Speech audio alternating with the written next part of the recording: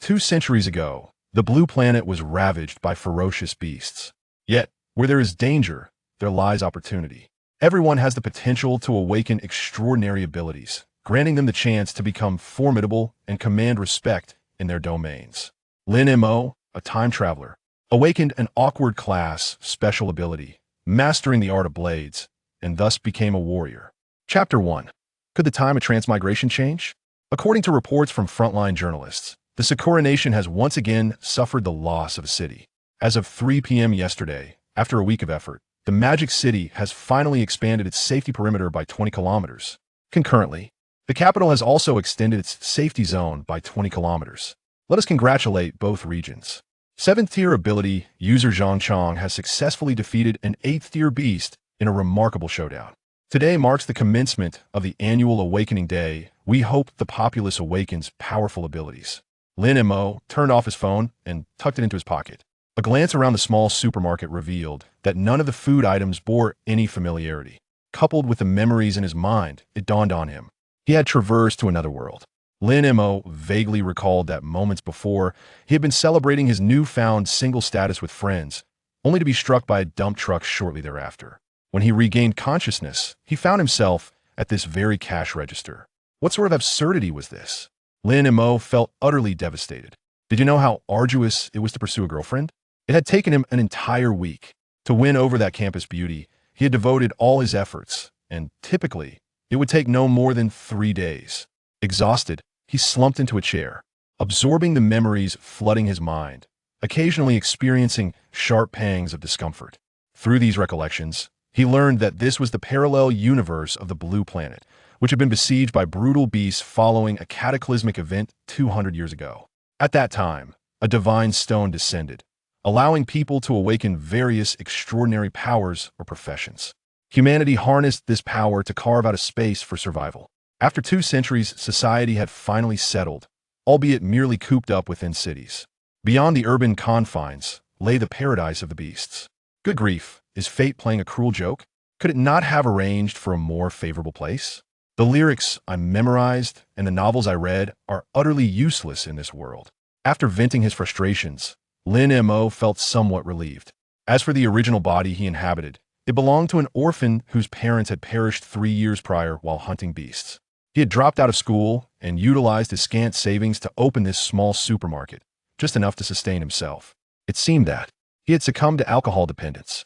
Glancing at the bottle strewn at his feet, he mused how one woman could lead to such a downfall. A hopeless romantic, he had given everything for that campus beauty, a perilous endeavor indeed. Thinking of how she might currently be sobbing in a BMW, he picked up his phone and activated the camera. At least this handsome face remains appealing. However, mere looks are insufficient. One must possess wealth. Strength is the true currency in this world.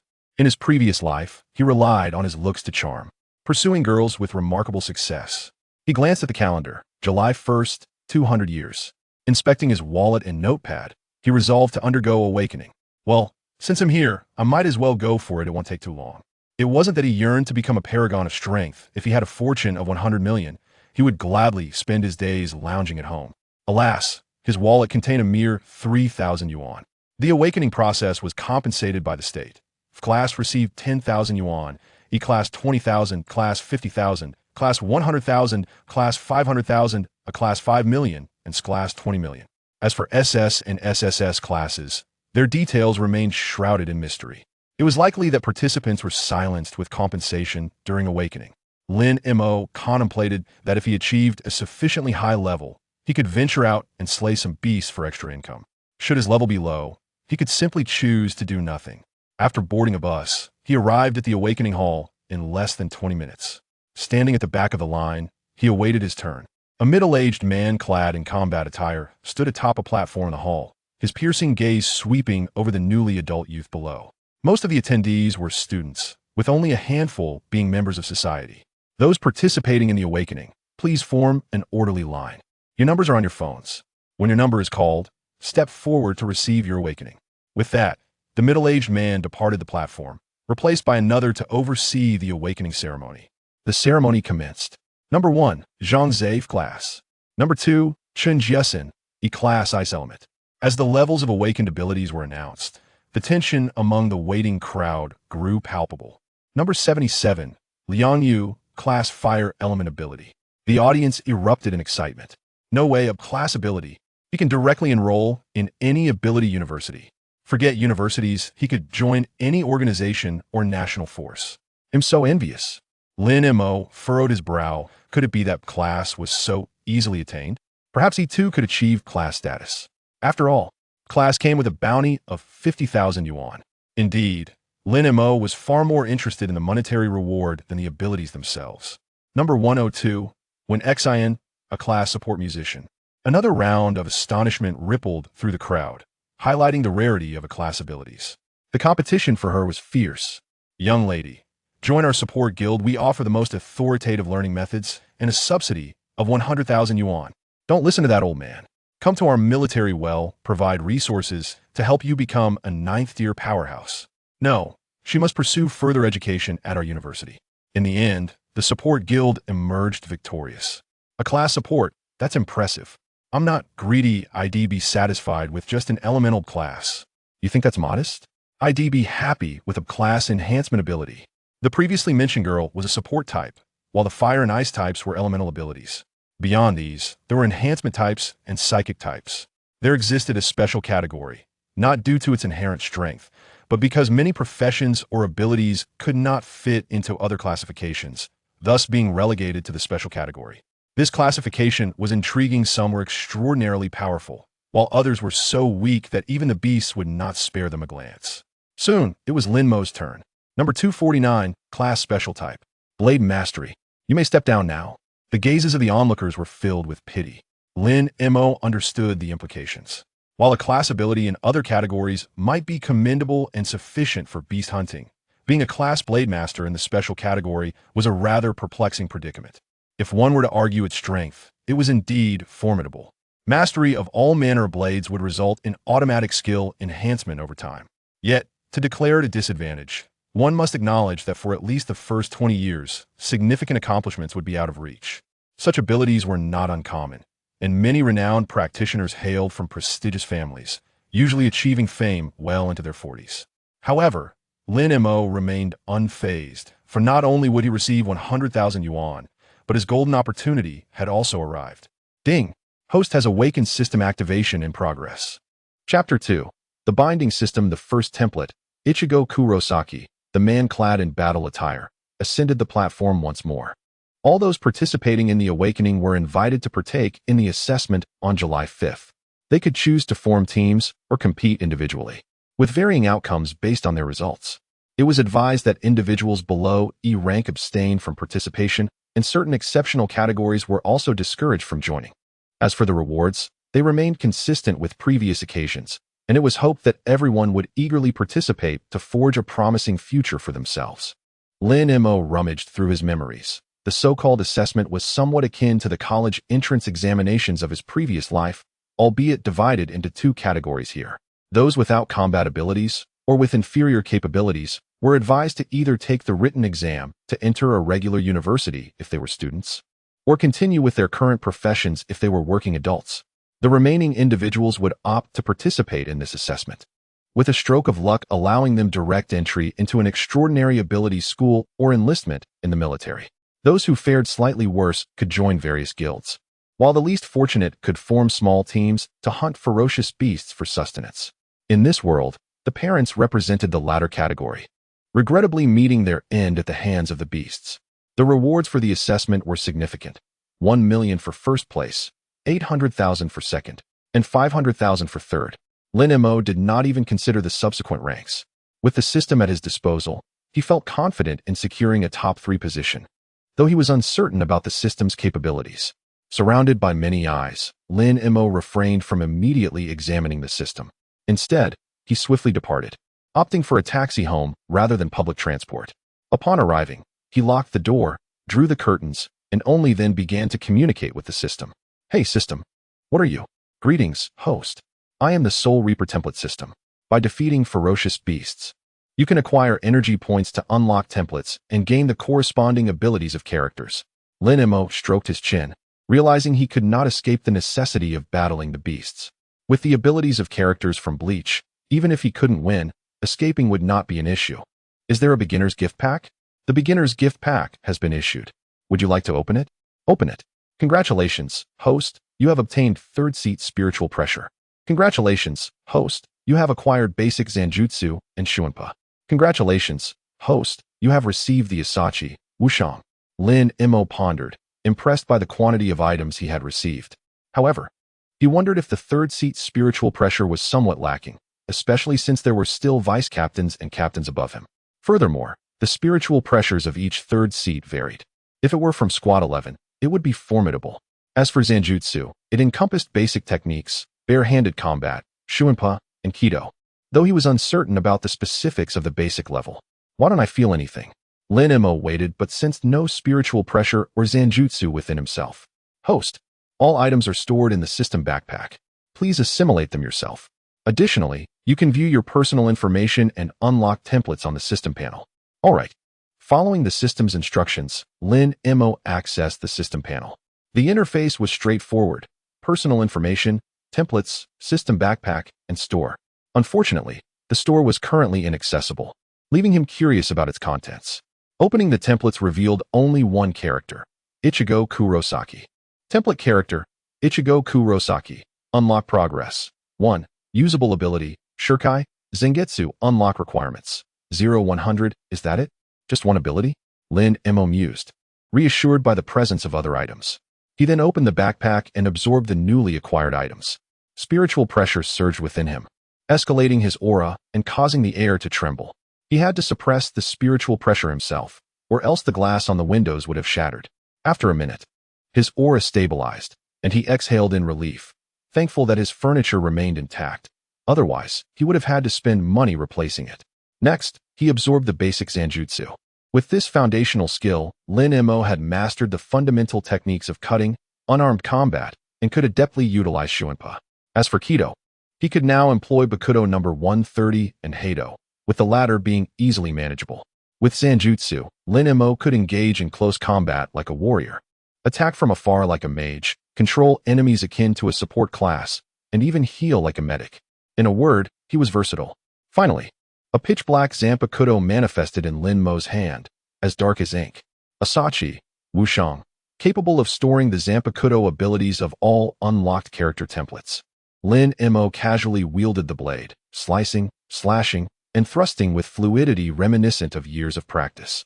He understood this was the advantage of basic Zanjutsu. He wouldn't have to start from scratch, saving him a decade of effort. After storing the sword in the spatial pocket, Lin Mo glanced at his personal information panel. Host, Lin Mo, power level, level 0, ability level, level C. Ability, mastery of blades, skills, mastery of swordsmanship, proficient with any bladed weapon, automatically enhancing skills over time. Blade technique damage boost, increases damage by 20 when using bladed weapons. System skills, basic Zanjutsu, basic unarmed combat, basic Shuanpa, basic Kido. Energy points, 0. Upon reviewing the panel, Lin Mo felt perplexed. He understood the skills, yet why were there only these for system skills? What about sword pressure and spiritual network? Why were these fundamental abilities absent? Host, all abilities must be purchased with energy points, so please eliminate more ferocious beasts. I'll be watching you closely. Lin Mo responded, impressive. He closed the personal information panel, grasped the pitch-black Zanpakudo, and softly commanded, Shurkai, Zengetsu. In an instant, the black Zanpakudo transformed into a massive, curved blade, its hilt wrapped in bandages. Observing the familiar blade, Lin Mo couldn't help but reflect on how enormous it seemed compared to what he had perceived while watching the anime. However, it should be the original Zengetsu, which was surprising as he had expected a dual blade form. He preferred wielding dual Zengetsus, feeling the thrill of handling one in each hand. Considering the character templates unlock progress, he surmised that only by reaching the end would he obtain the dual blades.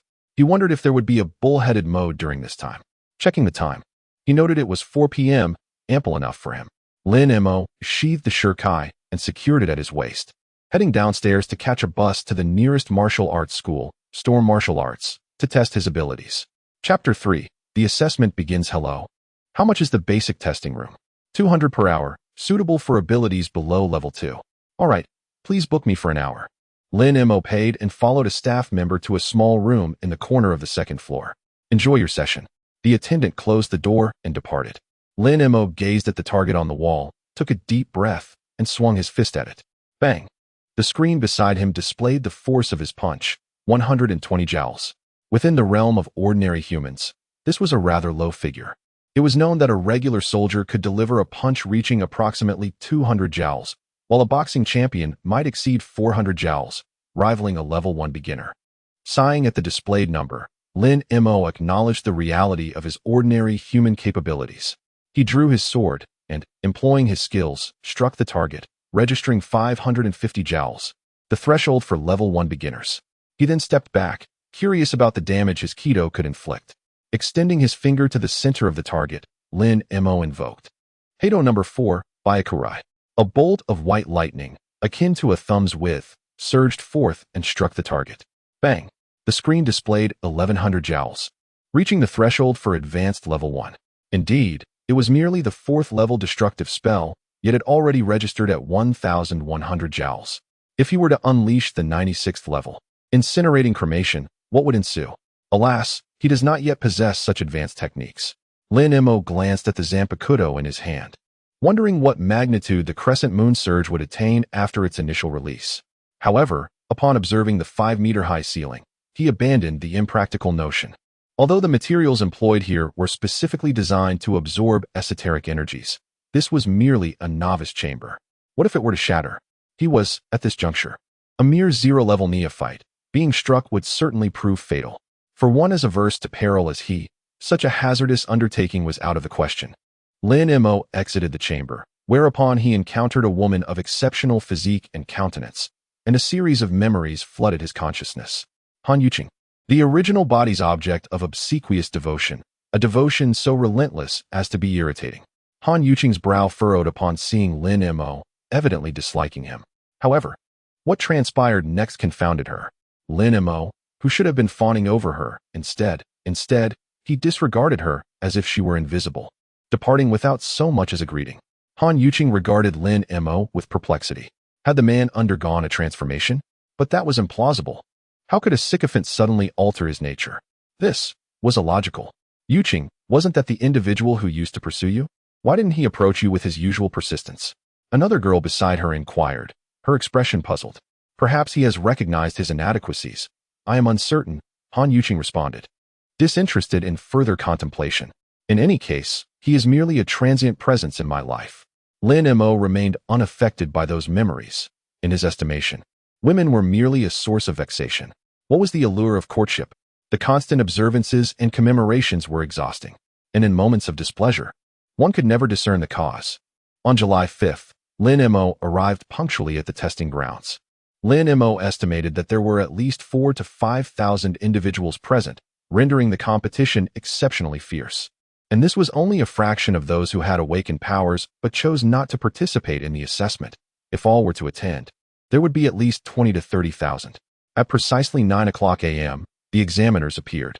Presumably, you are all equipped with wristbands, which will display your personal information and the points earned from slaying savage beasts. In addition to the wristbands, you also possess a distress signal device. Activating it will summon rescuers, but it will also signify your automatic withdrawal from this assessment, your sole recourse. Finally, the annual mortality rate during these assessments is approximately 50 individuals. Therefore, those who wish to withdraw may do so now. After 5 minutes, several candidates withdrew from the assessment. The fact that fatalities occurred despite the presence of the distress signal was unacceptable to some. After a 10-minute interval, the supervisor gestured toward the distant forest, stating, "That is your assessment area, a tract of land measuring 100,000 by 100,000 meters, populated with savage beasts. The closer you venture toward the center, the higher the grade of the beasts. The highest grade is mid-level rank 2. Exercise prudence.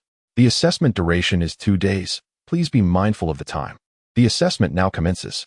As the examiner concluded his remarks, the participants surged toward the forest, vying for advantageous positions. Lin Mo lingered behind, proceeding at a leisurely pace. There was an abundance of savage beasts within. He doubted that such a vast area would contain only a few thousand creatures. After entering the forest, the participants dispersed. Lin Mo, as if on a sightseeing excursion, surveyed his surroundings. This was his first sojourn into the wilderness. The wilderness was perilous, and most individuals would never venture beyond the city limits. Moreover, intercity travel was only possible via the teleportation arrays located in the awakening halls, and the cost of a single use was prohibitive for most. Thus, the lower strata of society were effectively confined to small urban enclaves. Lin Mo drew his longsword. Whoosh! A luminous screen appeared in Lin Mo's field of vision. Savage Beast, Fire Fox, Level, Rank 0, Skill, Fireball. Lin Mo arched an eyebrow, surprised that the system possessed such a function, which would greatly enhance his safety. He could engage in combat with adversaries of comparable strength and flee from those who were far superior. Death would recede further into the distance. Lin Mo raised his longsword. Resolving, let us see how my current capabilities measure up. He abruptly vanished from his position, reappearing less than a meter away from the Fire Fox. Subsequently, he cleaved downward with his sword, bisecting the Fire Fox. Ding! Slaying Rank 0 Savage Beast. Fire Fox yields 2 energy points. TSK, so meager, Lin Mo remarked. He activated his wristband, and a holographic projection materialized before him. Examinee, Lin Mo, Affiliation, Social Individual, Ability, Special Type. Grade C Swordsmanship Proficiency, Points, 2. Ranking, 999.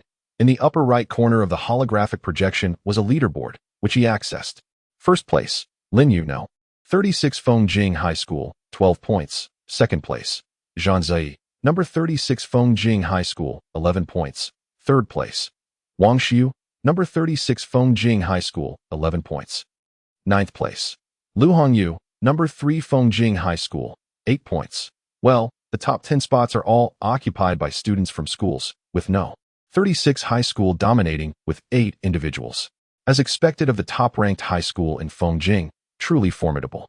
And the highest-ranked social individual is only in 48th place, with 4 points. TSK, the competition is indeed fierce. I must expedite my efforts. Lin Mo directed his gaze toward the depths of the forest. Chapter 4. All energy points. Lin Mo proceeded inward, as the savage beasts encountered earlier only yielded 1 or 2 points. After traversing approximately 300 meters, Lin Mo finally encountered a slightly more formidable beast. Shadow Panther. Level, Rank 1, Initial Stage. Skills, Swift Movement, Sharp Claw Assault. Its speed was indeed remarkable, closing the distance to Lin Mo in the blink of an eye. It might have succeeded against another, but it was unfortunate enough to encounter Lin Mo. In a tree less than 100 meters behind Lin Mo, a man crouched. Why hasn't this examinee withdrawn? A Rank 1 Shadow Panther is no easy opponent for a special type ability user. He's probably just another arrogant fool. Hopefully, this will teach him a lesson. He had only begun following Lin Mo when he approached the central area, so he was unaware of Lin Mo's previous encounters with savage beasts. Had he known, he would not have uttered those words. Only those who ventured into the central area were accompanied by high-level ability users to ensure timely rescue. The Shadow Panther halted 10 meters from Lin Mo, its eyes filled with ferocity. Roar! With a furious roar, Lin Mo could see the creature's sharp fangs. Lin Mo regarded the Shadow Panther, exhibiting no signs of agitation, and simply raised his sword.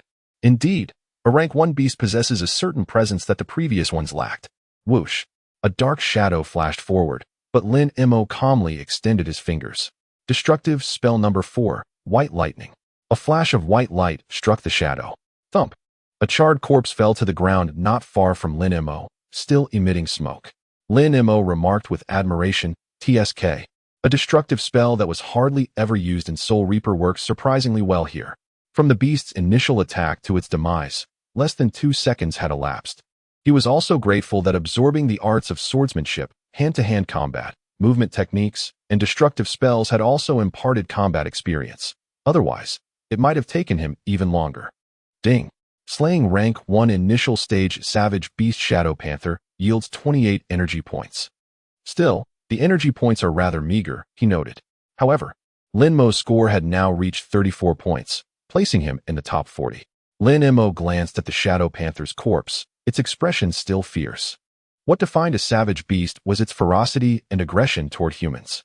However, when faced with its own kind, peaceful coexistence was common unless territorial disputes arose. Therefore, it was not uncommon to encounter 2 or 3 species of savage beasts in the same area. When humanity encounters ferocious beasts, There exists only one recourse: to engage in combat. Fleeing is not an option. Even the most rudimentary of zero-tier beasts possess speeds that far exceed human capabilities. Of course, exceptions do exist, such as tortoise-like creatures, which are notoriously slow. Lin Mo shook his head, lamenting the misfortune of the beast before him. Had it been another melee specialist, it likely would have met its end. The shadow leopard is renowned as one of the swiftest among low-tier beasts, and most would prefer to avoid such encounters. Moreover, melee weapons have a short attack range. Even if one were to slay the shadow leopard, injury would be inevitable, compelling a withdrawal from the competition. The only regret Lin Mo harbored was the meager energy points offered. Energy points are crucial for enhancing his strength. Thus, in pursuit of greater energy points, he ventured deeper into the forest. In the distance, a man perched atop a tree observed Lin Mo's retreating figure, engulfed in profound confusion. The candidate's profile indicated proficiency in C-class blade weaponry. How then could he also wield lightning magic? What could this mean? Is he a dual ability user? The man pondered in vain, and upon seeing Lin Mo disappear into the underbrush, he hastily followed suit. Chime. Killed a Tier 1 initial beast. Purple spine porcupine. Energy points, 25. Chime. Killed a Tier 1 initial beast. Red-eyed rabbit. Energy points, 17. Chime. Killed a zero-tier beast. Burrowing mouse. Energy points, 6. During his battles with the beasts, Lin Mo relied on his sword techniques alongside binding and destructive arts. As for his initial release, he refrained from utilizing it, not due to a lack of desire, but rather an inability to afford its use. Lin Mo sensed that executing a crescent moon slash would deplete a quarter of his spiritual pressure. If he possessed the spiritual pressure of a captain, he would not have held back against these beasts. However, the Tier 1 initial beasts were not yet worthy of his initial release.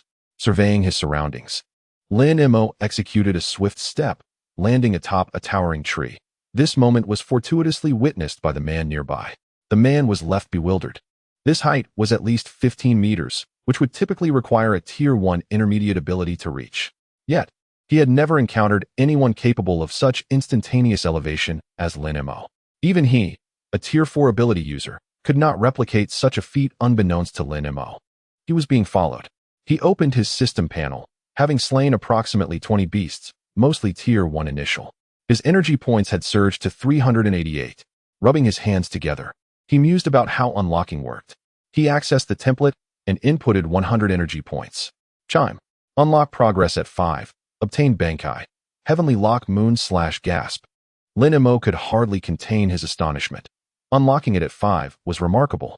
However, was this not a tad excessive? Template character, Ichigo Kurosaki. Unlock progress, 5. Available abilities, initial release, Zangetsu, Bankai, Heavenly Lock Moon / Unlock requirement, 0-500. Lin Mo had anticipated needing 200 points, yet it turned out to be a staggering 500 points. The subsequent unlocks would surely become increasingly burdensome. He could only hope that the next stage would not be too outrageous, for otherwise, advancement would become exceedingly arduous. With his energy points amassed, the shop icon illuminated. He opened the shop. The selection was limited, yet each item was undeniably useful. Lin Mo yearned to acquire them all.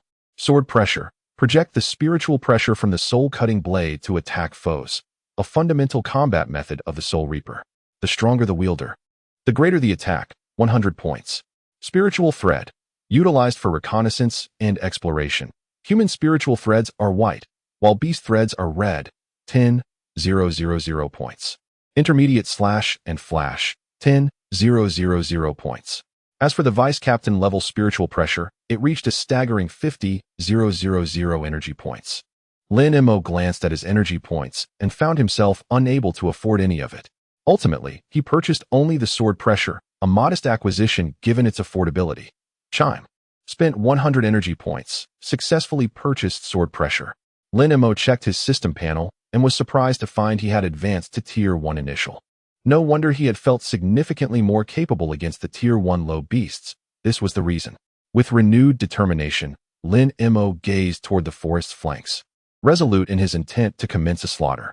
He was in no rush to delve deeper, with such a secure means of accruing energy points. How could he abandon this opportunity? First place would be his, along with the prize money and strength. After all, that amounted to 1 million, sufficient to transform his life. Chapter 5. Slaying a Tier 1 high beast. Suddenly, a tiger emerged, resembling a saber-toothed tiger but larger in stature, standing approximately 2 meters tall. Beast. Fang-toothed flame tiger. Level. Tier 1 high.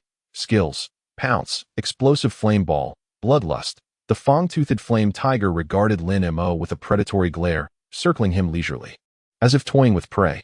High-tier beasts were not to be trifled with, and Lin Mo adopted a serious demeanor. Testing the waters, he unleashed the fourth of the destructive arts, white lightning. The attack struck the fang-toothed flame tiger, emitting a spark and a wisp of smoke. Lin Mo raised an eyebrow, noting its formidable defenses. The tiger, irritated by the assault, opened its maw and let out a furious roar, launching a fireball towards Lin Mo. Lin Mo's observer behind him felt a surge of anxiety. That fireball could inflict severe burns within a 10-meter blast radius. A low-tier practitioner struck by it could lose half their life. Drawing his long knife, he prepared for a potential rescue. Lin Mo deftly sidestepped. Moving more than 10 meters away, the explosion merely enveloped him in a wave of heat, inflicting no harm. With a flourish, Lin Mo executed a blade maneuver, sending a crescent arc of spiritual pressure over 2 meters high, crashing into the fang-toothed flame tiger, sending it hurtling back over 10 meters. Lin Mo was pleasantly surprised by the efficacy of the sword pressure. However, sensing the drain on his spiritual pressure, he resolved to use it sparingly under typical circumstances, lest he overexert himself. The fang-toothed flame tiger, dazed, shook its head, bewildered by the unexpected strength of this human's attack. Enraged, it roared once more. Its body enveloped in a crimson aura, its eyes turning blood red, drool dripping from its jaws. Lin Mo recognized this as the effect of its bloodlust ability. There was no way this insignificant tiger could pose a threat to him. He was determined to secure first place and the substantial reward associated with it. Initial release, Zangetsu. In a flash of white light, a colossal cleaver materialized in his grasp. Look, a social participant has surged into the top 20, amassing a score of 360 points, exclaimed a teacher, pointing at the leaderboard displayed on the screen. The crowd was immediately drawn to the term social participant. While such individuals often participated in these assessments, they typically served only as a backdrop, with their best scores rarely exceeding the 30th position. Thus, Lin Mo stood out prominently among the students. Let us zoom in on his assessment footage, suggested a teacher from the 4th middle school. His students had only managed to secure the 9th position at best. The operators isolated Lin Mo's footage, projecting it onto the large screen as teachers from various high schools turned their attention toward the display. Wasn't he supposed to be specialized in blade weaponry? How can he also wield lightning abilities? And what else with that glowing blade? It's enormous. Does blade specialization confer such capabilities? How peculiar. How is he capable of instantaneous movement? Shouldn't that be an ability exclusive to space-type practitioners? Goodness. The image showed the tiger ensnared, bound by Lin Mo's spiritual pressure. Initially intending to use the crescent moon slash, he opted instead to explore whether he could subdue the tiger through alternative means, thus conserving his spiritual pressure. Binding art. 4th rope. A blue rope, conjured from spiritual pressure, ensnared the tiger before him. Anticipating unforeseen complications, Lin Mo added an extra layer of security. Bound path number 1. Restrain. A strip of white cloth materialized, binding the tiger's fore and hind legs, pulling them backward. Alas, the tiger was not human, so the effect was less than ideal, yet sufficient. With a swift step, Lin Mo arrived beside the saber-toothed flame tiger, cleaving it asunder with a kitchen knife, its head separating from its body. Ding! Slaying a Tier 1 advanced ferocious beast. The saber-toothed flame tiger yields 92 energy points. Lin Mo's eyes gleamed, a veritable treasure trove. Furthermore, he ascended directly to 9th place in the rankings, the sole societal figure among them.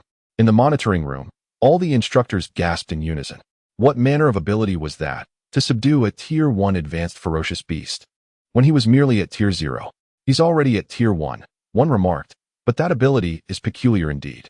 It must be a control-type skill, but I don't recall any blade mastery adept possessing such a thing. The assembled instructors were utterly perplexed by this turn of events. Could blade mastery truly encompass such an ability? Or was this a mutated adept? History was not devoid of mutated ability wielders, but none so outlandish as this Lin Mo. Though somewhat taken aback, they acknowledged that it was of little concern to them. Well, it's of no consequence to us. Tomorrow's prospects are the true focus. Indeed. Representatives from various universities and military associations will be arriving tomorrow. I wonder where he'll rank nationally, if he were to take first place.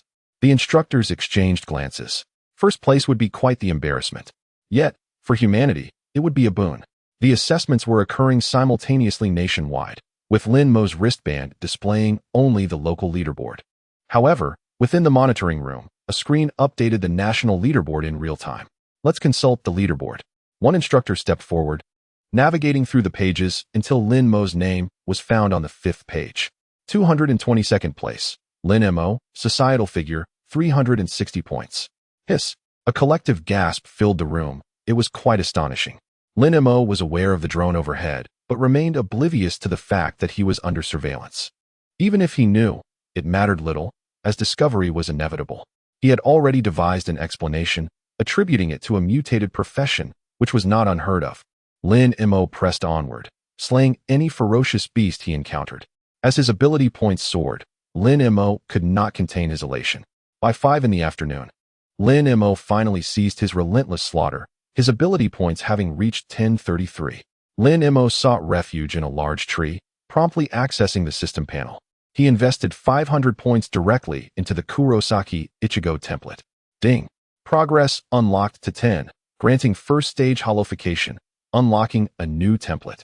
Template character, Kurosaki Ichigo, unlock progress, 10. Usable abilities, Shirkai Zengetsu, Bankai Tensa Zengetsu, holification, unlock requirement. 0-1000. Lin Mo gazed at the template section in astonishment. Having unlocked holification. Incredible. Even the first stage was sufficient, as it augmented his defenses, though that was of secondary importance. The second template was the true prize. Lin Mo opened the template, his heart soaring at the sight of the character. He now possessed both single target and area of effect attacks. Template character. Chapter 6. Energy points, truly delightful. Template character. Kachiki Byakuya. Unlock progress. 1. Usable abilities. Shirkai Senbenzakura. Unlock requirement. Lieutenant level spiritual pressure 0-1000. Lin Mo paused, noting the differing unlock requirements. Lieutenant level spiritual pressure? It was only fitting, considering the character's captain level status. However, Lin Mo was in no rush, as unlocking this template would only grant him Bankai. Having Shirkai was sufficient for now, and he did not need to continue unlocking it. Furthermore, with his current third seat spiritual pressure, he doubted he could sustain such a potent ability. Even with Shirkai Senbenzakura, Lin Mo questioned his ability to fully unleash it.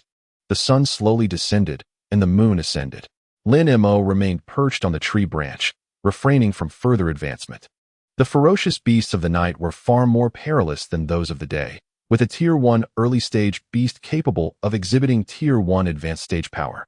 A Tier 1 advanced stage beast could even unleash Tier 2 early stage power. No adept dared to confront ferocious beasts at night. From the monitoring room's map, all the cursors representing assessment participants had come to a halt, awaiting the dawn. Lin Mo accessed his wristband, examining his data. Examinee, Lin Mo, affiliation, societal figure. Ability, special type, C-grade blade mastery. Points, 876. Rank, 3. Lin Mo raised an eyebrow, surprised that individuals surpassed him in strength despite his system. One must not underestimate anyone. Perhaps these two were the world's chosen ones. First place, Lin Yu. Fongjing 36th High School, 957 points. Second place, Lung Rushuang. Fongjing 36th High School, 925 points. Third place, Lin Mo, societal figure, 857 points. Lin Mo stroked his chin, pondering the two names, which evoked a sense of familiarity. Lin, a truly auspicious surname. It seemed prudent to distance himself from those bearing the name Lin, as he sensed misfortune in their vicinity. As for the surname Long, it was rather peculiar, reminiscent of a female lead surname. It appeared that these two shared some connection. Lin Mo shook his head, banishing the errant thoughts from his mind, as they were of no concern to him. He merely needed to secure first place tomorrow, claiming the prize money and showcasing his strength. Far from Lin Mo, atop a tree, Han Yuqing contemplated Lin Mo's name on his watch, pondering. Is this simp truly so formidable? But wasn't he supposed to have awakened a C-grade blade mastery, a late-blooming profession? How could he be so powerful? Apart from her, all other examinees had taken note of Lin Mo's name. After all, among the top 50 at this hour, Lin Mo was the sole societal figure, the rest being students from various schools. Moreover, this Lin Mo had surpassed the prodigies of 36th High School and might even surpass Lin Yu, the current leader, tomorrow. But how could such a strong individual be a societal figure rather than a student? They could not fathom it, nor could they comprehend it. In this world, virtually all renowned ability wielders hailed from schools, having been cultivated from a young age. Societal figures who achieved fame were rare, accounting for less than 1,000th of the total, and their renown was confined to small cities. Lin Yu, the leader, stood atop a tree branch, a long spear in hand, a smile playing on his lips as he gazed at Lin Mo's name on his watch. Intriguing, intriguing. I hope he possesses formidable strength, lest life become devoid of meaning. The next day, at 6 o'clock, the sky began to lighten. Lin Mo opened his eyes, stretching his stiff body. I'll strive to acquire more energy points today. They are exceedingly useful. With a swift step, Lin Mo descended from the tree. This time, he intended to venture directly into the core region, where Tier 2 intermediate stage ferocious beasts resided, promising abundant energy points. Lin Mo embarked on his journey with swift steps, vanishing in a blur. The individuals behind him were astounded. He vanished without a trace. They hastily pursued him, but after 100 meters, Lin Mo was nowhere to be found. If something were to befall him, it would be a tragedy, such a promising talent. The man grew anxious but was helpless. Lin Mo was unaware of his pursuers, his sole focus being to seize the ferocious beasts of the core region. Fortune favored him, as he encountered his first ferocious beast within 10 minutes. Ferocious beast, silver-banded snake mutant. Level, Tier 2 early stage. Skills, venom spit, constriction, bone-corroding poison hiss. A mutated ferocious beast, and a venomous one at that. For Lin Mo, it was not particularly good news. The silver-ringed snake reared its body, its crimson slit-like eyes fixed on Lin Mo, its forked tongue flicking in and out. Lin Mo exhaled softly. This was not the moment for testing. Shirkai, slay the moon. The kitchen knife reappeared in Lin Mo's hand, vanishing in an instant, arriving before the silver-ringed snake. A jet of venom erupted from the snake's mouth, aimed directly at Lin Mo. Anticipating this, Lin Mo sidestepped with a shuanpa, exclaiming, Baked no. 11. Thunderbind. A massive blade crackled with lightning as it struck the silver-ringed snake, the electricity coursing through its body. After a flash of white light, only scorched flesh remained. Lin Mo gazed at the snake on the ground, puzzled by its apparent weakness. Was this the strength of a Tier 2 beast? Ding. Killed the mutated Tier 2 beginner silver-ringed snake. Energy points, 110. But he couldn't help but feel exhilarated by the number. In that moment, the beasts transformed into mere moving energy points. Energy points, here I come. Lin Mo vanished from his spot and pressed deeper into the area. Not far behind him, a man rushed forward. Phew, is the battle over? That's a Tier 1 advanced silver-ringed snake. No, it's a mutated Tier 2 beginner. Hiss. He reassessed Lin Mo's strength. This young man could undoubtedly challenge others of higher ranks. Truly remarkable. One must understand that to challenge higher tiers, one typically needed at least an S-rank ability, though some A-rank abilities could also manage. Yet, since the emergence of abilities, he had never heard of a C-rank capable of such feats. Moreover, this skill with blades was perplexing, too strange. Damn, I almost forgot. He's already far ahead. He slapped his forehead and hurried onward. Accepting the defeat of a Tier 2 beginner was one thing, but within lay the presence of a Tier 2 intermediate beast. Something a newly awakened individual could hardly contend against. After running 200 to 300 meters, he finally sensed Lin Mo's location. Upon arriving nearby, he discovered Lin Mo standing before a gorilla over 4 meters tall. Oh no. Chapter 7. Everything for safety's sake. The man instantly recognized the beast, a Tier 2 advanced creature. How could it be here? Had it evolved? However, seeing Lin Mo's calm demeanor, he chose not to intervene. He intended to let Lin Mo face some hardship. Otherwise, who knew where he might wander off to in the future? Lin Mo regarded the black gorilla, his expression unchanged, though internally, he was elated. Beast, Berserk Gorilla. Level, Tier 2 Advanced. Skills, Berserk, Steel Muscles, Explosive Slam, Precise Throwing. The Berserk Gorilla glared at Lin Mo, raising its right hand to slam down upon him. Boom. A large crater formed on the ground. Yet Lin Mo had already utilized Shuanpa to evade 10 meters away. Observing the crater, Lin Mo acknowledged the beast's formidable strength and decided to test the effects of steel muscles. Baked number 4, white lightning. The white lightning struck the gorilla, producing a puff of black smoke and merely breaking the skin without causing significant damage. Lin Mo shook his head. Indeed, the spiritual pressure of the third seat was vastly superior. At best, it resembled a 6th or 7th rank, which was rather disappointing. If it were Byakuya Kachiki's Kido, it would likely have pierced through instantly. With captain-level spiritual pressure and expertise in Kido, it was clear he still had much to learn. Lin Mo drew his long knife. Shirkai, slay the moon. The kitchen knife reappeared in his grasp. At this moment, the scene with Lin Mo was magnified. Besides the teachers from yesterday, numerous others had gathered. Admissions officers from various universities, soldiers from different military units, heads of the various guilds branches in Fengjing, and even some renowned teams from Fengjing were present. That flash of white light must have been a magical ability. How could he wield it? That was not important.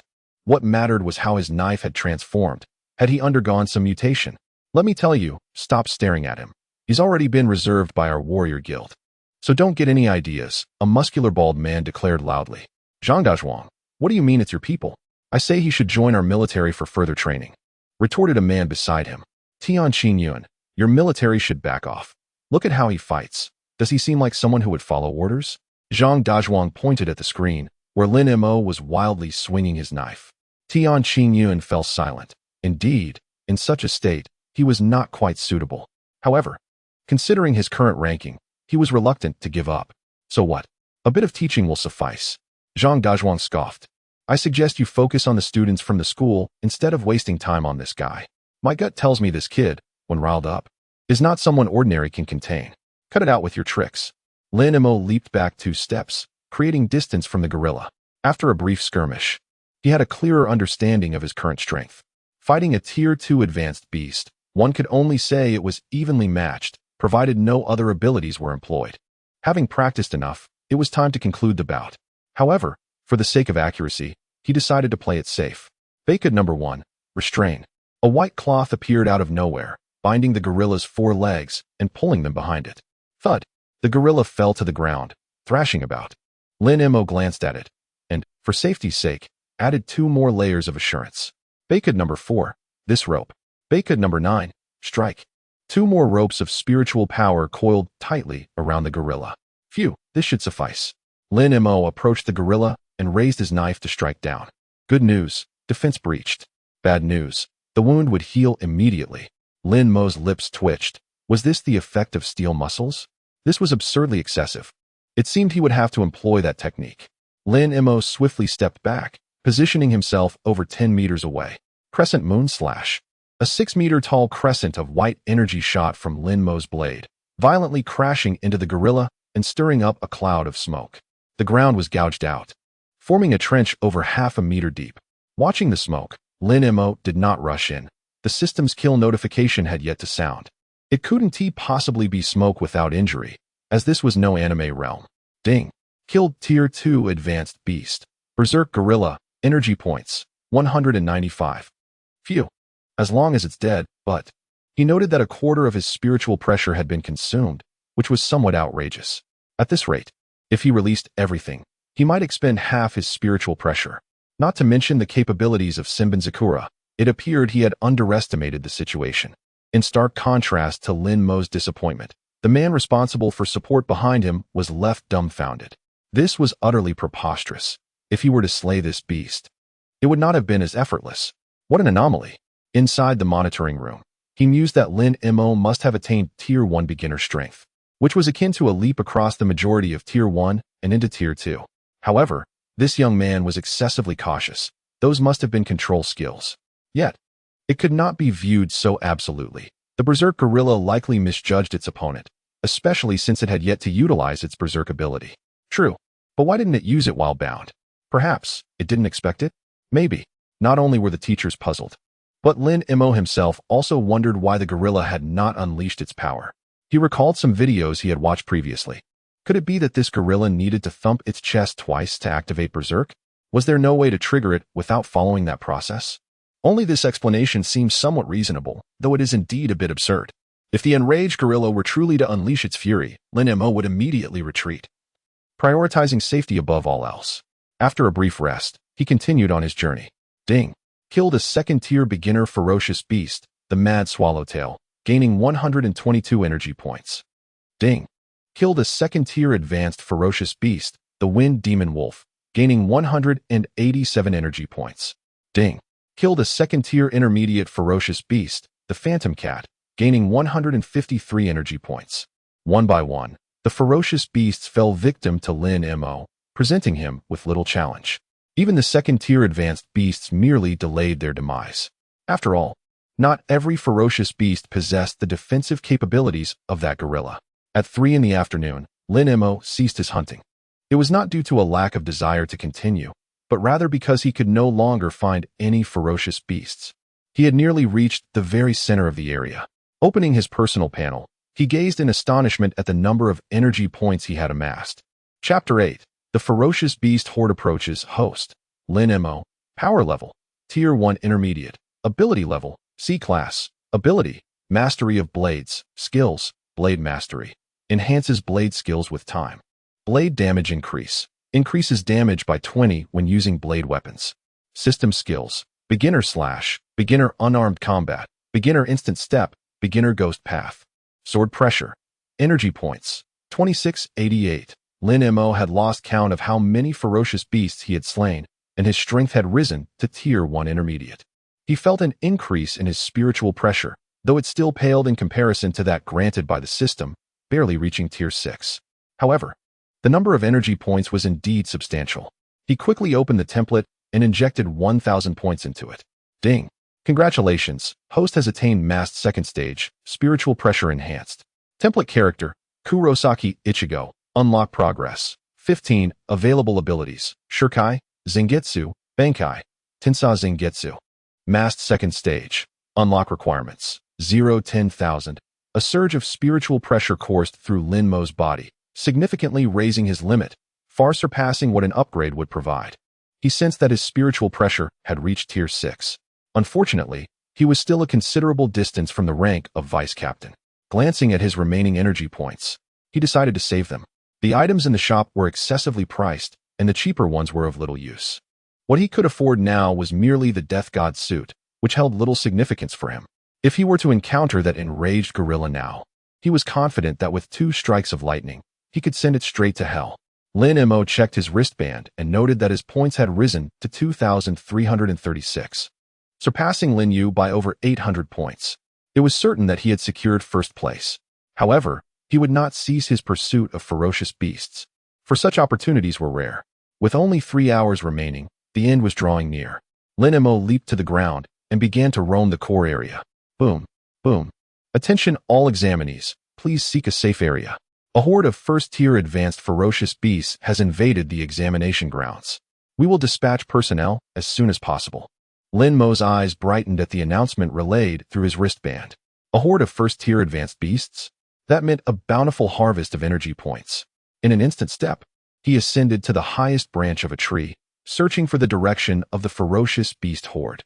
In the distance, he spotted a cloud of dust. It appeared the horde was not heading in his direction. Since it was not passing by, he decided to make his way to that path. A man trailing closely behind Lin Mo was taken aback. What the hell? This kid is reckless. He dares to run into the horde of ferocious beasts. It seems that having strength has made him arrogant. He felt a twinge of disdain for Lin Mo's choice.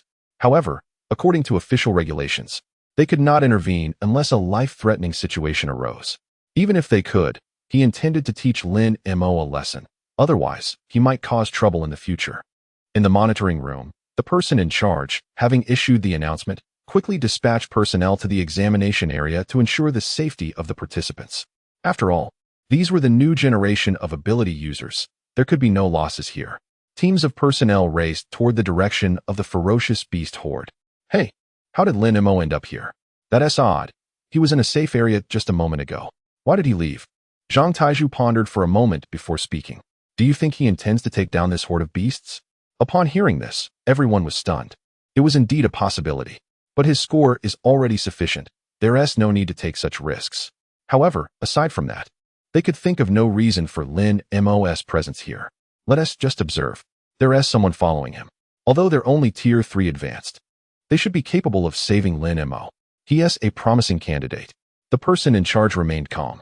For the safety of this examination, he had sent in a considerable number of personnel, most of whom were Tier 3, making them more than capable of handling the situation.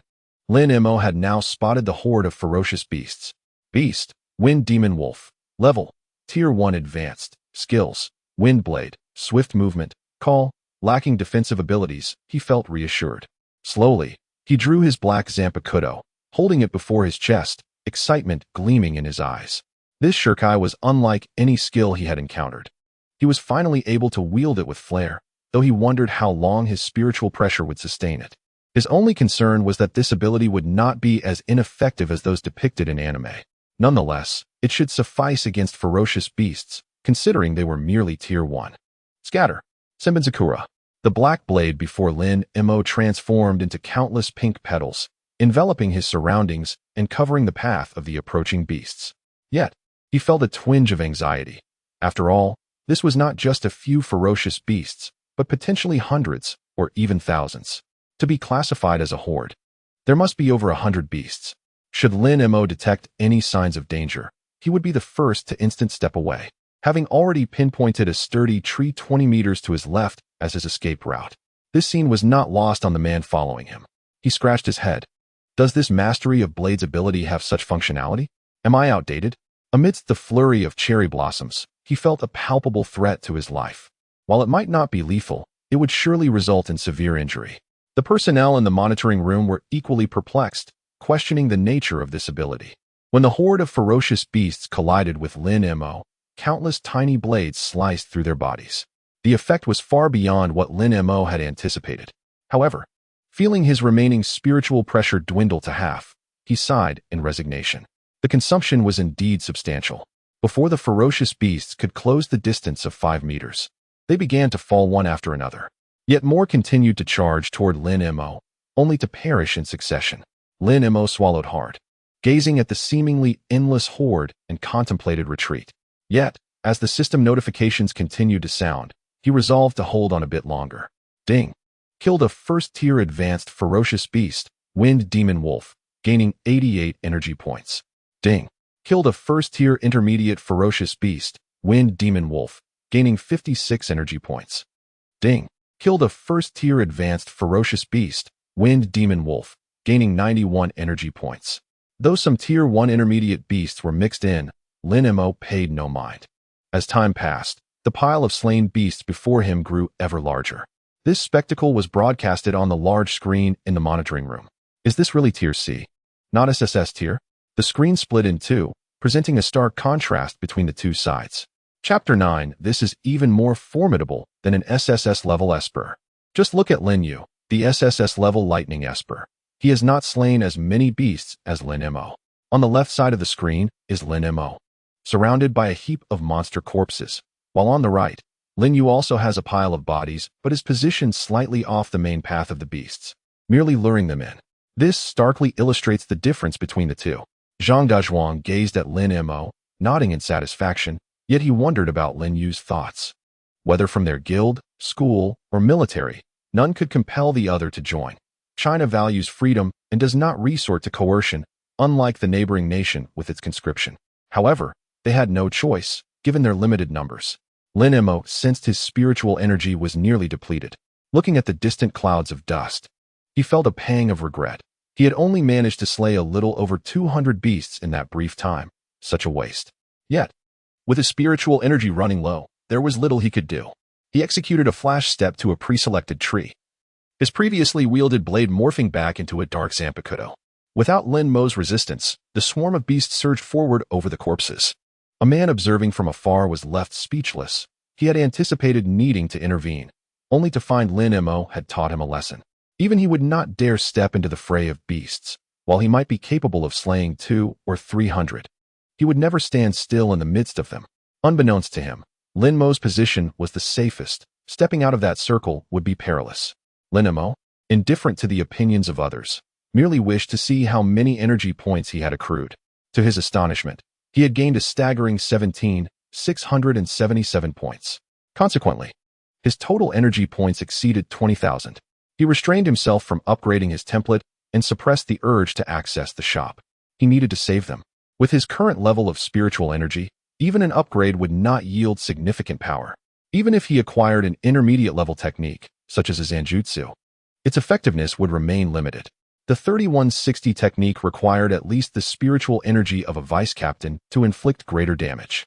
It could be said that even the first of the broken paths wielded by a third seat and a vice captain carried different levels of potency.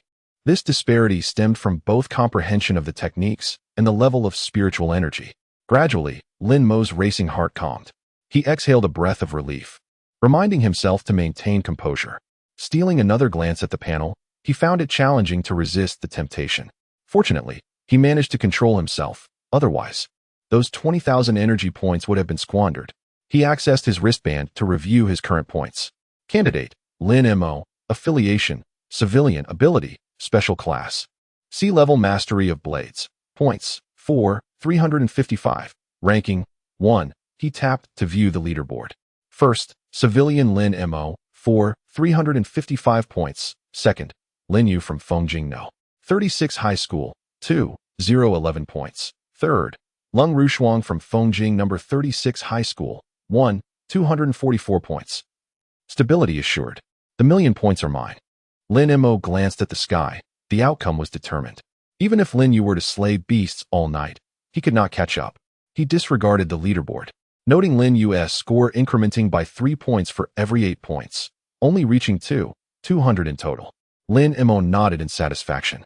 In another direction of the core area, Lin Yu sat atop a large tree, frowning at the score displayed on his wristband. After a moment, he relaxed his brow. Consider yourself fortunate this time. I hope to face you in the competition. Lin Yu was displeased with not securing first place, but upon seeing the substantial gap in scores, he relinquished his resistance. He had once believed that awakening an SSS-level lightning ability made him invincible, only to encounter an anomaly. Equally intrigued by Lin Mo was Lung Rushuang, an S-level ice esper. How remarkable that a civilian exceeds our group of prodigies. I truly wish to meet him. Rarely revealing curiosity, Lung Rushuang pondered the advantages of teaming up with Lin Mo, envisioning a much faster progression. As for Lin Yu, she dismissed the idea. The thought of his smug demeanor and greasy smile made her feel nauseous. In the central area, Han Yuqing appeared dazed, astonished that Lin Mo had claimed the top spot with such a high score. This outcome contrasted sharply with her expectations. Outside of their circle, the monitoring room personnel were equally captivated by Lin Mo's prowess. If he continued to grow, he could undoubtedly safeguard a region. Indeed, being versatile in offense, control, and range made him nearly invincible. If he could heal, he would be unstoppable. I say, Zhang Dazhuang, what nonsense are you spouting? How could a combat specialist also possess healing abilities? Tian Qingyun interjected, critiquing Zhang Dazhuang's far-fetched assertions. Zhang Dazhuang chuckled before you saw him. Could you have imagined a C-level Blades master surpassing an SSS-level Lightning Esper in points? Can you fathom someone who integrates melee and range control? Or possessing abilities that seem akin to spatial manipulation? Can you believe it? Tian Qingyun was left speechless. Such individuals did not exist, even in the past. A person could typically master only 2 skills, each with a clear specialization. 3 abilities would be a rarity, nearly impossible to find. As for Lin Mo, he was a phenomenon unlike any other. Zhang Dazhuang was filled with intrigue, wishing to offer numerous benefits to recruit Lin Mo. Unfortunately, Lin Mo was unlikely to fulfill his desires. He would either venture solo or join a small team where he held authority. Creating his own team was also an option. Yet he preferred to avoid complications, leaving that burden to others. Other organizations were beyond Lin Mo's consideration. Joining one meant adhering to its rules. He cherished his freedom, preferring to establish his own organization where he could dictate terms. As dawn broke the next day, Lin Mo opened his eyes and immediately checked the data on his wristband. Everyone's scores remained unchanged. However, he was not in a hurry to leave. He waited patiently. At 8:30, confirming his position as first, Lin Mo returned to the starting point of the assessment. Chapter 10. Upon Lin Mo's return, the area was already crowded with participants, mostly those who had ranked lower, rushing back upon realizing their lack of hope. At 9 o'clock, a whistle signaled the conclusion of the assessment. The organizer stood atop a platform. This assessment has concluded successfully. We will now proceed to the award ceremony. The first batch of awards was for those ranked 11th to 20th, each receiving a bonus of 100,000. The state was generous with rewards, Besides the assessment, local cities and schools also contributed. However, as a civilian, Lin Mo would not receive the school portion. Next were the 6th to 10th places, awarded 200,000. The 4th and 5th places received 300,000. Finally, it was time for the top 3. The 3rd place, Lung Rushuang from Fongjing No. 36 High School, received a prize of 500,000. Please welcome Chao Zhu from Magic City Vocational University to the stage for the award presentation. Lung Rushuang, clad in combat attire, ascended the stage, where a man in his 30s held a trophy, flanked by 2 attendants carrying a large sum of cash. Lin Mo always felt that the prize-winning event in the shopping mall was nothing like the grandeur he had imagined. Miss Lung, have you considered Magic City University? We have the strongest ice-type practitioners at the 9th tier there, and the resources on ice-type skills are plentiful, he suggested. I will consider it. But I need to discuss it with my family first, she replied, her expression as cold as her name, resembling frost itself. Chao Zhu had no qualms. They had thoroughly researched these renowned students before arriving. If there's anything you need to know, feel free to call me, he said, handing his business card to Lung Ruoshuang. Next was the 2nd contestant, Lin Yu, a recruitment officer from the Imperial Capital University. Finally, Lin Mo, the top scorer from society, stepped onto the stage to receive his award. Please welcome Zhao Qing from Imperial Capital University to present the award. As Lin Mo navigated through the crowd, curious gazes followed him. Students were filled with intrigue. This individual had surpassed all to reach the pinnacle. It is noteworthy that Fongjing is considered a first-tier city, with its vocational universities ranking among the top 5 nationwide, highlighting the strength of its faculty. Many teachers at the 36th high school were formidable at the 7th or 8th tier. Yet, a student from such a school was overshadowed by someone who had not received formal education. It was simply unfathomable. Unfazed by the scrutiny, Lin Mo confidently ascended the stage. Zhao Qing presented the solid gold trophy to Lin Mo, along with a massive check for 1 million. Lin Mo, would you be interested in studying at the Imperial Capital? Your tuition would be fully covered, and you would receive an annual bonus of 100,000. Our faculty is arguably the best in the country, if not the world. Attending our institution guarantees the highest caliber of education. Before Lin Mo could respond, Zhang Dazhuang interjected, visibly displeased. Given your current situation, there's no need to study at your academy. Just join our warrior guild. What he offers, I can surpass. Zhang Dazhuang, your lot are all roughnecks. If you want to join, it should be in our military. Come to us, and the state will back you. Subsequently, representatives from the Magic Guild, Fongjing University, and the Mercenary Guild made their appearances. Lin Mo's score warranted their attention. I'm not in a hurry. We can exchange contact information, Lin Mo murmured amidst the throng. Feeling somewhat intimidated by the high-tier individuals surrounding him, he had swiftly exchanged his large bills for smaller denominations, 1 million, sufficient to last him quite a while. His next objective was to venture into the outskirts to hunt ferocious beasts, securing energy points to eventually exchange for a vice-captain level spiritual pressure. This was essential for upgrading his template and purchasing other goods in the marketplace, as he was currently lacking in spiritual pressure. Just as he prepared to leave, Lin Yu approached him with a broad smile. You're impressive, but who knows what will happen next time.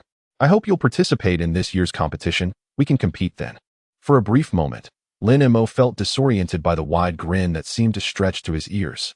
He wondered if he had stumbled into a world reminiscent of a crooked dragon king, though it didn't quite seem to fit.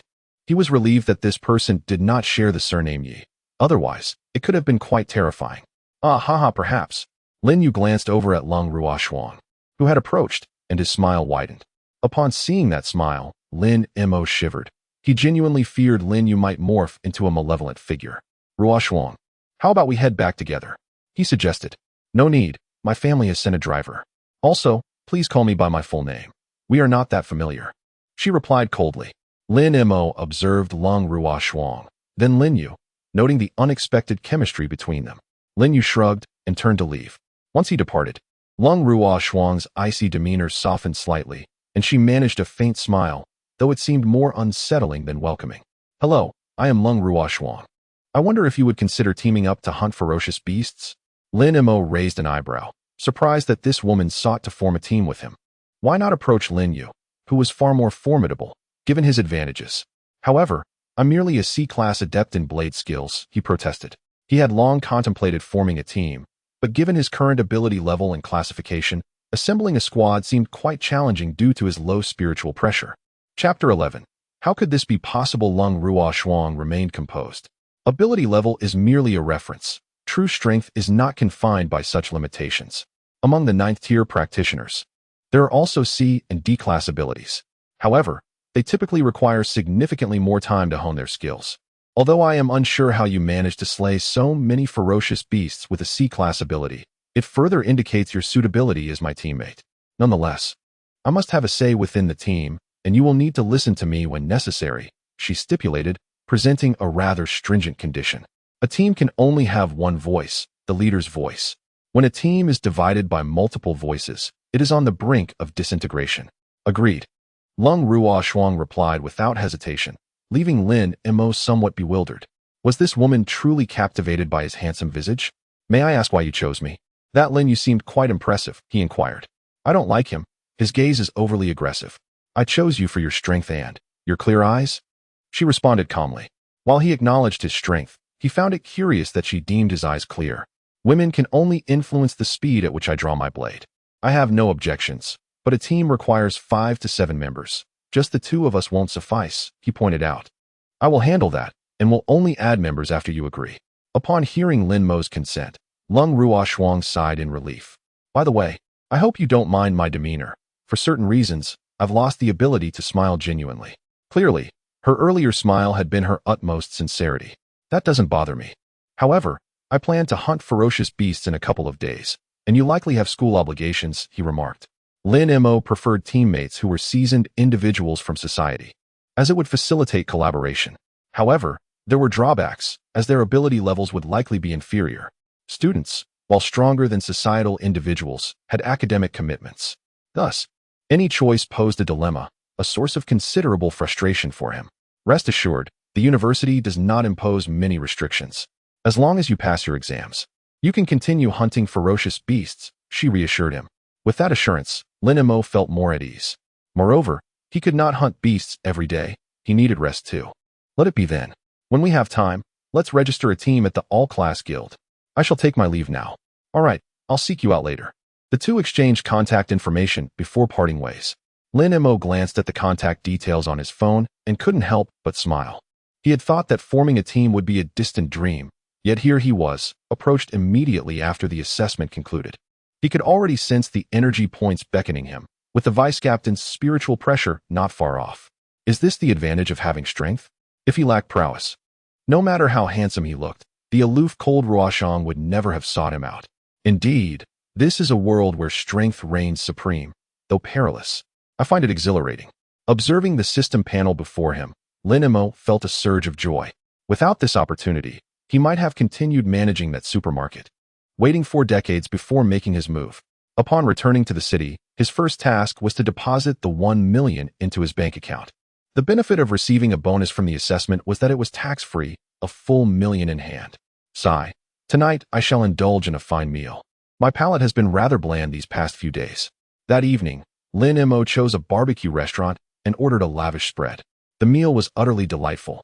The following day, Lin Mo remained lost in slumber. Knock, knock, knock. Lin Mo groggily opened his eyes and reached for his phone. Who could be knocking at this early hour of 8:30? Is this some kind of disturbance? He jumped out of bed, irate, and strode to the living room to open the door, only to find the visitor outside had diminished his anger by half. What brings you here? I don't recall sharing my address with you. Apologies, I spent a bit of money and managed to locate your place. Moreover, it is no longer early. The all-class guild will begin processing team applications at 9. Fine, come in. Is it just you? The situation of a lone man and woman in a room could be deemed inappropriate. No worries, I don't mind.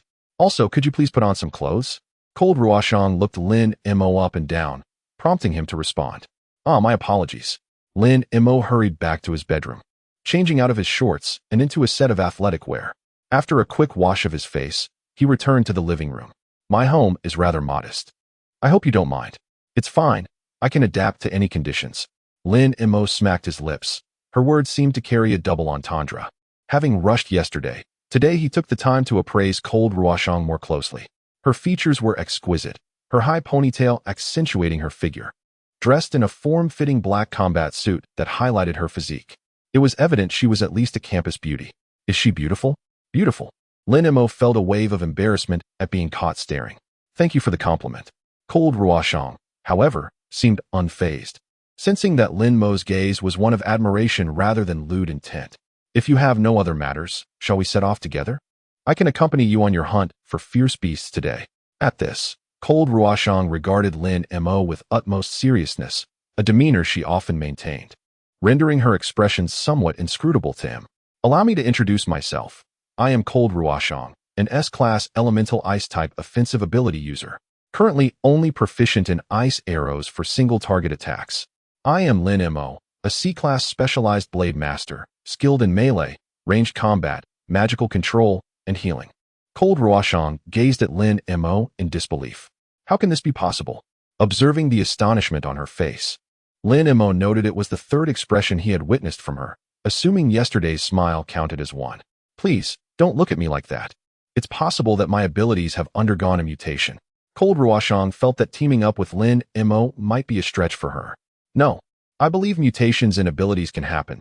It's just that yours is exceedingly surprising, and I'm struggling to accept it at the moment. After exchanging a brief overview of their capabilities, they descended the stairs together. Lin Mo resided in a 16-story-old complex, around 50 years old. One could say the real estate developers in this world held some conscience, but the place remained rather dilapidated. Let us get in the car. Cold Ruoshang opened the back door, sliding in and leaving the front seat for Lin Mo. Observing the vehicle, Lin Mo recognized it as belonging to a well-off family. It was a stretch limousine. Once inside, they noticed a man in a black suit seated across from them. Miss, sir, would you like some breakfast? Lin Mo glanced at the spread on the small table, his eye twitching. Steamed buns, fried dough sticks, soy milk. So, the life of the wealthy is just as unpretentious. Feeling hungry, Lin Mo casually picked up a bun and began to eat. It was free. After all, why not indulge? Compared to Lin Mo's hearty consumption, Cold Ruoshang maintained a more refined approach, nibbling delicately on a sandwich. Watching her, Lin Mo felt anxious. Such a small sandwich could be devoured in 4 or 5 bites, yet at her pace, it would take 20 minutes to finish. Out of sight, out of mind. Upon arriving at the All-Class Guild Hall, the time was just past 9. The two approached the service window to submit their information. Hey, we're just 2 people. Can we proceed? It's all arranged. In less than 10 minutes, a form was handed to them. For the team name, how about Jack of all trades? Naming was not his forte. Lin Mo could clearly see Cold Ruoshang's composure falter, her icy facade cracking. You have a knack for naming. Cold Ruoshang took a deep breath, calming her tumultuous emotions. She truly hadn't anticipated such a name. Thus, the hastily formed team, dubbed Jack of all trades, was established, with a receipt placed in Lin Mo's hands. On the receipt appeared a name of a team member, alongside theirs, 3 individuals he did not recognize. These 3 are my bodyguards. They can be replaced later. All right, the advantages of wealth are apparent. If it were up to me, gathering 5 members would take months. What shall we do next? We can't have gotten all dressed up just to form a team. The location for hunting fierce beasts has been identified. It predominantly houses intermediate first-tier beasts, with a mix of some advanced first-tier and beginner second-tier beasts, making it relatively safe. Of course, if you prefer to wait for a healer-type ability user, we can do that too. The final decision rests with you.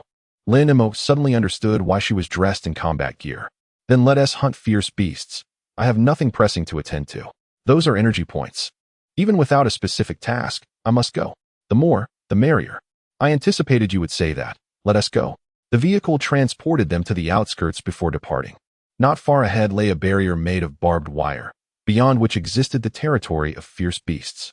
The two reported their information to the soldiers, who opened the gate, allowing them to exit. Once outside, Lin Mo unsheathed his Zanpakuto. After walking 100 meters, Lin Mo felt a sense of urgency. Do you mind if I wrap my arm around your waist? Cold Ruoshang frowned, wondering if she had misjudged him. She was curious to see what he intended to do. I don't mind. As Lin Mo's left hand rested on Cold Ruoshang's waist, he sensed her tense up. Relax, I mean no harm. I simply feel we are moving too slowly. Even a basic Shuanpa was sufficient for Lin Mo to navigate quickly. In an instant, he vanished from his spot, reappearing 100 meters away in less than a second. Cold Ruoshang stared at Lin Mo, astonished. This was not a spatial ability, but rather a speed enhancement. She found it perplexing. Lin Mo took a moment to sense the surrounding energy, but found nothing. He incessantly utilized the Shuanpa technique, finally discerning the presence of the ferocious beasts 2 kilometers away from the defensive line. Not only were there fierce creatures, but a small team was also engaged in combat with them nearby. Among them was a familiar figure, Lin Mo, one of the top-ranking students who had participated in the assessment yesterday. Judging by their attire, they had likely just arrived not long ago. "Could you please let go of me?" My apologies," Lin Mo replied, overly focused and not intentional in his actions. Drawing his Zanpakuto, he rushed forward without waiting for Lung Rushuang to speak. "Energy points, here I come." The low-level ferocious beasts could hardly withstand a single strike from Lin Mo, provided they were not particularly defensive in nature. Ding. Killed a low-level ferocious beast, Wind Demon Wolf, earning 28 energy points. That's rather meager, Lin Mo mused, observing the scattering beasts. This was taking far too long. Whoosh. Ice arrows struck the ferocious beasts, inflicting minimal damage. Enraged, the beasts charged towards Lung Rushuang. Lin Mo's eyes brightened. Wasn't this the essence of teamwork? He instantly returned to Lung Rushuang's side. "You need to attract more of the beasts. These 4 are simply insufficient." Lung Rushuang looked at him in confusion.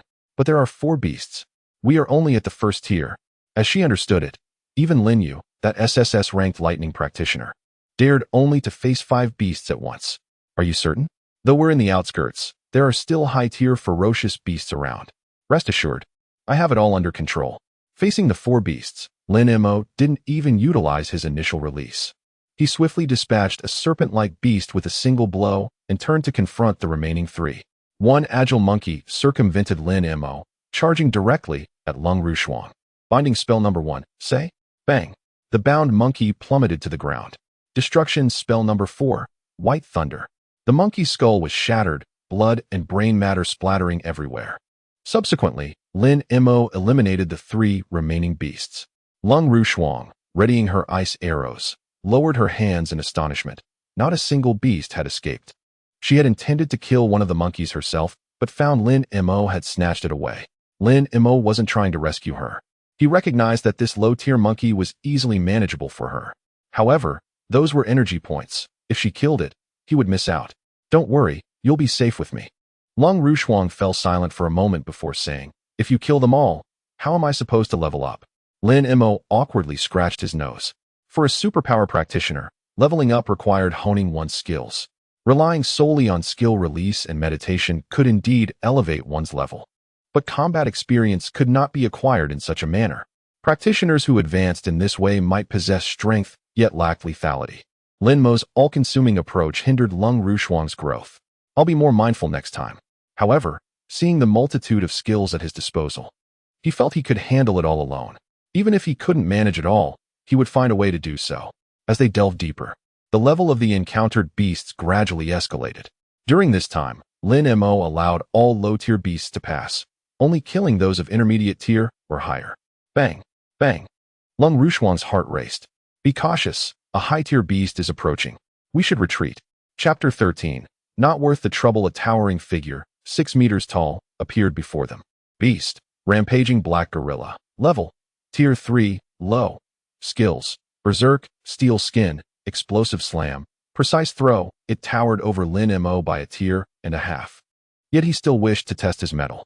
After all, the gorilla's movement speed was considerably slow, and there were no trees around to aid in its leaps. "Let me get you up a tree first. We can discuss our escape later." He wrapped his arm around Lung Rushuang's waist and, with a swift motion, placed her atop a distant tree. Lin Mo then returned to face the black gorilla. This creature was a Tier 3 low-level beast, which meant significant energy points. It was even stronger than the beast encountered during the assessment. Its defenses would likely be formidable. Lin Mo contemplated. Initial release, Moonslayer. The kitchen knife materialized in his hand. From her vantage point on the tree, Lung Rushuang finally understood how Lin Mo accumulated so many points. His abilities were simply overwhelming. Despite having explained his skills to her, witnessing it firsthand revealed the extent of their absurdity. Lin Mo executed a swift strike, but it barely scratched the surface. Phew! The disparity in strength is indeed vast. Roar! The gorilla seized a boulder and hurled it at Lin Mo with tremendous force. Lin Mo's pupils contracted as he executed a shuanpa, narrowly evading the projectile, several strands of hair falling in its wake. Bang! The massive tree where Lin Mo had previously stood was left with a colossal crater. He swallowed hard. Thank goodness for shuanpa. Had he been even a moment slower, he would have been flattened. Banishment, Heavenly Lock, Moonslayer. A slender, black long sword appeared in Lin Mo's grasp. He felt a surge in power at that moment. He could unleash an equivalent strength to that of a Tier 2 intermediate. Though slightly inferior to the gorilla, it was sufficient. Sensing Lin Mo's transformation, the gorilla roared once more, its eyes glowing with a sinister red light. What the hell? Are you using your trump card too? Initially believing he could easily handle the situation post-release, he was unprepared for the gorilla's berserk state.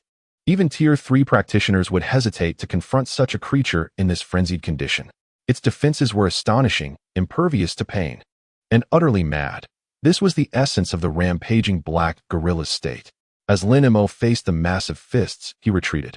However, the beast charged at him again. Binding spell number 21, Red Smoke Escape. A thick smoke enveloped Lin Mo. The berserk gorilla barreled into it, smashing wildly. Meanwhile, Lin Mo had already ascended to a tree behind. Perhaps we should retreat. Its size alone indicates its Tier 3 low-level strength. We cannot contend with it now. Lung Rushuang cautioned. One last time. If this doesn't work, we will indeed withdraw. If he couldn't resolve the next attack, he was truly prepared to flee. He would avoid Tier 3 threats in the future. Lin Mo extended his left hand. Binding spell number 30, Beak Flash. 3 massive, beak-shaped beams of light appeared before him. As the smoke cleared to reveal the rampaging black gorilla, the beams shot forward. Bang bang bang, with 3 resounding blasts. The gorilla's hands and waist were pinned to the ground. No amount of thrashing could free it, though some slight movement occurred. Lin Mo sighed in relief. Thankfully, he hadn't employed a lower-tier binding spell. Otherwise, he might not have been able to restrain this berserk gorilla. Meanwhile, Lung Rushuang stood in stunned silence, marveling at how this was accomplished. Even the most powerful control practitioners couldn't possibly bind a creature of this tier. Lin Mo paid no mind to her thoughts. He was solely focused on dispatching the beast quickly to see how many energy points a Tier 3 low-level creature would yield. Crescent Moon Slash. A 10-meter-high black crescent sliced through the air from Lin Mo's strike, exhibiting far greater power than during his initial release. The black crescent struck the rampaging black gorilla with a thunderous impact, enveloping the area in smoke. Yet Lin Mo knew that the berserk gorilla had succumbed to his assault. Ding! Killed a Tier 3 low-level rampaging black gorilla, earning 221 energy points. Though victorious, he had exhausted his strength. His spiritual pressure was now below 1/6 of its capacity. Even if he recovered, he couldn't keep pace with the rate of consumption. As the smoke dissipated, a corpse, cleaved in two, lay in the crater. Lung Rushuang stared blankly at the remains, realizing it had to be a Tier 3 low-level beast. Surely she hadn't misjudged? Yet how could Lin Mo have killed it? This was utterly preposterous. Having not attended school, she had begun studying ferocious beasts independently and had excelled in high school. There was no way she could misremember the characteristics of these creatures. And just like that, a professional who no one wanted to encounter, a ferocious beast known for its defense, was slain by this very person who had just finished the assessment. Lin Mo glanced at the energy points displayed in the system, pursing his lips. It wasn't cost-effective, not at all. He expended so much spiritual pressure, only to receive a mere 200 energy points. If he had known, he would have killed more Tier 2 ferocious beasts. Although Tier 2 beasts yielded fewer energy points, he could kill them faster and with less spiritual pressure. He would never engage in such an unprofitable transaction again. It was simply too wasteful. Why isn't it cost-effective? I mean, after expending so much, I only killed one. The previous beasts were better, but a single rib of the berserk gorilla is worth 10,000 each. Are you sure you don't want them? Whoosh. Lung Ruyan's lips twitched. She felt that before long, people would no longer call her the iceberg. She would eventually crack completely. Lin Mo had already plunged the knife in his hand into the gorilla's chest, beginning to dig out ribs, even the spine. What else is valuable? Let's dig it out together. But you've already damaged it, though it should still be worth some money. What? The fur you cut up. A whole pelt would be worth around 150,000, but now it's probably only worth 50,000. Lin Mo's movements froze. He lowered his head to look at the fur he had cut off for convenience, and couldn't help but feel a pang of heartache. That was all money. He only had a little over 1 million in total, and this loss was a 20th of it. It was too painful, with tears welling up in his eyes. Lin Mo carefully peeled off the fur and carried the 26 ribs on his shoulder.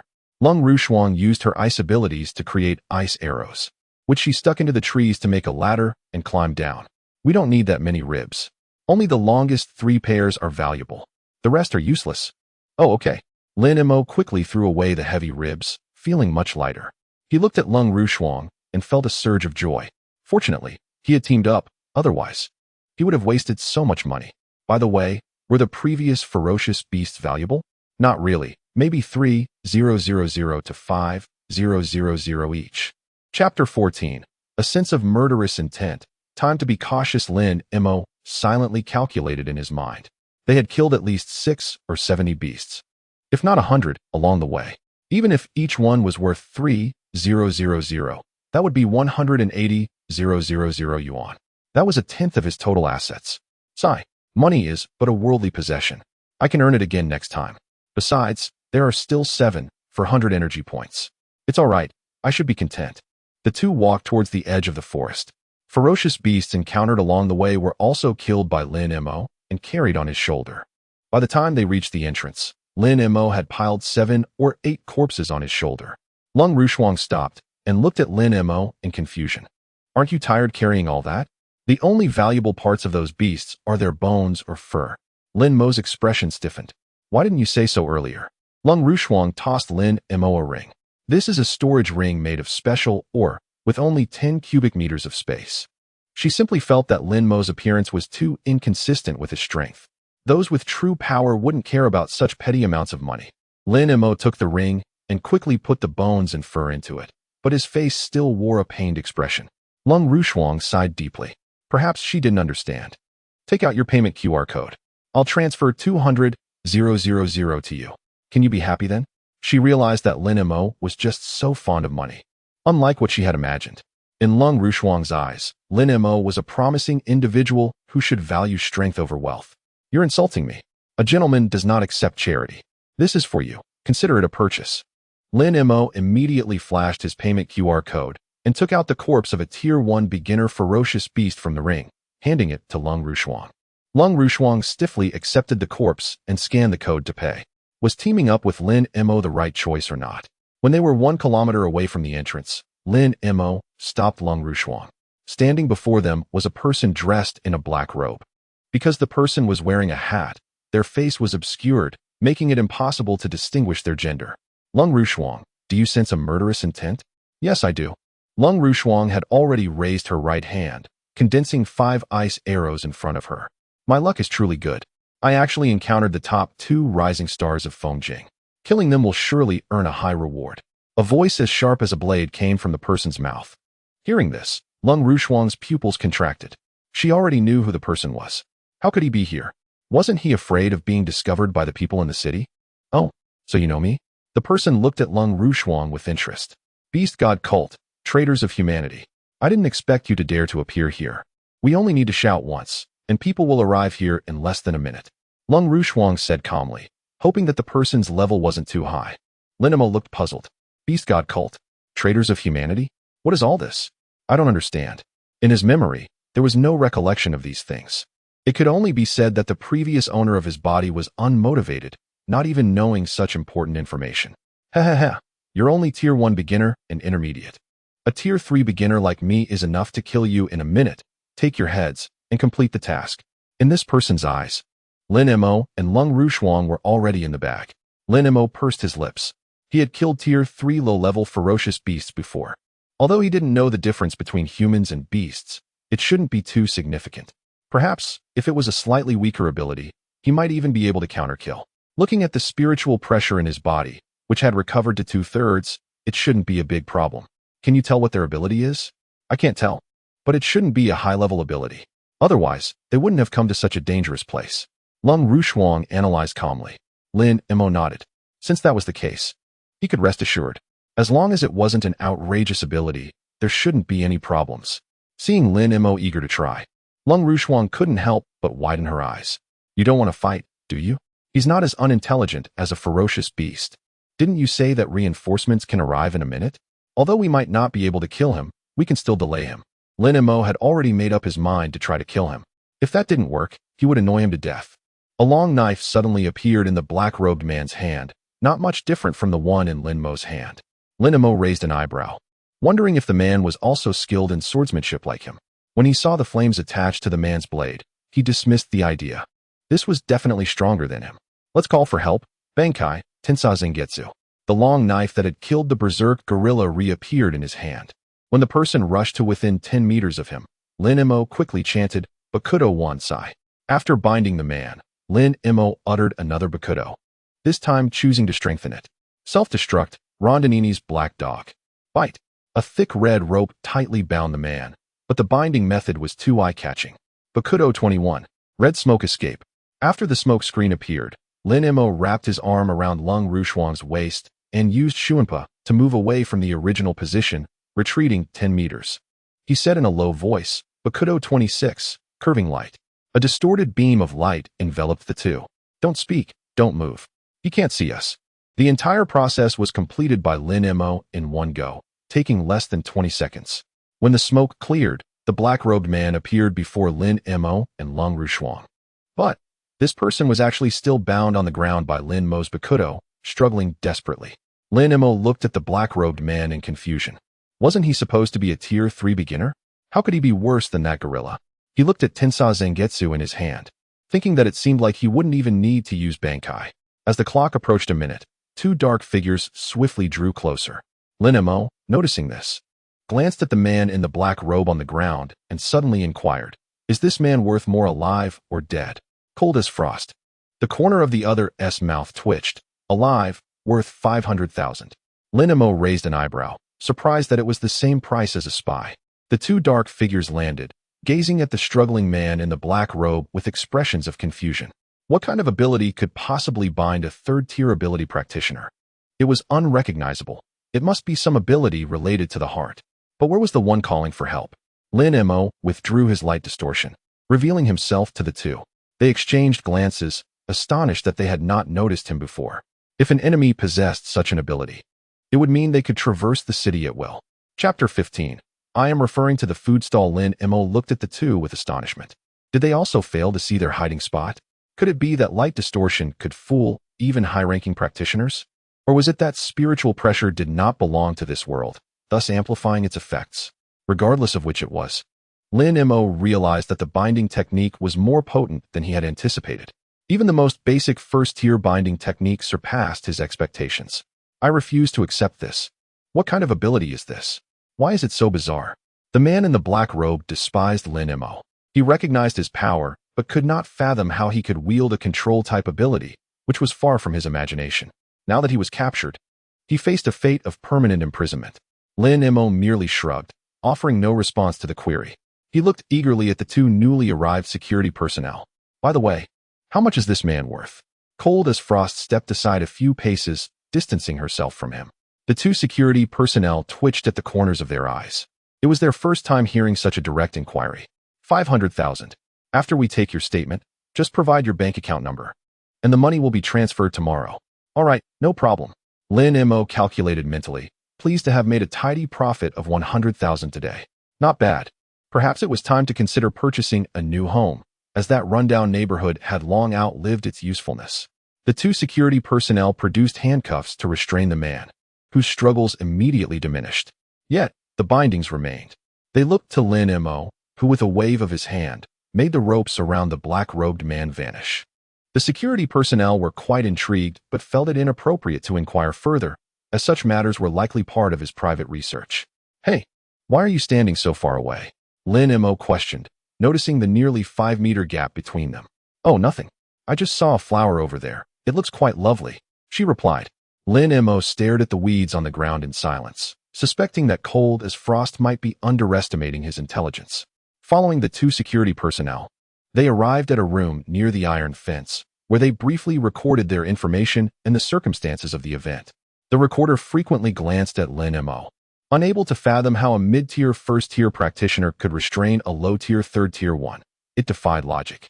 By the time everything concluded, it was already 6 in the evening.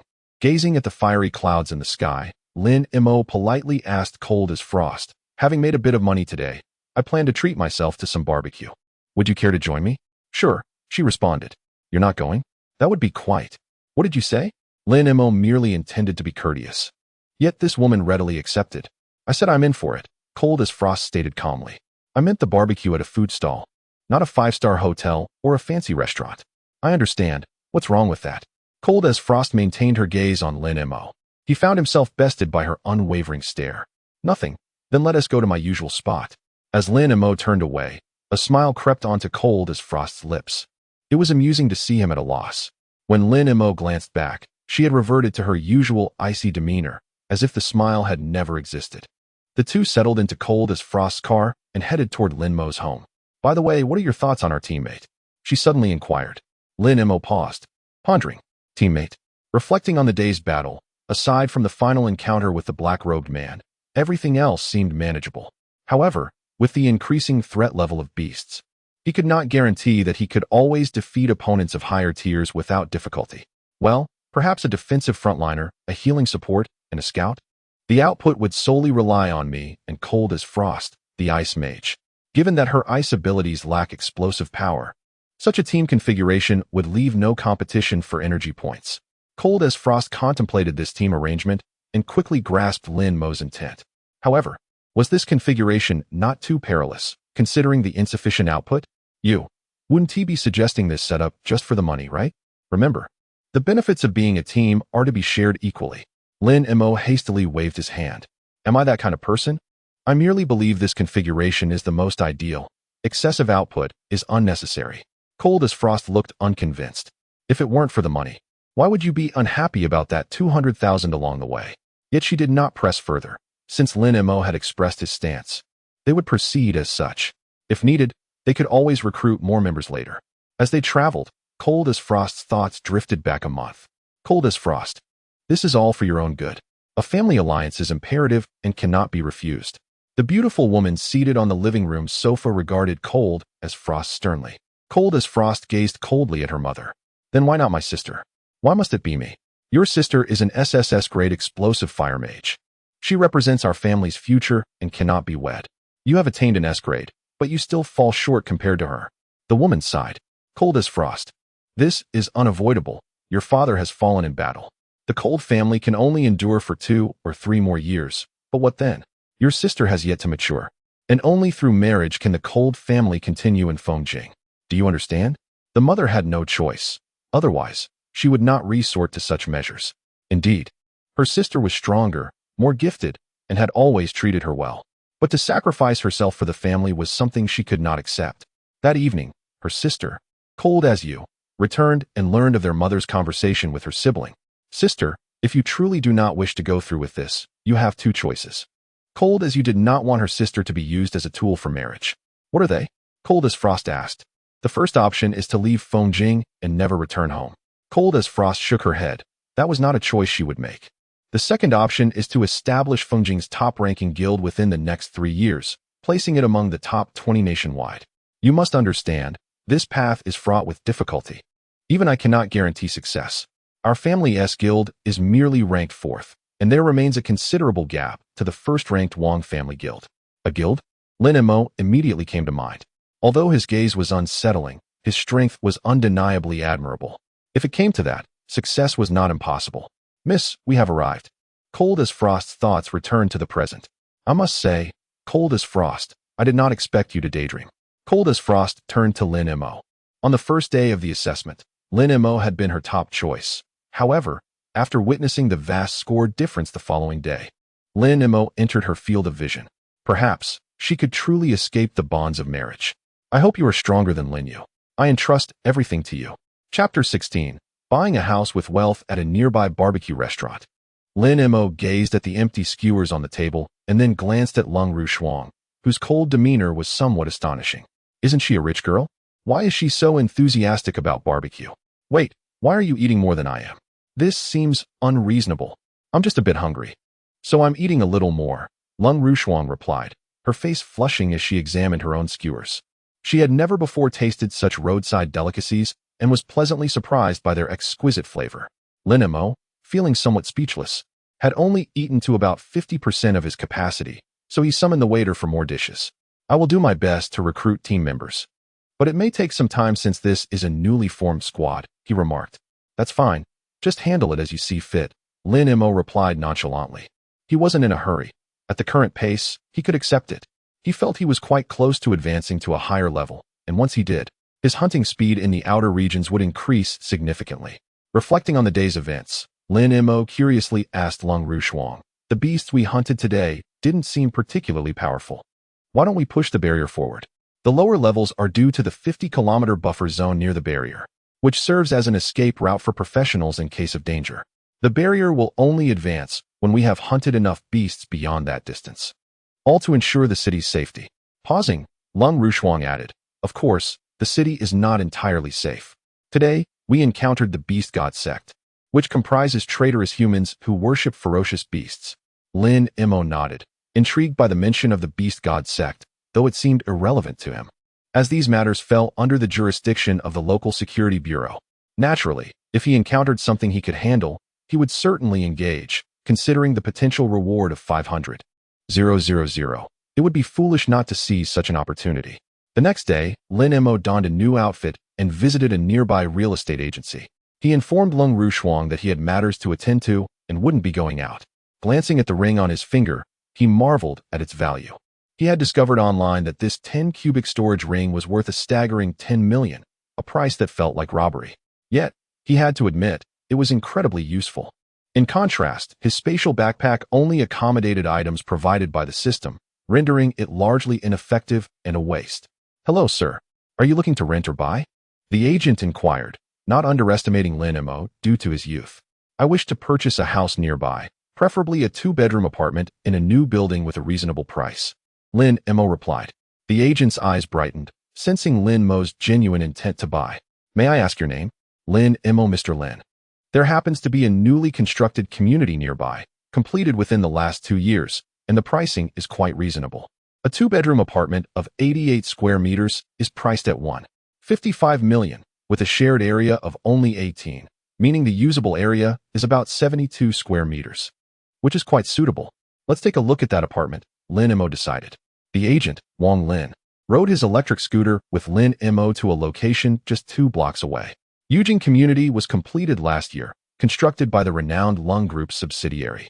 So you need not worry about the building quality. As Lin Mo observed the community, he felt a strange sense of fate. He had come to buy a house, and it turned out to be built by Lung Rushuang's family. What a small world. Wang Lin led him to room 1001 in building 12, revealing a beautifully decorated apartment that far surpassed his current residence. All apartments here come fully furnished with appliances, ready for immediate move-in. Unlike other communities, both the master and secondary bedrooms are equipped with soundproofing, ensuring that no noise will disturb your neighbors. Lin Mo was taken aback by this, wondering if it sounded a bit inappropriate. You mean even if it gets loud, no one will hear? He reminded himself that he was still just a child. Wang Lin, realizing Lin Mo's misunderstanding, clarified, soundproofing means you can practice at home without disturbing your neighbors, but do remember to keep the door closed. Lin Mo was enlightened. He had misinterpreted the agent's words. Well, a misunderstanding is a misunderstanding. Who can blame you for being so ambiguous in your descriptions? After exploring the living room, kitchen, and balcony, Lin Mo found himself enamored with the entire space. Initially intending to view more properties, he decided this one was perfect. I'll take this one. Let's proceed with the paperwork and payment. As the apartment was relatively new, the process was not overly complicated.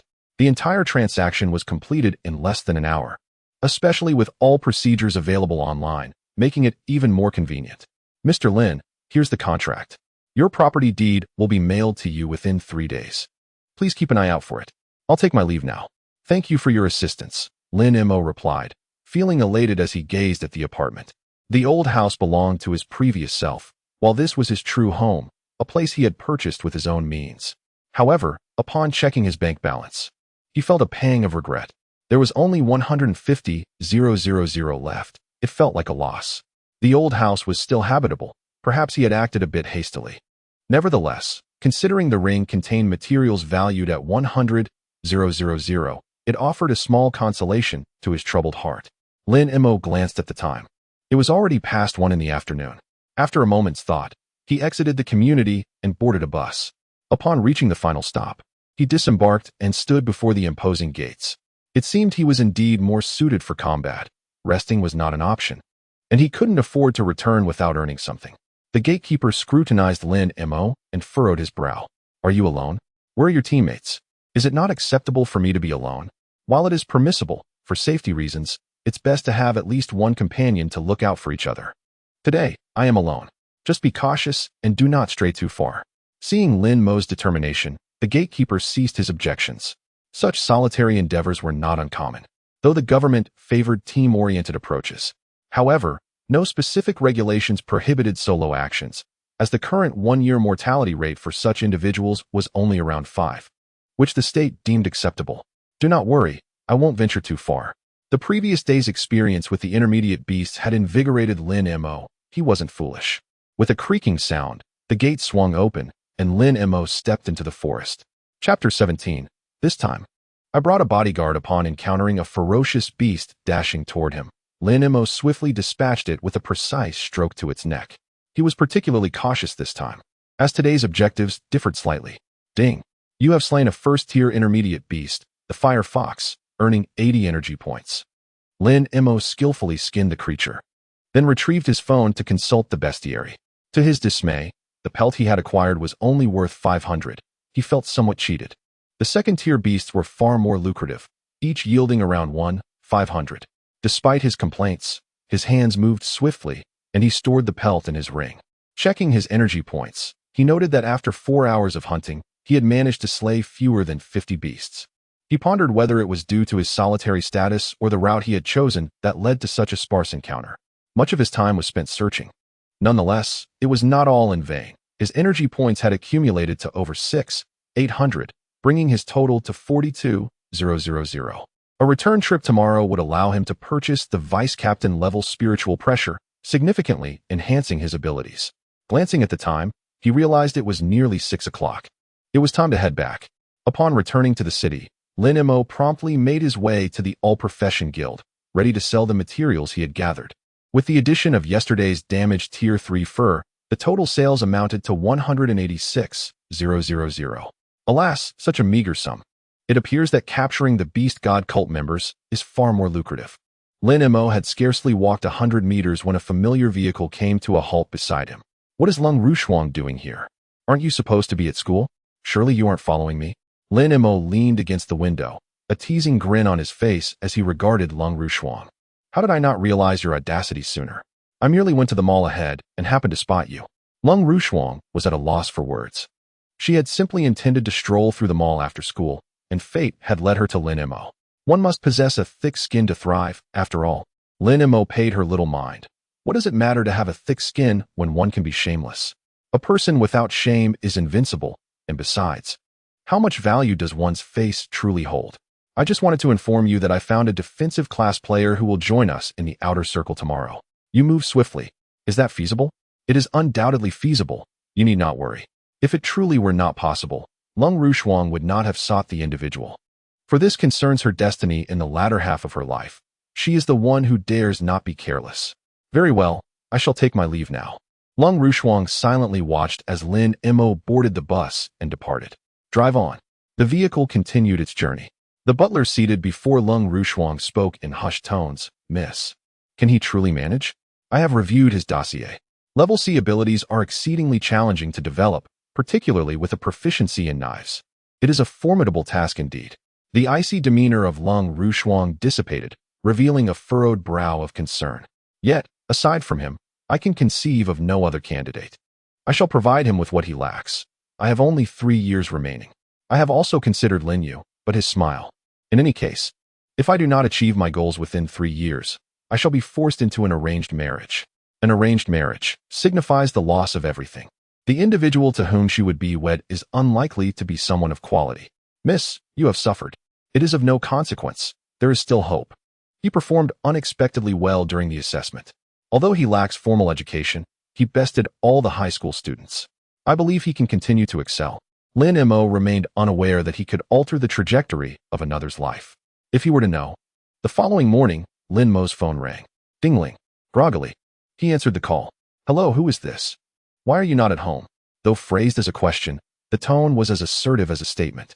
Even with his eyes closed, he recognized that frigid voice. I moved. Where to? Building 12, room 1001, Eugene Community. Click. The call ended abruptly. Lin Mo set down his phone and stretched lazily. How rude. Not even a farewell. Once he had changed and freshened up, a knock echoed at his door. Upon opening it, he found Lung Rushuang standing alongside a towering man of nearly 2 meters. What? Did you bring a bodyguard this time? I apologize, I am Zhongshang, a shield warrior. My sincerest apologies, I mistook you for the Ice Queen's bodyguard. Lung Rushuang faced a moment of embarrassment. Lin Mo had actually called her the Ice Queen? Let us depart swiftly. Arriving at the familiar entrance, Lin Mo stood idly, while Lung Rushuang remained beside him. Is this person reliable? Is it normal to take so long to change clothes? Lung Rushuang glanced at him, but refrained from responding. At that moment, a shadow loomed over Lin Mo, and a muffled voice came from above. I apologize for keeping you waiting. Shall we set off? Lin Mo turned to see Zhongshang clad in full chainmail, a helmet obscuring all but his eyes, and holding a 1-meter-tall metal-covered shield. Below, he wore rather unique 3/4 pants. However, his height towered over Lin Mo by nearly a head. Lin Mo's lips twitched. This was not a mere 1.90 meters. He must be 2 meters tall.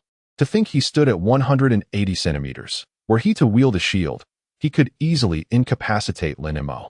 No wonder it took so long to change. Lin Mo now understood that the row of rooms was designated for equipping these heavily armored warriors. They couldn't very well arrive in full armor. Zhongshang, what do you wear in winter? In winter, it would likely be plate armor, provided I level up to tier 2. Otherwise, my physique cannot bear it. Plate armor is inherently heavy. Without sufficient physical capability, moving freely while donned is quite challenging. Therefore, most shield warriors opt for lighter chainmail as their armor. The trio proceeded through the gate and ventured deeper into the forest. With the addition of a shield warrior, Lin Mo felt no need to use his teleportation ability to assist anyone.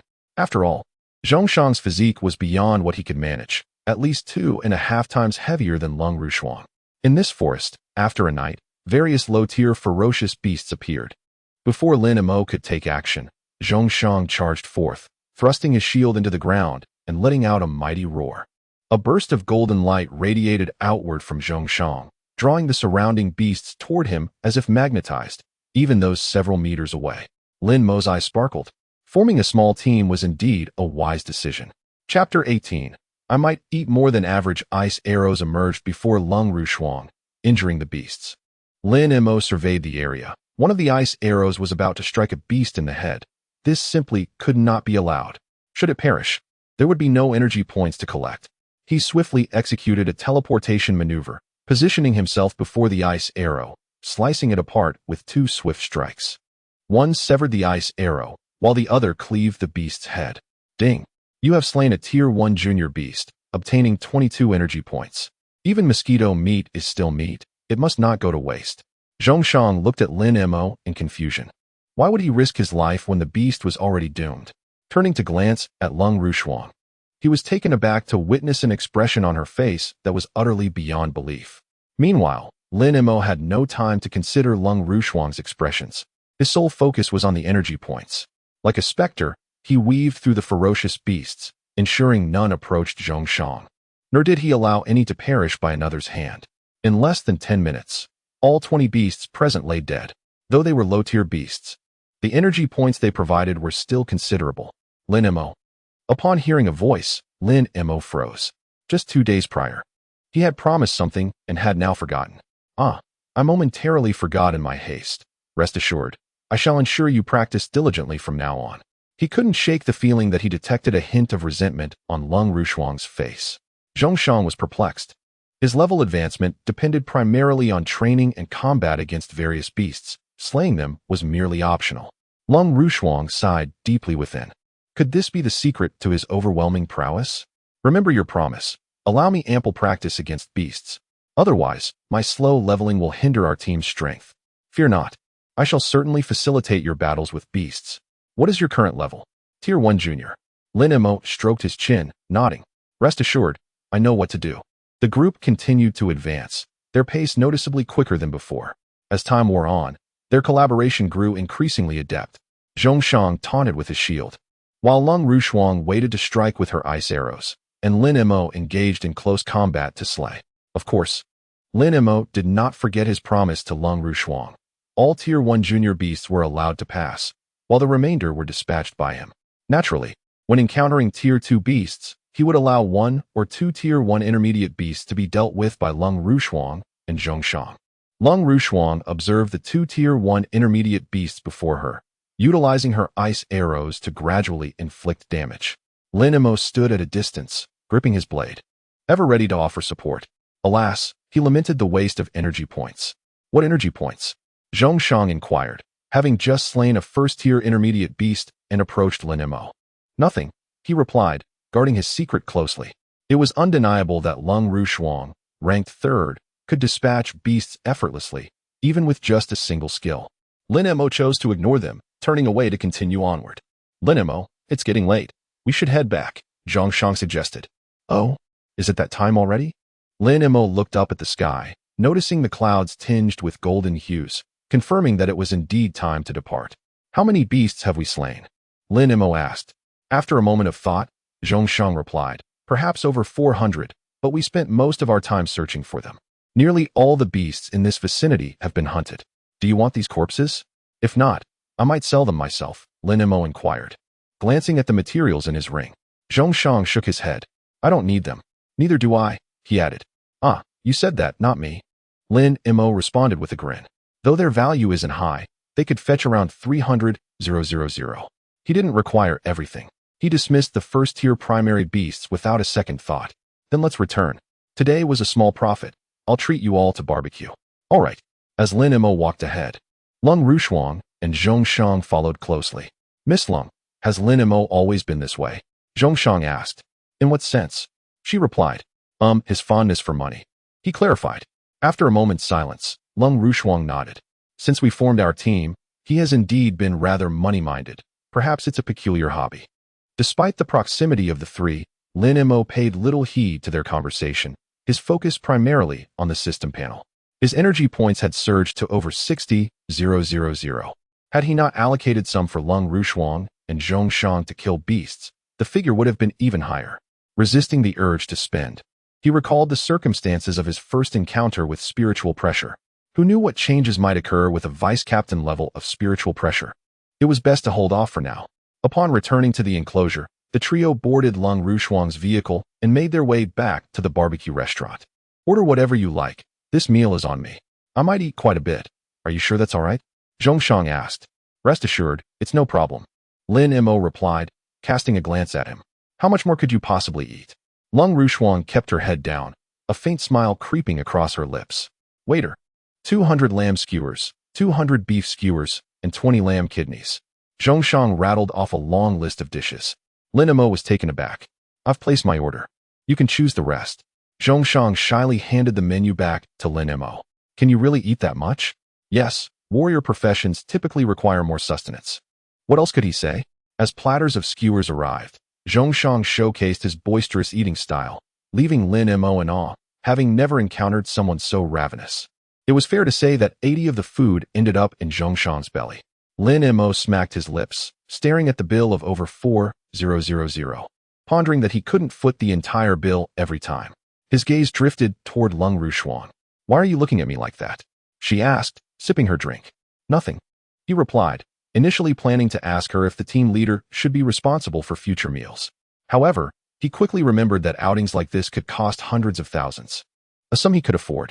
Combat-oriented professions generally enjoyed substantial incomes, yet their savings were meager, primarily spent on potions and equipment. Lin Mo, however, was different. He required neither. He relied on his healing abilities and only needed a single Zanpakuto, perhaps a set of armor at most. The beasts he faced were not formidable enough to necessitate protective gear. Upon returning home, Lin Mo locked the door and drew the curtains.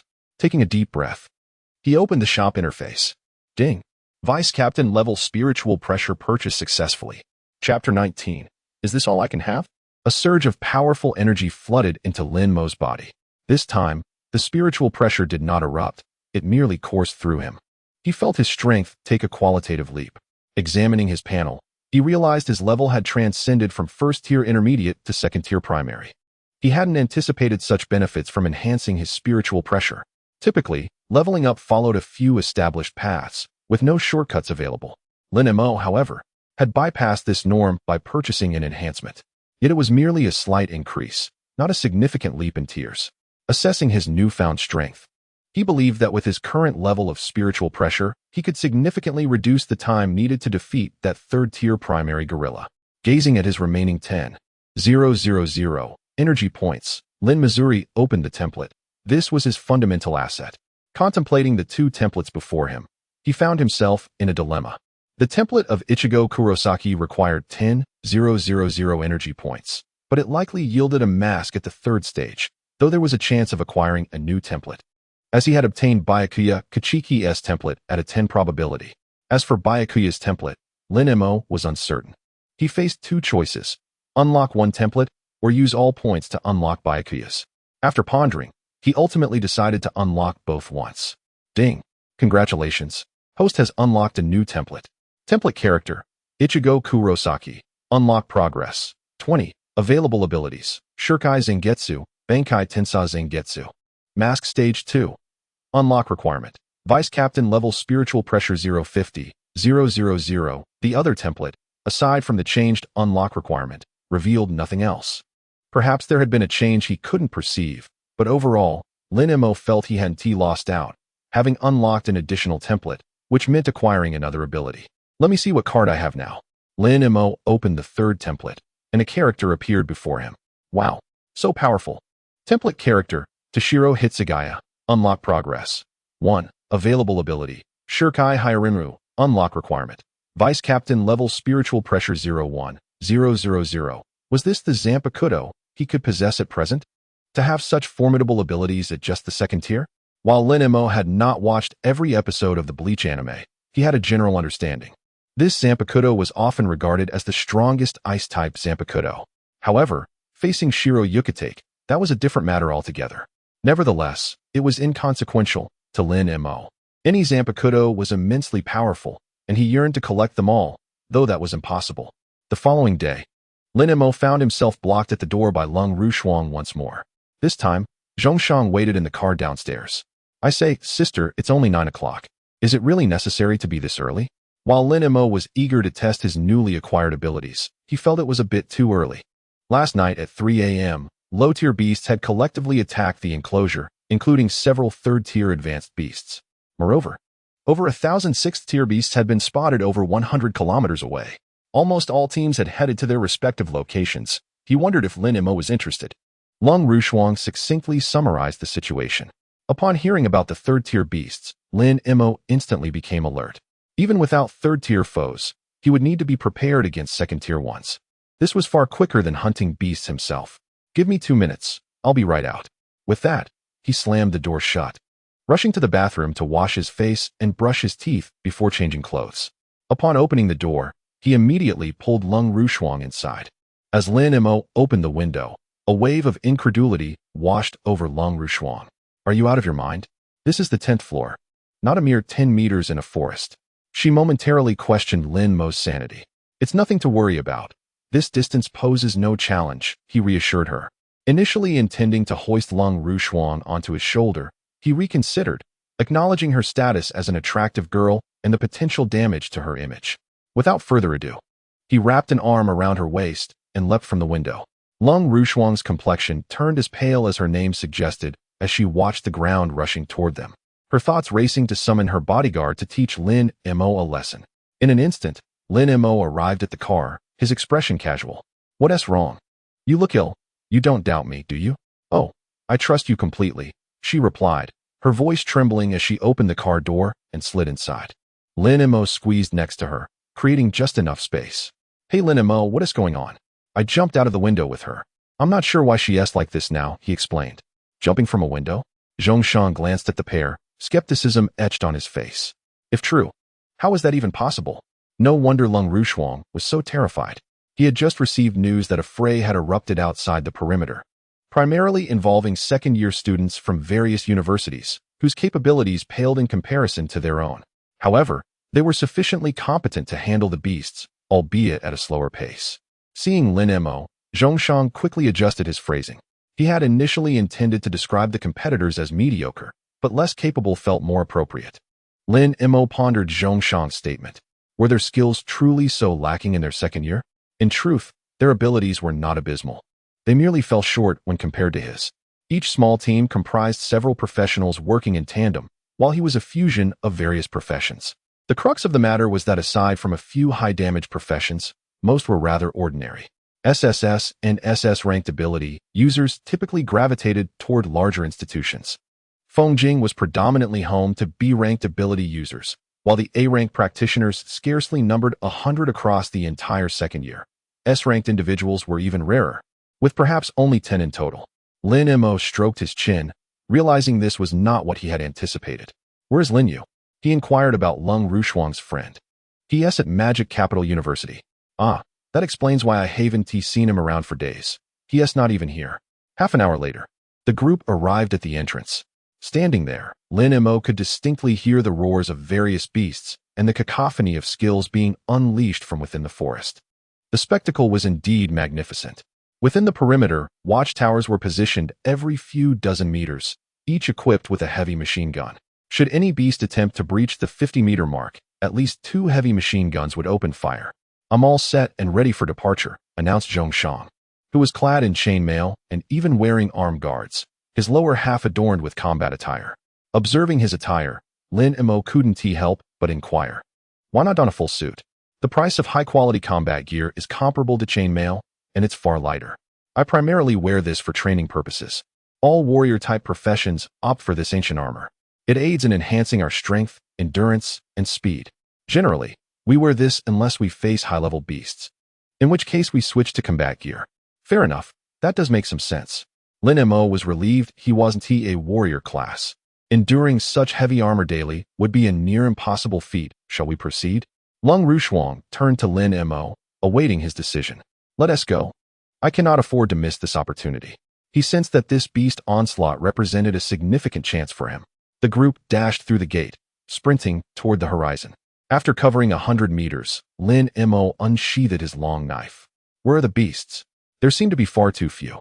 Glimpsing a few stray cats ahead, Lin Mo felt no interest. He preferred encountering beasts in larger numbers. "We need to move further ahead. There should be a squad engaging the beasts. Let us hurry. We'll ignore these for now and charge ahead." Originally intent on slaying the beasts, Lung Rushuang retracted her ice arrows and followed Lin Mo deeper into the forest. After approximately 5 kilometers, they finally reached the last line of defense. Lin Mo observed the youthful faces of the second-year students and realized that these were indeed the so-called upperclassmen. Naturally, there could be a mix of first-year and even third-year students among them. "Shall we continue forward?" Zhong Shang inquired, his breath steady. "Yes, let us proceed. The number of beasts here is simply insufficient." Each 5-person team ahead faced a maximum of a dozen beasts, a trivial challenge for Lin Mo. This was far from adequate. He glanced back at the slightly winded Lung Rushuang. "Are you all right?" Lung Rushuang shot him a look of exasperation. She was merely an ice ability user. "You're asking if I'm okay?" Lin Mo sighed. "You really need to train more. It's only 5 kilometers, and you're already like this. What will you do if we have to sprint 100 kilometers in the future?" With gritted teeth, Lung Rushuang retorted, "So you want me to be like Zhong Shang, the shield warrior?" Lin Mo raised an eyebrow. "Not at all. What I mean is that I'll take both of you along." After purchasing the vice-captain level spirit pressure, Lin Mo felt confident he could manage 2 companions. Yet, he hesitated as he regarded Zhong Shang's physique. "It should be manageable, right? Let us give it a shot." Lin Mo placed a hand on their waists, vanishing from their spot and reappearing 50 meters away. "That went quite well," he smirked, leading the two swiftly onward. As the trees rapidly receded behind them, Zhong Shang's pupils dilated, awestruck by Lung Rushuang's choice of talent. Close range, long range, control. She possessed a remarkable array of skills and an astonishing speed of movement.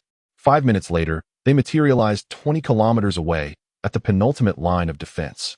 "This looks promising. The number of beasts seems adequate." Beasts charged toward them from all directions, predominantly level 2, with a few level 1 and 3 mixed in. The surrounding teams eyed the trio warily. One squad cautioned, "You're outnumbered. Best head in the opposite direction. This isn't suitable for you." "Don't worry. We're fine," Lin Mo replied with a smile. The individuals shook their head, deciding not to press the matter further. We'll lend a hand if needed. Lin Mo drew his black Zanpakuto. Zhongshang, it's up to you, draw them in. Leave it to me, he assured confidently. And what about me? Lung Rushuang inquired. Lin Mo glanced at her. You can handle this. Feel free to unleash your skills to slay beasts, and in the meantime, collect the spoils. After all, that's money. Lung Rushuang stared at him incredulously. With so many beasts around, was he really thinking about profit? Lin Mo paid her no mind, as the beasts closed in to within 20 meters. Scatter. Senbenzakura. The blade transformed into a flurry of pink petals swirling around them. Lung Rushuang rubbed her eyes in disbelief. How was it possible for a blade to transform into pink cherry blossoms? Was this even scientific? Boom. Roar. Zhongshang's taunt redirected the beasts that were about to bypass them. The pink blades continuously sliced through the beasts' bodies, inflicting an increasing number of wounds until they ultimately collapsed at Zhongshang's feet. Cold as frost, she unleashed 5 icy arrows, yet before they could reach the ferocious beast, they were shattered into fragments by Lin Mo's cherry blossom blades. She lowered her hands and gazed at Lin Mo in silence. It was evident that slaying the beast today was futile. Though she could practice aimlessly, the benefits would pale in comparison to those gained through actual combat. Unbeknownst to Lin Mo, who was blissfully engrossed in the system notifications before him, he was oblivious to cold as frost's thoughts. Ding. Killed a second-tier high-level beast. The rampaging wild boar. Energy points. 191. Ding. Killed a second-tier high-level beast. The rampaging wild boar. Energy points. 182. Ding. Killed a second-tier high-level beast. The rampaging wild boar. Energy points. 190. Ding. Killed a third-tier low-level beast. The wind spirit snake. Energy points. 228. Moreover, with his mastery over the 1,000 cherry blossoms, Lin Mo found no difficulty at all. Even the decline of his spiritual pressure was notably slower than before. However, there was one drawback. The speed of the small blades against third-tier beasts was rather sluggish, allowing the serpent to slither close to Zhongshang. If a slightly stronger beast were to appear, Zhongshang might very well have to resort to using weapons. As the cherry blossoms returned to the heavens, Lin Mo's knife reappeared in his hand, leaving a multitude of corpses in its wake. Around him, other teams were still engaged in fierce battles. Lin Mo's eyes sparkled with fervor as he stared at the beasts, perceiving them not as monsters, but as alluring beauties. Cold as frost. If I assist them in vanquishing these beasts, they will undoubtedly express their gratitude, he mused. Cold as frost looked at Lin Mo in disbelief. His gaze upon the beasts was almost too intense to bear. Surely they would, considering no one else views beasts with such fervor, akin to gazing upon wealth. That statement alone suffices. Lin Mo glanced toward the front, noting that the next wave of beasts had yet to arrive. He made his way directly to the team he had previously warned on the right. Chapter 21. The persona is completely unraveled. Hey there, big brother. I've come to assist you. The small team, which had been battling the beasts, recognized the familiar voice, and the man momentarily glanced over. What the heck? Though the other team members were curious, they could not afford to lose focus amidst battle. Lin Mo disregarded their surprise and began to lend his aid. Breaking path. Fourth, white thunder. A bolt of lightning, thicker than a thumb, struck the head of a third-tier beast, piercing through it entirely. This astonishing display left the team in shock. All of them were second-tier practitioners, and defeating a third-tier beast typically required considerable time. Witnessing someone capable of slaying one with a single strike was beyond their comprehension. Yet this was merely the beginning. Lin Mo charged into their ranks, brandishing his knife. Breaking path. 11th. Chain lightning. He effortlessly dispatched second-tier beasts with swift strikes. 3 minutes later, thanks to the combined efforts of Lin Mo and the other team, they had obliterated the remaining beasts in the vicinity. Lin Mo chuckled inwardly. Having claimed a dozen or so beasts for himself, now that was a profit. Little brother, what is your level? Second-tier beginner. What the heck? The others turned to look at Lin Mo's team, which was littered with the corpses of beasts. Since Lin Mo could assist them, it implied he had finished his share beforehand. Yet a second-tier beginner. The disparity in strength seemed excessive, especially since they had 2 second-tier advanced practitioners among them. Even those 2 could not match his effortless ability to slay second-tier beasts. Are you an SS-level superhuman practitioner? Sort of. I'll be heading back now. Just shout if you need help later. Lin Mo wished to keep his information private and turned back to his own team. Although Lin Mo had departed, the small team remained intrigued by him. Xiao Jian, Do you know that person? Xiao Jian shook his head. I don't know him. I merely saw there were only 3 of them and offered a friendly reminder. I never anticipated I'd become the fool in this scenario. Reflecting on his earlier demeanor, he felt utterly embarrassed. Those 3 managed to outpace their 6-man team, and it appeared they had ample reserves of energy left. One man, wielding a spear. Couldn't he help but express envy? He must be an SS-level practitioner. That destructive power is undeniable. Unlike me, just an A-level gunner. Hearing this boastful remark, Xiao Jian couldn't help but retort, brother, being A-level is already impressive, especially since you're a berserk gunner. The long spear wielder beamed with pride. The berserk gunner was a branch of the berserker class, known for its formidable attack power among A-level practitioners.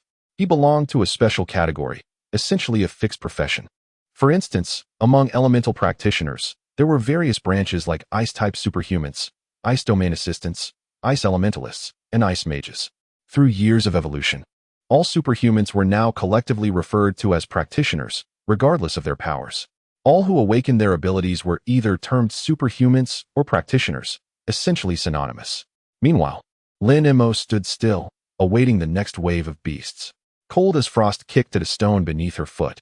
She couldn't quite comprehend why her emotional fluctuations had intensified in Lin Mo's company.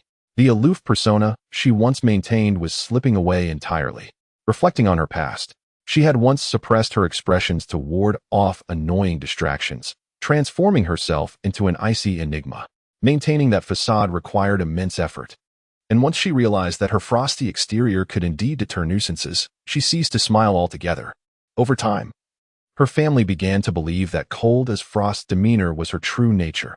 Only her sister understood otherwise, and she was the only one deserving of that understanding.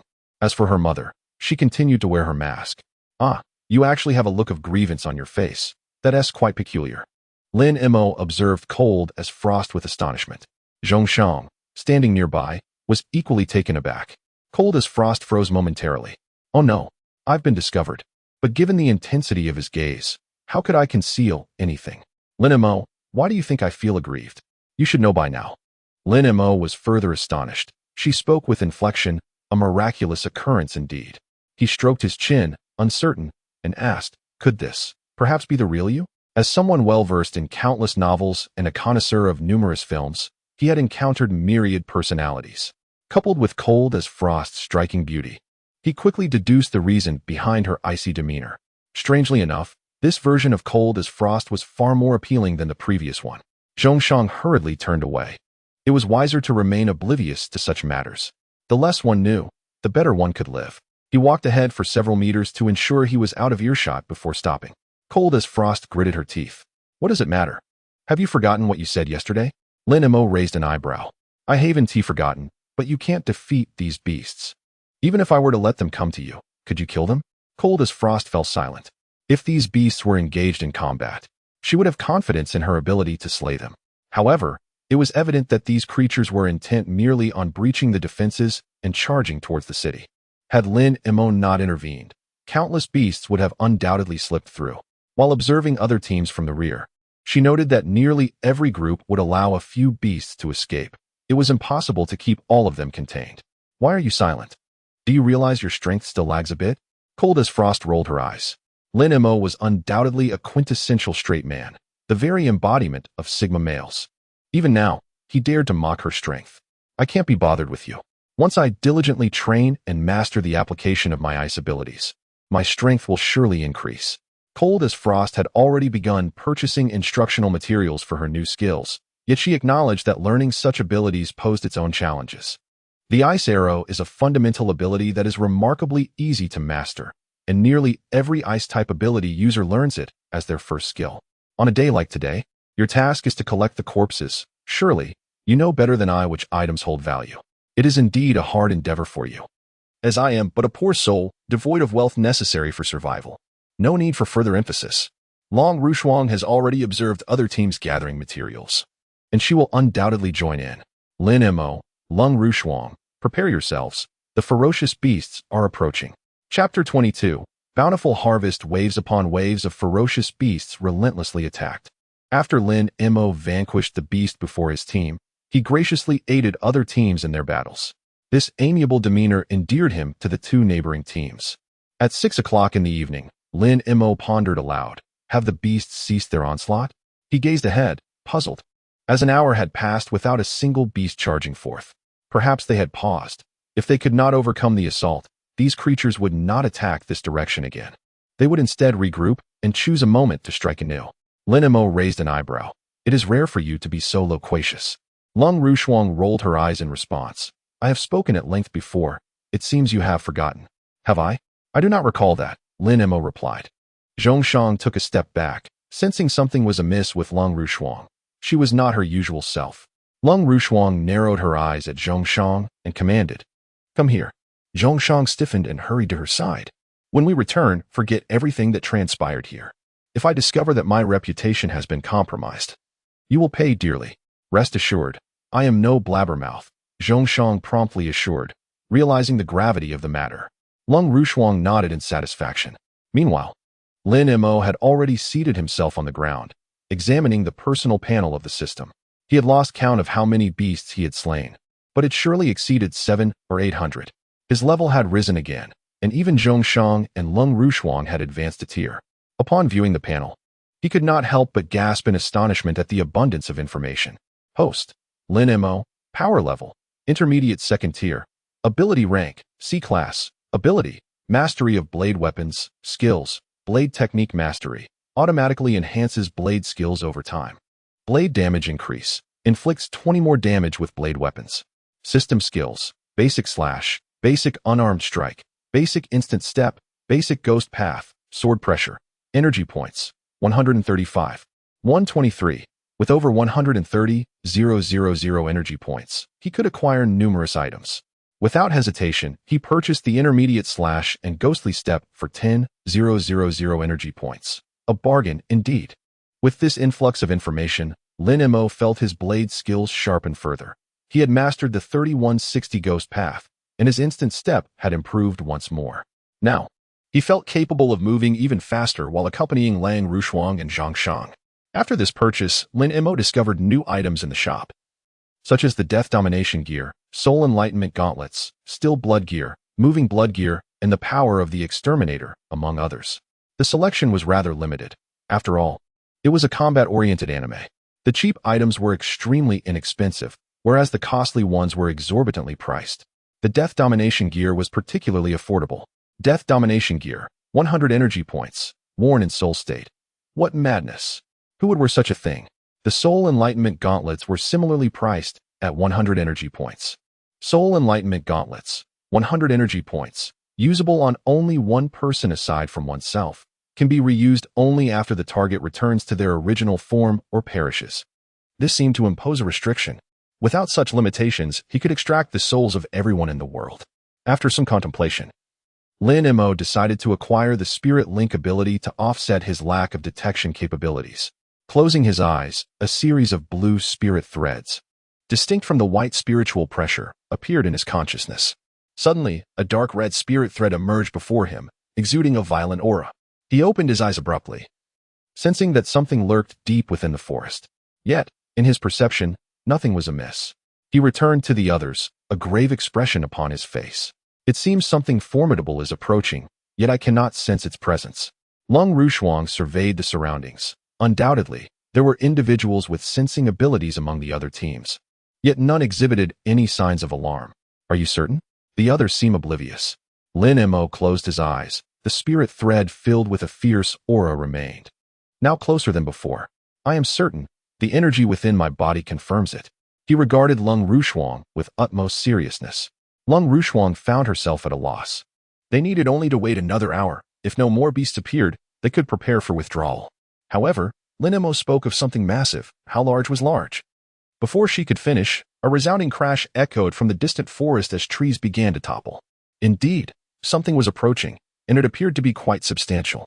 Zhongshang donned his helmet once more and lifted his massive shield to his chest.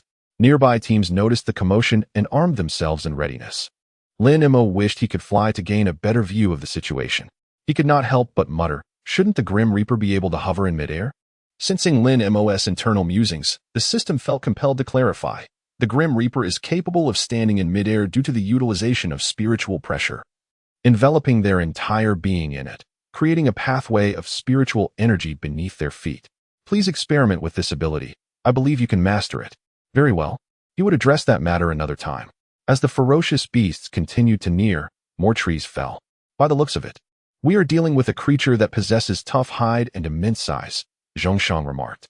Those trees fall in groups of 2 or 3, facing such a beast.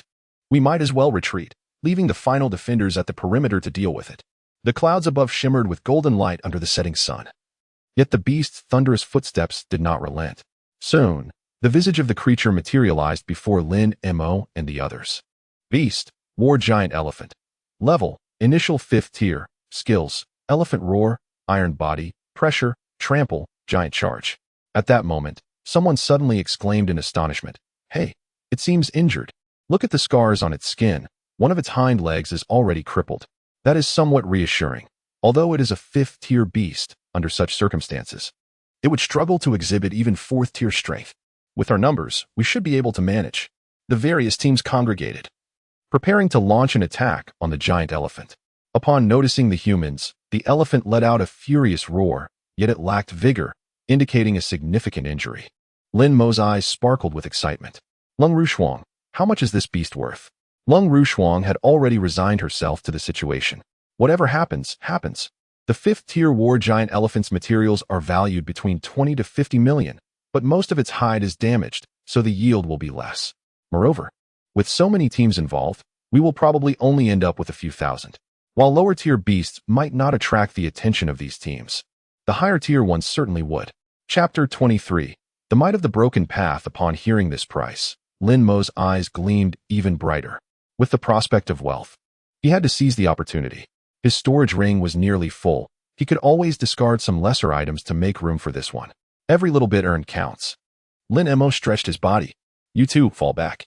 Zhang Shang silently grasped his shield and stepped back, while Lang Rushuang hesitated, contemplating whether it was wise to refrain from complicating matters further. The two retreated over 20 meters, observing the battlefield ahead. Once they had moved away, Lin Mo took a deep breath. Bankai, Heavenly Lock, Moon Cleaver. The long sword in his hand transformed, a chain hanging from the hilt. Zhang Shang removed his helmet and rubbed his eyes. "Miss Long, did you see that? His sword has changed. Call me by my name. Do not refer to me as Miss Long." His blade had indeed transformed. Could this be the source of his formidable strength? Perhaps. Zhongshang felt that the alteration of the blade was merely one aspect. The pressure emanating from Lin Mo now was significantly more intense than before. Moreover, he still possessed a plethora of peculiar abilities yet to be unleashed. The small team beside Lin Mo exchanged astonished glances, sensing an overwhelming aura from him that was simply astonishing. As the ferocious beast approached within 20 meters, an array of skills surged forth from various teams, striking the colossal elephant. Aside from a few potent abilities that inflicted damage, the remainder barely left a mark. Lin Mo remained unhurried, for he intended to claim it all. The melee fighters broke away from the group, charging towards the giant. "Be cautious, do not get hit." Blades, spears, swords, halberds, axes, and hooks clashed against the elephant's legs, but only managed to inflict a superficial wound measuring about 10 centimeters. In comparison to the 10-meter-tall giant, this was hardly a wound at all. With a swift flick of its trunk, the elephant hurled debris towards the nearby group, accompanied by a roaring gust. "Retreat. We are no match for it." The crowd hastily disengaged from the fray. Lin Mo took a deep breath. Observing the situation, it appeared that everyone was ready to concede. After all, if they could not even breach its defenses, it was futile to engage further. He stepped forward, distancing himself from the team. "Kid, I know you're strong, but now is not the time for bravado." Xiao Jian's expression shifted. Was this young man truly considering facing it alone? That would be sheer folly. "Young brother, preserve your strength. Retreat while you still can." Lin Mo waved his hand dismissively. "No need to panic. I merely wish to test my abilities. Besides, I am quite swift." To illustrate, Lin Mo demonstrated his instant movement, swiftly shifting 10 meters aside. The constant chatter from his companions was likely to distract him. What the? A spatial ability? Is that teleportation? Yet it seems different. Acknowledging Lin Mo's survival skills, they ceased their objections, opting to remain on the sidelines while also keeping an eye out for an escape. Lin Mo vanished from sight, reappearing near the elephant's ear, a manifestation of his advanced teleportation skills, allowing for temporary suspension in midair. With a swift slash, he carved a 20-centimeter gash into the beast's ear. However, in comparison to the massive appendage, it was akin to a mere scratch on a hand. The creature flicked its ear, and Lin Mo reappeared at his original position. It seemed the disparity in levels was considerable. For the moment, he aimed to restrict the creature's movements. Binding path, 9th strike. A crimson line, as thick as an arm, shot forth, ensnaring 3 of the elephant's legs, causing it to lose balance and tumble to the ground with a resounding thud, stirring up a cloud of dust. The various teams gazed in astonishment at the unfolding scene. What sorcery was this? In a flash, Lin Mo teleported above the elephant, calling out urgently, "Binding path, 30th mouth flash." 3 luminous shards secured the beast's trunk, neck, and torso to the ground. Despite its struggles, it appeared capable of enduring for several minutes. Returning to solid ground, Lin Mo wasted no time. Destruction path, 33 fiery descent. 6 white flames bombarded the elephant, erupting with explosive sounds. The elephant emitted agonizing cries. As the smoke cleared, its skin ruptured, and its thrashing intensified. The light shards binding its neck began to crack. Lin Mo's pupils constricted. How formidable was this creature? While he marveled at the beast's resilience, the others were left utterly speechless, jaws agape. Who could enlighten them on what sort of profession this was, wielding a blade yet employing magical assaults, and of a caliber so distinct? Indeed, it was a combination of light and fire, control and damage, with exceptional swordsmanship. Was the new generation truly this powerful? I have no idea. We are about to graduate and cannot even compare to him. How can we justify this? In contrast to their bewilderment, Long Ruo Shuang maintained her composure. Or so one would think. The damage inflicted was nothing short of explosive. She had yet to unleash her crescent-shaped black artifact. Were they certain this all originated from the same testing ground? Zhongshan was not from Fengjing. He hailed from the magic metropolis, thus unfamiliar with the local circumstances.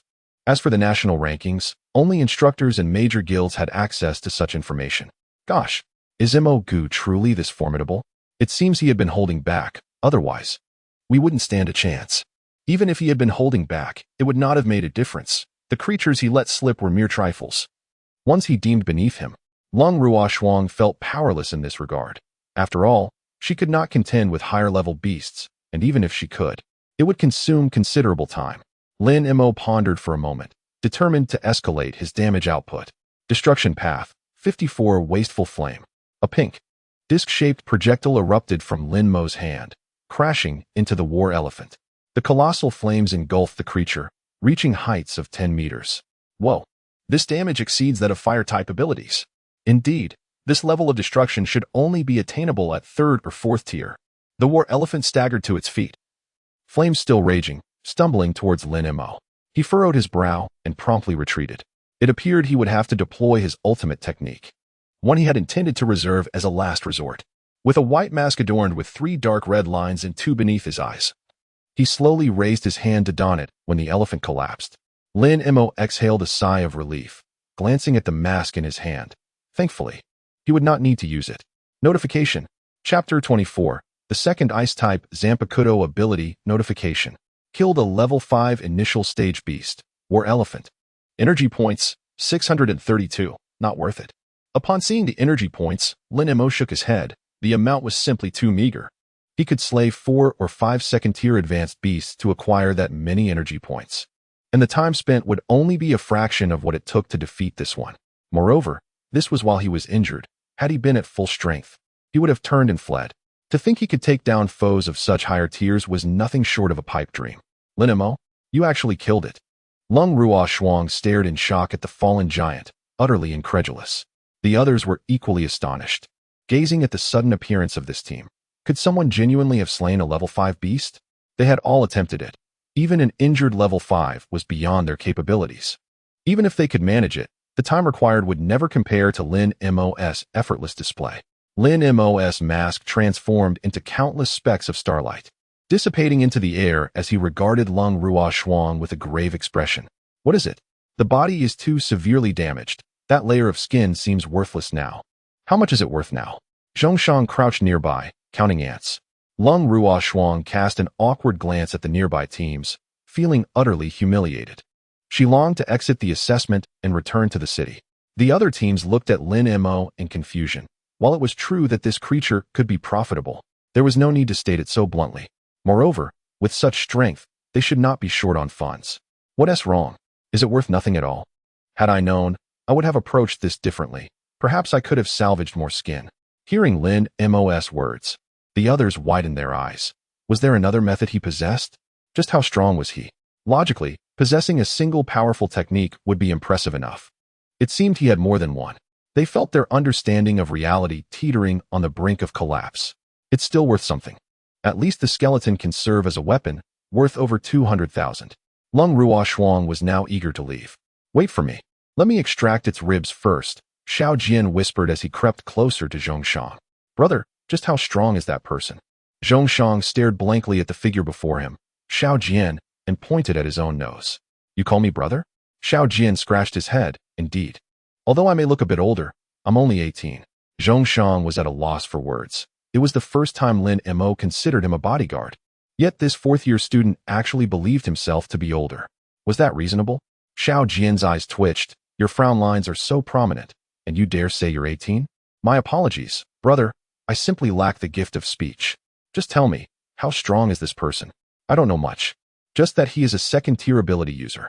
Second tier. So, I'm a fake second tier, am I? Xiao Jian, nearing graduation, was a high-level second tier. Still a bit away from the initial stage of the third tier. Most graduates from their university were essentially high-level second tier, with the more potent abilities barely reaching mid-level third tier, a rarity. Yet, in their circle of mixed second and third tiers, they actually found themselves outmatched by someone who had just entered the second tier. Indeed, given Lin Mo's age, it was entirely reasonable for him to have just entered the second tier. Unbeknownst to him, Lin Mo had no interest in other speculations.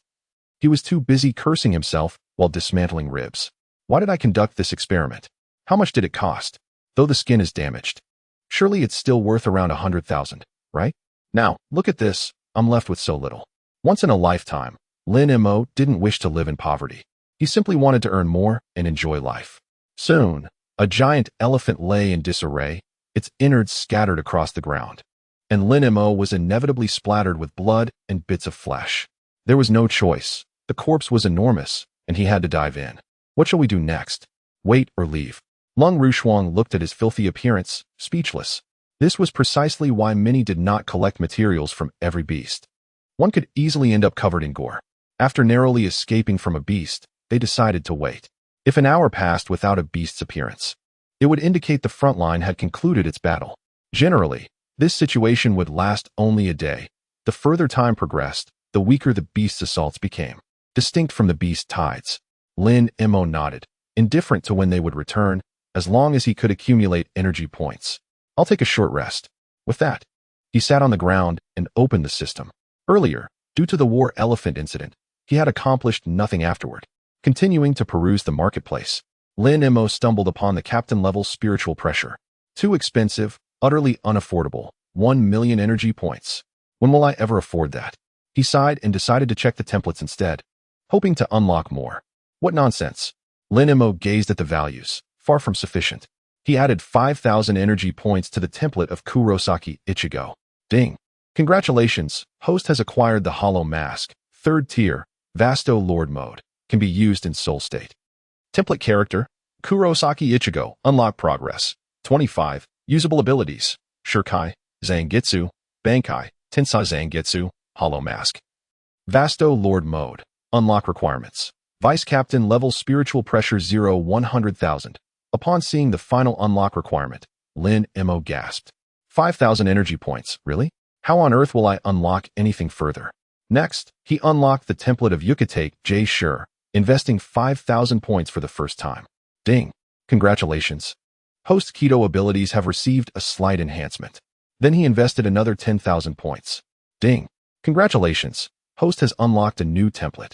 Lin Mo raised an eyebrow. It turned out this could also unlock templates. Did that mean? His gaze fell upon the template of Hitsugaya T. Sure, but he decided to wait and check what new template had appeared first. Upon opening it, he revealed a look of surprise. He just wasn't sure if new templates would continue to emerge, though the likelihood seemed slim. Template character, Kachiki Rukia, unlock progress. 1. Usable abilities, Shurkai, S10 Kiss Hun, unlock requirements. 0 100, 2 Ice-type Zampicat S had been gathered. exceeding his expectations. He then spent 16,000 energy points, raising Hitsugaya T-Shire's unlock progress to 15, regrettably without any additional gains, but he didn't mind. Chapter 25. Does having unending wealth count? Since he had already spent, he couldn't leave Kachiki Rukia's template behind. Might as well upgrade everything. He spent another 16,600, increasing Rukia's unlock progress to 25. Perhaps due to the limitations of Rukia's Zampiket, the unlock cost was quite low. Template character, Kachiki Rukia, unlock progress, 25. Usable abilities, Shirkai, S10 Kiss Hun, first dance, Sukiakari, second dance, Shirafune, third dance, Bayakarai. Absolute 0. Unlock requirements, 20,000. As Rukia's template unlock progress increased, Lin Mo's mind filled with numerous abilities related to S10 Kiss Hun. He even learned the strongest ability of S10 Kiss Hun, Absolute 0, which he understood could only be used for 4 seconds. Beyond that, he currently could not endure. However, in Vasto Lord mode, he was confident of extending it to 10 seconds. Naturally, he also learned various technical abilities regarding Hitsugaya T-Shire's Zampiket. It turned out unlocking had such advantages. As for why he hadn't gained anything from Kurosaki Ichigo and Yukitake J-Shire, he could surmise. After all, Zampiket weren't from the same series. Lin Mo stood up and returned to the two, awaiting their return. An hour later, without any beast appearing, all teams headed back towards the city. Let us hurry back. I'm starving. All right. The thought of Lin Mo wrapping his arms around her waist made Lang Rushuang feel a bit uneasy. Nonetheless, his speed was undeniably impressive. Lin Mo swiftly grasped both their waists and vanished from the spot. Hey, what happened to that team earlier? I don't know. It just disappeared in a flash. By the way, what kind of ability does that person have? Regarding Lin Mo, there were countless speculations among the group. Yet no one could truly guess the nature of his abilities.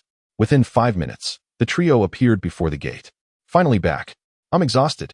Lin Mo shook his arms.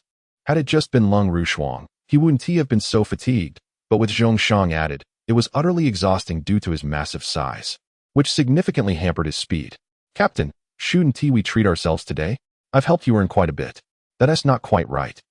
We'll have to split what's in my ring. How could the spoils of a small team be solely claimed by the captain? Lin Mo stiffened and turned to Lang Rushuang. Well, the money in my ring doesn't need to be split, right? Not necessary. Lang Rushuang feared Lin Mo might leave the team over those tens of thousands. Upon hearing he wouldn't have to share the money in his ring, Lin Mo instantly relaxed. Let us go. Let us eat some skewers together. Let us drink a bit more tonight. The three hopped into Lang Rushuang's car and returned to the barbecue stand. This time, Lin Mo ordered 300 portions without needing Zhongshang's input. The owner of the establishment even brought over a large table for them, as such an amount wouldn't fit otherwise.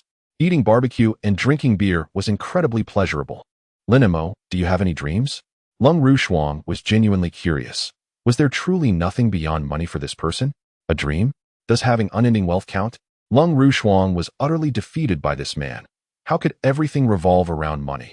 What about you, Zhongshang? I aspire to become a 9th-tier supernatural practitioner, extending the defensive perimeter by 100 kilometers. Lin Mo, observe others and then reflect upon yourself. Your awareness is rather lacking. Zhongshang's response embodies the sentiment of the majority of supernatural practitioners. Each individual possesses their own way of life, and besides, is my dream not equally commendable? Even if, in due course, Zhongshang ascends to a 9th-tier practitioner, do you believe I could not outmatch him?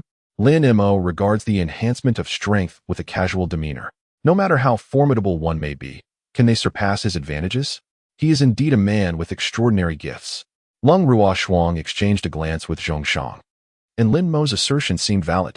Given Lin Mo's current circumstances, even if Zhongshang were to reach the 9th tier, it is doubtful he could best Lin Mo. Lang Rushuang sighed softly. Never mind.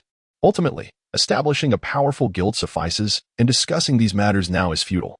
Observing the two before her, it was time for her to take action. She still required a healer and an explorer. Lin Mo, remember to rest tomorrow. Yes, I have not forgotten. Lin Mo replied while enjoying his meal, clinking glasses with Zhongshang. The wine has warmed slightly.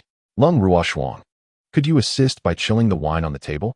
Lang Rushuang looked at Lin Mo in shock, pointing to herself. You want me, an S-tier ice-type supernatural practitioner, to chill beer? Lin Mo looked at her in confusion. Is that not possible? Surely it would be a simple task for you? Lang Ruo Shuang was at a loss for words. Despite being a combat specialist, the notion of chilling beer left her bewildered. Zhongshang quickly raised his hand. Brother Mo, the beer is still somewhat cool. If it's not sufficient, we could simply ask the establishment to replace it. Lin Mo shook his head. Do you not see this as an opportunity for practice? Through chilling the beer, you can refine your delicate manipulation skills. How do you not grasp this? Lung Ruo Shuang huffed coldly, choosing to ignore him. Lin Mo ceased his chatter and instead drew his sword. Shirkai White Snow.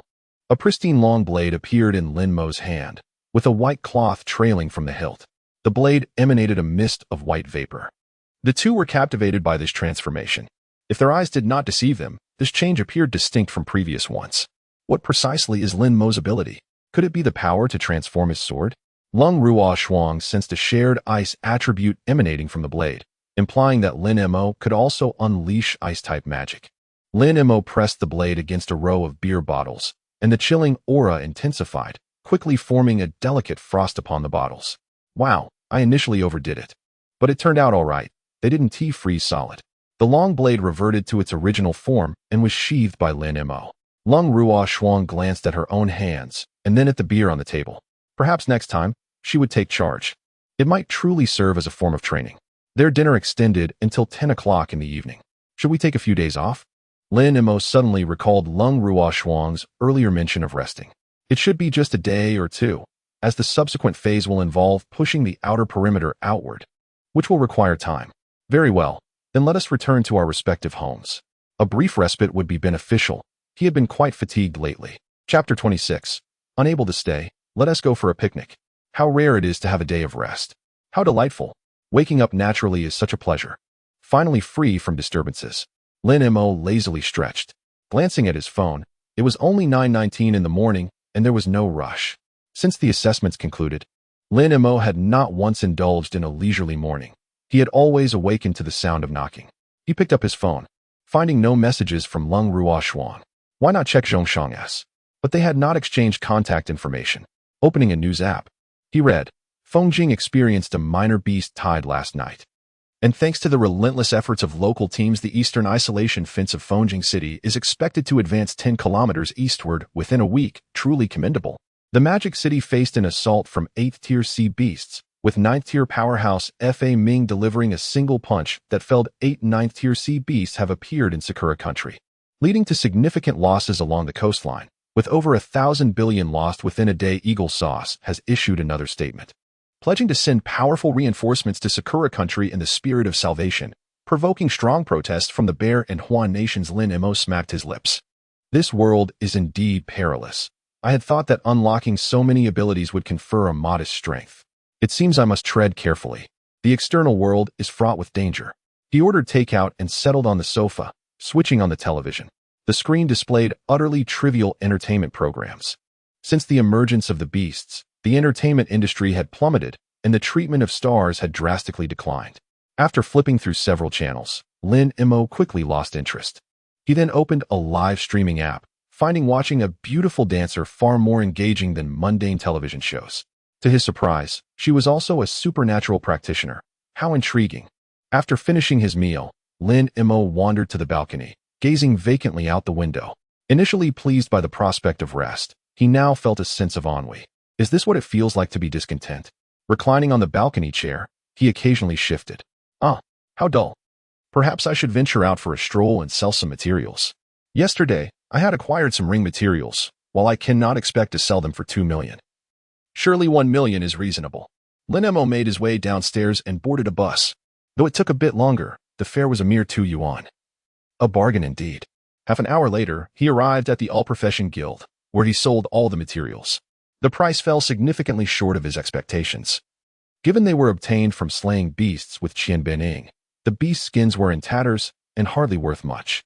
In the end, he sold them for less than 600,000, half of which was provided by the war elephant. Lin Mo gazed at his bank balance, letting out a resigned sigh. What a loss. Yet without Qian Bening, it would have been an even greater detriment. In the end, it was not merely money that was lost, but energy points as well. If forced to choose between the two, Lin Mo would much prefer to lose money rather than energy points. Upon returning home, Lin Mo once again found himself languishing in front of the television. Continuing in this manner was unsustainable. Was there not something to occupy his time? For the first time, he realized how dreadfully dull this world was. There were pitifully few films available, and even fewer worth watching. Television dramas were scarcely better, and the gaming options were scant indeed, reduced to repetitive formats. Lin Mo picked up his phone, perusing his contacts. Many were friends from his past, though he had scarcely reached out over the past 2 years. Even when he had, Lin Mo found little desire to reconnect, as he felt no familiarity. As night fell, he could no longer contain himself. He took his phone and called Lung Ruoshuang, as she was the only one he considered somewhat familiar. "Hello, what is it?" "Ah, your tone is quite frosty. What do you want?" Lin Mo refrained from teasing her further. "Are you bored at home? Why not call Zhongshang, and we can find a place for a picnic?" Barbecuing no longer sufficed. He craved a genuine outing. "Is that the reason for your call?" Lung Ruoshuang contemplated the girl before her, tempted to hang up.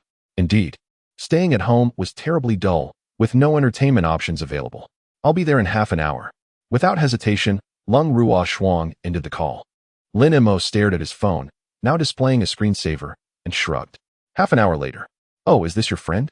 A petite girl sat beside Lung Ruoshuang, her doll-like face framed by soft bangs, appearing to stand no taller than 155 centimeters. "Yes, she is our new team member, a priest." "Hello. My name is Zhong Cc." Upon hearing the name, Lin Mo immediately thought of Zhongshang, who sat across from him. "What is your relation to Zhongshang?" "Brother Mo, she is my sister." Lin Mo cast a surprised glance at Zhongshang. Utterly perplexed by the existence of such an adorable sister alongside someone of his considerable stature, it seemed utterly inconceivable. Are they related? He pondered.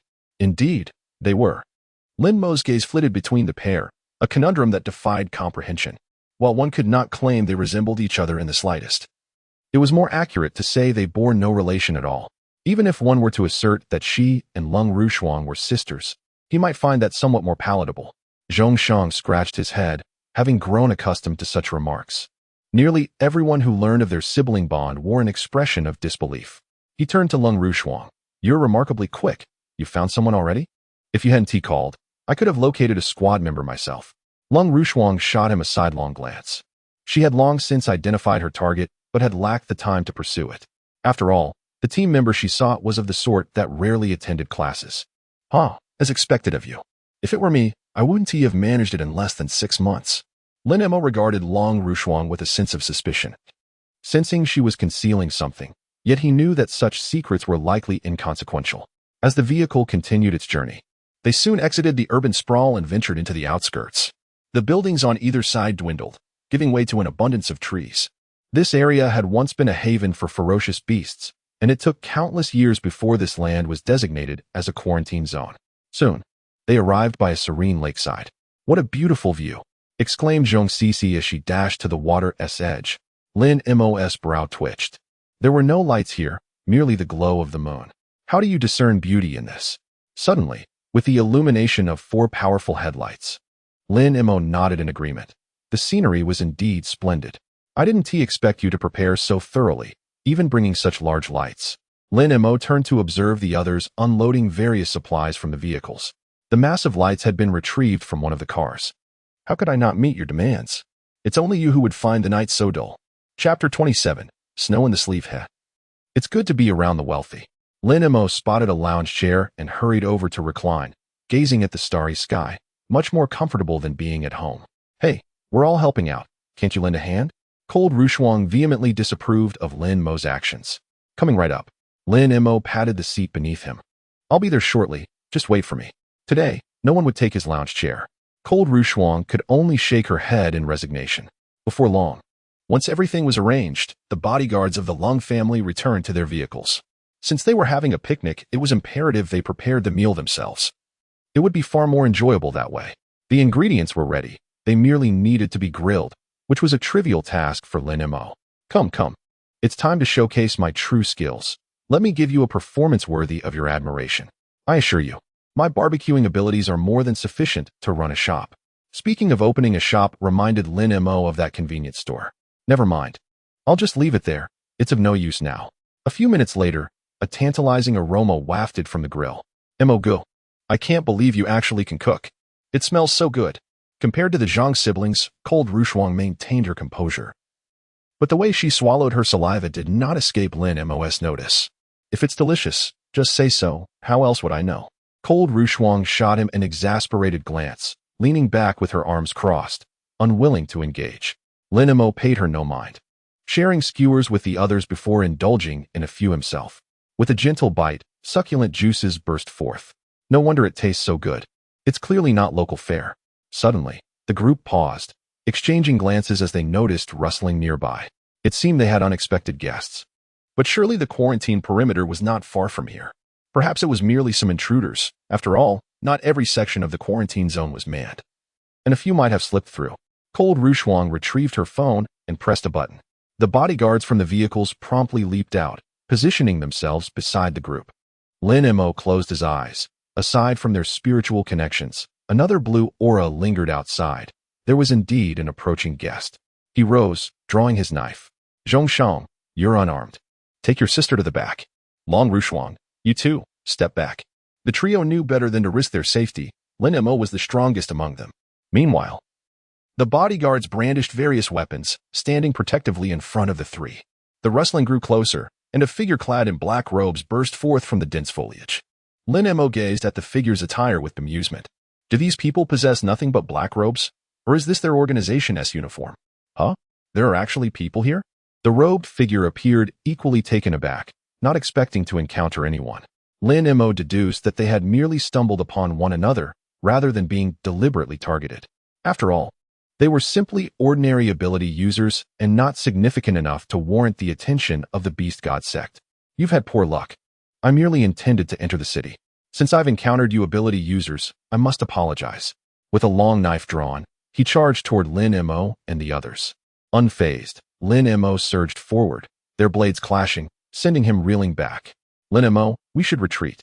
Cold Rushuang shouted in alarm. Lin Mo shook his slightly numbed hand, dismissing her concerns. It's not that dire. TCH, a mere second-tier ability user, how audacious. The robed figure scoffed. Unwilling to engage in prolonged combat as he had a mission, flames engulfed his blade. Lin Mo's eyes widened. Wait, is that the flowing blade of fire?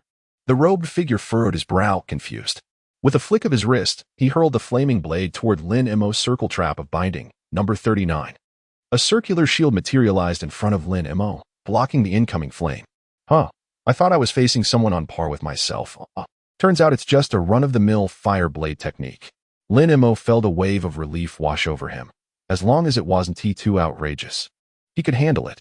Though the opponent was stronger, it was only relative to his current state. The robed figure, unaware of Lin Mo's thoughts, since the latter was not speaking kindly, he then raised his blade, summoning an enormous flaming sword above his head. Is that the Inferno Demon Sword? Lin Mo, we need to leave. That's a 4th-tier fire attribute swordsman. 4th tier, you say? That shouldn't pose too much of a problem, Lin Mo replied, waving his hand and muttering, Dance of the Frost, Snow in the Sleeve. A radiant white light enveloped his knife, transforming its appearance. Let us see which is stronger, your Inferno Demon Sword or my Ice Attribute Blade. 3 dances, white blade. A colossal ice blade, larger than the Inferno Demon Sword, stood before Lin Mo. With a swift motion, he sent the massive ice blade flying toward his adversary. The robed man's pupils constricted. What sort of profession was this individual? He seemed to possess a myriad of skills. Hastily, he maneuvered his giant sword to intercept the incoming ice blade. Boom. The clash sent shockwaves rippling outward, causing both the ice blade and the Inferno Demon Sword to vanish into a mist of vapor. Lin Mo casually planted his blade in the ground, softly uttering, Ice white. A wave of frigid air rapidly spread toward the robed man. In a state of shock, he suddenly sensed a looming threat. Observing the icy aura on the ground, he hesitated to engage. Quickly, he thrust his sword into the earth, erecting a ring of molten rock that encircled him. Hiss, as expected of a 4th-tier ability user. Your reflexes are impressive. Kid, I admit you're formidable, but if you wish to kill me, you'll need to train for several more years. How would you like to join the Beast God sect? We can fulfill any desire you might have. Really? Lin Mo responded, his expression brimming with excitement. The robed man smirked, confident that no one could resist such temptation. Of course. Could you possibly lend me 10 billion? The man in the black robe's expression stiffened. his eyes narrowing in anger as he glared at Lin Mo. Are you mocking me? He tossed his black robe aside, his body engulfed in crimson flames. The flames on his blade transforming into a vibrant orange. What? You can transform as well? Did you think I couldn't? A white mask appeared in Lin Mo's hand. Initially intended as a backup, but he found it necessary to use it against this formidable opponent, who was far from the mindless beast he had encountered before. Upon donning the third-tier mask, Lin Mo felt a surge of energy coursing through him, an energy bestowed by the mask rather than his own. After all, in the anime world, Ichigo Kurosaki possessed 3 bloodlines, while Lin Mo had only the spiritual pressure of a Shinigami. He had yet to acquire the power of the hollow. Lin Mo gazed into the distance, a breath of cold air escaping him, vanishing into nothingness. Chapter 28. Fragmented space. The black-robed man's pupils constricted. He was fast. Lin Mo appeared instantaneously at the man's left side, his blade slicing through the air and grazing the man's arm. Instead of blood, the wound was encased in a layer of frost. The flames on the man's left side extinguished instantly, replaced by a bone-chilling cold. Yet, this was merely the beginning. Lin Mo darted swiftly around the black-robed man, inflicting wounds with each appearance, leaving no room for a counterattack. He refrained from using his ultimate state of absolute zero, opting instead for his initial form. Even so, the agony was unbearable for an ordinary individual. Each cut lowered the man's body temperature to a frigid -50 degrees. In truth, the man in the black robe had already succumbed to death. Lin Mo returned to his original position, the mask on his face shattering into a cascade of starlight. Having faced away from cold Ruoshang and the others, they were oblivious to his masked transformation. They only sensed his sudden surge in strength. Lin Mo's blade reverted to its original form as he exhaled a sigh of satisfaction. Done. Wow, brother Lin Mo. You are incredible. Far more powerful than my brother. Zhong Sisi exclaimed, her face radiating admiration as she rushed over. Indeed, I share your sentiment, she added. Zhong Sisi's expression faltered momentarily. Why was he so dismissive? Next time, he mustn't be so reckless. After all, this man was a 4th-tier warrior. He was merely careless this time. If he had any tricks up his sleeve, we would be in grave danger. Lin Mo stared blankly at cold Ruoshang, whose face flushed under his gaze. Could it be that Lin Mo has developed feelings for me? She pondered, feeling unprepared for such notions. How would she possibly decline? Yet, I just realized you possess quite the loquacious nature. Cold Ruoshang's complexion shifted from red to yellow, then to green. She scolded herself for overthinking. By the way, this 4th-tier man must be worth more than the 3rd tier, right? You think too highly of it. He's already dead, at most worth 50,000, another voice chimed in. 50,000 is still substantial. Quickly, contact the safety bureau and have them bring the money. Lin Mo chuckled, surprised that a simple outing could yield such profit. Before long, personnel from the safety bureau arrived, examined the body, and requested Lin Mo's bank account details, assuring him the funds would be transferred the following day. The group settled back into their seats, continuing their seemingly endless picnic. You 3 have such courage. After all that has transpired, how can you still have the appetite to eat? Cold Ruoshang gazed incredulously at her companions. Why overthink it? It's unlikely another beast god will appear, right? There can't be that many of them. Cold sister, just enjoy your meal. If the sky falls, there's someone tall to hold it up, one of them cheekily replied. Cold Ruoshang rolled her eyes, but couldn't help but join the feast, conceding that Lin Mo's grilling skills were indeed exceptional. Half an hour later, they lounged on their chairs. Lin Mo caressing his belly. That was delightful.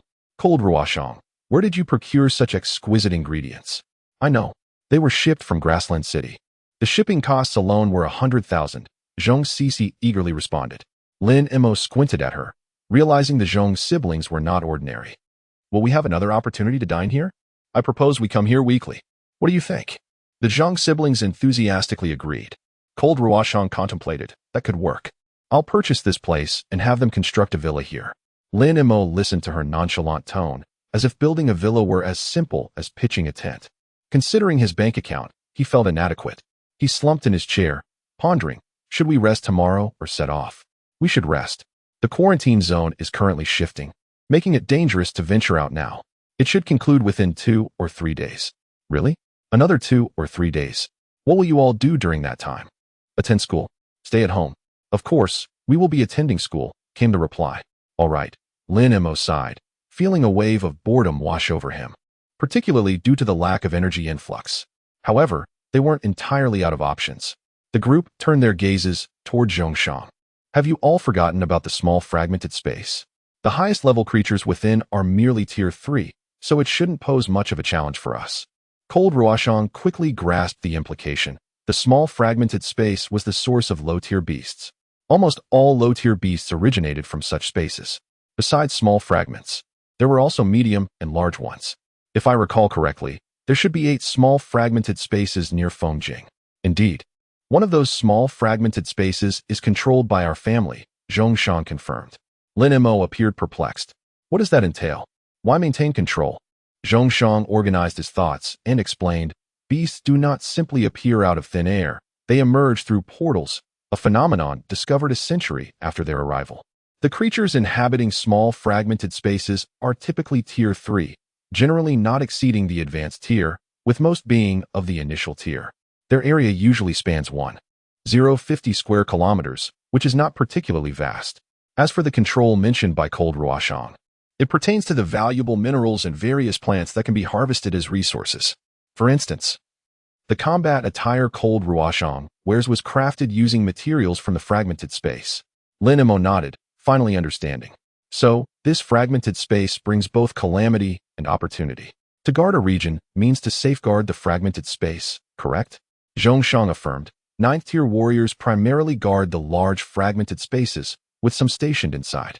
However, those spaces have an extremely high mortality rate and require a 9th-tier guardian. Lin Mo furrowed his brow, puzzled.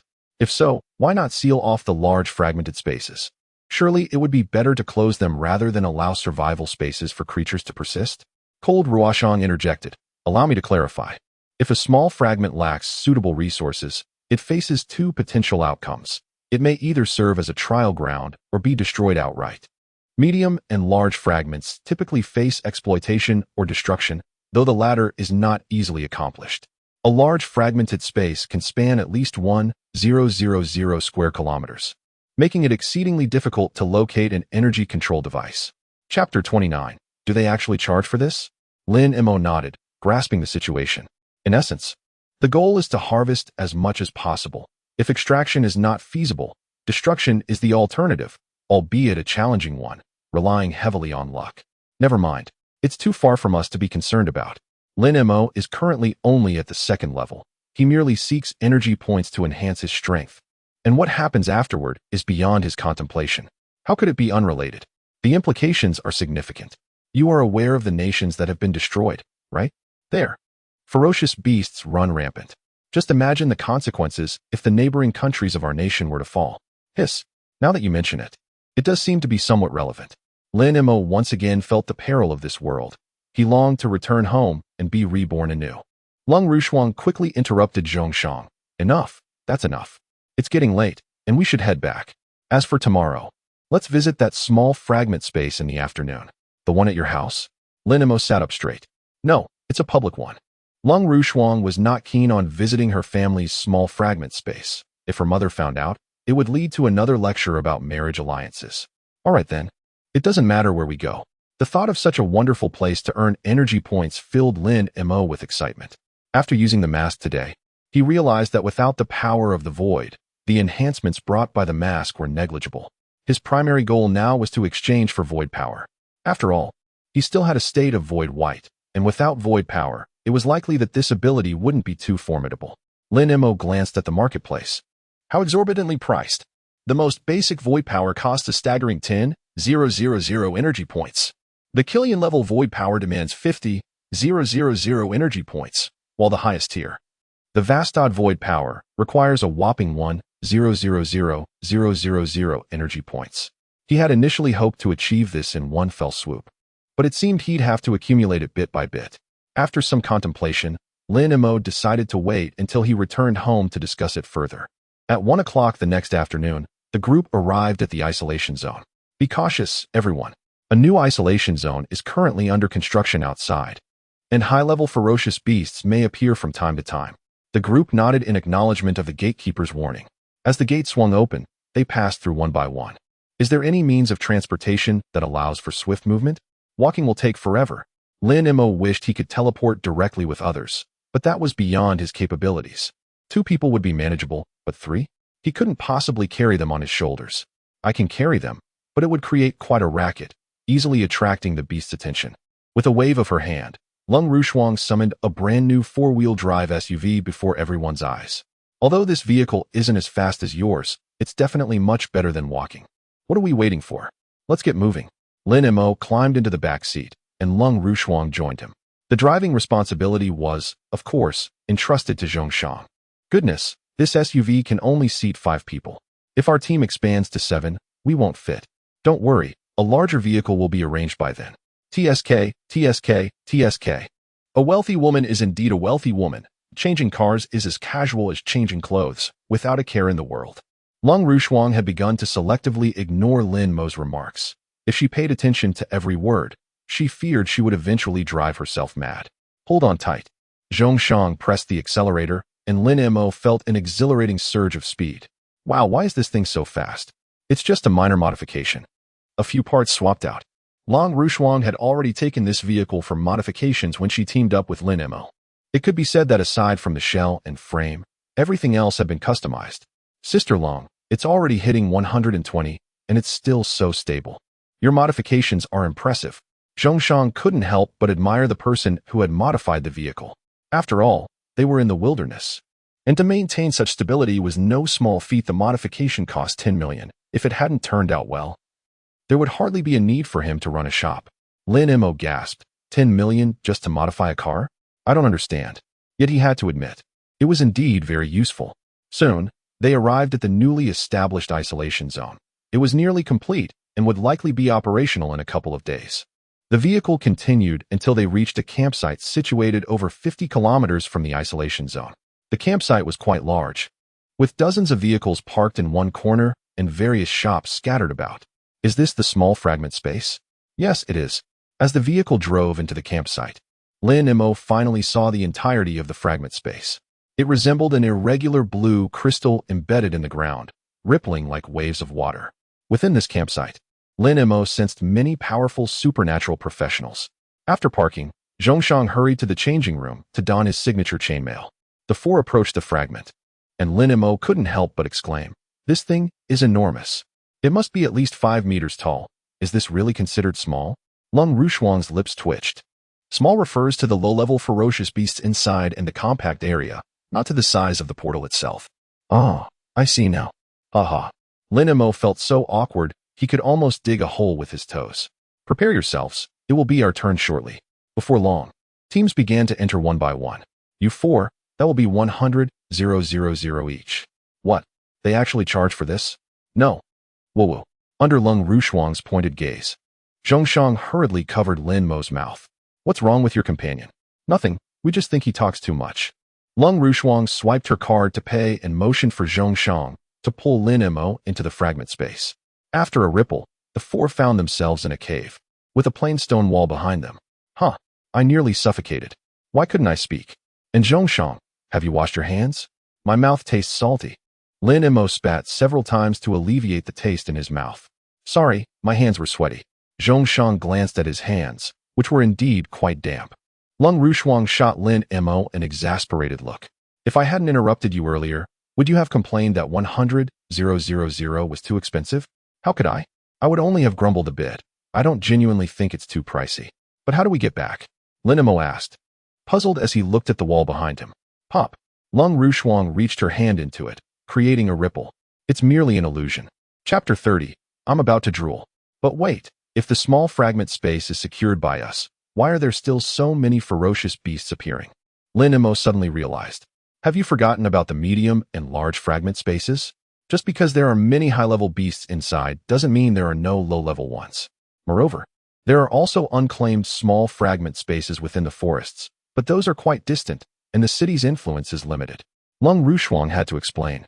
Sometimes she doubted if Lin Mo truly belonged to this world, given his ignorance of such fundamental concepts. So that is how it is. Lin Mo had initially thought it was a deliberate act by the people here, but it turned out the abundance of fragments was the reason. Let me clarify. It's not just outside the city. Sometimes these fragment spaces can appear within the city as well, but most are eliminated shortly after they manifest.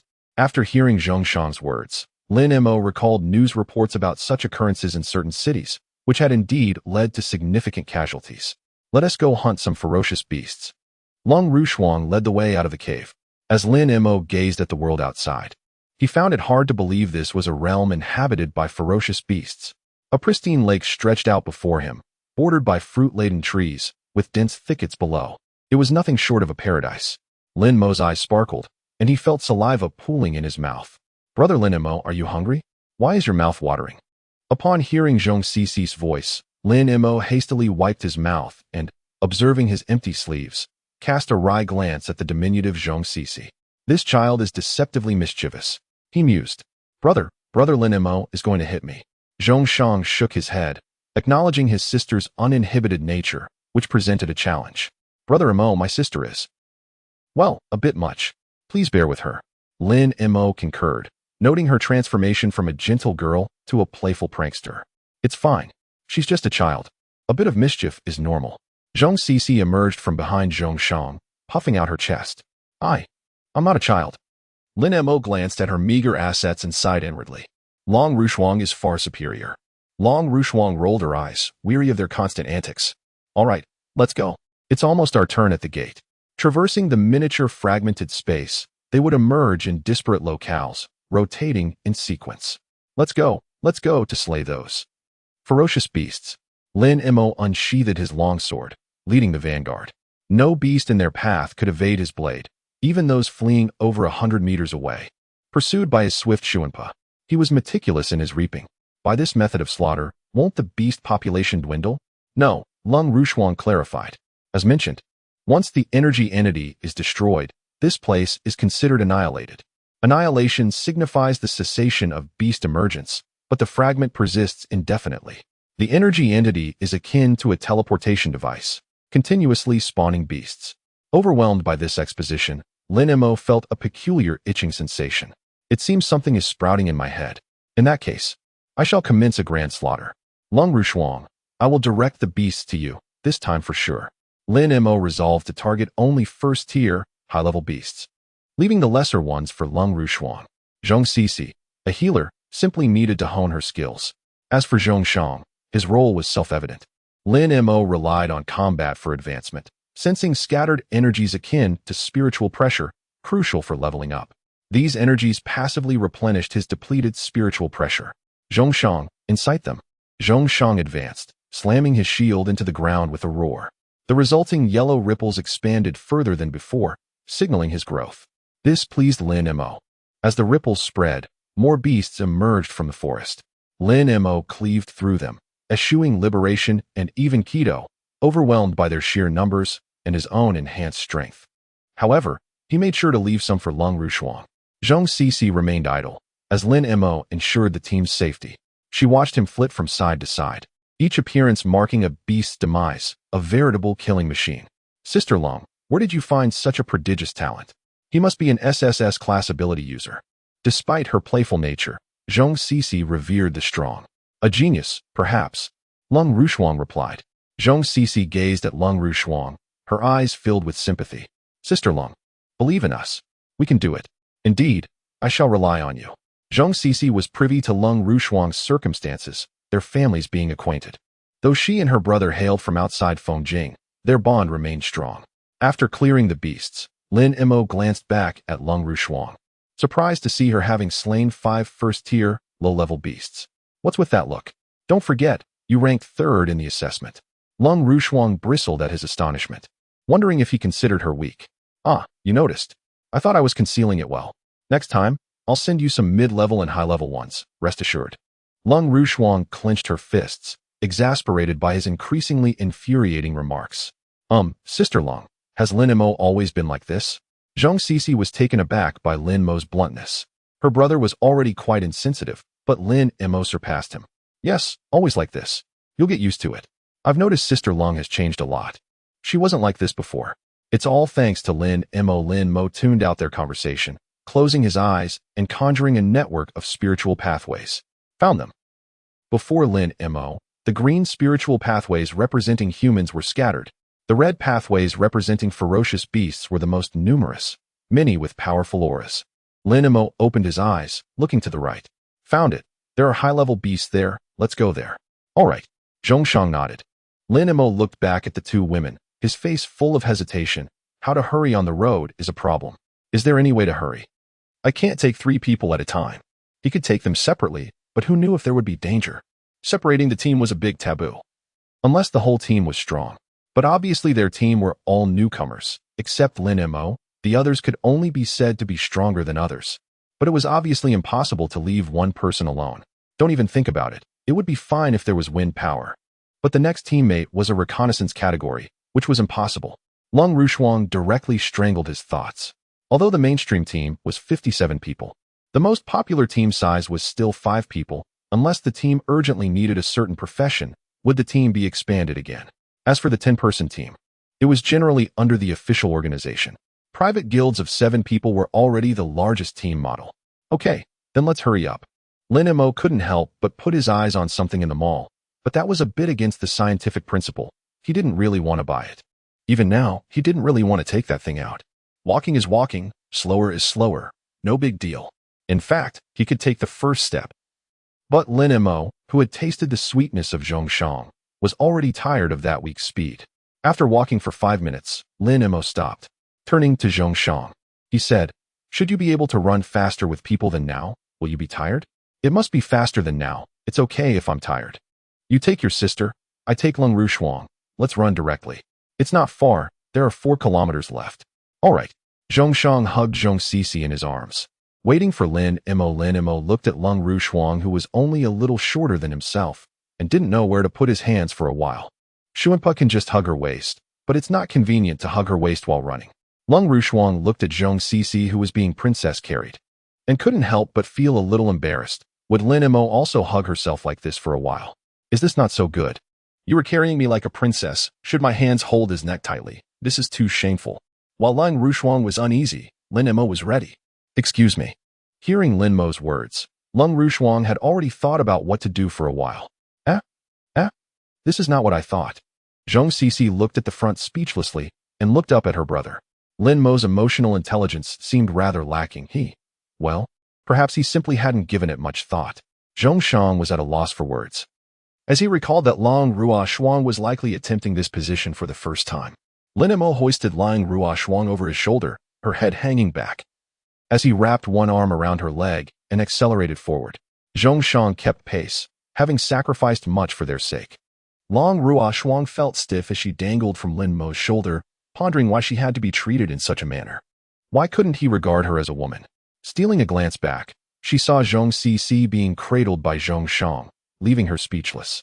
Lin Mo, oblivious to her thoughts, was focused on their increased speed compared to before, while Zhongshang showed no signs of lagging behind. With the ability to scout, I really ought to find someone with a faster pace. Otherwise, our journey will be quite arduous, she mused. Understood, but could you perhaps carry me differently next time? After all, I am a girl.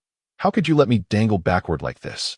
During Lin Mo's run, her head was bumped several times, forcing her to brace it with her hands as she lay against his back, resembling a student resting on a desk, albeit a rather mobile one.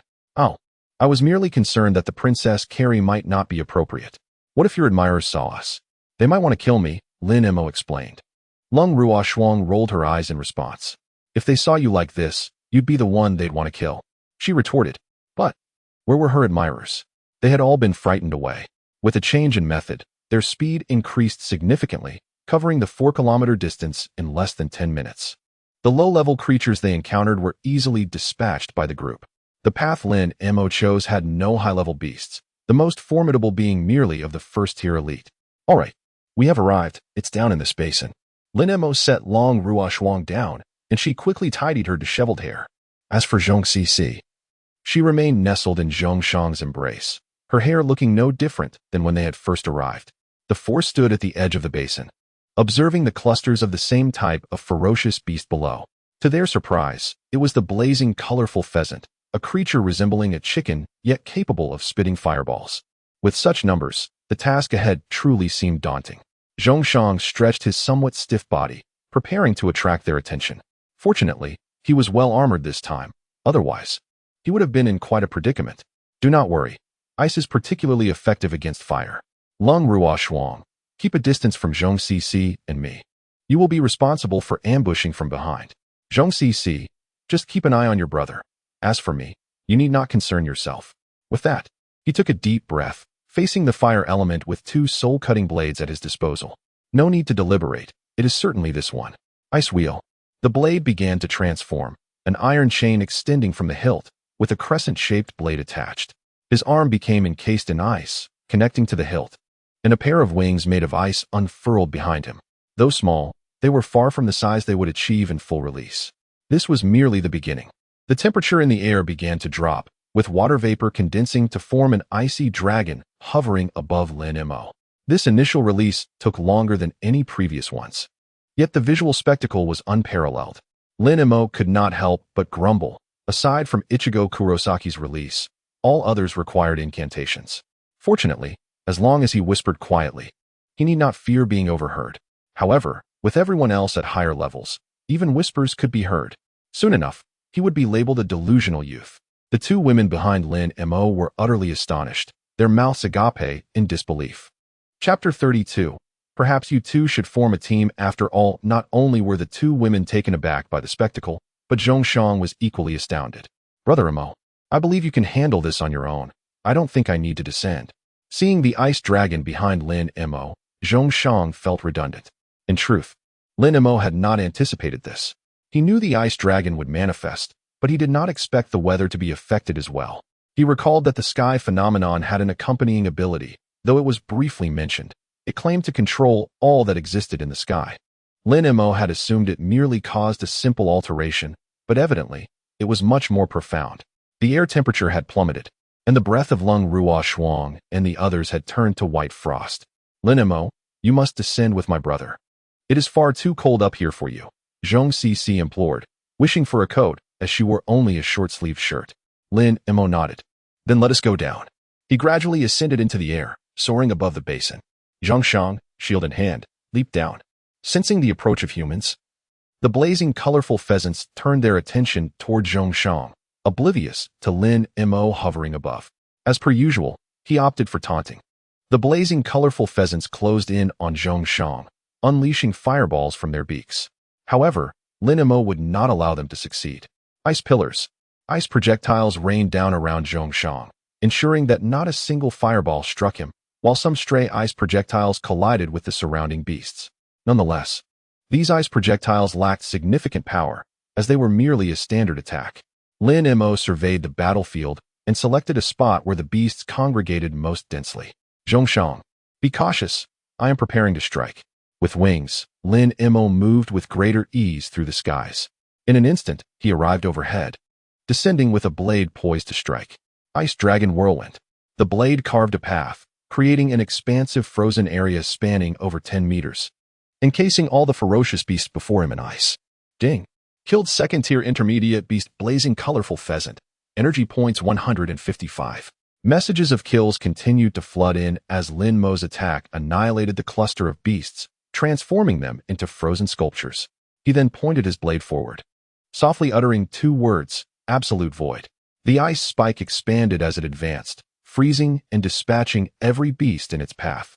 10 seconds later, only a few scattered creatures remained in the direction Lin Mo faced. Employing the same method, he eliminated the beasts in all 4 directions. Zhong Cc, watching Lin Mo's impressive display, turned to Lung Ruo Shuang. Sister Lung, perhaps you and he should form a team. My brother and I feel unnecessary. He can single-handedly take on the world. Who could possibly rival him? In her eyes, Lin Mo was truly invincible. The destructive force he exhibited left her in disbelief that even an SSS-rated ability could not match him. It was hard to fathom that her sister, who had claimed Lin Mo possessed only a C-rated ability, was not joking. Yet, a team was essential. Individual strength alone held little value. After all, as levels increased, the intelligence of the beasts they faced would also rise. They would not resemble the blazing, colorful pheasants, continuing to advance in the face of danger. Lung Ruo Shuang murmured to herself, having believed she had seen through Lin Mo's capabilities, only to realize he surpassed her expectations by a significant margin.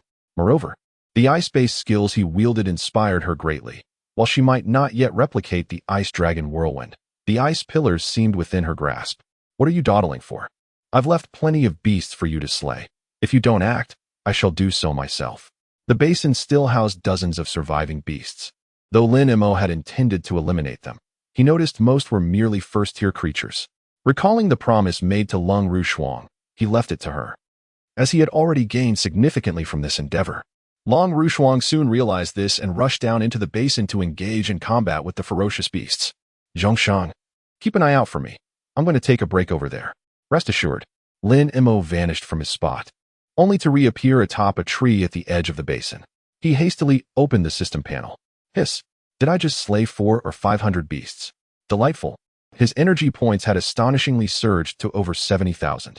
Lin Mo stroked his chin, contemplating the marketplace and templates. This amount seemed insufficient for any substantial purpose. The template for Kurosaki Ichigo required 50,000, which he could disregard for now. As for Yukitake Jushiro and Hitsugaya Toshiro, he could unlock them one more time, but their utility appeared limited. Lin Mo speculated that one would enhance keto damage, while the other might grant a new ability, though the latter was less likely. Regarding Rukia Kachiki, Lin Mo shook his head, deeming it unnecessary. Given this, he pondered whether to save these energy points or exchange them for Jillian-level hollow powers. After a moment's consideration, Lin Mo decided to return later to see how many energy points he could acquire. Upon closing the marketplace, he was startled and quickly opened the template section to scrutinize the unlocking requirements for the 4 cards.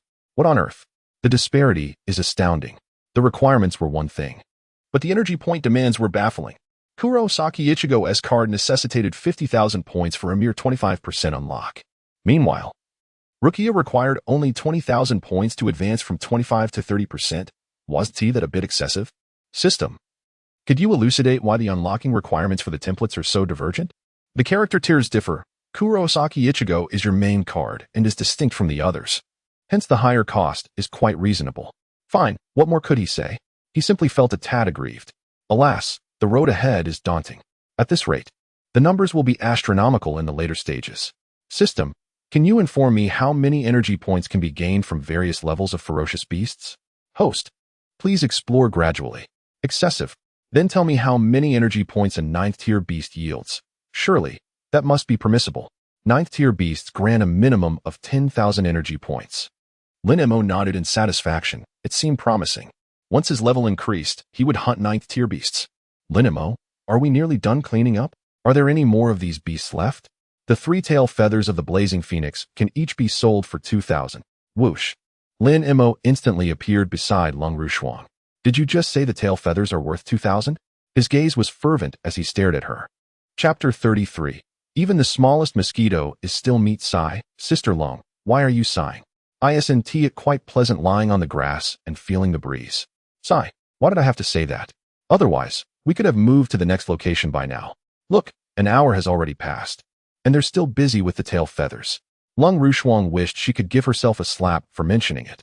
Well, let them be. It's Lin Mo Gidge who killed them anyway, and my brother merely assisted. Hearing Zhong Cc's words, she felt even more helpless. They had just formed a team, and money-related matters were manageable for now. But what about later? What about establishing a guild?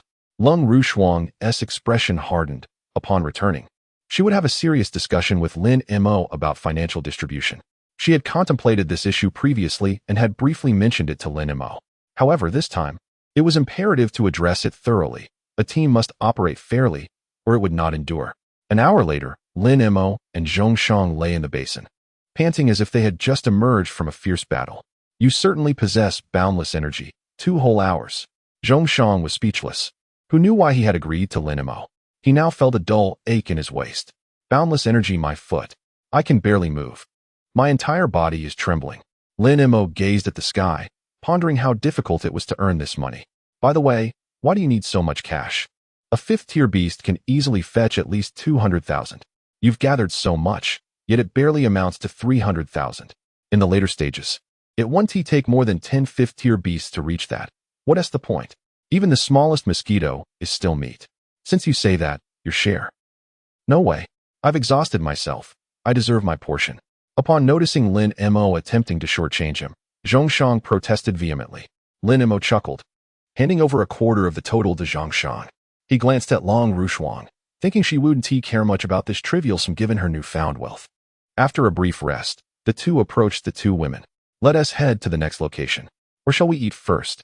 Upon hearing Lung Rushuang's suggestion, Lin Mo realized he was indeed rather hungry. After their journey and the hunt, it was already past 5 in the afternoon, definitely time for a meal. Lung Rushuang retrieved the table and chairs she had prepared in advance and took out the food from her ring. Upon seeing the lamb chops, braised beef, and large lobster laid out on the table, Lin Mo's eyes widened. Isn't this a bit too extravagant? Will our meals always be like this?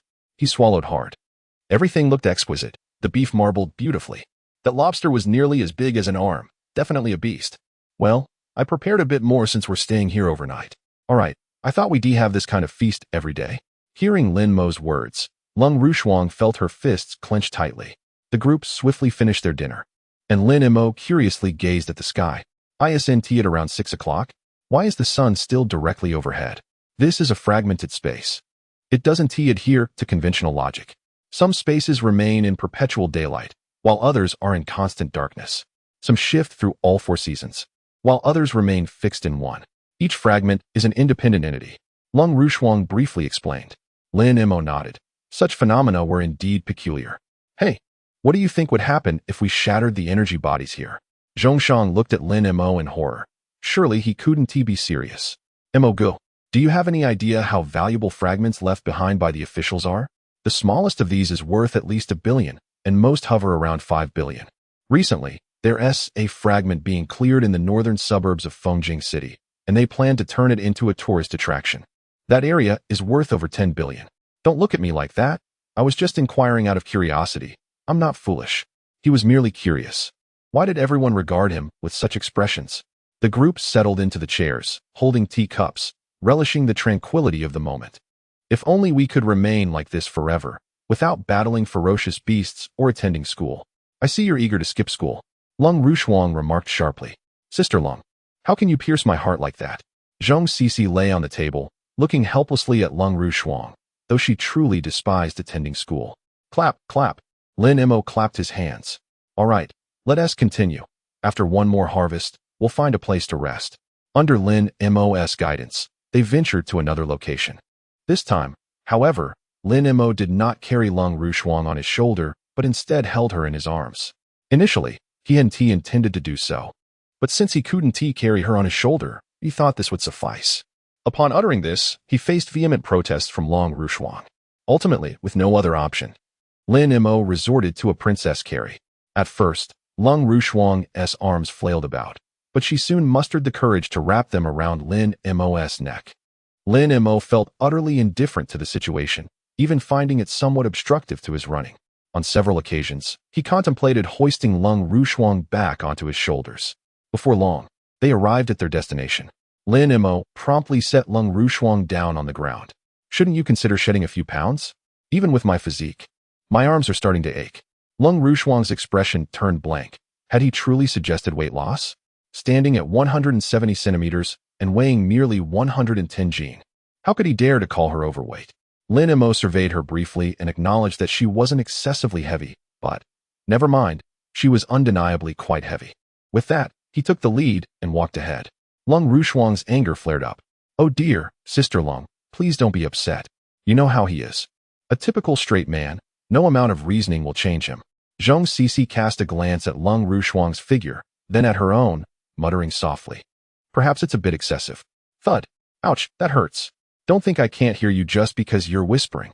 Being large isn't her fault. It's a genetic issue, and she's the smallest among her mother and sisters. After walking for 5 minutes, they reached a meadow inhabited by a herd of goats, whose horns appeared slightly unusual. The horns gleamed a golden hue under the sunlight. Lin Mo immediately recognized the valuable nature of these goats. Who would have thought we'd be so fortunate to encounter golden-horned goats? Chapter 34. Am I that kind of person? Upon hearing this, Lin Mo's expression darkened. How dare anyone attempt to rob him? He couldn't tolerate such insolence. With that thought, he turned to Lung Rushuang. What if a conflict arises over this? It could escalate, but it mustn't lead to fatalities. You wouldn't engage in a confrontation over money, would you? Lung Rushuang quickly grasped the situation. Lin Mo scoffed. Every matter must have its order. Some people are simply unreasonable. I'll go reason with them.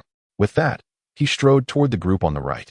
Zhongshan, go assist, but be cautious not to provoke conflict. Zhongshang's lips twitched. Given his strength, how could he possibly intervene? Yet, he nodded and approached with his shield. Boss, the VE arrived before us. No worries, the early bird must also possess the means. Wang Tianai waved dismissively.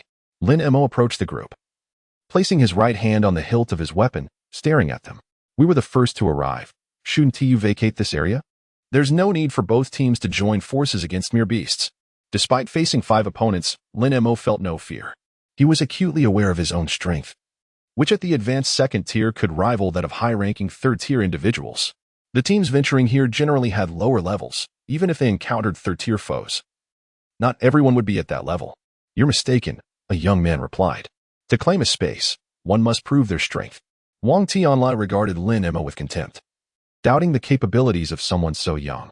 Suddenly, Lin Mo vanished, reappearing at the side of the leader, his blade pressed against the man's throat. There was no flourish, merely a blade poised menacingly. I wonder if you can leave now. While private matters are forbidden here, an accidental injury might not be an issue. After all, a few coins could procure a high-tier healer. Wang Tianlai swallowed hard. The sharpness of the blade was all too real, cold sweat trickling down his temples. Just what had transpired? How had the other party closed the gap so swiftly? Was he an SSS-ranked spatial professional? Why you? We'll withdraw immediately. Lin Mo sheathed his blade and turned away. Wang Tianlai wiped his forehead, realizing he had narrowly escaped a dire situation. Boss, are we really retreating? There's money to be made. Wang Tianlai shot a cold glare at his teammate. Are you blind? Do you not see his strength compared to ours? Hurry up and leave. Don't act like a foolish villain. They departed without a moment's hesitation. While money was enticing, life was paramount. Although humanity should refrain from mutual slaughter, could one truly endure being crippled without cause? Moreover, a professional could commit crimes without leaving a trace. To ensure safety, a hasty retreat was wise. As Zhongshang was halfway through, he noticed Lin Mo had resolved the matter, so he refrained from advancing further. What's wrong, Zhongshang? Lung Rushuang is worried about you. Am I that kind of person? Zhongshang nodded instinctively, recalling how Lin Mo had once risked everything for mere feathers. What wouldn't he do? Lin Mo glanced at Zhongshang's serious demeanor. Was this truly how his teammates perceived him? It was outrageous. It must be Lung Rushuang's influence. Upon rejoining his team, Lin Mo cast a glance at Lung Rushuang. Forget it. I want to hold it against her. Lung Rushuang was taken aback by Lin Mo's gaze. What was happening? Below, there were nearly 200 golden-horned goats. Their defenses were average, but their offensive power was formidable. A blow from those horns would be unbearable for most. Lung Rushuang had a basic understanding of various beasts. Zhongshang, can you handle it? I should be fine. Zhongshang was uncertain. After all, a single blow could cause internal injuries. For a shield warrior, this was far more challenging than facing other beasts. Lung Rushuang, do you possess any abilities besides ice arrows? Perhaps something to slow them down? Lung Rushuang shook her head. I'm still learning my next skill. Unlike you, who seems to have a plethora of abilities. In fact, no other professional in the world has your range of skills. To be honest, Lin Mo was the most extraordinary person she had ever encountered. He could utilize various abilities, yet he was classified as a mere C rank, defying all logic. Yet, he was indeed a C rank. Is that so? Then you can create distractions to cover what I cannot manage. No matter how formidable Lin Mo was, he was still but one person, unable to cover every angle. After all, these goats were not like the chickens they had faced before. He lacked the ability to counter them. As for Zhong Cici stepped forward, her face alight with anticipation. Since their arrival, she had yet to employ any skills, primarily because no one was injured. However, she was close to mastering her second ability and believed it would soon come into play. Just adapt as needed. Keep an eye on your brother. Lin Mo regarded Zhong Cici, a healer, and deemed it unnecessary for her to advance. Zhong Cici felt somewhat helpless. Sister Ling, our team has grown so strong that I'm on the verge of unemployment. Long Rushuang patted Zhong Cici's head. We've only just begun. There will be plenty of work ahead. Lin Mo looked at the blade in his hand, then at the herd of golden-horned goats below. It should be feasible, but... Zhongshang, it seems you'll have to bear some hardship. Zhongshang's heart sank. Was Lin Mo about to pull another trick? Ling Wu by Shui. A white-bladed weapon materialized. Lin Mo felt a wave of embarrassment wash over him, especially with his teammates watching. Indeed, all three were curiously observing him, puzzled as to why he always shouted, Did it bolster his presence? Zhongshang, you go first. I'll follow shortly. Zhongshang nodded, charging forward and slamming his shield into the ground near the Goa in a moment. Remember to keep an eye on the surroundings. Do not forget. Lin Mo executed a swift movement, arriving atop Zhongshang's shield. He raised his blade and traced a circle in the air. A beam of white light ascended from beneath his feet, emanating a chilling aura. The initial dance, moonlit white, manifested as a towering white column of light, soaring to a height of 10 meters and enveloping a 10-meter radius. Chapter 35. All about money. Zhongshang suddenly felt a wave of cold surging from the soles of his feet to the crown of his head. Goodness, Lin Mo wouldn't he harm me too, would he? It seemed Lin Mo could hear Zhongshang's thoughts, as he quickly reassured him, stay still. You will only feel a bit of cold. Only a bit of cold? Zhongshang retorted, incredulous. The sheep before him were already frozen, and the one beside him was beginning to shiver uncontrollably. I can barely stop my teeth from chattering. He sighed, deciding to endure it. The fortunate golden-horned sheep merely bore frost, trembling, while the unfortunate ones were frozen solid. Outside, Lung Ruoshuang hesitated only for a moment before launching ice arrows at the golden-horned sheep, for there were not many in the 10-meter range. How many abilities is this already? This can't be an ordinary practitioner. Even one with SSS-level powers shouldn't possess so many abilities at the second tier. Zhong Sisi felt her worldview crumbling. As a second-tier practitioner herself, she had only one ability at her disposal, with her second ability still in the learning phase. Although she could utilize it, its effectiveness fell short of expectations. Lung Ruoshuang nodded in understanding. She had grown accustomed to it. In less than 10 seconds, the white beam dissipated, leaving the golden-horned sheep either dead or injured, with shards of ice strewn across the ground. Zhongshang exhaled in relief. Is this what warmth feels like?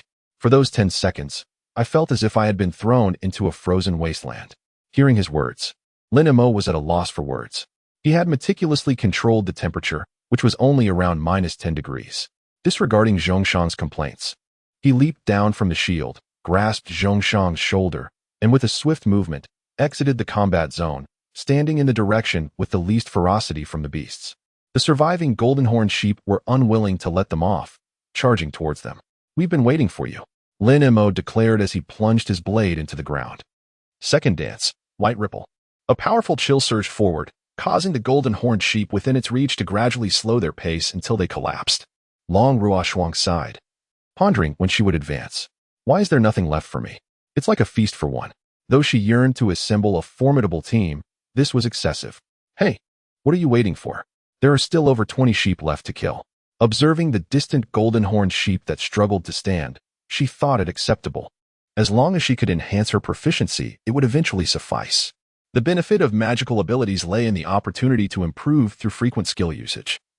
Consuming energy to build it back up, this was the path to advancement for practitioners like them. Previously, someone had funded experiments. Relying solely on the consumption and absorption of energy could indeed elevate one to the 9th tier, and the speed was remarkable. However, in actual combat, such practitioners were easily defeated even by those at the 3rd tier. Consequently, few now sought shortcuts for advancement, as practical assessments were introduced in professional examinations to ensure one was not merely a FAAD. Thus, individuals operated under 2 systems of ranking, one for their personal level and another for their combat proficiency. Once all the golden-horned sheep were dispatched, Lin Mo began his horn-gathering expedition. Aren't you coming? Collect your own spoils. I shall forego mine and leave it for you, Long Ruoshuang remarked, shaking her head. Uninterested in such low-tier items, Zhong Sisi also declined, having not contributed significantly. Zhongshang, observing Lin Mo's posture, shook his head as well. His back was just fine, and he had no desire to strain it further. If you all refuse, I shall not hold back then. 2 hours later. Phew. Thankfully, the numbers were small and manageable. Otherwise, this ring might not have accommodated them. After all, it was merely a 10-cubic storage device, while Lung Ruoshuang's was considerably larger. With most of the sheep horns stored there, he had managed to fit over 30 horns, and that was the limit. Shall we head back? Though it is 9 o'clock, we can still return to the city center. Lung Ruoshuang paused before suggesting their return, primarily concerned that her storage space would not suffice for the accumulating items. Lin Mo glanced at the energy points he had just acquired, over 27,000 points. Alongside the valuable tail feathers worth 200,000 and the sheep horns valued at around 450,000. If calculated, My total assets would reach 3 million. Returning seems feasible. Then let us withdraw. The two men each carried a load as they hurried towards the nearest exit. Upon emerging from the debris, Lin Mo felt as though he had stepped into another world. Just moments ago, the sun had shone brightly. Now, he found himself enveloped in darkness, somewhat disoriented. You'll get used to it, someone remarked. The group arrived at their off-road vehicle. Upon seeing it, Lin Mo felt the materials he carried instantly lost their allure. Others casually spent 10 million on vehicle modifications, while he toiled for mere materials. The disparity between individuals is indeed vast. On their way back, Zhongshang observed Lin Mo sulking in the passenger seat. What troubles you? Today was rather enjoyable, was it not? Sigh, you wouldn't understand. Seeing this vehicle makes me feel so disheartened. Isn't this vehicle quite splendid? Powerful, robust. I worked all day for 200,000, while she easily spent 1 million on modifications. It's disheartening. The trio fell silent, contemplating his perspective. Zhongshang mused that he should not have asked. It seemed Lin Mo was utterly consumed by thoughts of wealth. Upon returning to the city center, they had developed a routine, heading straight for the barbecue restaurant. Upon noticing their arrival, the owner beamed with delight, promptly arranging a large table and bringing chilled beers and beverages. Gentlemen, shall it be the usual? Yes, the usual. Very well. As the four settled down, Lang Ruoshuang inquired, Lin Mo, what are your thoughts on the distribution of spoils? Caught off guard by her question, Lin Mo hesitated, wondering what she meant. You don't intend to withhold my share, do you? That is not my intention. I'm referring to how we divide the proceeds from selling the items. Dividing the money. Let us just split it evenly. Lin Mo replied without a second thought. The three stared at him in astonishment. Is this truly something that could come from your lips? Hey, what is wrong with splitting it evenly? Do you perceive me as a thief? Lin Mo looked at the trio before him, bemused. He had never been particularly greedy. It was simply that no one else had claimed the items. Naturally, he would take them all to avoid waste. I didn't expect you to think that way. I assumed you would disagree. Seeing Lin Mo's understanding, Lang Ruoshuang felt reassured. After all, each member of the team held significance, which was why they were part of the group. Chapter 36. It seems he might be overly excited upon returning home. Lin Mo opened the interface, revealing a total of 100,000 energy points. Naturally, he would directly purchase the Killian-level void power. As this power coursed into his body, Lin Mo felt a unique strength surging within him, a latent power that remained dormant until activated under the mask state, where it could synergize with the Death God's power. This indicated that while he was currently a high-level second-tier practitioner, his power could reach a high-level third-tier under the masked state. Could this mean that in the masked state, I can contend with a beginner of the fifth tier? Of course, this was merely Lin Mo's conjecture.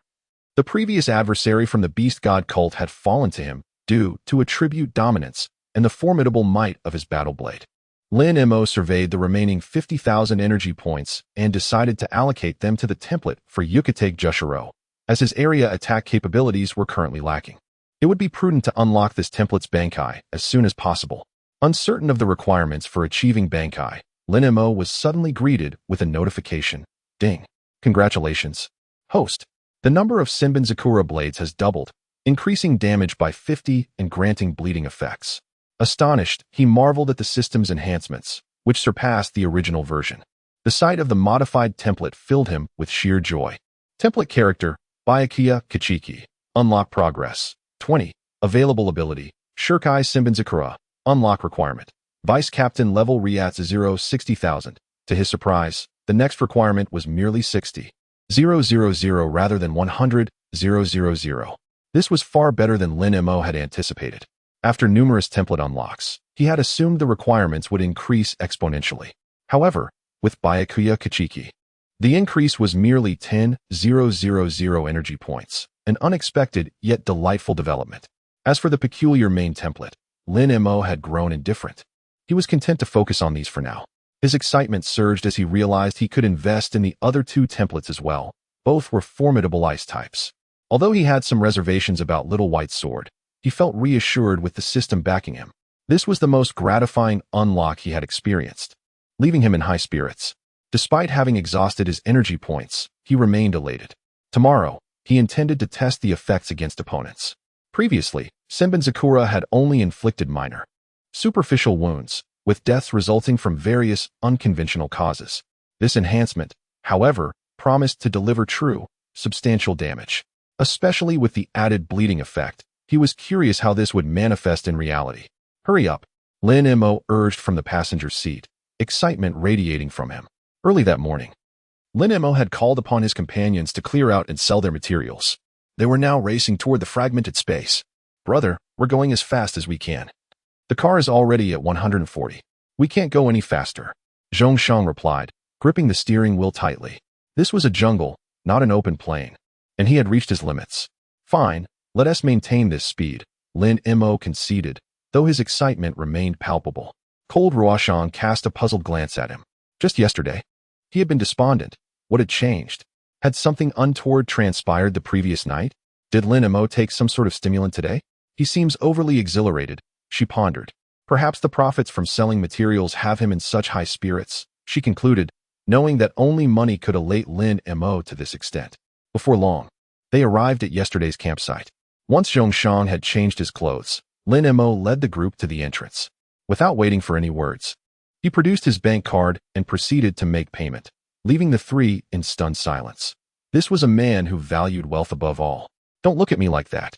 Let us hurry in and slay the beasts, he urged. The trio exchanged glances before entering. They emerged from a massive tree that could be encircled by 10 people. But Lin Mo paid it no mind as he closed his eyes to locate the beasts nearby, ready to set off. Before Cold Ruoshan could speak, Lin Mo scooped her up and dashed into the distance. Zhongshang quickly followed suit, lifting his sister to keep pace. Brother, is Lin Mo truly motivated by money? What is going on? Zhongshang fell silent. He had only been around a few days longer than his sister. In that time, he had come to realize Lin Mo's immense strength, albeit with a peculiar obsession. Rather than being enamored by stunning beauties like Cold Ruoshan, he was captivated by ferocious beasts, particularly those of great value. I don't know, he replied. After a brisk half-hour, they found themselves in a dense forest. Cold Ruoshan looked up to see blackbirds, each over a meter tall, perched among the branches. These were the cold night crows, capable of unleashing ice arrows and icy wind blasts, causing paralysis upon being struck. In summary, they were ice attribute beasts. Beast, cold night crow, level, high second tier, skills, ice arrow, cold wind blast. Ice attribute attacks. While their level was not particularly high and their skills were average, if a flock of crows unleashed their abilities simultaneously, it could become complicated. Fortunately, these beasts lacked the intelligence for such coordinated tactics. Lin Mo scanned the area and estimated that there weren't many beasts present, especially given the few third-tier initial beasts. Zhongshang prepared to make a move. All right. As for the two ladies, they should step back. This time, Cold Ruoshan conjured not 5, but 10 ice arrows. It seemed she had made some progress since yesterday. With a loud boom, a burst of yellow light drew the crow's attention. However, the distance was too short, resulting in an insufficient number to attract. Do you have to slam the ground to attract them? Lin Mo inquired, bemused. Not really. It's just a precautionary action to avoid unexpected attacks, Zhongshang explained. Lin Mo could only smirk, thinking he had mistaken it for an opening move. All right, then you can do it again later. Understood. Lin Mo grasped Zhongshang's shoulder and vanished, reappearing on a sturdy branch. Okay, let us go. With a mighty roar, Zhongshang released yellow light that spread outward. Lin Mo winced at the ringing in his ears, glancing at Zhongshang. Are you sure you don't need an opening move? What else with the roar? Forget it, the crows are coming. Lin Mo drew his long blade and softly intoned. Scatter, Senbenzakura. His whispered words, though faint, were still audible to Zhongshang, who struggled to suppress a laugh. Lin Mo understood what he was thinking. Being a bit of a show-off wasn't his fault. If the previous version of Senbenzakura had been 1,000 blades, now it was as if there were 2,000. Surrounding Lin Mo, pink petals swirled chaotically, creating a protective barrier for both him and Zhongshang. As the cold night crows approached, the cherry blossoms danced in a whirlwind, causing the crows to plummet to the ground. Cold Ruoshan unleashed icy attacks at the scattered crows, and in response, the cold night crows retaliated with their abilities. Within 10 minutes, the base of the giant tree where Lin Mo stood was strewn with the corpses of crows. Zhongshang, which part of the crow is the most valuable? Lin Mo mused, stroking his chin as he surveyed the fallen beasts. Zhongshang nearly lost his balance at Lin Mo's inquiry. Why are you thinking about that now? Look at Cold Ruoshan. She can barely hold on. Although she had ranked 3rd during the assessment, The density of beasts here was far greater than what she had faced before. Are you sure you're not going to help cold Ruoshang? It seems like she is overwhelmed. Realizing the situation, Lin Mo snapped to attention. Noting the several scattered crows still unaccounted for near cold Ruoshang. Need some assistance? He asked as he appeared beside her. Yes, I can only manage 3 at most. Given the significant difference in levels, despite being a high-tier first level, the crows she faced were at least mid-tier second level, while Lin Mo's strength was exceptional. The disparity was insurmountable for others. I'll leave 5 for you, Lin Mo said, waving his hand to summon the petals, which swiftly returned to him.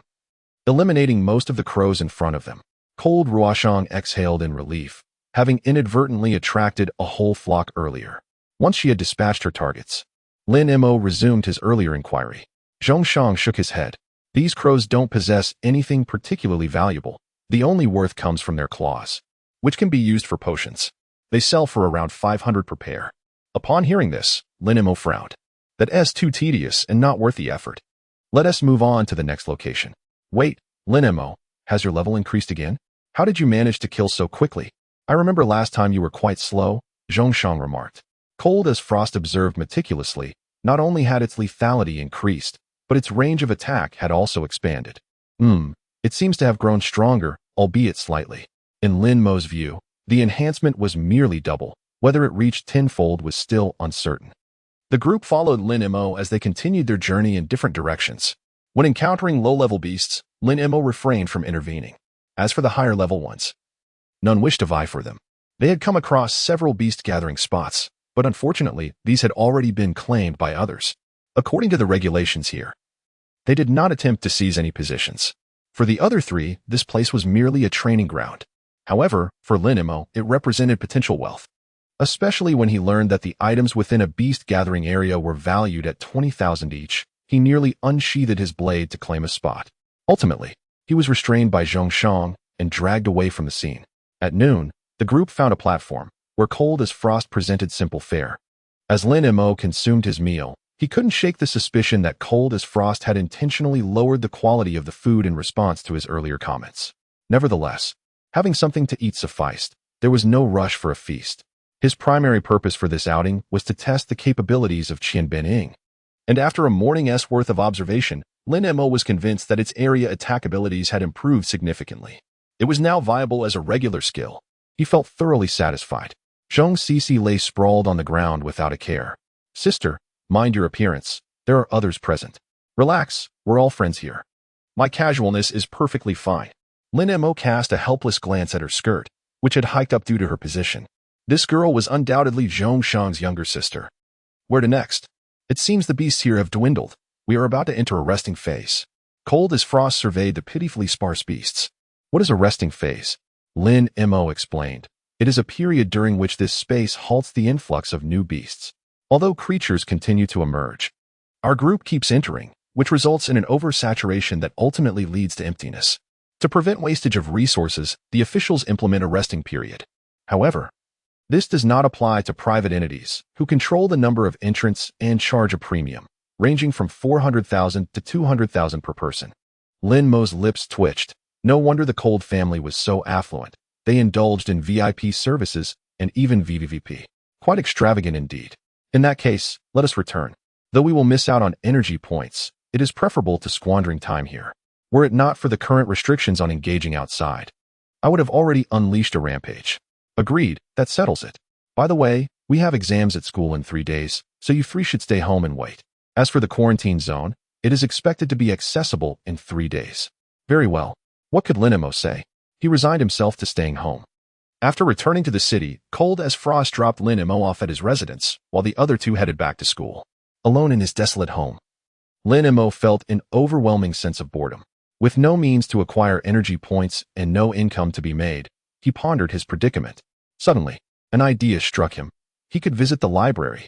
It was filled with detailed books on various ordinary skills.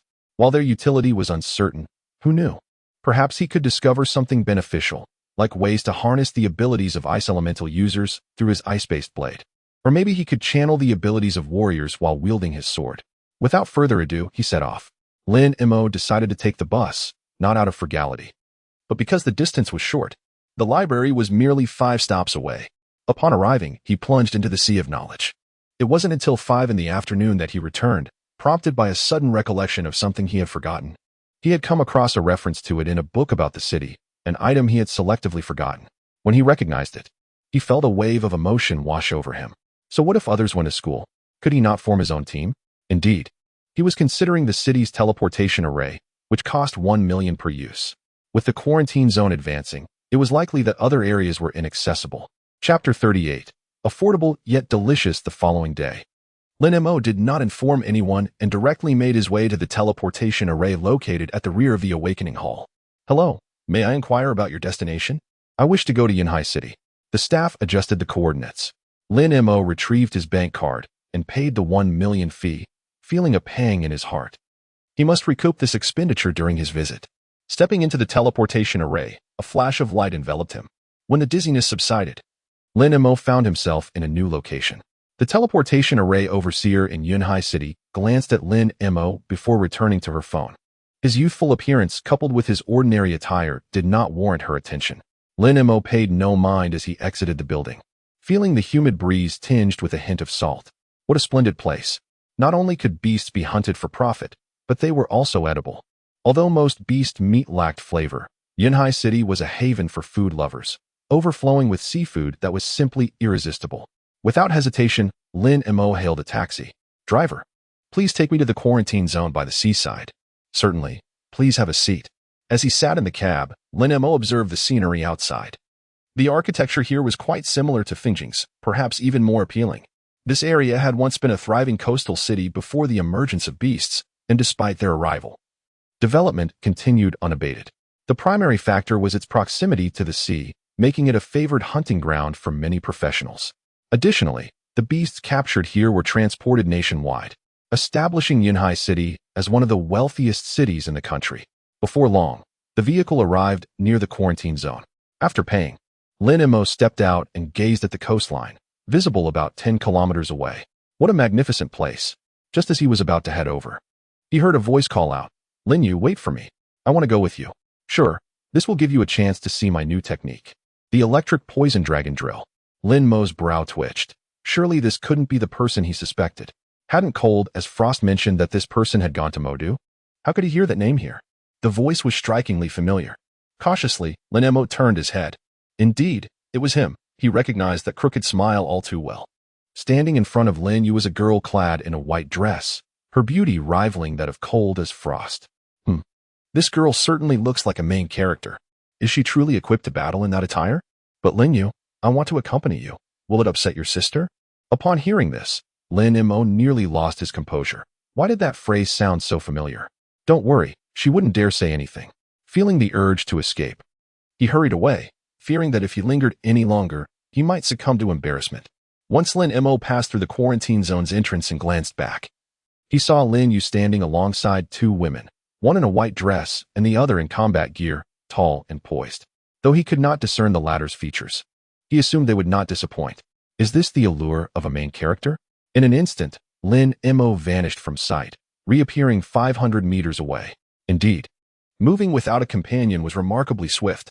With a few more flashes, he reached the shoreline, where teams were diligently hunting delectable beasts. In Lin Mo's eyes, these were all culinary delights. At that moment, a crab the size of a calf emerged from the sand. Lin Mo's mouth watered. This creature must be delightful to consume. Ferocious beast, crown crab, level, initial tier 3, skills, pincer strike, enticing bubbles. The skills were limited to 2, and neither possessed significant utility. One might argue that this ferocious beast existed solely for consumption, its level merely ornamental. Lin Mo unsheathed his blade, dispensing with the initial release, and swiftly pierced the crab's maw, concluding the matter with ease. Ding. Crown crab slain, initial tier 3.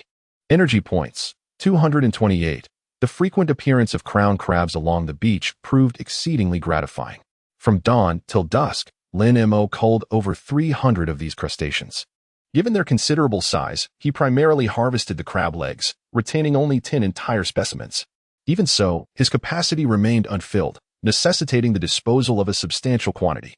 Lin Mo sought out a seafood purveyor. Do you purchase crown crabs? He inquired. Indeed, the proprietor affirmed, at 100 units apiece. Lin Mo was taken aback by the modest sum. Sensing his thoughts, the proprietor elucidated, despite their impressive size, only the meat within the pincers is palatable. The body meat is coarse and unappetizing. I see, Lin Mo conceded, yet 100 units still seems meager. Considerable effort was expended in their acquisition. The proprietor cast a disparaging glance at Lin Mo. Young man, your prowess is wanting. Any non-melee combatant of initial tier 1 could dispatch these crown craps. Lin Mo, realizing the futility of his approach, remained unfazed. Process a portion for me, and I shall sell you the remainder. Very well, the proprietor acceded. At a processing fee of 100 units. Inconsequential, Lin Mo declared, all expenses shall be recouped. Why purchase so many, lest they spoil? The proprietor inquired. Are you not from these parts? Our establishment boasts freshness-locking arrays, a hallmark of Cloud Sea City, capable of preserving perishables for up to a week. Lin Mo expressed his astonishment at the existence of such arrays, deeming them quite peculiar. Such arrays are absent from my locale. Indeed, the proprietor affirmed.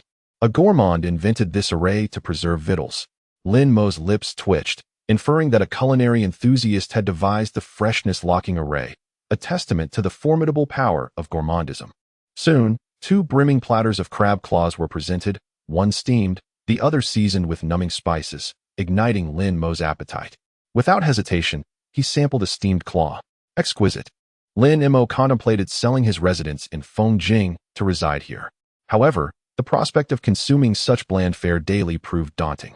I shall merely savor the novelty, he resolved. Lin Mo then tasted a numbing spiced claw, which proved equally delectable.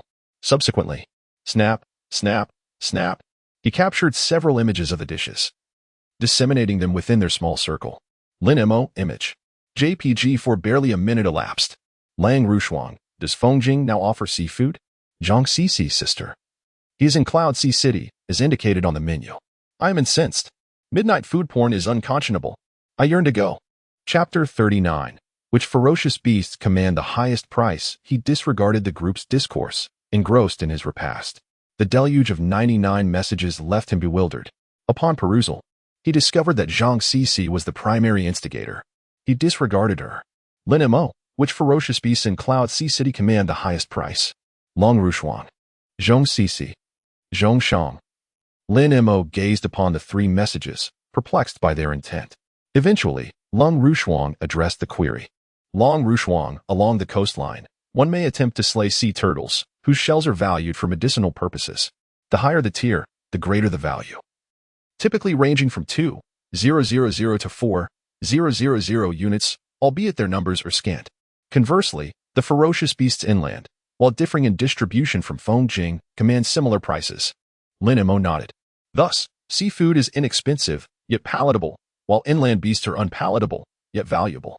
After deliberation, Lin Mo resolved to seek out sea turtles along the coastline on the morrow, while simultaneously procuring additional seafood. The day after, he would venture inland to amass wealth, ensuring that neither sustenance nor funds eluded him. Zhang Cici, sisterling, shall we journey to Cloud Sea City as well? I crave seafood. Lin Mo, I shall return the morning after next, obviating your need to come. Zhang Cici, ha. Midnight food porn, stoking our desires, yet you forbid our presence? Where is justice? Lin Mo rolled his eyes. What does this have to do with justice? I shall indulge in one more meal, and then abstain. Very well. Come if you must. Eventually, Long Rushuang acquiesced, agreeing to arrive the evening after next. Lin Mo gathered his belongings and proceeded toward his designated hotel. Upon reaching the entrance, he encountered the wry-mouthed Lin Yu once more. Such is fate, he mused. Am I destined to be intertwined with him? Spotting the white-clad woman beside Lin Yu, Lin Mo felt a pang of annoyance. As Lin Mo contemplated whether to approach, a man in a suit, accompanied by a retinue of underlings, emerged. Indeed, he mused, this man is far more handsome than Lin Yu, provided his smile is genuine.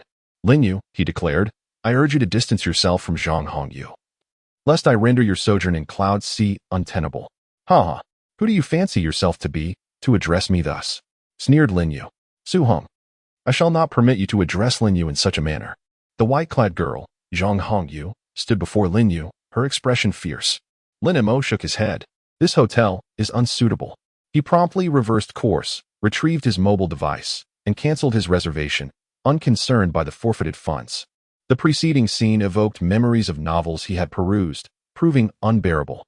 He sought out a budget chain hotel, priced 200 units lower than his previous accommodation. Indeed, he mused, such inexpensive establishments are devoid of such encounters. The following day, Lin Mo procured another batch of crab claws, along with several dozen sea turtle shells, recouping some of his expenses. On the third day, Lin Mo ventured in the opposite direction. Through the isolation zone's fence, he beheld a meadow, a distant lake, and a vast forest. Curious, he mused, since humanity's retreat into urban centers, the outside world has gradually reverted to its primordial state: mountains, lakes, rivers, grasslands, basins. From space, the land was largely verdant, with cities resembling a series of circular pits. Upon exiting the isolation zone, Lin Mo vanished into thin air. Through the spirit network, his ability to locate ferocious beast packs far surpassed that of others. After half an hour, Lin Mo arrived at his target location, a riverside area teeming with bovine herds quenching their thirst. However, their fur was more lustrous, and their physique more imposing than that of common cattle. Ferocious beast, purple-maned bull, level, intermediate tier 3 skills, ram, gigantify, swift gait. Lin Mo raised an eyebrow at the 3 skills, surprised by the presence of gigantify and swift gait. These are incongruous with the creature, he mused. How can a bull gigantify? Swift gait? How fast can a nearly 4-meter-tall bull run? Can it outpace my flash step? However, he refrained from action, instead retrieving his mobile device to photograph the creature and inquire of Long Rushuang which part commanded the highest price. The answer was that the hide was worth 500 units, while the fur above the neck, along with the skin, fetched 5,000 units, regardless of grade. Without a doubt, it is imperative to take action. Below us lies a herd of over a dozen cattle, amounting to 200 or 300 in total. Lin Mo approached the nearest herd, only to be met with fierce glares as the cattle charged towards him. Scatter, Senpin Sakura. However, the outcome was less than satisfactory. The formidable defense of the cattle rendered his attack merely superficial, inflicting only minor wounds without any substantial damage. Lin Mo retreated from the fray, murmuring, "This is proving to be quite a challenge." Kido and Bakudo are mostly effective in one-on-one situations, yet they are not entirely futile in this context. Benkai, Tensai Zangetsu. The long-lost black blade reappeared in Lin Mo's hand. If a group attack is ineffective, then direct strikes are the way to go. At number 11, Suzure Raiden. Lightning crackled along the blade as Lin Mo vanished from sight, delivering a decisive blow to the cow's leg. The blade sliced through effortlessly, and the electric current coursed through the beast, rendering it unconscious. Indeed, it proved effective, albeit somewhat troublesome, maintaining the effect of Suzure Raiden. Lin Mo systematically dispatched the remaining cattle. A small group of over 20 was swiftly eliminated.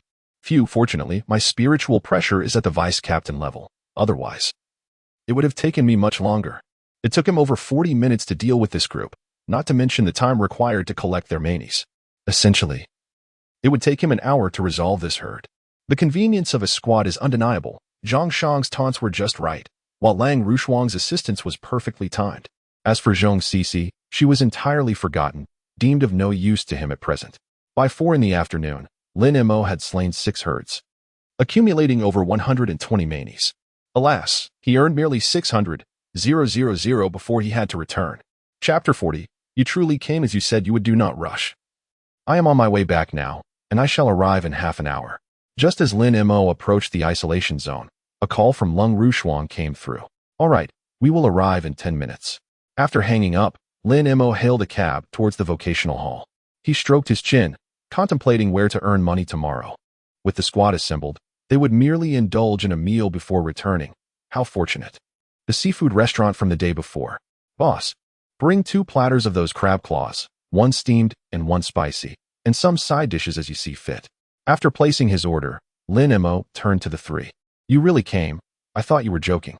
Zhong Cici glared at Lin Mo, puffing her cheeks in annoyance. If it weren't for the photo you sent, we would not have come. After seeing the picture, she had specifically gone out for seafood that night, spending over 6,000, yet still left unsatisfied. Times have changed. Seafood is no longer casually transported for mere dozens. Fengjing is an inland city, and the only means of transportation is through storage rings, delivered via teleportation arrays, costing $1 million at a time, with shipping fees reasonably distributed across various goods. I merely posted in my circle of friends.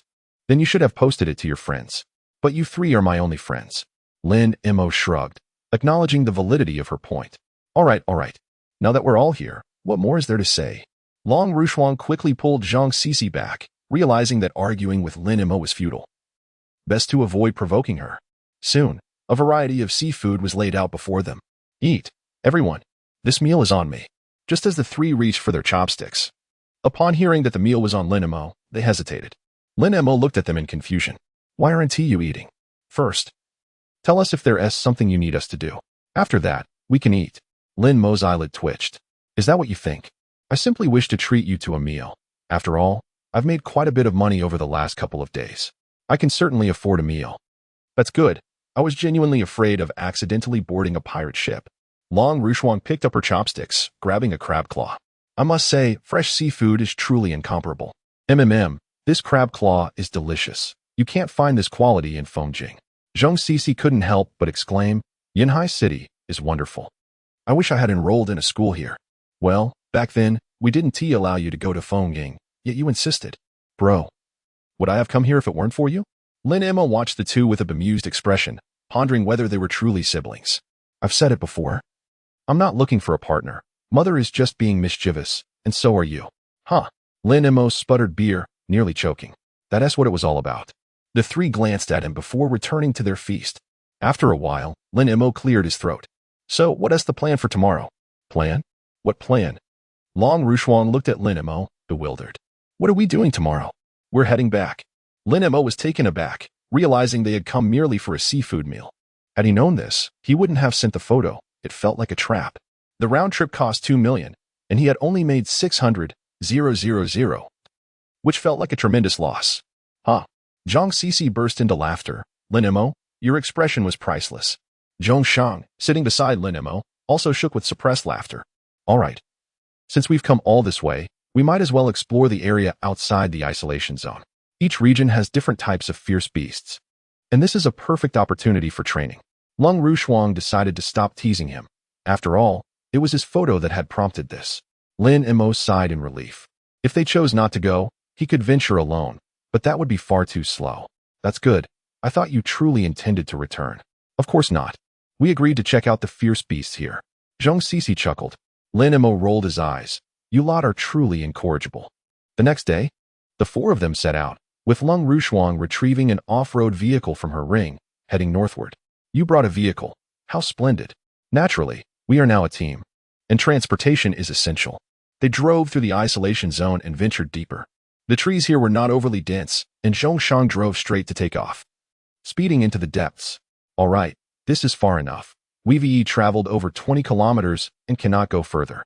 Looking out the window, Long Rushuang observed that the fierce beasts here ranged around the third tier. First-tier beasts were nearly non-existent. With a screech, the vehicle came to a halt, and they disembarked. In the distance, a herd of white horses grazed. Typically, these beasts grow between the intermediate and advanced tiers of the second and third. Though hostile towards humans, they generally do not attack unless provoked. At the moment, Lin Mo and his companions were roughly 100 meters away, but the horses merely glanced at them and resumed their grazing. Are these white horses valuable? Indeed, but it's best not to kill them, as they are among the few neutral beasts. Lin Mo gazed longingly at the distant horses, reminiscent of the previous fierce beasts. Aren't you able to locate fierce beasts? Let us move quickly. Long Rushuang urged, concerned that Lin Mo might be tempted to attack the white horses. She estimated that if she revealed that each horse's mane was worth 10,000, the three might struggle to restrain him, especially given the considerable number of white horses. Lin Mo, sensing through his spiritual network, discovered that these horses possessed a yellow spiritual connection. Thus, the term neutral beast refers to those that do not initiate aggression. Moments later, Lin Mo pointed toward the trees on the right. There's a pack of fierce beasts in there, and quite a number of them. Then let us go. Due to the proximity of their location, they did not carry the two women while hurrying on their way. Upon nearing their destination, the four slowed their pace, for the sounds of a struggle could be heard from within. How unfortunate, Lin Mo thought, having finally discovered a place teeming with fierce beasts, only to find others had arrived first. He had observed that this vicinity harbored the greatest number of such creatures, one capable of matching four. Moreover, the color of the spiritual threads here appeared deeper than in other areas, indicative of a higher rank. As they reached a clearing, the beast became visible. Hiss. Does that person look familiar to you, Long Rushuang? It seems we are fated to cross paths, Lin Mo remarked. Chapter 41. Poor Sister Lung listening to Lin Mo. The three turned to look. Zhang Sisi and Zhong Shang could not discern anything unusual about the group ahead. There were merely one man and three women. However, Lung Rushuang's pupils constricted. How could Lin Yu be here? Yet, it must be said, Lin Yu certainly had an enviable fortune in romance, surrounded by three beautiful teammates. Let South leave this place. We should avoid entanglements with him. Upon seeing Lin Yu, Lung Rushuang was reminded of that crooked smile, which she found intolerable. Look. He smiling, Lin Mo whispered. Zhang Sisi cast a curious glance and could not help but scoff. Does he think that smile is attractive? What a fade. Zhong Shang nodded in agreement. Lung Rushuang turned to leave. Wait for us. The three hurried to follow her lead. Lin Mo found it peculiar that he had encountered Lin Yu multiple times in just a few days since his arrival. How disheartening to run into such a person. What's wrong? Do you know that crooked-mouthed man? Zhang Sisi asked, her face filled with curiosity. Kind of. That's Lin Yu, the second top scorer in the recent assessment. He also attends the same school as Lung Rushuang. I believe he has feelings for her, Lin Mo replied. Hiss. Poor Sister Lung, they both exclaimed, suddenly sensing a chill in the air. They slowly turned to face the front, where, unbeknownst to them, Lung Rushuang had already halted, casting a cold glare at them. Zhang Shang had already scurried to a distance, distancing himself from the scene. Lin Mo felt a surge of annoyance. He always seemed to be the first to flee in such situations. Lin Mo, are you finding amusement in fabricating tales about me? Lung Rushuang clenched her fists, wishing she could retaliate if only her strength matched his. Come on, it's merely the truth, not fabrication. Lin Mo, all right. Let us not discuss that crooked-mouthed man any longer. Let us move on to our next location. I can hardly contain my excitement. Without further ado, Lin Mo hoisted Lung Rushuang onto his shoulder and dashed away, with Zhong Shang hastily following after his sister. As Lung Rushuang glanced at the familiar posture, she resigned herself to the situation. After traversing over 10 kilometers, they arrived atop a hillside, where Lin Mo set Lung Rushuang down. He turned to look back, and Zhong Shang had caught up. Zhong Shang, was the path we took wide? Quite wide. Then why didn't we drive? Zhong Shang looked at Lin Mo with a strange expression. Why didn't we drive? You were the one who dashed off with people in tow. The car is in Lung Rushuang's ring. Isn't it? Are you really asking me that? Lin Mo cleared his throat, realizing he had overlooked that detail. Cough. This is a small hill, and there are fierce beasts here. He gazed down the hillside, frowning. Something was amiss. He had sensed the presence of beasts here. Closing his eyes, he focused on the spiritual threads, confirming their alignment and distance, yet the beasts were nowhere to be found. Are you sure the beasts you sought aren't merely rabbits? There are quite a few burrows here, and a lot of rabbit droppings, Zhang Sisi remarked, brandishing a stick as she rummaged through the grass below. When had she gone down there? It was strange that the expected beasts were absent. Could there be high-ranking beasts lurking? Zhong Shang gasped. Only high-ranking beasts could cause others to hide. If the beasts weren't fighting, it indicated a level of equality among them. Beasts 2 ranks higher would not coexist peacefully. They possess territorial instincts that can surpass those of mere animals, explaining the existence of peripheral, central, and core zones in a region. High-ranking beasts? Lin Mo pondered, sensing no unusual spiritual threats. He quickly closed his eyes, concentrating on the variations in the spiritual threads. After nearly 5 minutes, he finally detected a faint and peculiar thread. The aura emanating from above was indeed terrifying. Even with his current prowess, he dared not confront it, as it surely exceeded the 5th rank, reaching the 6th. Retreat. We must change locations. Lung Rushuang quickly summoned the car. Though she was unaware of the situation's gravity, Lung Rushuang could read Lin Mo's expression in Zhang Shang's words, recognizing the seriousness of their predicament. The 4 quickly boarded the vehicle and sped away. 10 minutes later, a woman appeared at the scene. The delectable scent has vanished, which is quite displeasing, she mused. Oh well, if they wish to run, I shall seek out an old acquaintance instead. In an instant, the woman departed, leaving behind a scene where many beasts had been literally scared to death. Damn, did you all feel that aura just now? Lin Mo wiped the cold sweat from his brow. A powerful presence had flashed by. It was unmistakably at least a 6th rank, perhaps even reaching the 7th or 8th. How could such a formidable beast exist in this place? Why yes, Zhang Shang stammered, steadying his trembling hands. He was merely a high-level 1st-rank practitioner. Thankfully, he had fled swiftly. He wished he could press the accelerator harder, even fantasizing about equipping the car with wings. The 2 women were also drenched in cold sweat. acutely aware of the vast disparity in strength. Yet they had only ventured a mere 20 miles. How had they encountered such a powerful beast? After retreating 5 kilometers, they finally reduced their speed. They returned to a spot 10 kilometers from the city, where the car halted. Let us settle here. Why is Yinhai City so perilous? I never encountered such absurdity in Fengjing, Lin Mo complained. Perhaps we are simply unlucky. Enough talk. Let us begin, Zhong Sisi suggested. With Lin Mo leading, they scoured the area, darting about. In a single day, Lin Mo filled his ring to the brim. Haha, this is undoubtedly more fruitful than my own efforts. I've amassed 100,000, not a loss at all. Seeing Lin Mo's demeanor, the three could only shake their heads. Everything was acceptable, except for his insatiable greed, which was hard to overlook. They had yet to meet anyone of his caliber who was so avaricious. Lin Mo felt compelled to retort. You all are affluent heirs, while I'm the only impoverished one among you. Am I not entitled to earn some money? Lin Mo, didn't you promise to procure some fresh seafood? Have you forgotten? Zhong Sisi wiped the drool from her lips, reminding him. The mere thought of yesterday's meal made her salivate. Rest assured, we haven't forgotten. There are still 2 hours until dusk, ample time. After all, aside from being a delicacy, crown crabs have no other use. Few would specifically hunt them. Let us go. The group headed towards the beach. Lin Mo looked at Zhong Shang, the sturdy man beside him, and glanced at the crabs scattered across the ground. TSK. I'll have to bring Zhong Shang along whenever I eat in the future. Chapter 42. It seems I've suffered a great loss that evening. They enjoyed a meal made from their gathered ingredients. The next morning, they returned to the left side of the quarantine zone. After Lin Mo gathered materials worth another 400,000, he sighed in relief. Phew, I believe this should suffice. If we don't divide it, Lin Mo remarked. Putting away the knife and securing the freshly cut chicken feet, he noted that these were materials favored by alchemists, essential for concocting frenzy potions. However, he could not discern their usefulness. Since we have enough, let us head back. Cold as Frost proposed, hey, aren't you all going to contribute some money? The funds from yesterday and today should be shared equally. Oh well, it's just 2 million, a trivial amount. The siblings from the Zhang family nodded in agreement with Cold as Frost. Although they weren't as affluent as her, they could still manage to contribute 2 million.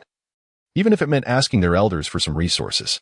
Lin Mo harbored reasonable doubts, suspecting that the trio before him was merely putting on airs. Yet he lacked any evidence to substantiate his claim. Since they were opting out of the equal distribution, it conveniently allowed him to recoup his costs. Upon arriving at the all-class guild, Lin Mo sold all his materials, ultimately receiving more than he had anticipated. He sold them for 2 million, earning a profit of 400,000 after deducting travel expenses, which was quite satisfactory. As he exited the hall, Cold as Frost pondered for a moment before calling out to Lin Mo, are you so eager to make money? Ah, of course. I am quite impoverished, as you surely know from your previous visit to my home. Lin Mo found her question puzzling and wondered why she was asking it. Actually, you could take on relevant tasks. The compensation there is significantly higher than selling directly to the all-class guild. For instance, the black gold chicken feet you just sold would fetch over 20 more if sold to the auxiliary guild or the subclass guild. After hearing this, Lin Mo was left dumbfounded. By now, he had likely accumulated around 6 million. If he could increase that by 20, it would mean an additional 8 million. Oh no, I seem to have lost a fortune. Why did you wait until now to tell me? Lin Mo expressed his disbelief. Well, it seemed rather bothersome to me. Having to run around to so many places, it feels like a waste of time, Cold as Frost replied, kicking a pebble.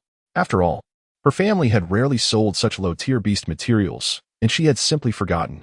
Alas, Lin Mo felt increasingly despondent, realizing the magnitude of his loss, nearly 2 million. It was indeed a significant setback. Now that I know, it's not too late. You should take a look when you have time. However, it's best to do it locally, as these kinds of materials are predominantly collected from local beasts. All right, I understand. Let's head back. The 4 of them made their way to the teleportation array located behind the Awakening Hall and returned to Fengjing City together. Upon exiting the hall, Lin Mo fell silent. Did you all already know that the teleporter can send 10 people at once?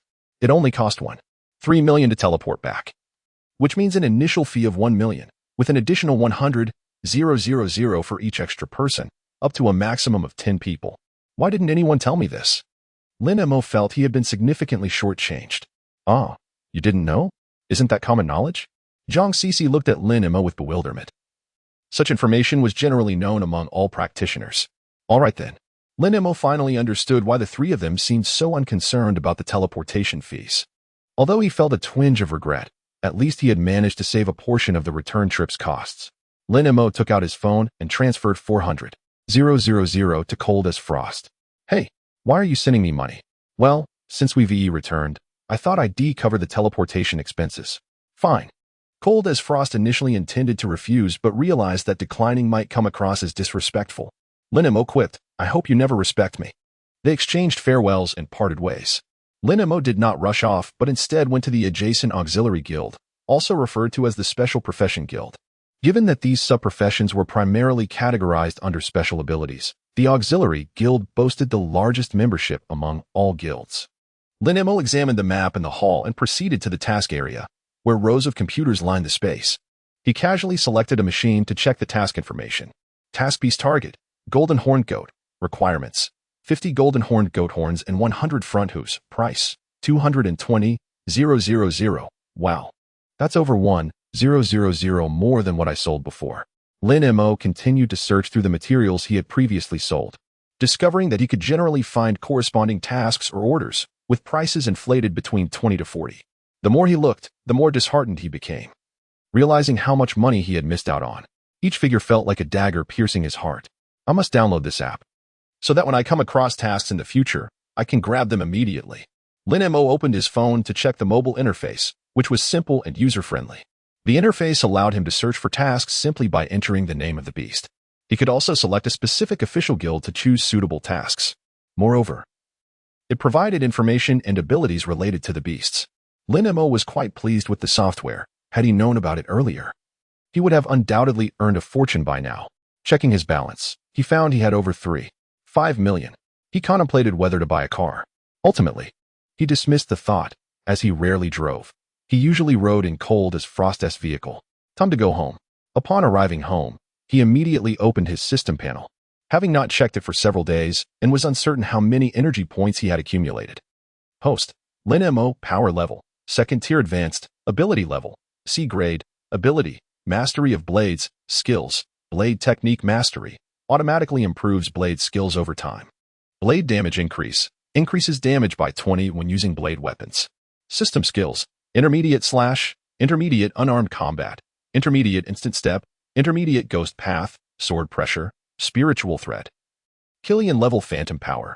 Energy points: 152, 623. Unbeknownst to him, his level had already risen to 2nd tier advanced, which explained why he found slaying beasts less challenging lately.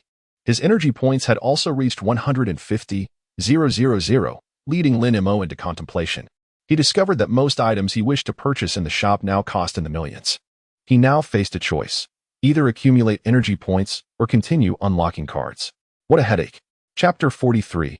Bankai, Senbenzakura Kageyoshi. In the end, Lin Mo decided to invest in the template of Byakuya Kachiki to assess the situation.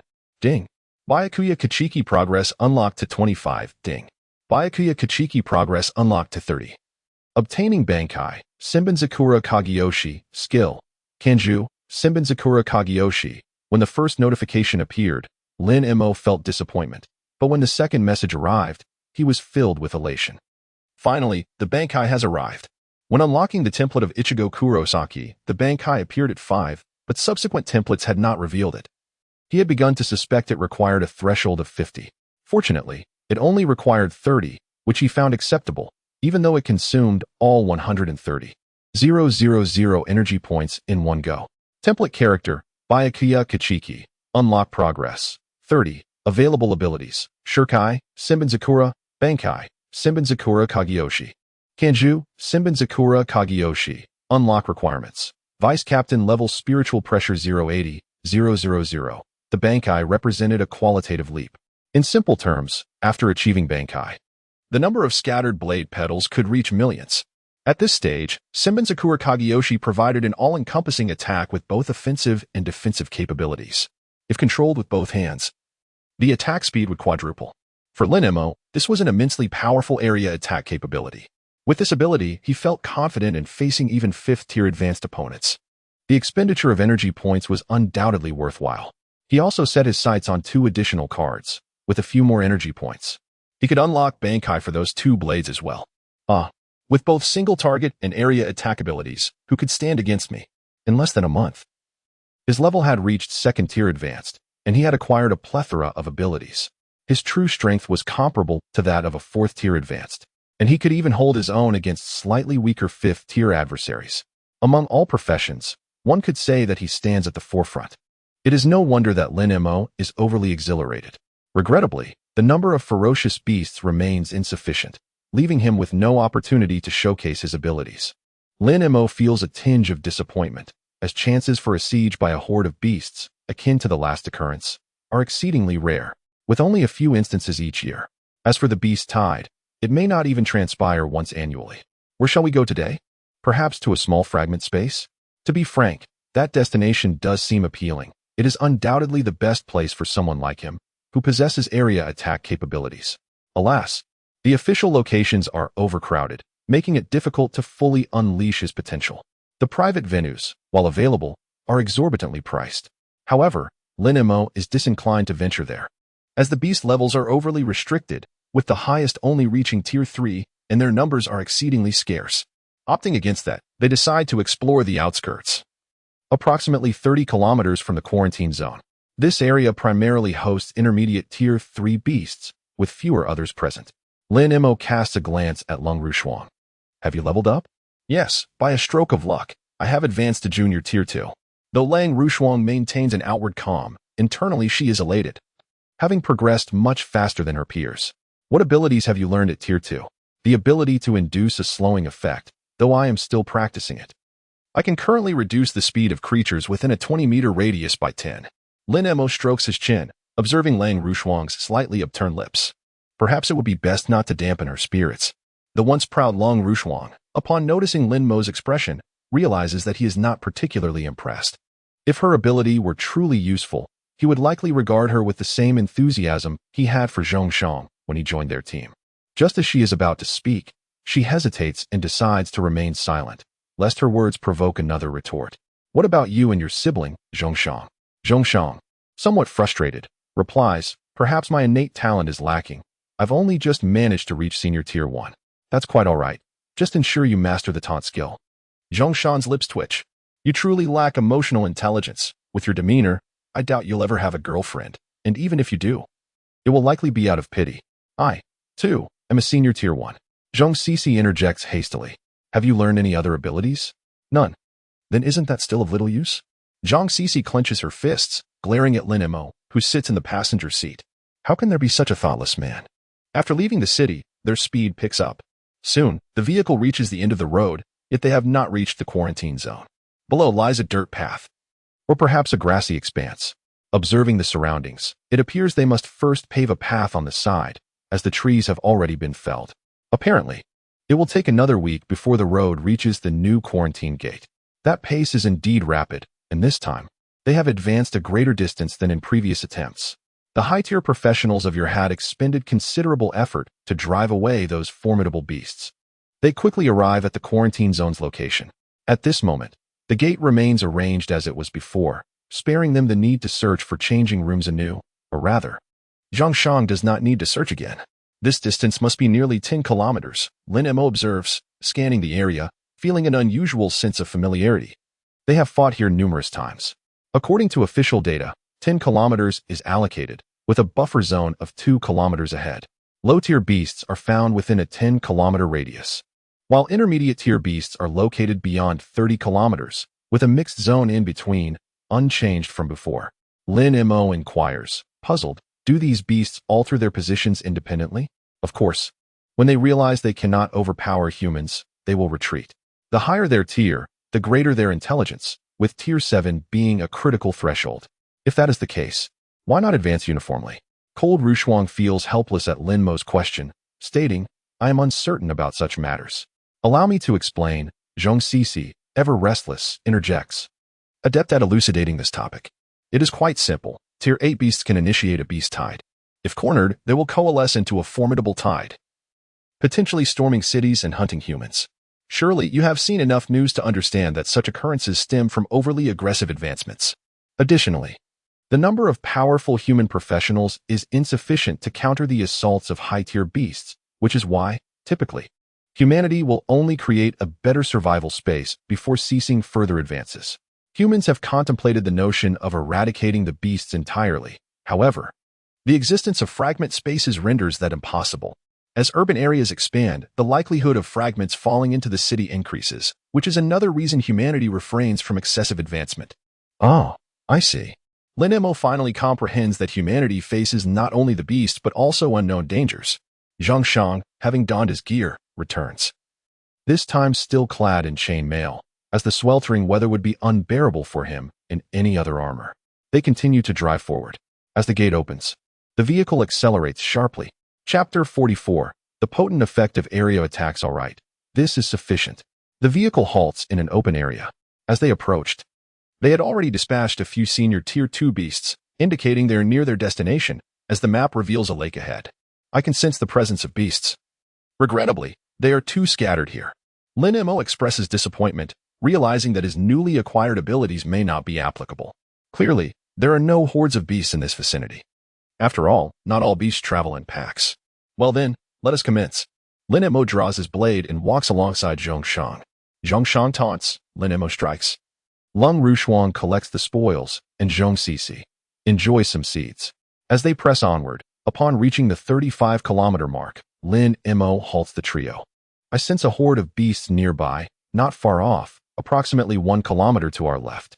Finally, they encounter a group. Had they not, he would have been inclined to give up. Throughout their journey, he had slain fewer than 100 beasts, nearly reaching a breaking point. Let us go quickly. Just a kilometer away, a brisk run will suffice. The group arrives at a dense thicket, where the trees are even more lush. Upon nearing, they spot a peculiar group of wolves engaged in feeding. This is the first time I have encountered beasts while they are feeding. It turns out they require sustenance as well.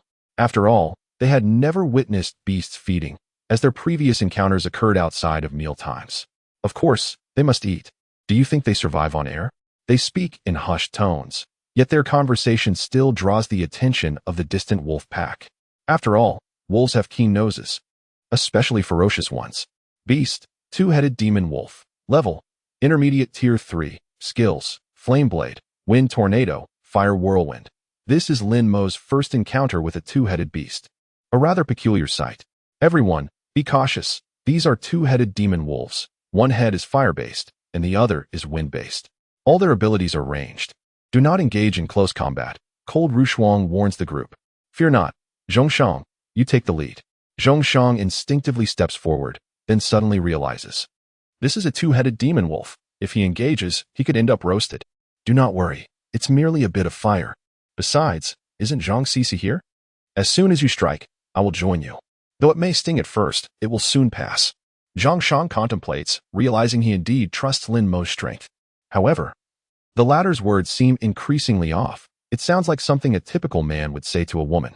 The wolf pack, however, does not grant them the luxury of contemplation, encircling them instead. I will leave this to you for now. Lin Mo approaches Cold Rushuang, wrapping an arm around each of their waists, guiding them outside the encirclement to a large tree before returning to Zhong Shang's side. Let us proceed, for this pack of wolves appears to be far from satiated. Their drool almost dripping. A flash of yellow light caught the wolves' attention, their mouths brimming with intent to attack. Are you certain you can manage? The combined ferocity of wind and fire can be quite formidable. Fear not. Lin Mo inverted the blade and suddenly released his grip. Bankai, Senbin Zakura Kageyoshi. Zhang Shan's lips twitched. He was still somewhat unaccustomed to Lin Mo's eccentric demeanor, yet he could not deny the undeniable prowess displayed. The blade plunged into the earth as though it were immersed in water, creating ripples. Then, to Zhong Shang's astonishment, massive blades began to sprout from the ground.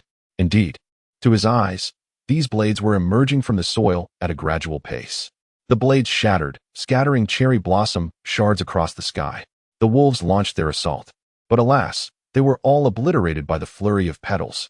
In the trees behind, Sister Lung remarked, "Is this Lin Mo's new ability? While I am aware that those proficient with blades can manifest new powers, his speed is astonishing. It is indeed remarkable. It bears a striking resemblance to his previous ability, likely an enhancement of it. A slight increase in speed is understandable, but the sheer quantity is staggering. Millions of blades, what a concept!" With a sweeping gesture, Lin Mo sent the blades flying, their velocity far surpassing that of his initial release. Ding! Killed a third-tier intermediate beast, the two-headed demon wolf. Energy points, 251 ding. Killed a second-tier intermediate beast, the two-headed demon wolf. Energy points, 162 ding. Killed a third-tier junior beast, the two-headed demon wolf. Energy points, 222. So, how about that? I told you to use it boldly. Look at the corpses strewn about. Lin Mo was quite pleased with his technique, though he felt a twinge of dissatisfaction as a third of his spiritual pressure dissipated in an instant. Such a hefty toll. Perhaps next time. Zhongshang nodded.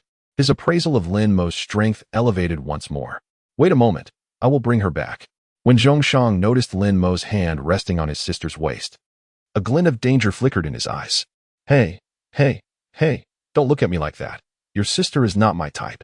Zhang Sisi immediately bristled at this remark. Lin Mo, what do you mean by that? What is wrong with me? She protested, pouting as she accentuated her petite figure. Zhongshang sighed, exasperated by his sister's lack of awareness. Lin Mo smirked. You are quite lovely, just not to my taste. With that, he dashed off to gather materials. He had noticed that a wolf's tail could fetch 2,000 coins, and a pair of wolf fangs, 1,500, quite an enticing price. As for other items, he found the offers tedious and time-consuming. He realized he could carry a substantial amount of materials following the bounty task's requirements. Alas, such beasts were scarce in this area. Let us move on. Having tested the potency of his ability, Lin Mo was no longer anxious to seek out clustered beasts, opting instead to hunt casually throughout the forest. Higher-tiered beasts were claimed by Lin Mo, while the lower ones were left for the other two.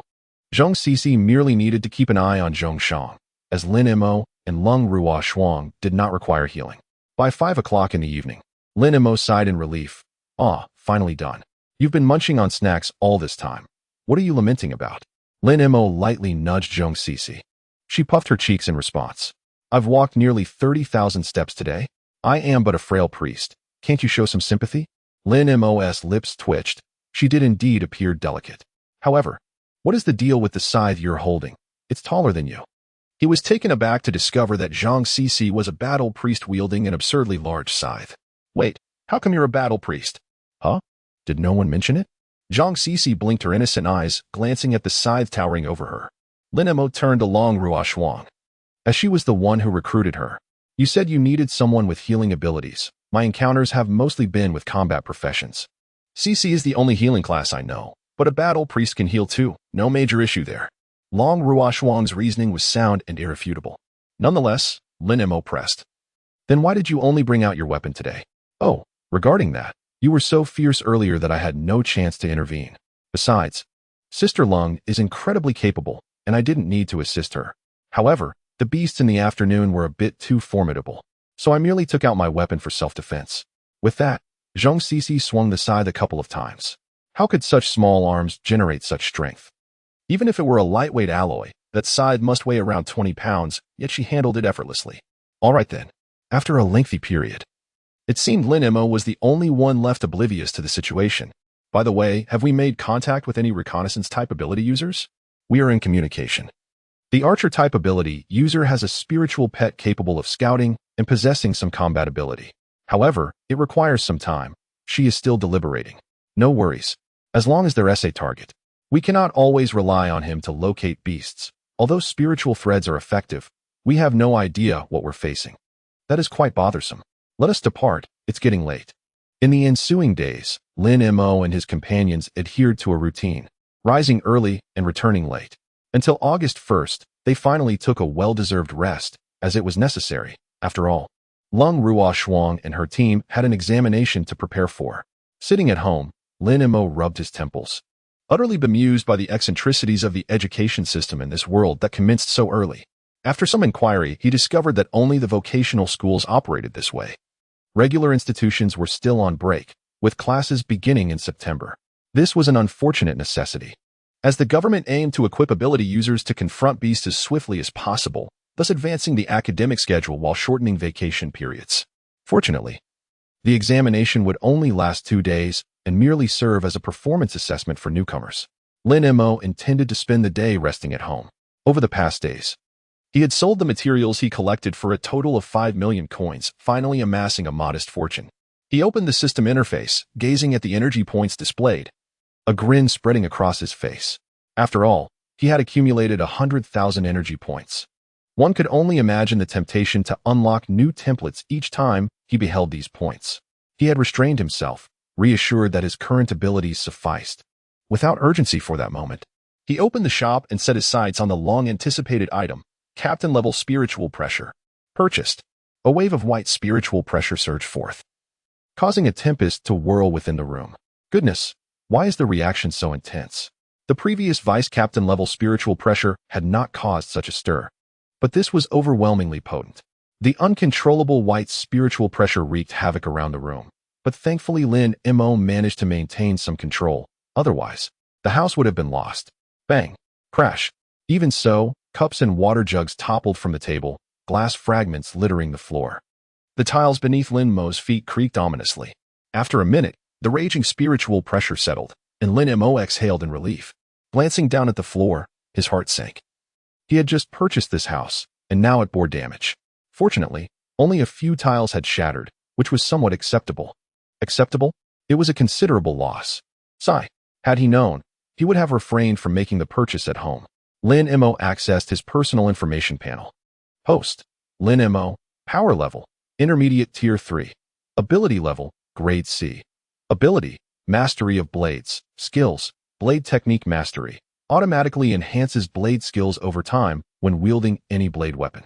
Blade damage increase. Damage dealt with blade weapons increases by 20. System skills. Intermediate slashing. Intermediate unarmed combat. Intermediate instant step. Intermediate ghost path. Sword pressure. Spirit connection. Void power. Energy points. 16. 112. The level has surged dramatically. If this continues, I may soon reach the maximum level. If I recall correctly, Long Rushuang and the others have just touched the edge of intermediate Tier 2. Quite impressive.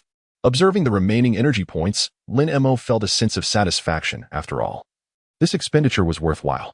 Seizing the opportunity, Lin Mo decided to strategize the utilization of his energy points. There were only a few items he needed to purchase from the shop, yet their prices were not trivial. Thus, the forthcoming objective should focus on unlocking templates. Elevating strength would facilitate the acquisition of more energy points. It was settled. On August 2nd, Lang Rushuang called Lin Mo, informing him that they had completed their exams and were going out for shopping in the afternoon, inviting him to join. Naturally, he agreed. He found staying at home tedious. And besides, he had yet to explore this city properly, so accompanying them seemed ideal. After freshening up, Lin Mo arrived downstairs at 1 o'clock in the afternoon. You are indeed punctual. Based on Lin Mo's understanding of Long Rushuang, when she said 1 o'clock in the afternoon, she meant within 5 minutes. As he stepped outside, Long Rushuang's vehicle arrived just in time. Lin Mo go. Long time no see. How did your exams go? Zhao Cece asked proudly. Of course, no issues. Combat S. Support A. Lin Mo raised an eyebrow. A combat priest is still a priest. How did you manage to achieve an S in combat? That seems unreasonable. He turned his gaze to Long Rushuang. I also received an S. Zhao Shang scratched his head. I only got a B. He felt helpless. After all, he was merely a shield warrior who knew why they tested combat skills. TSK. As a man, such grades were somewhat embarrassing. The vehicle soon arrived at their destination. The Kanglegia Commercial Street. This area offered a plethora of dining, entertainment, and leisure options, with the Kanglegia Mall at its heart, one of the largest malls in Fengjing, albeit more budget-friendly and not favored by the wealthy. Lin Mo did not expect these affluent individuals to choose this place. He had assumed Long Rushuang would take them to a high-end mall. What is the matter? Surprised? Long Rushuang asked with a smile. Indeed, it is quite unexpected.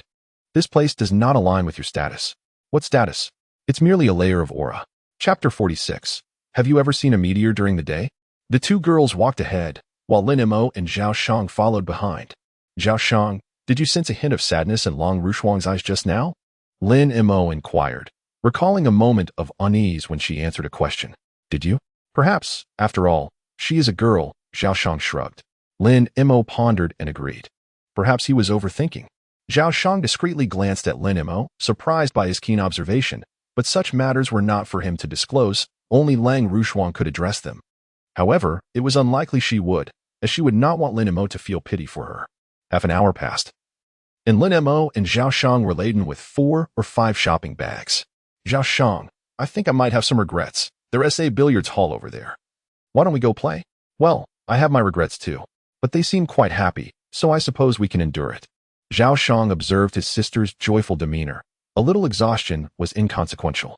Lin Mo considered it and decided against it, having already agreed. It would be rather rude to leave midway. Lin Mo harbored a curiosity. Despite his elevated level, shopping remained exhausting. Was accompanying women on shopping trips an unavoidable form of true damage? Give me your things. I'll take them back. Zhao Shang, recalling Lin Mo's incredible speed, promptly handed over the items in his possession. In less than 20 seconds, Lin Mo made a round trip, placing the items in Long Rushuang's vehicle. Your ability is indeed enviable. If I possessed such a skill, I would no longer fear accompanying Zhao Cixi on shopping trips.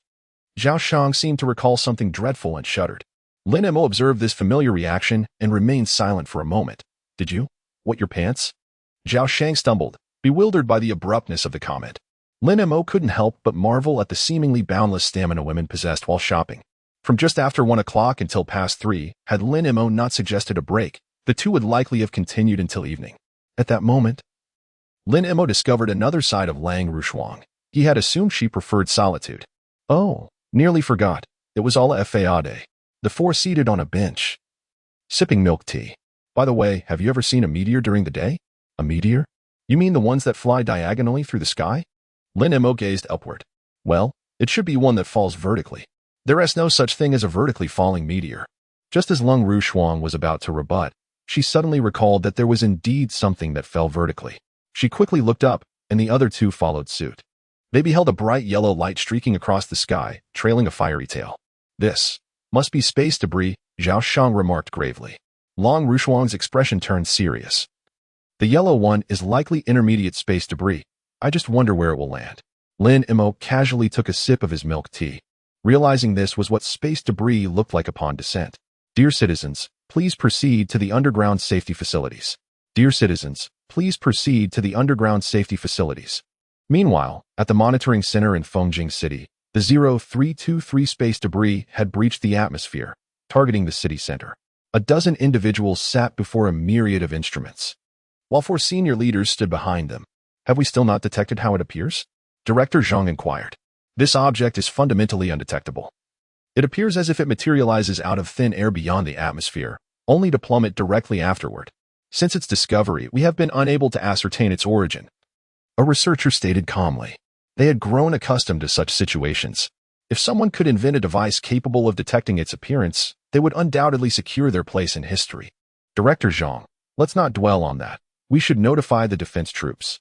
Yes, let us contact them now.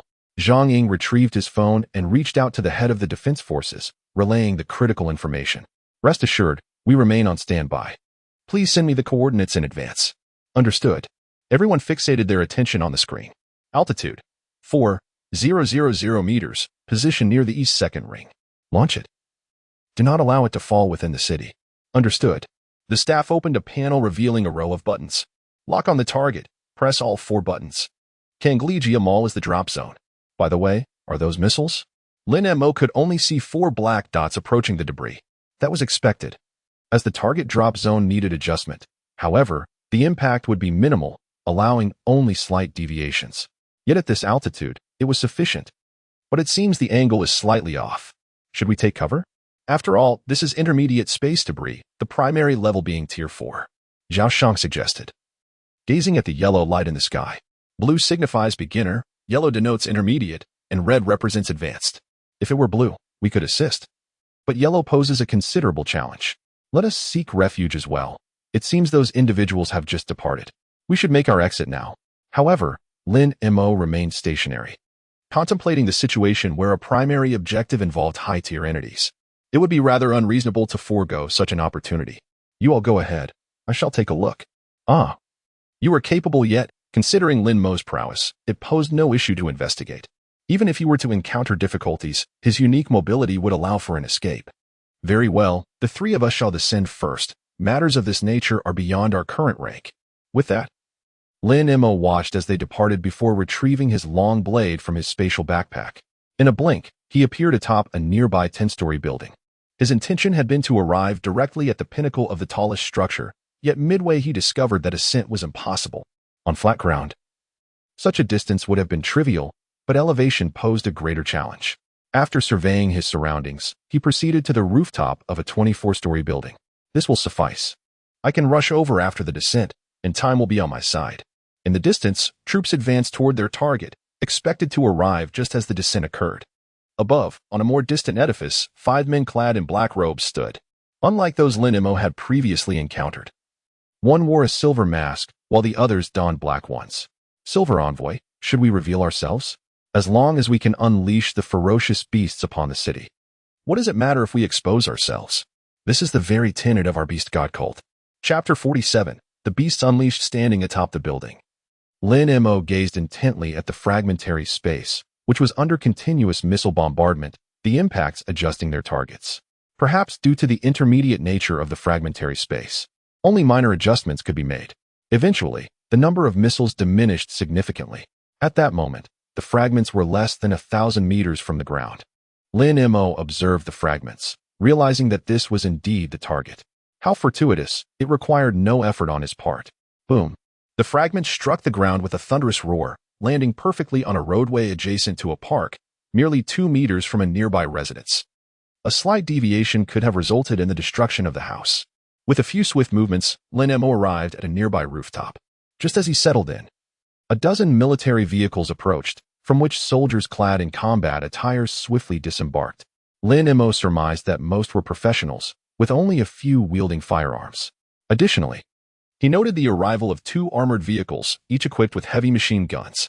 Lin Mo chose not to rush down. The space fragments still emitted a glow, surrounded by a membrane akin to an additional layer of protection. Commander, please provide instructions. Professional teams, assign 2 squads to remain on guard. The rest prepare to enter and dismantle the energy controller. Establish a perimeter and ready your weapons. Representatives from various guilds have already dispatched their members and will soon enter the space to assist you. Moreover, teams similar to Lin Mo's would also join the fray. Commander, is this not excessive? Not at all. Bear in mind that yellow signifies an intermediate spatial fragment, though the area within remains uncertain. Typically, an intermediate space spans approximately 100 square kilometers, but can reach up to 500. While it may seem modest against the ferocious beasts, this range is considerable.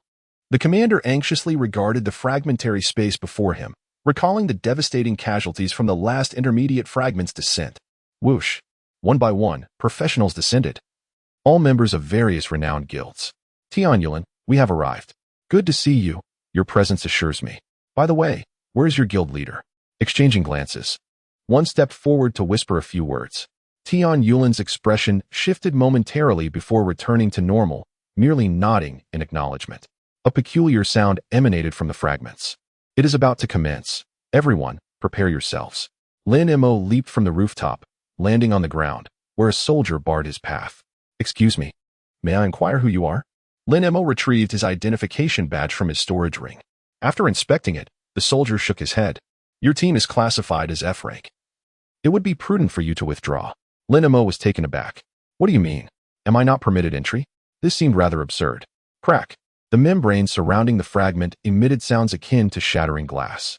Lin Mo, seeing his inability to enter, remained calm. He had not anticipated that such a classification existed.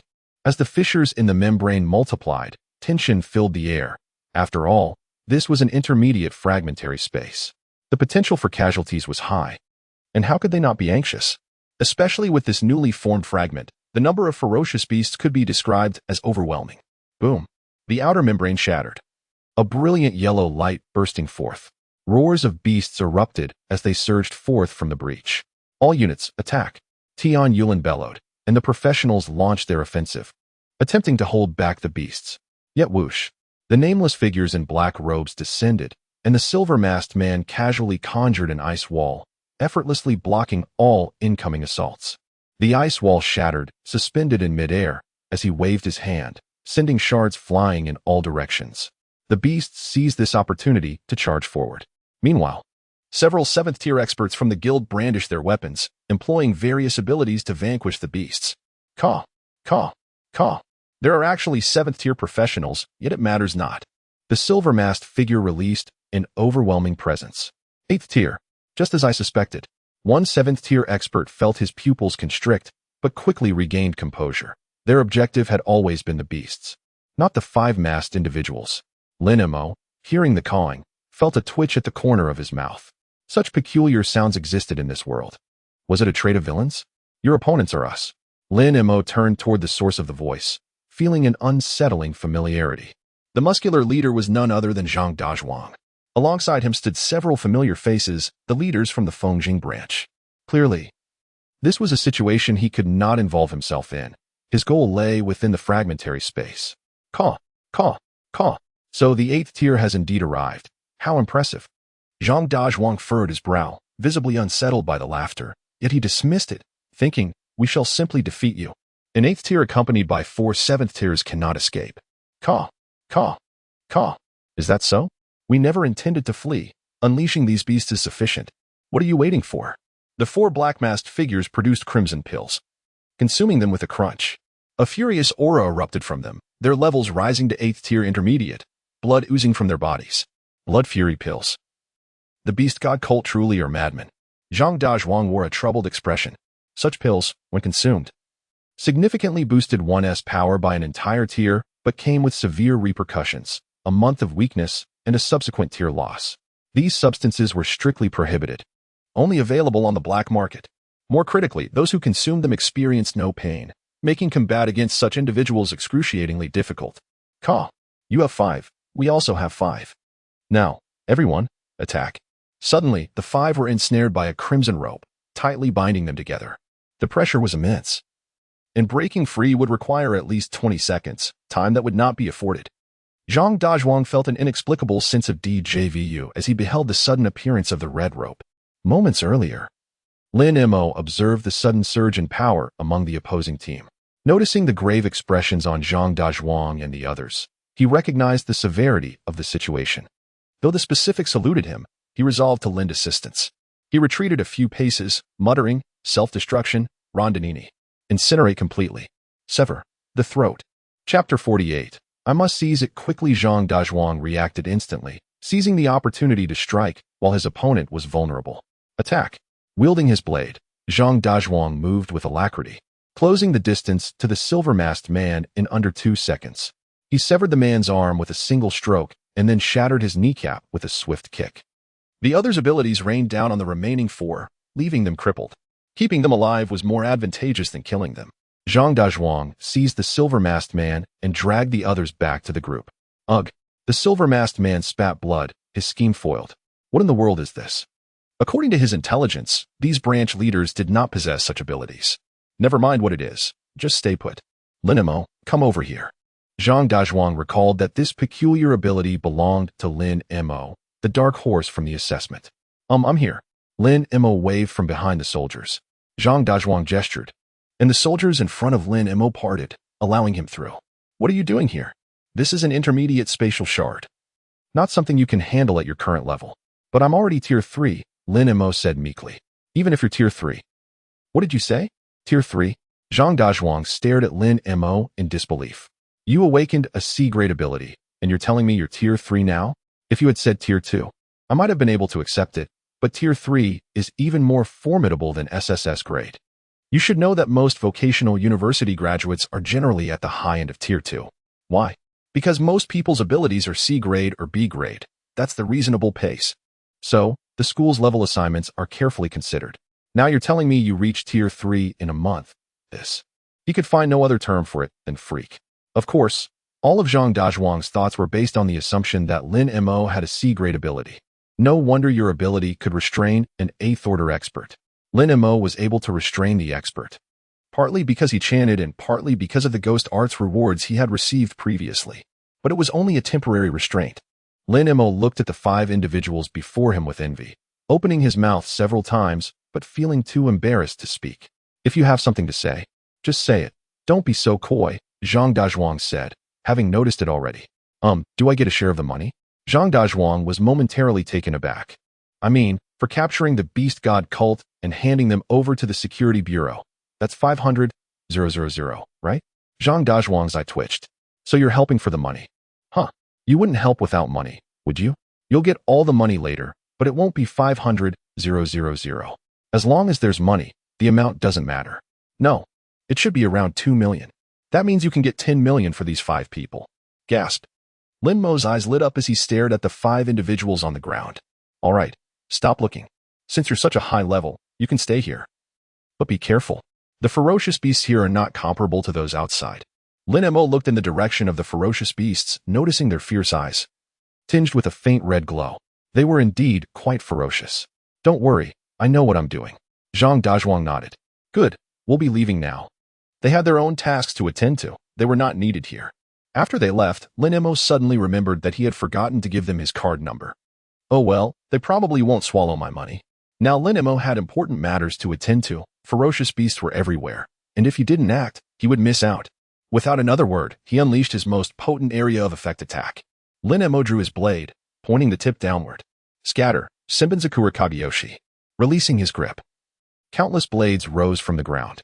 The sight before them stunned everyone. What kind of ability is that? It's too bizarre. All the blades shattered, transforming into a myriad of exquisite cherry blossoms. I must seize it quickly. What others perceived as ferocious beasts, Lin Mo saw as mere energy points. 6th-order beasts might be a bit challenging, but he could dispatch 4th-order beasts with ease, and even 5th-order beasts were not insurmountable. Lin Mo waved his right hand back and forth, and the cherry blossoms, guided by his hand, relentlessly attacked the distant ferocious beasts. Ding! Killed a 4th-order advanced ferocious beast. Twin-headed direwolf. Energy points, 489. Ding! Killed a 5th-order initial stage ferocious beast. Twin-headed direwolf. Energy points, 631. Ding!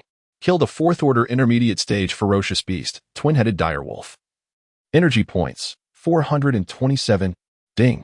Killed a 5th-order intermediate stage ferocious beast. Twin-headed direwolf. Energy points, 811. It had to be said that 5th-order beasts were indeed more difficult to kill. He had slain many initial stage beasts, but they were the easier ones. Beasts like wild boars and black bears, with their thick hides, were exceptionally challenging for Lin Mo to kill. Intermediate stage beasts were even more difficult than initial stage ones. Based on the current situation, Lin Mo would still need to rely on single target attacks to kill advanced stage beasts.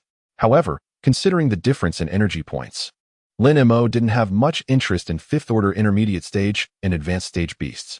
As he killed more and more, Lin Mo discovered a method, letting others beat the ferocious beasts half to death, and then he could still gain energy points by finishing them off. With this in mind, Lin Mo waved his right hand even faster. His primary target was 4th-order beasts, followed by 5th-order beasts that had been beaten half to death by others. The people behind Lin Mo were utterly dumbfounded. Which team is that guy from? He's so fierce. He's killed hundreds of ferocious beasts by himself, right? I don't recognize him. None of the famous teams in Fengjing have such a person. But I have to say, that area of effect ability is even stronger than my single target attack ability.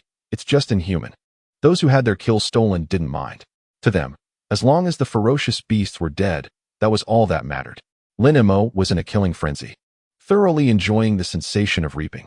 Unfortunately, after half an hour, Lin Mo's energy was running low, forcing him to end the slaughter. In fact, the earliest group had already gone down to rest. Lin Mo sheathed his blade, looked at the energy in his body, and couldn't help but sigh. He would have to wait half an hour before he could strike again. Watching the ferocious beasts being killed by others, he felt a pang of anguish. I can't wait. I absolutely can't wait. He opened the shop. Fortunately, there weren't many items for sale, only a few pages. Lin Mo found what he wanted. Spiritual Pressure Pill restores 50 of spiritual pressure within 1 minute. 1 pill can be consumed every half hour, maximum of 10 pills per day. 1,000 energy points. Not buying this would be an unforgivable sin. Chapter 49. Bankai, Daiguren Hai Rinmaru. Without hesitation, Lin Mo bought 10 pills. So what if it's 10,000 energy points? It's worth it. 10 blue pills appeared in his system inventory. Looking at the 10 pills, Lin Mo fell into deep thought. Speaking of, why are they blue? If people see this, they'll get the wrong idea. But he still had to take them. Lin Mo took out a pill, crushed it in his mouth, and swallowed it.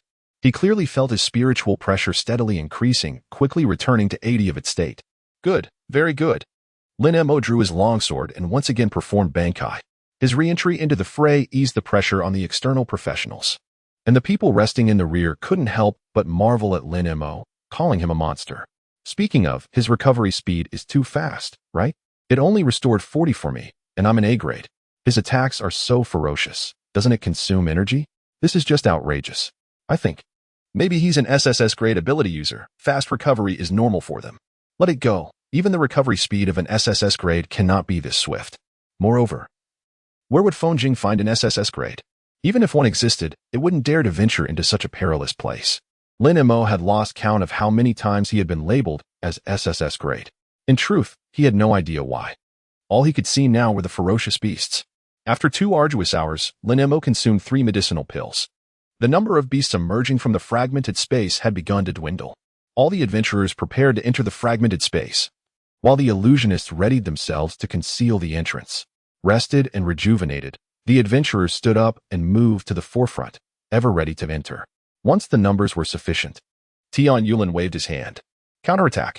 The 7th-tier adventurers led the charge, followed closely by those of the 4th to 6th tiers, racing towards the entrance. Their objective was to shatter the energy entity and dismantle this fragmented space.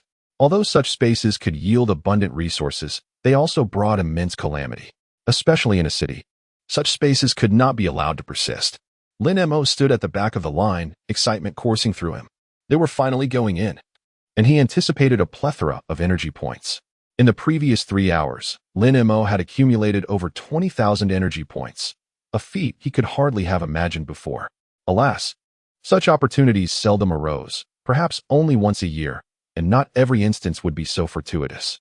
Based on Lin Mo's calculations, with a stroke of luck, he could amass over 100,000 energy points, which would be a trivial matter. 10 minutes later, Lin Mo dashed into the space alongside his comrades. Upon entry, he found himself in a realm of molten lava. The scorching air was almost unbearable. Everyone had to tread carefully to avoid falling into the magma. While they were all capable beings, their bodies remained those of ordinary humans, and a brush with lava would be excruciating. However, for Lin Mo, this was not a significant challenge. Ice element users had already begun to exert their powers to lower the ambient temperature. Taking a deep breath, Lin Mo glanced at his energy points, feeling a twinge of regret at the thought of spending them so soon. He spent 50,000 energy points. Ding. Progress for Hitsugaya Toshiro unlocked to 20. Ice abilities enhanced by 20. He spent 60,000 energy points. Ding. Progress for Hitsugaya Toshiro unlocked to 25. He spent 70,000 energy points. Ding. Progress for Hitsugaya Toshiro unlocked to 30. Acquiring Bankai, Daiguren Higher in Maru, Ice Phantom, Character Template. A character template? This was indeed an unexpected gain. Lin Mo then opened the information on Hitsugaya Toshiro. Character Template. Hitsugaya Toshiro. Unlock Progress. 30. Available abilities. Shurkai, Higher Imru, Ice Pillars, Ice Dragon's Tail, Vacuum Ice Blade, Bankai, Daiguren Higher Imru, Ice Phantom. Unlock requirements. Vice Captain level Spiritual Pressure 0, 80,000. This expenditure was monumental, directly consuming 18,000 energy points, yet it was worth it. An ice-type Zanpakuto was exceedingly suitable for this environment. Lin Mo glanced at the stone-like ferocious beast in the distance. Beast, Lava Swordsman, level, intermediate 4th tier, skills, Flame Enchantment, Cleave, Throw, Fusion, in addition to the Lava Swordsman. There were archers and mages. Clearly, this was a vast horde. The adventurers at the forefront had already engaged the beasts, and Lin Mo could not merely stand by. After all, if others were to kill them, he would gain nothing. Bankai, Daiguren Higher in Maru. The rest was akin to his earlier Shurkai. Except now he had 3 crystalline flowers composed of 12 red lotus petals behind him. As he activated his Bankai, the temperature in the sky plummeted abruptly, and no warmth was felt by those present. Which ice element user is so formidable as to drop the temperature so drastically? Impressive. I believe it is not the ice element user, but rather that abnormal individual. Someone pointed to Lin Mo, who was floating in midair with the ice dragon. Are you sure he is of a lower level? He feels more powerful than me, a 5th tier. With him around, this operation seemed poised to conclude swiftly. Lin Mo wasted no time and began casting skills. Ice pillars. Boom, boom, boom. Ice projectiles rained down from the sky, crashing into the ground and crystallizing. With even the lava showing signs of freezing, the lava beast struck by this ability began to sprout crystals, hindering their movement, though the damage was minimal. Others seized the opportunity to attack.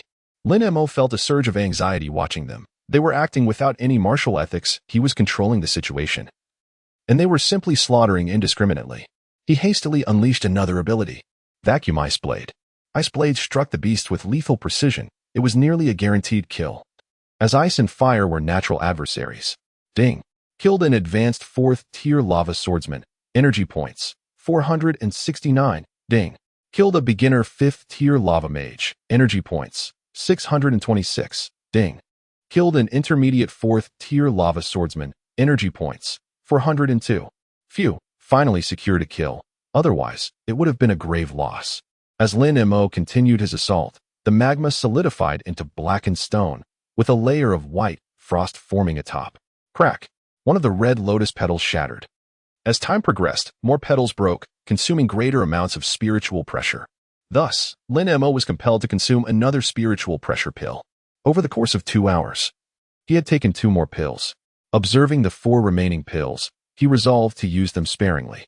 Lin Mo dispelled his Bankai state and returned to the ground. After all, he had eliminated all the viable targets, and the remaining scattered beasts did not warrant such formidable abilities. Chapter 50. Chanting high-level Keto. Results are acceptable, young man. You are impressive. Such enduring stamina. A bald man approached him. Well, it's manageable. Your stamina is remarkable. You single-handedly match a whole team. Quite impressive. Just modestly doing my part, Lin Mo smiled humbly. The idea of single-handedly matching a team was merely a light-hearted jest. Taking it seriously would be foolish.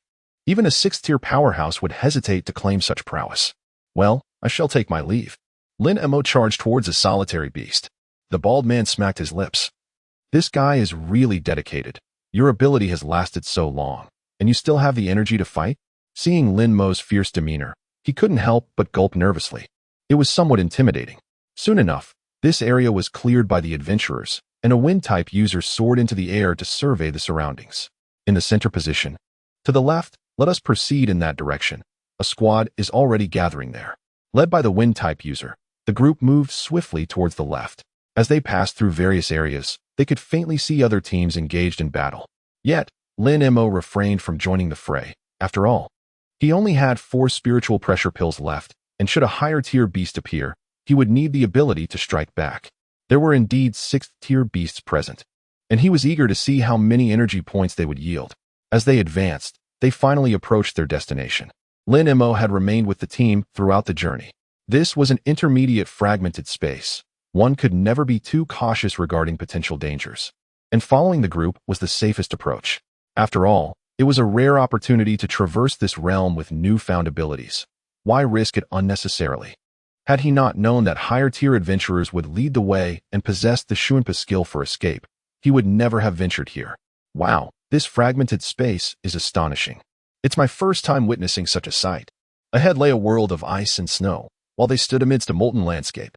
How could such contrasting environments coexist? Who knows? Fragmented spaces can be peculiar. The coexistence of ice and fire is nothing unusual. Lin Mo gazed in awe at the distant icy realm. Reminiscent of the games he once played, yet witnessing it in reality was profoundly stirring. Prepare for battle. High-tier beasts are ahead, likely 6th tier. This indicates that we have arrived at the epicenter. Fear not, for we have 7 adept masters among us, capable of effortlessly dealing with the 6th-tier foes.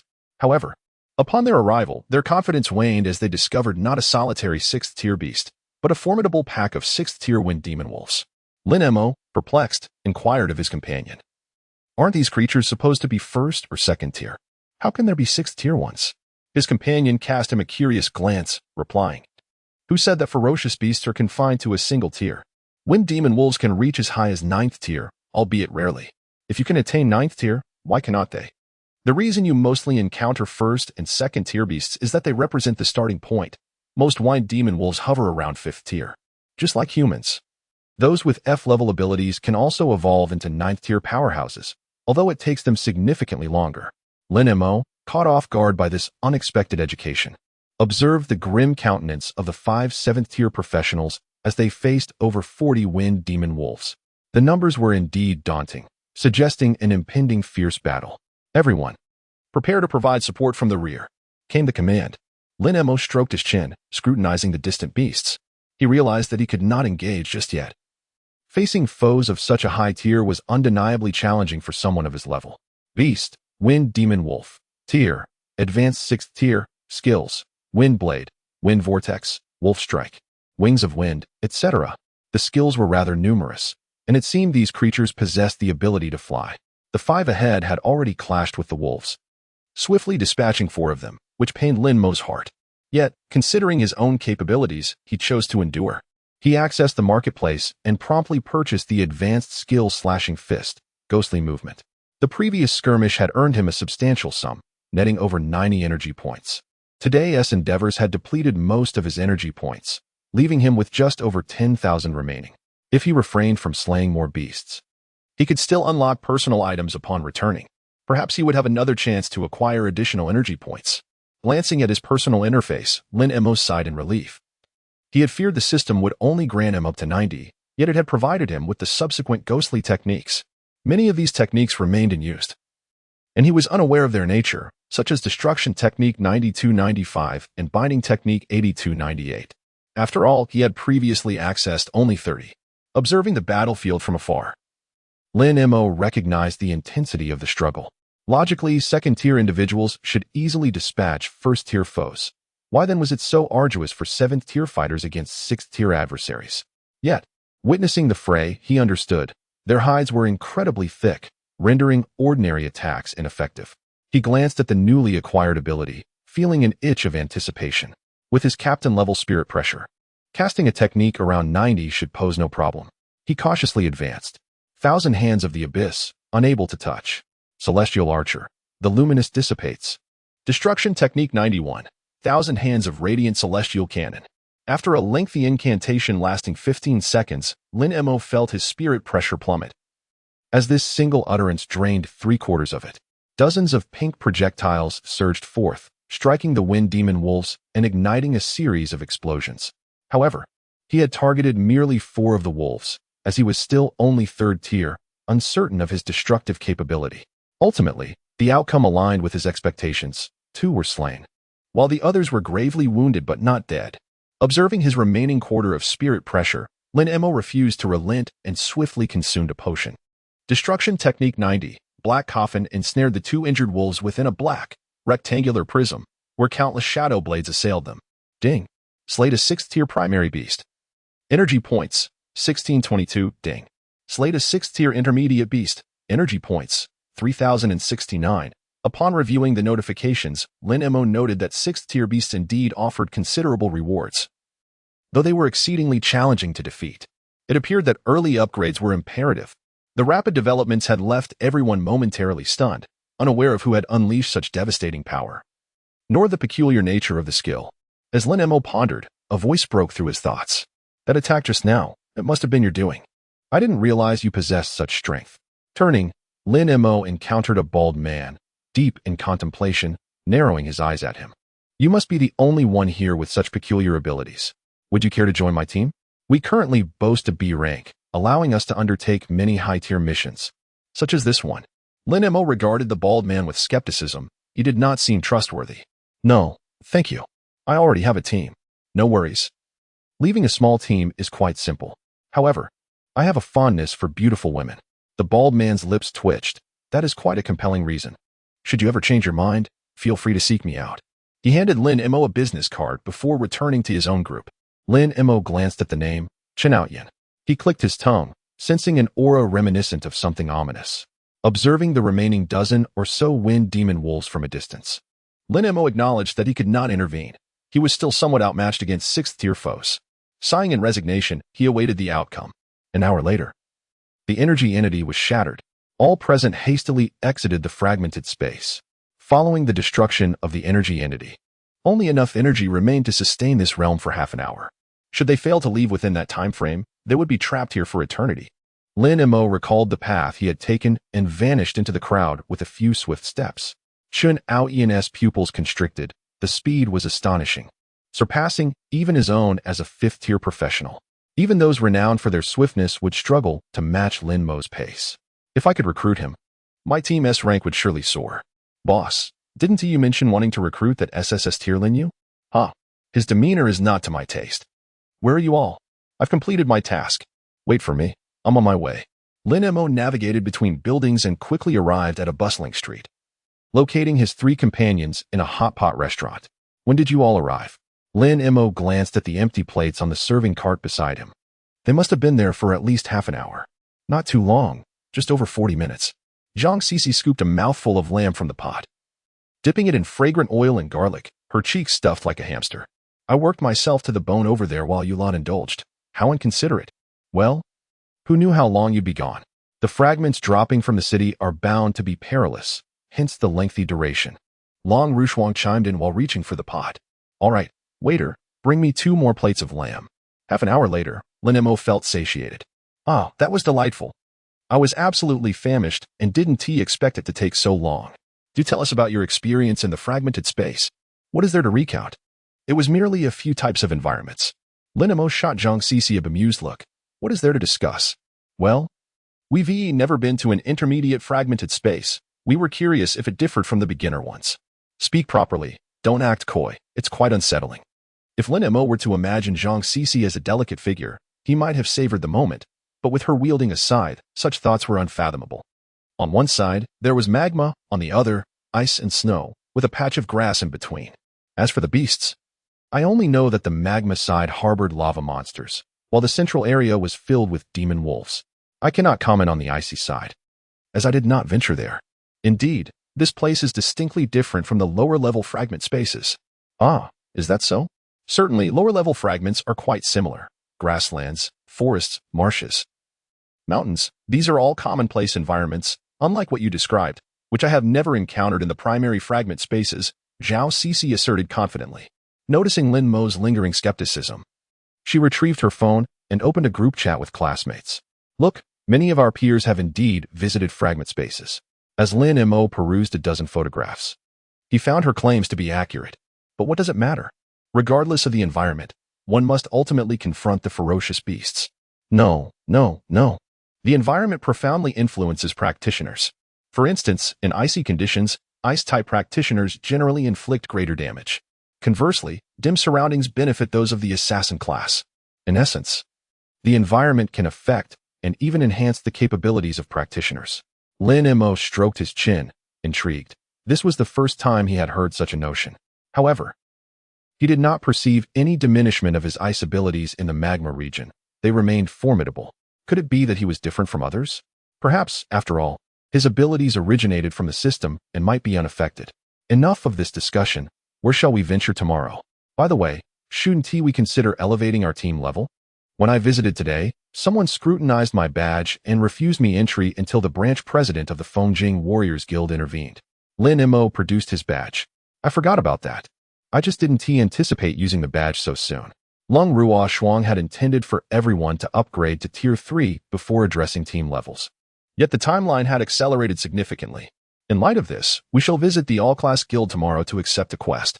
Given our current circumstances, we should be able to ascend to D rank. Can we not reach B or A rank? Lin Mo distinctly remembered that the bald man had claimed they were B rank. To advance, it is not only about completing quests, but also possessing the requisite strength to match it. And such strength is not merely individual prowess, but rather the collective might of the team. How is this collective strength determined? Surely it cannot be an average of our current levels? If that were the case, that would be exceedingly unreasonable. Lin Mo's gaze shifted to Zhongshang. If that were true, he would undoubtedly be the weak link. Mogu, don't look at me. The team's overall performance is assessed. Then I believe a C rank designation should be within our grasp, he mused, considering that should the need arise, he could activate his Bankai and consume a spirit pressure pill, confident in overcoming the evaluation. However, Lang Ruo Shua shook her head. Don't dwell on such thoughts. Obtaining a D rank would be commendable. She glanced at Zhongshang. Hey, you all, enough. I am a shield warrior, not a mere soldier. Please do not look at me like that. Zhongshang, too, felt exasperated. Why did everyone assume his strength was lacking? While it was indeed true, such scrutiny was unwarranted. Let us settle on that. Chapter 52. I can't control it, everyone. Get away. In the all-class guild hall, the draw has begun. There are 4 teams ahead of us. Lung Ruo Shuang tucked the number slip into her pocket, wiping her clammy palms and sitting between Zhao Sisi and Lin Mo. No way. You, the second miss of the Lung family, are actually nervous? Lin Mo remarked with curiosity about Lung Ruo Shuang's evident anxiety. Of course I am nervous. This is a practical assessment. But didn't we just have an assessment in July? What are you anxious about? That was entirely different. The opponents in July were merely a horde of mindless beasts, while this assessment is conducted by Tier 5 practitioners themselves. Lin Mo shrugged, unimpressed by the distinction to him. It was all the same. By the way, shouldn't we be tackling a quest first? After the assessment, you will receive an invisible team rank, after which you can only accept tasks not exceeding that rank. Given Lin Mo's ignorance of such matters, Long Ruoshuang was accustomed to his naivety. Ding! Lin Mo pulled out his phone to check a bank notification. Upon opening it, he gasped, so many zeros. What's wrong? You seem thrilled. Did that girl confess her feelings to you? A girl's confession? That's trivial. I just received 10 million. Long Ruoshuang raised an eyebrow. Indeed, 10 million was a substantial sum, especially for Lin Mo. Is that from yesterday's reward? No. I assisted in capturing 5 members of the Beast God sect, and the branch presidents decided to grant me the funds. Wait, are you saying there was a reward for yesterday's incident? Yes, but you need to accept the task first. I thought you had won. Lin Mo pondered for a moment. Regardless, he was content with the energy points he had acquired and the abilities he had exchanged. Number 66. Please proceed to room 3 for the assessment. Number 66, please proceed to room 3 for the assessment. Long Ruoshuang quickly rose. Let us go. It's our turn now. Let us aim for a top-tier D rank. The 3 of them followed Long Ruoshuang into room 3, where 5 individuals awaited them. You are number 66, correct? Allow me to briefly explain the rules. I am Zhang Chong, and we are all Tier 5 intermediate practitioners. You have applied for D rank, and based on your levels, you need only to withstand a battle with us for 10 minutes. Tier 5 intermediate? Lin Mo mused. Could he simply unleash his full power to pass? May I inquire if there are restrictions on abilities? Zhang Chong could not suppress a chuckle. Rest assured. You are free to use your abilities. With your strength, you won't be able to harm us. Each team's strength was well known to them, and the information regarding this particular team had been received. Their highest level was merely Tier 3 intermediate, a 2-tier gap. Wait, a Tier 3 intermediate is classified as a C-level ability? I see now. Since you understand, let us commence. The countdown begins at 5 seconds. The 5 individuals casually positioned themselves, and as the time elapsed, they launched their assault.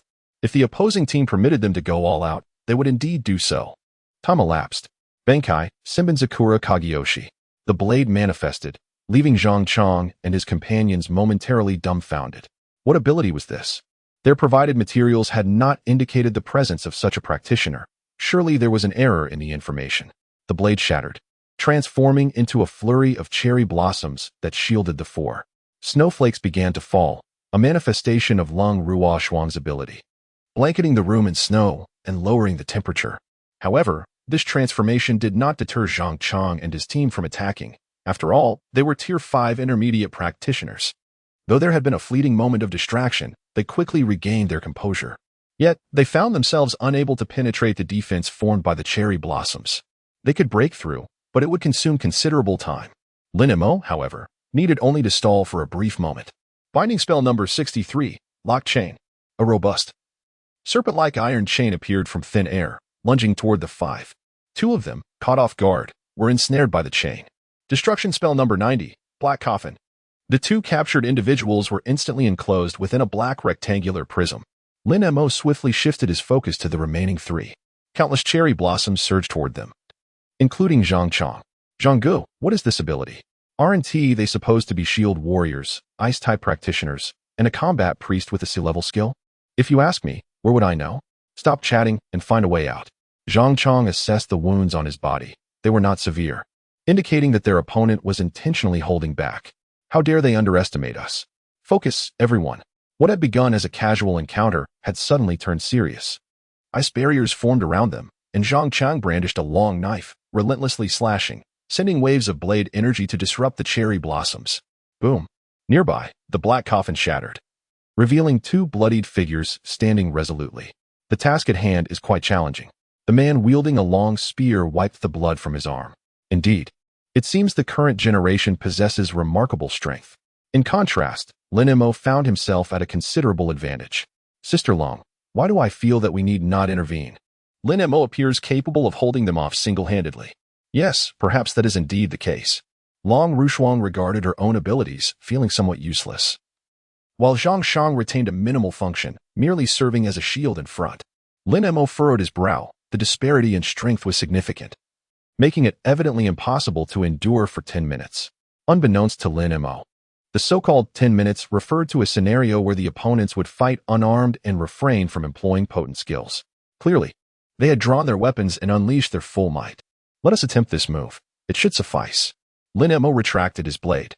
Zhang Chang and his companions were momentarily taken aback, uncertain if he intended to concede. Destruction of the Path 99. Dragon. Spin. Annihilate. 5 dragon-like entities formed from spiritual pressure emerged behind Lin Mo. This technique draining half of his spiritual energy while exhibiting the power equivalent to his 6th-tier capability.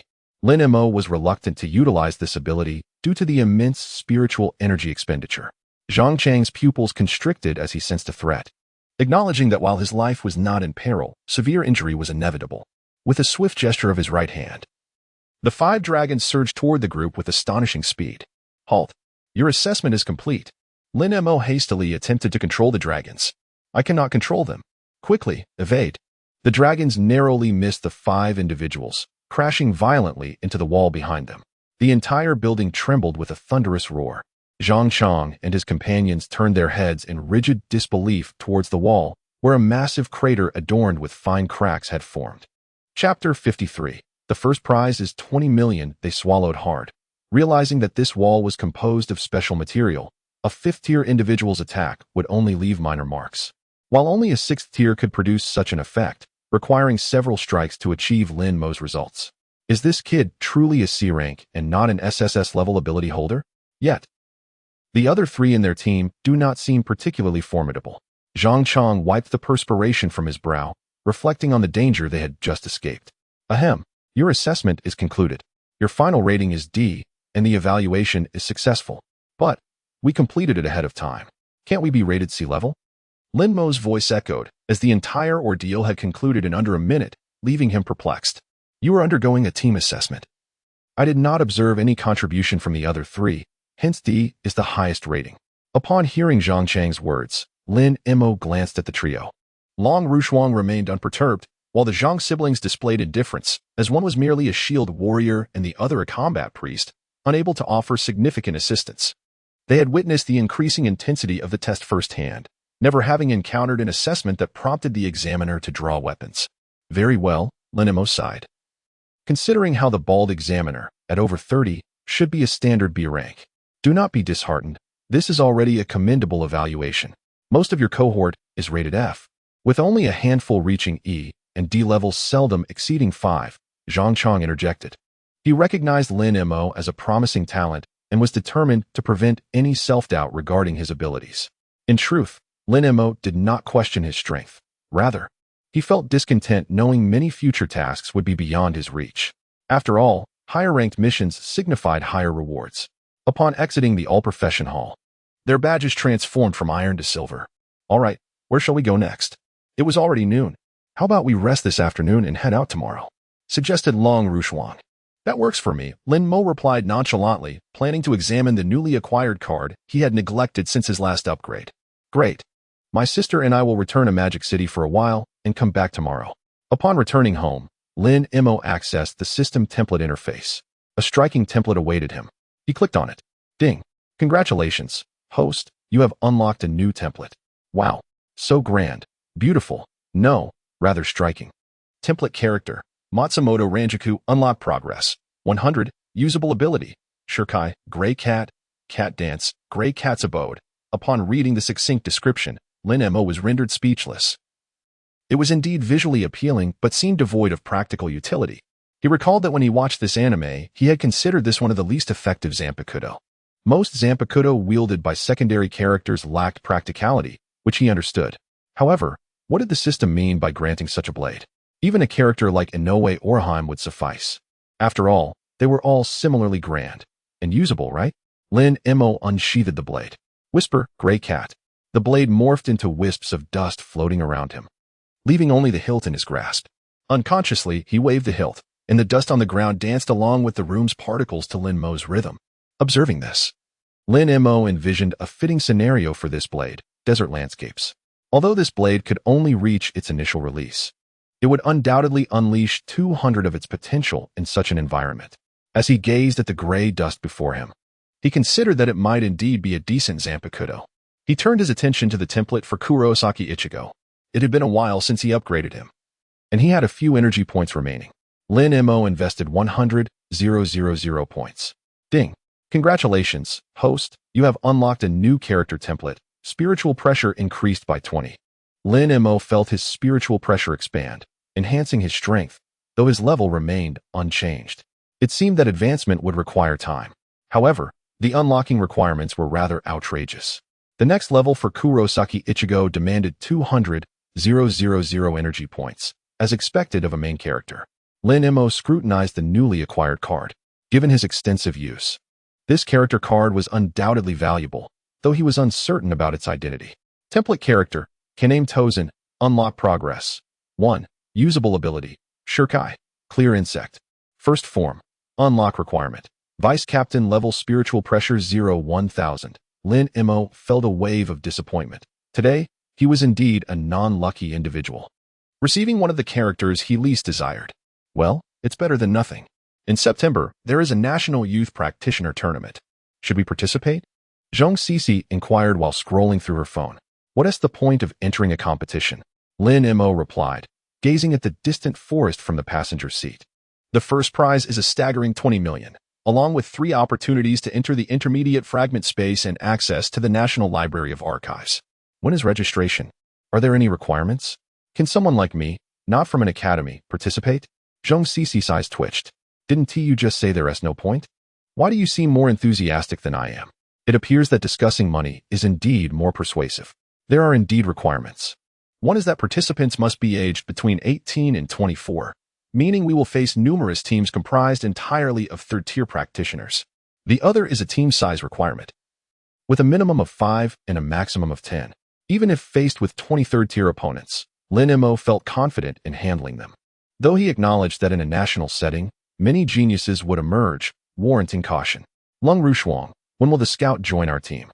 Should be within the next few days. She replied, massaging her temples at the thought of that individual. She glanced at Lin Mo, pondering if these two might share a kindred spirit. Oh my.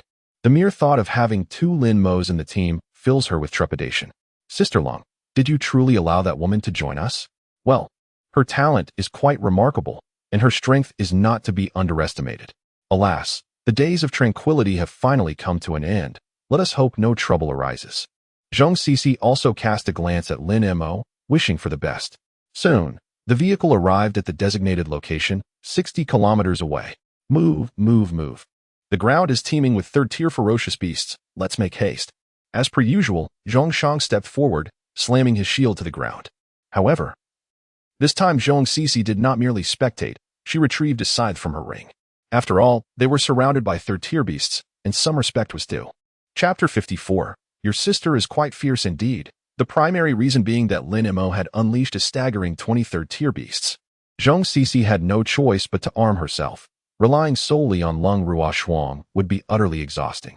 In less than 20 seconds, Lin Mo had cleared the vicinity. Zhong Shang felt that fighting alongside Lin Mo was remarkably effortless. All he had to do was taunt. Your cherry blossom attack is truly impressive. You kill indiscriminately. Well, it's not entirely indiscriminate. If the beasts were of a higher level, it wouldn't be so swift. Zhong Shang turned to look at Lin Mo, who bore a serious expression. Were it not for that demeanor, Zhong Shang might have thought he was being ostentatious. Just yesterday, he single-handedly incapacitated 5 6th-tier beasts without allowing them to retaliate. Of course, it wasn't that they could not fight back. Rather, they feared being killed. Nevertheless, such prowess was terrifying, to say the least. He had seen relief on their faces, indicating that they dared not withstand his final ability lightly. Zhong Shang found it peculiar. How could the disparity among professionals be so vast? 10 minutes later, he remarked, your sister is quite fierce. She has taken down nearly half of them by herself. Not bad. Zhong Shang scratched his head, noting that his sister seemed to have truly unleashed her potential. Zhong Sisi, clad in a JK uniform and sporting a hat, appeared to be an adorable girl, yet she wielded a massive scythe, preventing any beasts from approaching. She could even enhance her own capabilities with ease, suggesting she had learned a second ability. Quite formidable indeed. As for Lung Ruoyan, she appeared much gentler, exuding a refined femininity amidst the snowfall. She effortlessly fired ice arrows, embodying grace. Finally, Zhong Sisi planted her scythe into the ground, wiping the sweat from her brow. It had been a long time since she felt so exhausted. Unexpectedly, your strength is quite impressive, Lin Mo complimented. Puffing out her chest in pride, Zhong Sisi replied. Of course, I am a bona fide battle priest, both offensive and supportive. With my presence, you can count your blessings.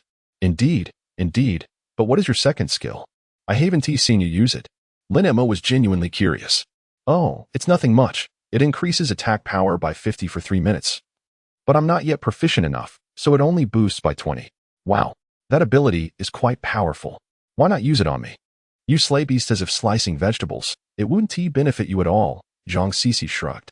Very well, Lin Mo had no retort. He turned to Zhong Shang, pondering that he himself possessed numerous abilities. While both Zhong Sisi and Lung Ruoshuang had learned second skills, what of Zhong Shang? Don't look at me like that. I'm still in the process of learning, Zhong Shang replied awkwardly. Lin Mo shook his head. Having a taunt was sufficient. All right, let us press onward. He had checked his phone moments ago. The beasts here held little value, selling for a mere 500 at most.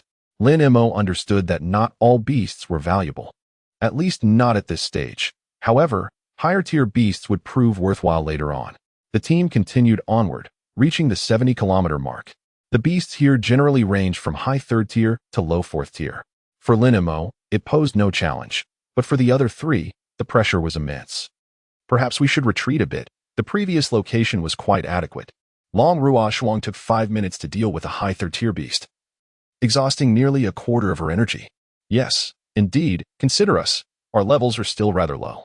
Zhong Sisi had lost count of how many times she had healed her brother.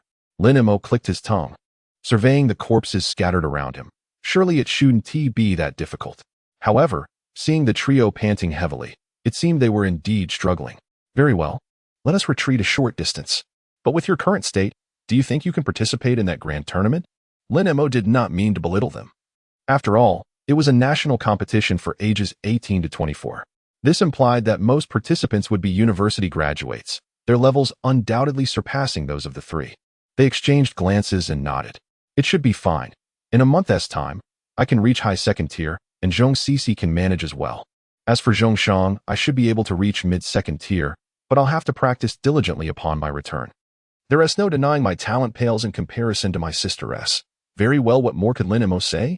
The tournament offered 3 opportunities to access mid-level fragment spaces, a significant opportunity for professionals to save considerable funds.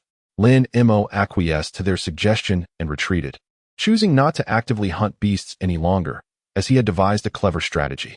You 3 coordinate to slay the beasts. I shall remain uninvolved, merely supporting you from the sidelines. Lin Mo perched himself atop a tree. Sister Lung, Lin Mo is acting rather strangely. He isn't hunting beasts, but merely sitting there watching, which is unlike him. I suspect it's not as simple as it appears. You'll understand shortly. Based on her knowledge of Lin Mo, he would inevitably intervene, most likely at the moment a beast was about to perish.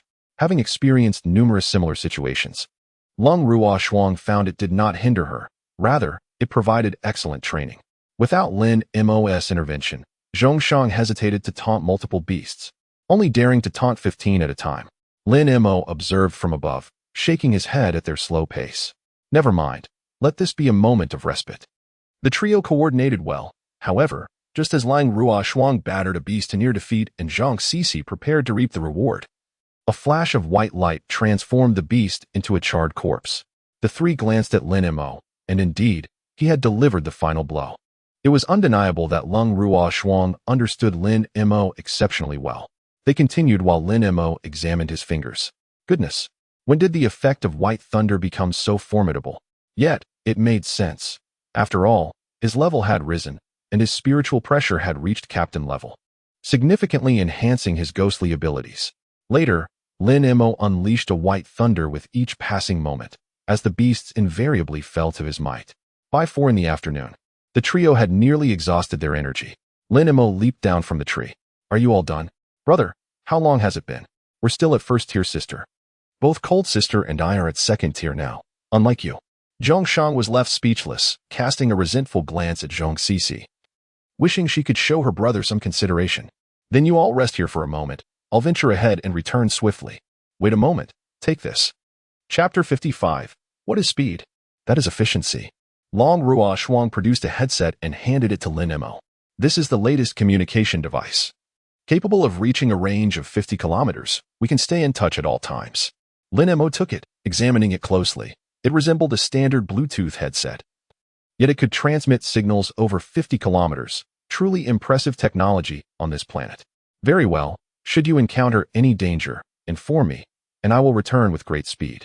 Lin Mo did not intend to stray too far. The 70-kilometer mark was just right.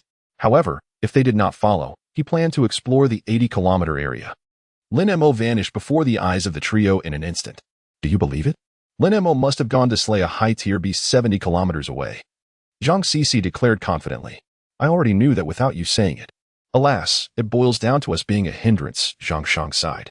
Long Rushuang, however, was filled with hope. Perhaps, just perhaps, he might truly succeed. 75 kilometers away, Lin Mo appeared atop a tree, surveying his surroundings. The number of beasts had increased, and their strength had escalated, yet it was still insufficient, lacking the ability to attract monsters. He deemed the scattered beasts unworthy of his attention. Manifesting his spiritual network, he sought out the cluster with the highest density and closest proximity. 3 minutes later, Lin Mo opened his eyes.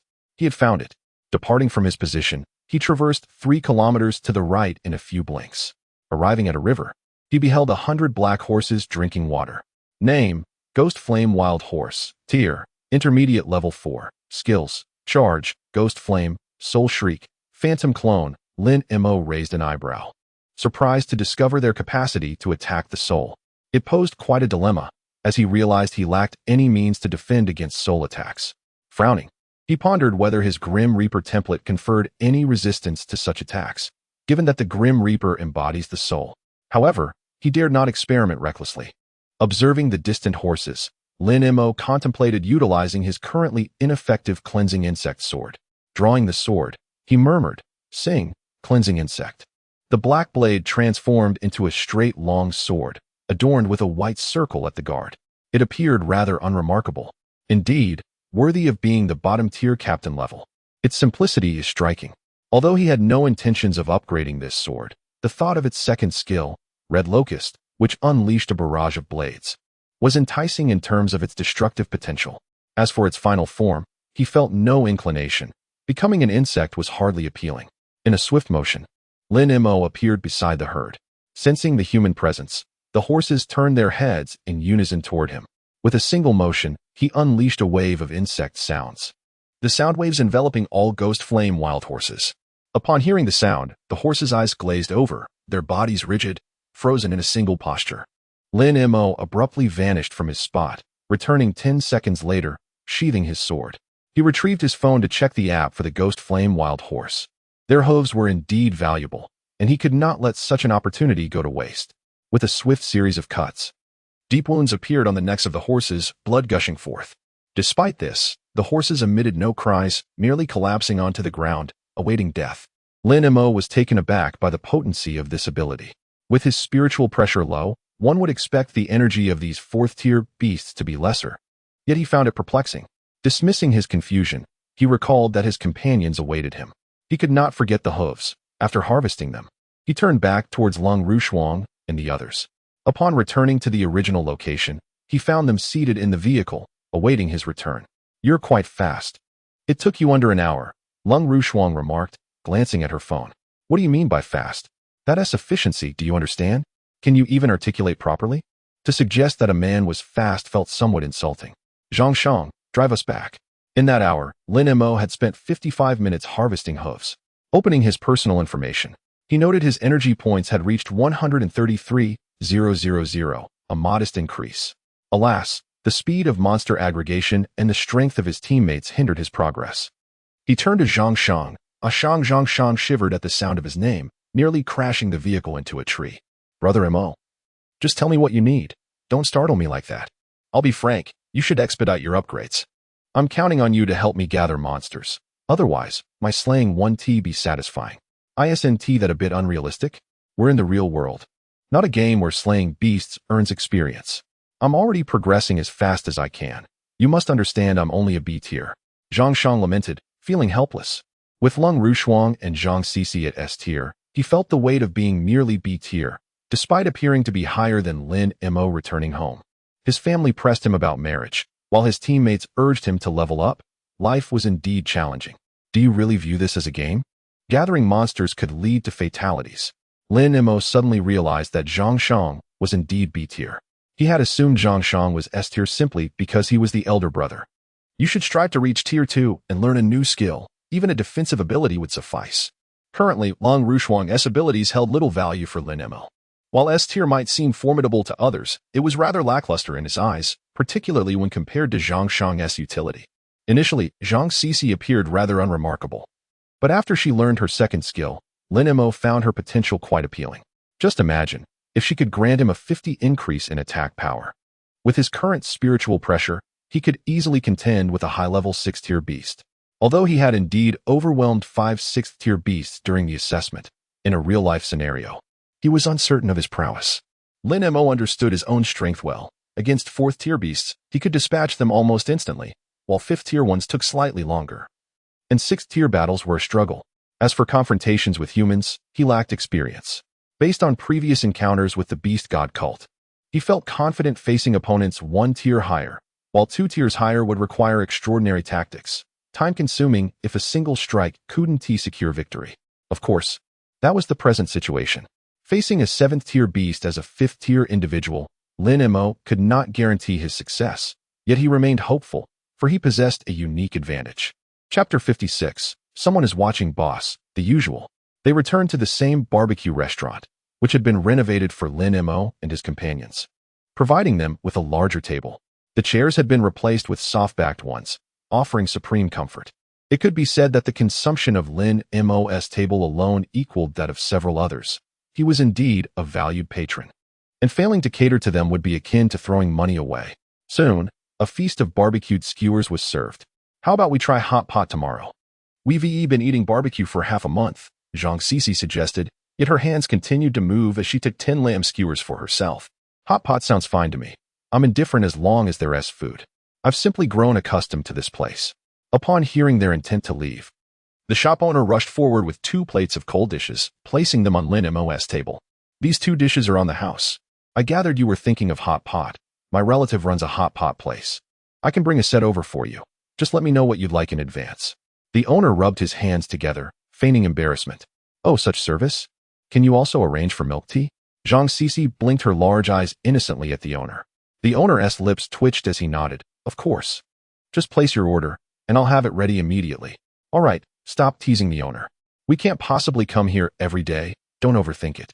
You needn't go out of your way for the hot pot. We'll come when we can, and that is sufficient. Lin Mo waved his hand dismissively. The owner nodded, looking crestfallen. A valued patron was about to take his business elsewhere, and it pained him deeply. This boss is quite amusing. Upon hearing that hot pot would be served in the future, he immediately wanted to bring it to the restaurant. Of course, your brother alone can consume 2,000 to 3,000 worth of food. What establishment wouldn't he welcome that? This is at a barbecue place.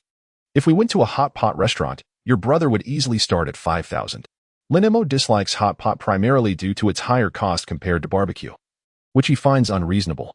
Furthermore, he considers hot pot to be rather cumbersome, with all the condiments and the need to cook for oneself. Barbecue is so much simpler. Just order and eat directly. Zhang Shang, holding a skewer of lamb and 2 skewers of lamb kidneys in his other hand, found himself in a dilemma over whether to eat or not. Coughing, he remarked that someone would be joining their team tomorrow to hunt ferocious beasts with them. Have you finally settled it? Yes, I just received a message. I thought it would take longer, but it turned out to be rather sudden. What is her strength like? Her abilities are commendable, an S-level infiltrator, currently at the initial stage of 2nd tier. Upon hearing this, Lin Mo's expectations diminished instantly. 2nd tier initial is still somewhat weak. Seeing his expression, Long Rushuang understood his thoughts, but felt it was only natural, considering her own strength. Yet, she felt compelled to add, 2nd tier initial is already quite impressive. You must understand that an ordinary person graduating from university is usually only at 2nd tier advanced. Those with good talent reach merely the intermediate level of 3rd tier. You are different.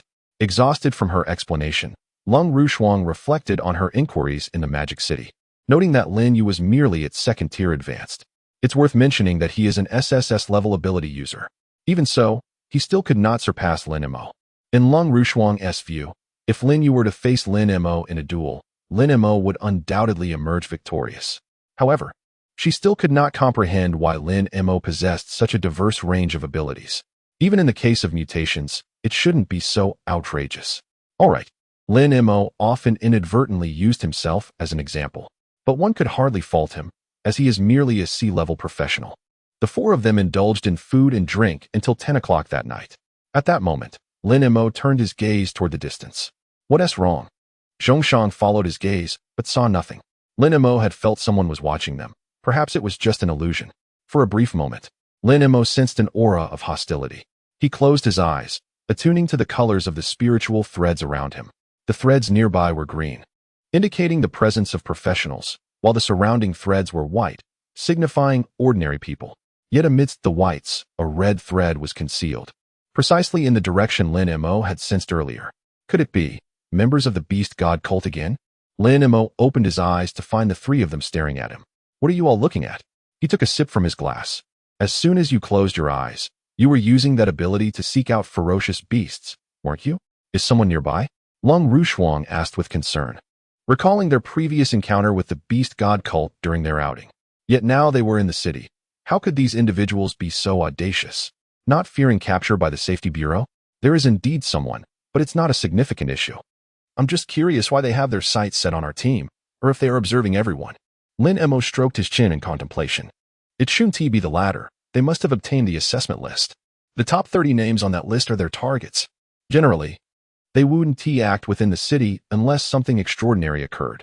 If something extraordinary does happen, it could be related to Lin Mo's score. Lung Rushuang expressed her worries. Not only was he first, but he also had the highest score, which would certainly draw attention. Obtaining that list wouldn't be difficult for the beast god cult. Human traitors exist not only within the cult, but also among those hidden in the city.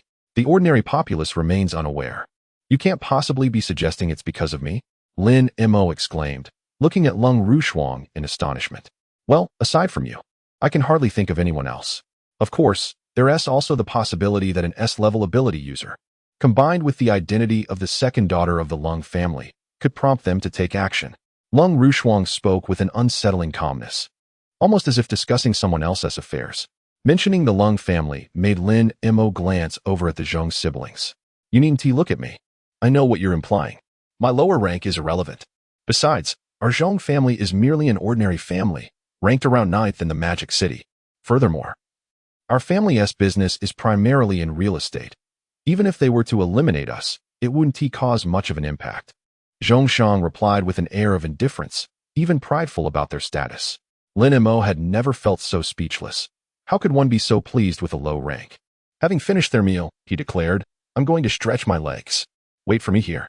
Chapter 57, Instructional Professional Binding, Major Revision. Lin Mo was determined not to allow such a person to remain nearby. He had to hand him over to the Safety Bureau.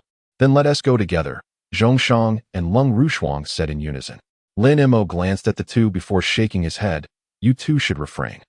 Zhongshan was too large and somewhat clumsy, while Lang Rushuang wouldn't be of much assistance either. However, Lin Mo turned his gaze toward Zhang Cici, who was busy peeling small lobsters. Her second skill might prove useful. Cici, you come with me. Me? Zhang Cici pointed at herself, genuinely surprised that Lin Mo would call her. Yes, let me wipe my hands first. Zhang Cici cleaned her hands and approached Lin Mo. You choose a position. The three of them looked at Lin Mo in unison. Position? What position? Facing their bewildered expressions, Lin Mo felt a wave of frustration. What kind of looks are those? I mean position. Should I carry him on my shoulder, on my back, or hold him? We need to hurry. Isn't it just about omitting unnecessary words and speaking more concisely? How can one not understand? Oh, I see. Then let us go with the back. I don't want to be in the position like Sister Long. It looks so uncomfortable. Lung Rushuang shot Zhong Cici a glare. Must this be brought up? It was utterly embarrassing. Considering Zhong Cici's height, Lin Mo half-squatted to accommodate her. Let us go, and wait for us to return. After securing Zhong Cici on his back, Lin Mo instantly vanished from sight, reappearing atop a building in a village within the city. Wow, Lin Mo, you're so fast. Can you go even faster? Zhong Cici exclaimed excitedly from Lin Mo's back. Lin Mo felt conflicted, unsure why he felt both insulted and flattered. He ignored Zhong Cici, closing his eyes to sense the position of the spiritual threads. They were quite close now. just down the alley. This person certainly knew where to hide. This area was the darkest, perfect for an ambush. Lin Mo set Zhong Sisi down. Huh, have we arrived? There's no one around here, is there? You can't be. Rest assured, my lord, I am keeping a vigilant watch. However, it is difficult to take action as they are all in the bustling city center. Yes, my lord, I will proceed with caution. May the beast god endure eternally. Although the voice was faint, both Lin Mo and Zhong Sisi heard it. Lin Mo remarked, indeed, she is a member of the beast god sect. Your keen perception is quite impressive. It is not my perception, but rather her excessive caution. If she were to remain vigilant, she would not have attracted attention. Yet, when she turned her head, she vanished, which cannot be overlooked. What shall we do now? Should we confront her directly? Lin Mo noticed an unusual excitement on Zhong Sisi's face, which struck him as peculiar. This sister of Zhong Shang is rather odd, he thought. Observing the demeanor of the beast god sect member, Lin Mo assessed that she was not a high-level practitioner and posed no threat. It appeared Zhong Sisi was no longer needed. Take this. When she is bound, you must put it on immediately. Lin Mo handed a sack to Zhong Sisi. Huh. You must have a side job. Lin Mo ignored her. Binding technique, part 1. A white cloth appeared out of thin air, not binding her hands and feet behind her, but wrapping tightly around her instead. The woman had her hands forced behind her, as the white cloth came from various angles, ultimately tying everything together. Clad in a fitted short-sleeved top and shorts, her appearance was quite striking under these circumstances. All of this transpired in an instant, leaving the woman bewildered.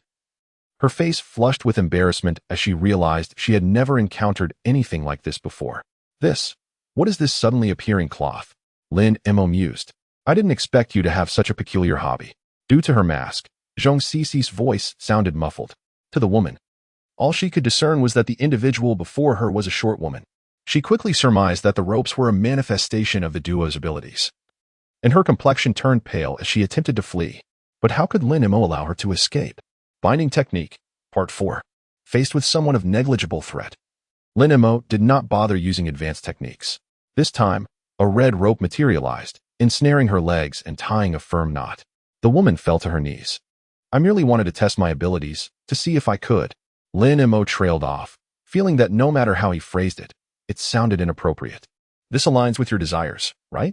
TSK, I didn't expect you to be so playful. Number 1, stop fooling around and secure the sack. The woman's pupils dilated at the mention of the sack, realizing she was in dire straits. Wait, you must question me first. She was momentarily stunned, wondering why she had uttered something in the language of cherry blossoms. Surely, her head must have been injured. Neon people? Lin Mo frowned, his disdain for them evident. In his previous world and in this one, they were equally detestable. No, I merely misspoke. The woman hastily shook her head, preferring to admit to being part of the beast god sect rather than a neon person. After all, within the beast god sect, people from many regions could be found, but none from Neon or the Cosmic Nation. Number 1, hurry. All right. Zhong Sisi swiftly placed the sack over the woman's head, covering her down to her waist. Then, she retrieved a baseball bat from her storage ring and struck the woman, rendering her unconscious. Lin Mo looked at Zhong Sisi in confusion. What is the story behind your baseball bat? If he wasn't mistaken, it appeared to be speckled with dark red stains. Why are you staring at me like that? Zhong Sisi, holding the bat, asked with puzzlement. Chapter 58. The addition of a new teammate. Glancing at the bat, Lin Mo felt a twitch in his eyelid. What kind of decent person carries a bloodied baseball bat? Oh, it's not school violence. I use it for self-defense. I've resolved quite a bit of school bullying with it. By the time I graduated, incidents of bullying in my high school were practically non-existent. Zhong Sisi beamed with pride. Peaceful resolutions, eh? I can only imagine that your methods for stopping school bullying are rather unconventional, Lin Mo thought. Enough of this chatter. You hit hard. He noted the bloodstains saturating the sack. No problem. Practitioners are not so easily killed. You needn't worry. Nonetheless, for safety's sake. Zhong Sisi released a healing light to staunch the beast god sect member's wounds. There, all good now. She clapped her hands, satisfied with her handiwork. Shall we depart? Lin Mo hoisted Zhong Sisi onto his back, his arms securing the beast god sect member, and they vanished into a narrow alley. He called the safety bureau to inform them of their location and the situation. Within 5 minutes, a vehicle pulled up before them. 2 men in uniforms emerged. Excuse me. Are you the ones who reported the incident? Where is the member of the Beast God sect? I made the report. She's right here. Lin Mo placed the woman on the ground, and one of the Safety Bureau agents removed the sack, revealing the unusual binding. He cast Lin Mo a curious glance. Lin Mo awkwardly smiled and quickly released the binding. Ahem, the payment will be deposited into your account by tomorrow. Please provide me with your details. After relaying the information, Lin Mo swiftly took Zhang Cici and fled the scene, overwhelmed by embarrassment. The two safety officers regarded the attractive woman on the ground. Today's youth certainly know how to have fun. They even engage in bondage. TSK, seeing that standard technique earlier, it's clear they've indulged in this before. I suppose the net cleaning operation should be intensified. Forget it. If I go on, I might not have anything left to see. Haha. Did you notice the looks those safety officers gave you? You're bound to become famous. Zhang Cici's words elicited a resigned expression from Lin Mo. How could he have forgotten? Upon returning to the barbecue shop, Zhang Shang and Long Rushuang were engrossed in their phones. Upon seeing Lin Mo, Long Rushuang quickly set her phone aside. Did you find the person? Who were they? A member of the Beast God sect, not of high rank. If they were of a higher rank, Lin Mo could not have subdued them so easily. These individuals are quite pervasive. I didn't expect them to be in the city center. Although he was aware of their existence, their actual appearance was still quite surprising. Indeed, I also did not anticipate it. Lin Mo shifted in his seat, glancing at Zhang Cici across from him, and quietly remarked to Zhang Shang, "Your sister beat someone senseless with a bloodied baseball bat." Ah, well, that's normal. She spent 3 years in high school beating people up, and it cost a fortune every year for her to get into fights. Zhang Shang's expression remained unchanged, clearly accustomed to it. Impressive. Lin Mo gave a thumbs up. Realizing why she was known as a battle priestess, her propensity for violence was indeed remarkable. The following day, Lin Mo arrived promptly downstairs, and Long Rushuang's modified SUV had also arrived. She no longer required family members to drop her off. She simply drove her upgraded SUV out. Lin Mo settled into the passenger seat, catching a glimpse of an unusual atmosphere in the rearview mirror. 3 women occupied the back seat, with a striking beauty in the middle. Clad in a tight combat outfit that accentuated her perfect figure, fiery red lips, and long, wavy hair that screamed femme fatale, she hardly resembled a university student. Is this the new teammate with scouting abilities? Hello, I am Lin Mo. Hello, Hanyu. The two exchanged pleasantries, one gentlemanly, the other ladylike. TSK, what a show. Zhang Cici scoffed from Hanyu's left. Oh, what's this? Is our little Cici feeling jealous? Come here, let me give you a proper hug. Be a good girl. With that, Hanyu pulled Zhang Cici into an embrace, pressing her against her chest. Ugh, let go of me. I can't breathe. You big cow. As Zhang Cici was released, she slumped beside them, her expression one of despair, feeling that she had been sullied. Gazing into the rearview mirror, Lin Mo audibly gulped, taken aback by the sheer scale and exuberance of the scene. Zhang Shan, let's get going. Lin Mo was momentarily perplexed by the dynamics between the women. Something seemed amiss.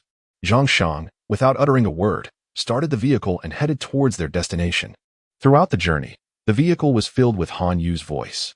Zhang Cici stared out the left window, while Long Rushuang gazed out the right, both remaining silent. Zhang Shang maintained unwavering focus on the road ahead. Something was definitely off, profoundly so. Lin Mo, I've heard you're quite formidable? Ah, in what regard are you referring to? Lin Mo was momentarily puzzled. Oh, don't tell me you possess other talents as well. Hanyu cast an ambiguous glance at Lin Mo. Hanyu, mind your manners. We're all part of the same team now. Leave your antics behind. Oh, dear Long, it's become second nature to me. Hanyu draped her arm around Lang Rushuang's shoulders, whispering something that caused Lang Rushuang to blush crimson and exclaim, No, don't speak nonsense. Oh, you're blushing. There's no shame in admitting it. You, sigh. Lang Rushuang gazed wistfully out the window.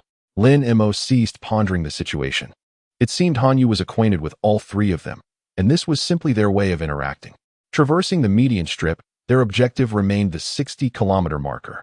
Initially, they encountered a few other teams along the way, but as they ventured further, the teams became increasingly scarce.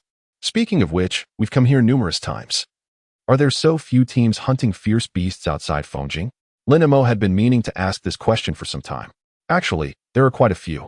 You must remember that the entire quarantine zone is vast.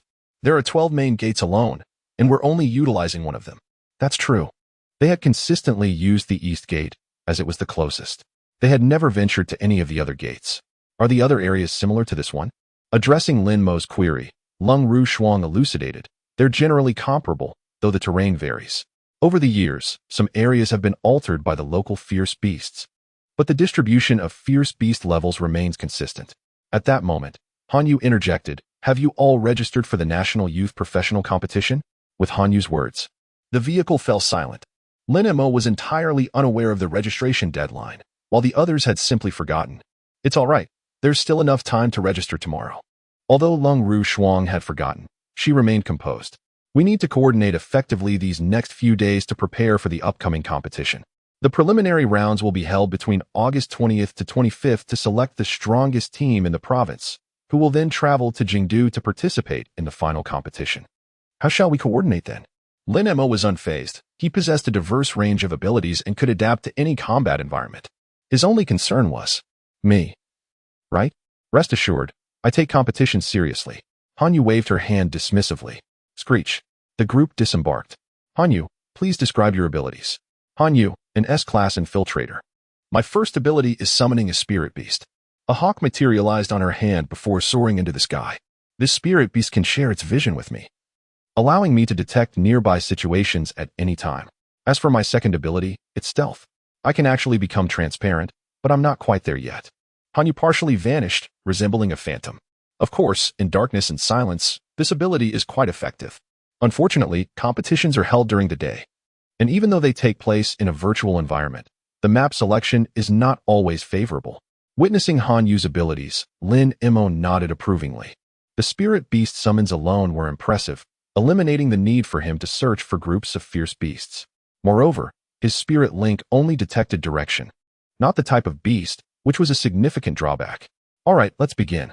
Han Yu, you're responsible for locating targets, Lin Mo for damage output, Zhongshan for tanking, and CC for supporting your brother. I'll handle ranged attacks. Han Yu was displeased with Lung Ru Shuang's arrangement. Hey, I'm a melee class, you know? Am I really just relegated to reconnaissance?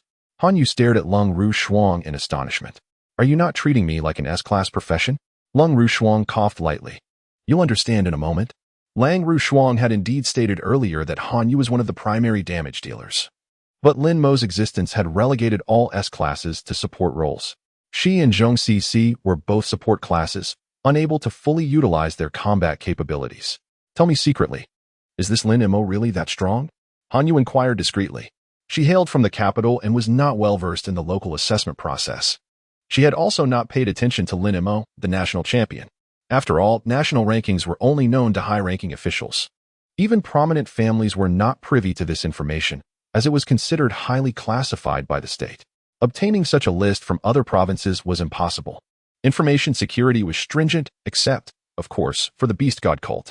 The omnipresent Beast God cult operated solely on instinct. Acquiring information simply required sending out suicide operatives. Lung Ru Shuang nodded solemnly. Very strong, stronger than anyone from your capital. Han Yu stared at Lung Ru Shuang in astonishment. For this haughty woman to affirm someone so emphatically, they must possess extraordinary qualities. She wondered just how astonishing this extraordinary quality was. Enough talk. There's a group of poison horn frogs in a depression 3 kilometers to the right, quite a few of them. Han Yu suddenly announced, a mischievous grin on her face. The number of poison horn frogs in that depression was staggering. While conversing with Lung Ru Shuang, she had been observing the surrounding area. What are we waiting for? Let's go. Now that there were 5 people, Lin Mo could no longer utilize instant step and had to rely on walking. The group set off towards their target. I'm telling you, we should get some ATVs. It would be much faster to travel that way. Lin Mo grumbled. Lately, ATVs were the only means of transportation, but they couldn't navigate narrow paths. Often, the vehicles had to be parked far away. He had long recognized this issue, and other teams faced the same predicament, all relying on walking. Those with wind-type professions had an advantage, providing acceleration buffs to the group, but otherwise, they had to rely on their own physical endurance. I'll try to acquire someone I get the chance, but be prepared. ATVs may not be as fast as you think, like right now. The terrain they were traversing was densely wooded, with tree roots protruding from the ground. ATVs could only manage about 10 kilometers per hour here. Lin Mo glanced at the ground, feeling helpless. You're right, it probably won't work. Soon, a depression came into view. How about this spot I found? Plenty of them, right? Plenty. Lin Mo's eyes gleamed. The poison horned frogs were large, about the size of an adult's head. But that wasn't the main point. The main point was the quantity. They were everywhere, conservatively estimated at over 300. Without hesitation, Lin Mo drew his blade. Seeing this, Hanyu quickly stopped Lin Mo. Are you crazy? Those are poison horned frogs. You'll be killed if you charge in like that. Their poison causes hallucinations. You'll be trapped in an illusion. Is that so? Lin Mo examined the poison horned frog's attributes. Their only skill was poison mist attack. He had assumed it was a deadly poison, but it only induced hallucinations. That's not a big deal. Do not worry, let Lin Mo go. It would be a good opportunity for you to familiarize yourself with our team's situation. Lung Rushuang intercepted Hanyu, having faith in Lin Mo's abilities. As for me, I suppose I need not join the fray. Zhongshan quietly stepped back. Aware that this was toxic fog, and as a shield warrior, he could not withstand such hazards. Lin Mo waved his hand dismissively. No need. I can handle this myself. Observing the poisonous horned frog, motionless in a puddle with only its head exposed, Lin Mo was confident that if he acted swiftly, these ferocious beasts would not escape. Assessing the area, he already devised a strategy. Lin Mo glanced at his panel, channeling 20,000 energy points into the template of Rukia Kachiki. Beep. Rukia Kachiki's progress unlocked to 30, acquiring Bankai. Hakanoto game. Template character. Rukia Kachiki. Unlock progress. 30. Available abilities. Shirkai. Sodi no Shirayuki. First dance. Tsukishiro. Second dance. Hakuren. Third dance. Shirafune. Absolute 0. Bankai. Hakanoto game. Unlock requirement. 025,000. Indeed, as he had anticipated. The template generally unlocked Bankai at the 30 threshold, simplifying matters considerably. Bankai. Hakanoto game. Warning. Retain a portion of your consciousness. Chapter 60. By the way, how are we to practice our coordination? Warning. The host's current level is only intermediate 3rd tier. Even with captain-level spiritual pressure, please be mindful of the time when using Hakanoto game. Do not exceed 5 seconds. Lin Mo raised an eyebrow. Intrigued by the formidable nature of this ability, it appeared to share a time constraint akin to absolute 0, suggesting its immense potential. Given this, he was even more inclined to utilize it, if only to witness its effects. Before commencing, Lin Mo cautioned, you may feel a bit cold shortly. Hanyu was perplexed, but Lung Rushuang and her companions understood that Lin Mo intended to employ the Ice Dragon's powers, which indeed carried a chill. However, the reality was somewhat different from their expectations. Lin Mo pointed his blade forward. Bankai. Hakanoto game. A towering ice pillar erupted behind him, ascending skyward. As a colossal ice crystal disk materialized above, a wave of radiant light, reminiscent of a surging tide, surged forward, freezing everything in its path. Beep. Killed intermediate 3rd tier beast. Poison horned frog. Energy points. 254. Beep. Killed advanced 3rd tier beast. Poison horned frog. Energy points. 289. Beep. Killed beginner 4th tier beast. Poison horned frog. Energy points. 411. A cascade of energy points erupted. At that moment, Lin Mo was enveloped in a crystalline ice attire. His hair transforming into a translucent purplish-white hue, his eyes gleaming violet, exuding an aura of mystery. Exhaling a puff of white breath, he realized that prolonged usage was unfeasible. As he felt discomfort after a mere 3 seconds, Lin Mo dispelled the Bankai state, reverting his blade to its original black form, his hair returning to its natural color. Though the ice crystal attire remained. With a crack, the ice attire shattered into fragments.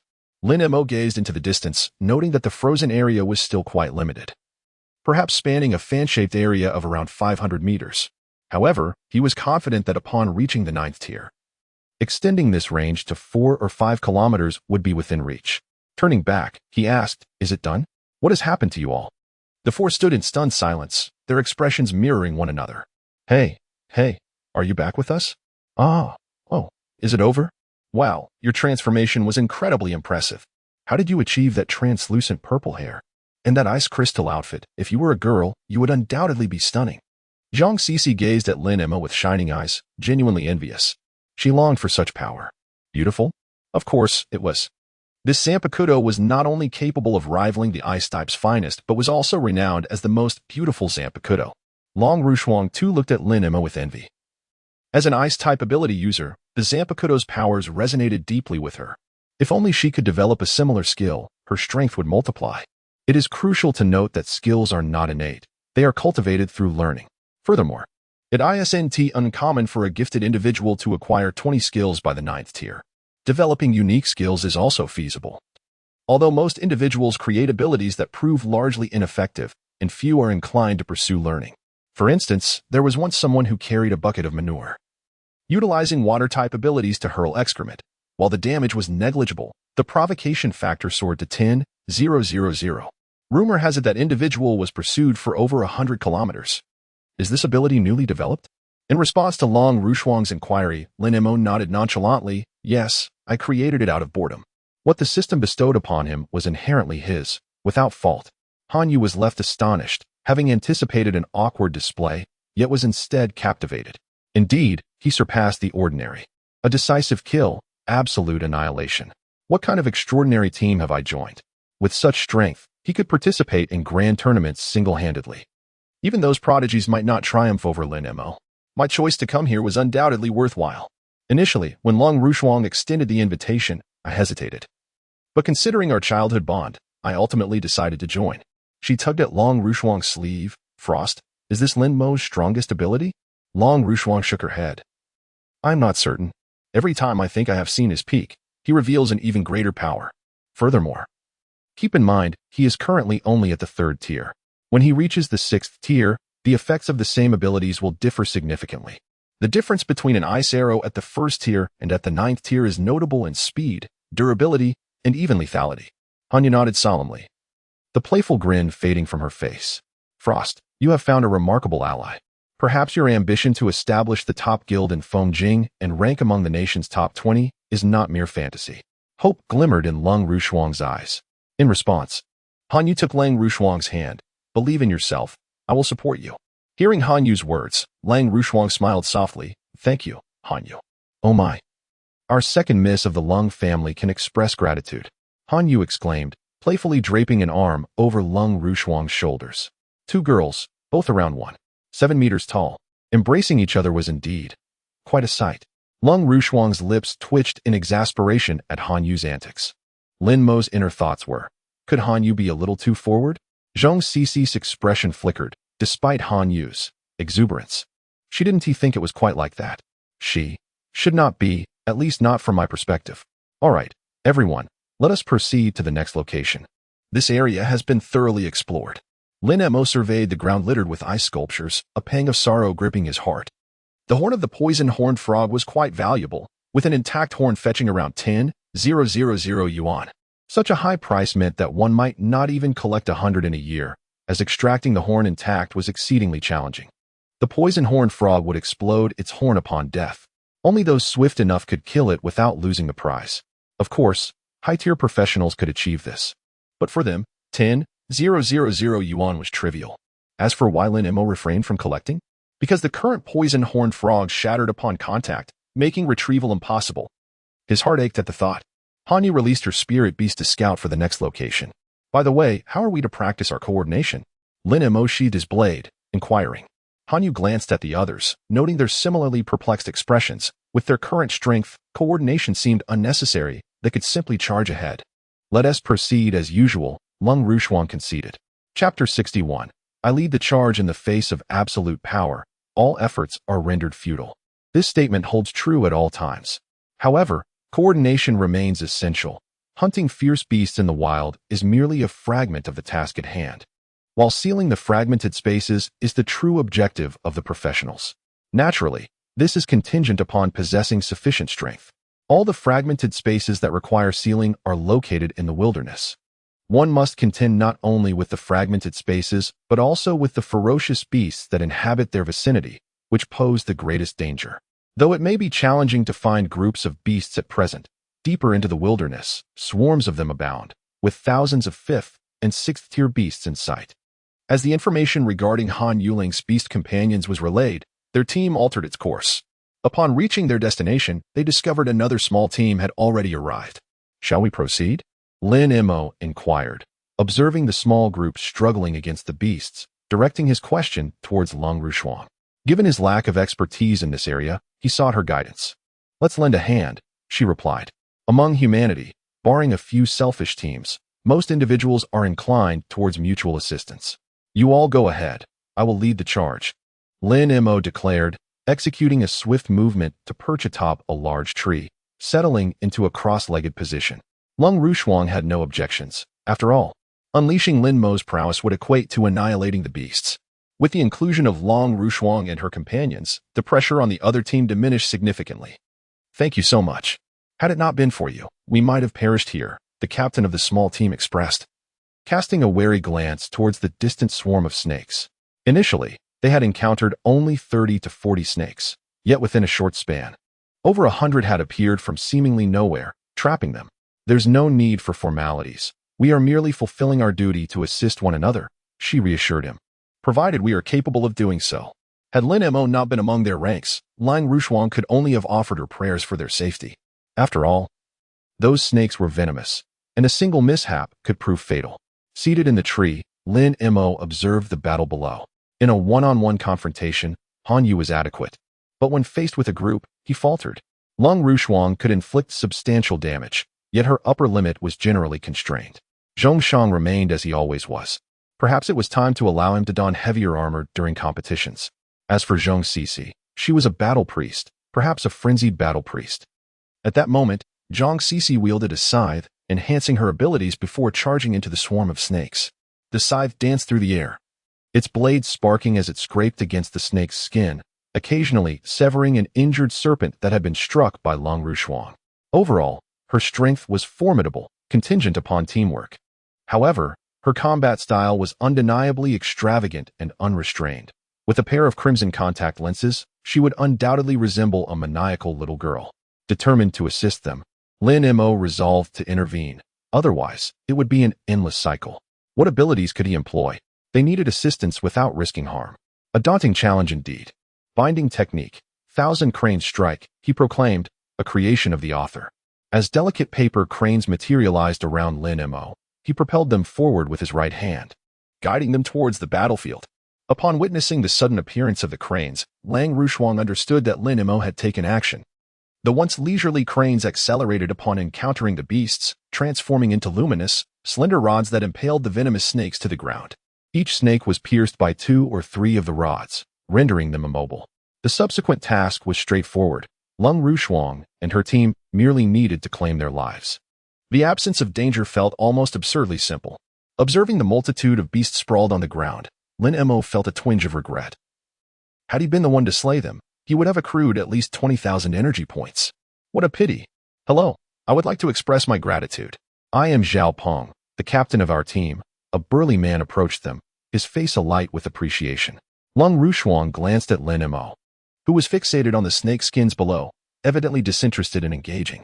From the outset, it had been established that Long Rushuang was merely the nominal captain. The true leader was Lin Mo. Most of the time, she sought Lin Mo's counsel, though he seldom intervened, save for matters concerning the beasts. As Lin Mo remained silent, she decided to speak on behalf of their group. There's no need for gratitude, as I mentioned earlier. Humanity is meant to assist one another in our shared goal of eliminating the beasts and expanding our territory. No, it is not the same. Had you not arrived, we would have surely faced death here, Zhao Peng asserted. While the venom from the snakes was not immediately lethal, its accumulation could lead to inevitable demise. Even with healing practitioners, their effectiveness depended on adequate energy reserves. You may keep the materials from these beasts. It is a shame about the skins, though. A pity about the skins, Lin Mo echoed, turning stiffly to gaze at Zhao Peng after hearing those words. May I inquire as to their value? Typically, a snake skin is worth around 2,000, but now, perhaps only 500. However, the snake gallbladders still hold value. Around 2,000. The Auxiliary Profession Guild collects these items, and we came here with that purpose in mind. Zhao Peng possessed a clear understanding of his team's capabilities, knowing what they could confront and what they could not. However, this time they had miscalculated, never anticipating the sheer number of snakes. Captain Long, we will take our leave now. Very well.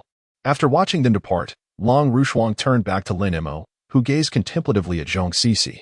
Sisi, next time, please be gentler. Try to leave them with a complete corpse. Severing them in half is rather inhumane. Zhong Sisi rolled her eyes. Weren't you just advocating for their complete obliteration? It's all about consistently winning, right? Lin Mo casually asked, And there was nothing wrong with that. Long Rushuang found that looking up such things seemed useless. Since that's the case, then there's no problem, and the championship is surely hers. Almost inadvertently, she was about to reveal her thoughts out loud, but they must not have heard. Lin Mo calmly ate the chicken leg in his hand. The other 4 people looked at Lin Mo, speechless. Indeed, there's nothing that money can't solve. If it can't be solved, just keep adding money. Han Yu's eyes turned, and she came over to Lin Mo, hugging his arm. Hey, Lin Mo, she said, giving his arm a tight hug. Lin Mo felt something unusual on his arm and quickly stopped her. Talk when you talk, don't fiddle with me. Lin Mo gave her no face, forcibly pulling his arm away. Han Yu took a deep breath and calmed herself down. I need you to go to a lower-level fragment space and get some materials for me. Lower level? No way. Ever since I went to the intermediate-level fragment space, I've looked down on lower-level ones. Don't reject me so quickly. Will you cover the teleportation fee? After all, we are teammates, right? Lin Mo glanced at her. Lower level isn't hard for you. Take your time with it. Lung Rushuang and Zhong Cici exchanged puzzled glances. What was Han Yu up to? They had never heard her need any materials. What was this all about? 500,000. If you help me get it, how about I give you 500,000? Lin Mo hesitated. 500,000 wasn't bad, but going to another place seemed a waste of time. But collecting materials was also very time-consuming. 1,000,000. When are you going? Lin Mo's expression turned serious. The materials he got today were less than 100,000, and even if he collected more in the afternoon, it would only be an additional 100,000. If they split it with the other party, he would only get 40,000 himself. Of course, they wouldn't care about this money, so most of the time, the materials went to Lin Mo. In these next 2 days, I'll notify you when it's time. Han Yu said before returning to Long Rushuang's side. Do you understand now? Long Rushuang looked at Han Yu, completely confused. How could she understand? Hey, if you want Lin Mo to help you in the future, remember to add some money. Long Rushuang's mouth twitched. Did she need to understand? She already knew. She didn't have anything that required Lin Mo's help, so she hadn't paid much attention. Actually, Lin Mo didn't think so. If it were someone else, even 5 million wouldn't get him to go. But Han Yu was a teammate after all, and she knew Long Rushuang and the others. Moreover, collecting materials was also a good thing for Lin Mo. After all, energy points were not to be wasted. The next day, Lin Mo and the others registered. Team number 133. It seemed that there were quite a few people who signed up. In the following days, the whole team kept wandering outside the quarantine zone, almost clearing all the monsters within 60 kilometers. By the way, Lin Mo also helped Han Yu get some materials. On the 19th, Lin Mo was still asleep when a phone call came in. Not going out today? Lin Mo woke up instantly. The preliminaries start tomorrow, so everyone should rest well today. All right. Lin Mo hung up the phone and lay back on the bed. He wanted to sleep, but he couldn't fall asleep. So he opened his personal information panel. Host, Lin Mo, strength level, advanced 3rd tier, ability level, C. Abilities, mastery of knives, skills, knife mastery, automatically improves knife skills over time. Knife damage increase, increases damage by 20 when using knife weapons, system skills, advanced slash, advanced barehanded combat, advanced instant movement, advanced ghost way, sword pressure, spirit network.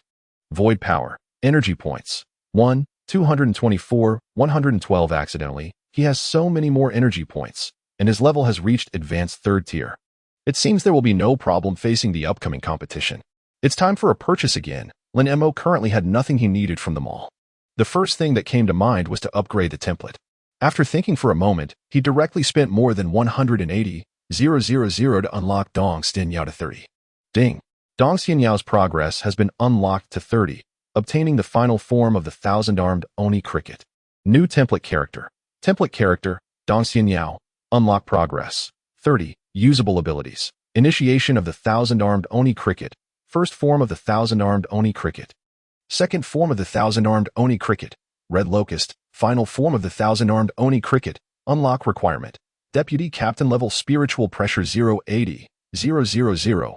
Regarding this character's template, Lin Mo didn't want to unlock it further. Honestly, the subsequent abilities were not very cost-effective for him. Lin Mo opened the new character. It seemed quite average. Lin Mo couldn't help but frown. He wasn't very satisfied with the character that appeared this time. The key was that this character rarely appeared in battles. and each battle either ended prematurely or was lost. Therefore, Lin Mo didn't feel that this character was particularly strong. However, in this world, it should also be considered a relatively powerful ability, perhaps effective in special circumstances. Lin Mo looked at his energy points. There were still quite a few left. So he decided to push hard. Template character. Chapter 63 Entry, a verbose chapter. Template character. Hakamura Satitsun. Unlock progress. 30. Usable abilities. Initiation of divine retribution. Final form of black rope, divine retribution king. Unlock requirement. Deputy captain level, spiritual pressure 080, 000. Ding. Hakamura Satitsun's progress has been unlocked to 30.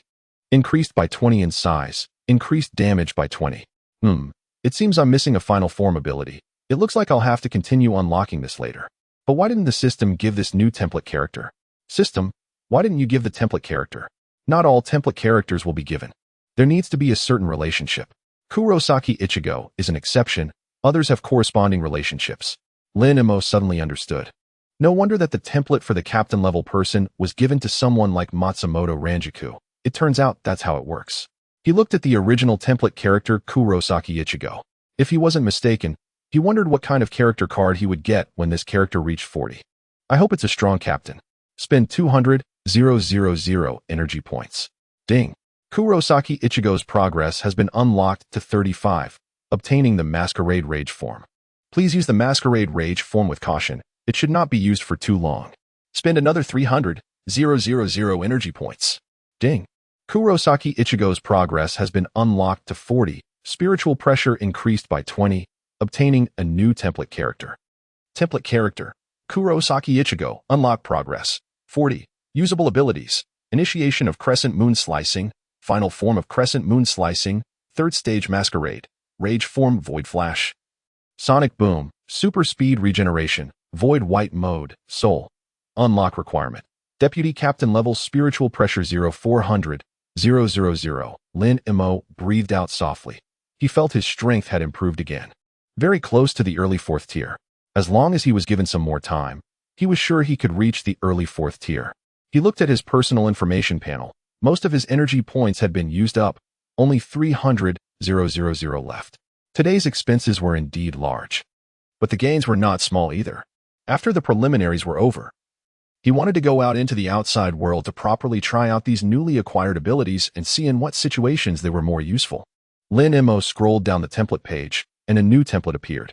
After opening it, his expression was stunned, followed by an uncontrollable twitch at the corner of his eye. Unexpectedly, this really appeared. Damn it. Is this really bullying an honest person? Lin Mo knew his own abilities. His intelligence could only be described as average. Now, a perplexing Zampicat has arrived, leaving him utterly bewildered. Template character, Kairaku Shunsui, unlock progress. 1. Usable ability, initial release, H10K Katsu. Unique dual sword techniques, unlock requirements. Vice captain level, spiritual pressure 1000. Sighing, Lin Mo rubbed his temples. While it may seem simple, the real challenge lies in mastering its practical application, which demands extensive practice. Must he don a flamboyant outfit every day? It appears that might be necessary. Yet, a lingering melancholy tugged at Lin Mo's heart, for the characters he longed for had yet to manifest. Aizen and Yamamoto Genre Sai, or Yamamoto Shigekuni. It was evident that both were likely hidden further along, but from which template would they be unlocked? Nevertheless, Lin Mo felt content. The energy points he had invested were truly worthwhile. Was the competition to take place here? In a colossal open-air stadium, at its center lay a plaza. Observing the 5 arenas before him, Lin Mo thought them rather diminutive, each barely exceeding 100 square meters. What he did not know was that each arena would be controlled by 2 9th-tier experts, one a formation master, the other an illusionist. Though they appeared small, the illusionist would conjure powerful illusions within those 100 square meters, while the formation master would shrink all participants and cast a life-preserving formation, allowing everyone to unleash their skills without fear of death. Zhang Cixi enthusiastically explained, "These are 9th-tier experts." Lin Mo was taken aback. Were they truly that formidable? If such a formation could be employed in cities, wouldn't it render them invincible?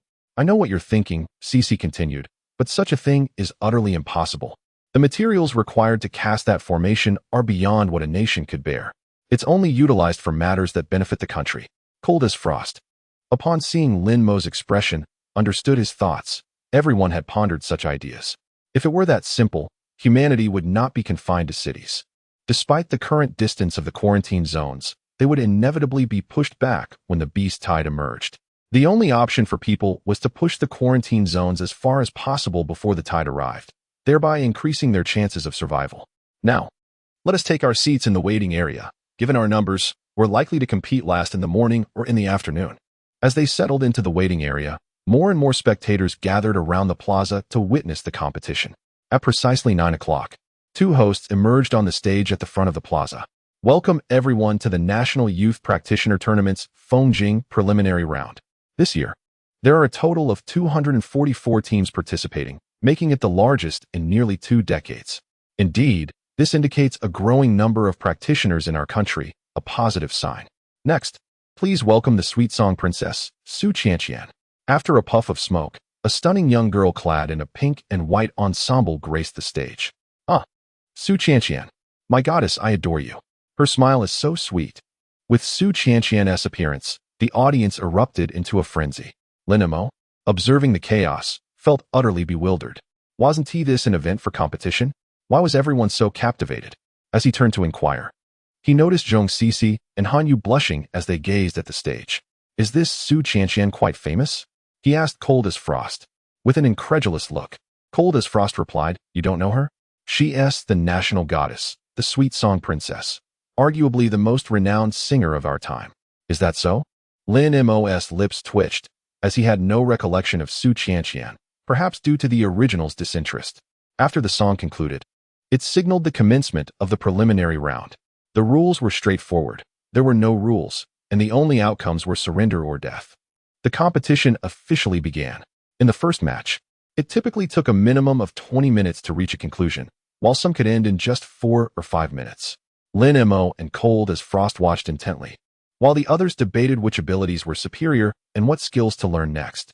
Lin Mo aimed to gauge the strength of these participants as a fundamental reference. Presently, his third-tier advanced capabilities would easily surpass all teams that had competed thus far. Cold as Frost, meanwhile, sought to establish connections with various teams. Understanding that the squad was merely a starting point, her true aim lay in forming a guild. A small guild required a minimum of 3 teams to apply, so she needed to recruit 2 strong teams, and they must be guildless. Leaving a squad was simple, but leaving a guild was far more complicated. A small guild consisted of 310 teams, a medium guild 1149 teams, while a large guild required 50 teams. A top-tier guild needed at least 200 teams, 1 S-tier team, and 10 A-tier teams to earn the designation. However, this did not equate to strength. The top guild in the nation was merely a large guild, with only 38 teams. Yet boasted 1 SS-tier team composed entirely of SSS class practitioners, for S-tier teams, and the remainder being A-tier. Thus, Cold as Frost understood the daunting challenge of establishing a guild ranked among the top 20 in the nation. I plan to select 2 strong teams from here to form a guild. Do you have any suggestions? What suggestions could I possibly offer? I intend for you to be the guild leader, as your strength surpasses all of ours, even some who have graduated. In 3 years, she needed to possess at least 1 S-tier rated team and 5 A-tier teams to have a fighting chance. Deep down, she knew the likelihood was slim, less than 10. Yet she was determined to try for what if. With that thought, she cast an expectant gaze upon Lin Mo, feeling uneasy under her scrutiny. Lin Mo regarded Cold as Frost warily. You're not plotting something untoward, are you? I warn you, I want to sell myself. That comes at a different price. Cold as Frost's lips twitched as she clenched her fists, veins bulging. Taking a deep breath, she calmed her tumultuous emotions. I merely wish for you to be the leader. I mean no harm. By the way, what shall we name the guild? We can apply once this competition concludes. Oh, so that was her intention. Lin Mo had thought it was something else. Pondering for a moment, he stroked his chin. As for the guild's name, he considered establishing a similar organization to his previous one. How about we call it the Jingling Court? The Jingling Court? Cold as Frost looked at him quizzically. Does it have any special significance? Yet she found it quite pleasing to the ear. Certainly more so than names like Ghost Blue, Wild Wolf, or Red Dragon. It represents a court responsible for purifying those with spiritual power, Lin Mo replied nonchalantly, altering the first character of Jingling Court while imbuing it with a new meaning. He certainly couldn't reveal it was the resting place of the Shinigami. All right, we shall adopt that name. Once the national competition concludes, we will establish the guild. Unbeknownst to Cold as Frost, the name Jingling Court would eventually become legendary. Of course, Lin Mo was also unaware. It was merely a spontaneous idea. In the afternoon, the announcer called out, Teams 133 and 134, please proceed to Arena 1. Finally, it was their turn. Let us go and aim to finish quickly. Lin Mo rose to his feet, securing his blade at his waist, and stepped out from the waiting area. The other 4 members trailed behind him as they made their way towards Arena 1. Meanwhile, Team 134 was also heading in the same direction. Brother Feng, how should we approach this fight? One asked. What do you mean how? We should crush them. We're all at least mid-level tier 3. How could we possibly lose? Zhang Yanfeng stared incredulously at his teammate. It was crucial to note that their team boasted 2 early-stage tier 4 members, 2 advanced tier 3 members, and 1 mid-level tier 3 member. With such a formidable configuration, how could they possibly falter?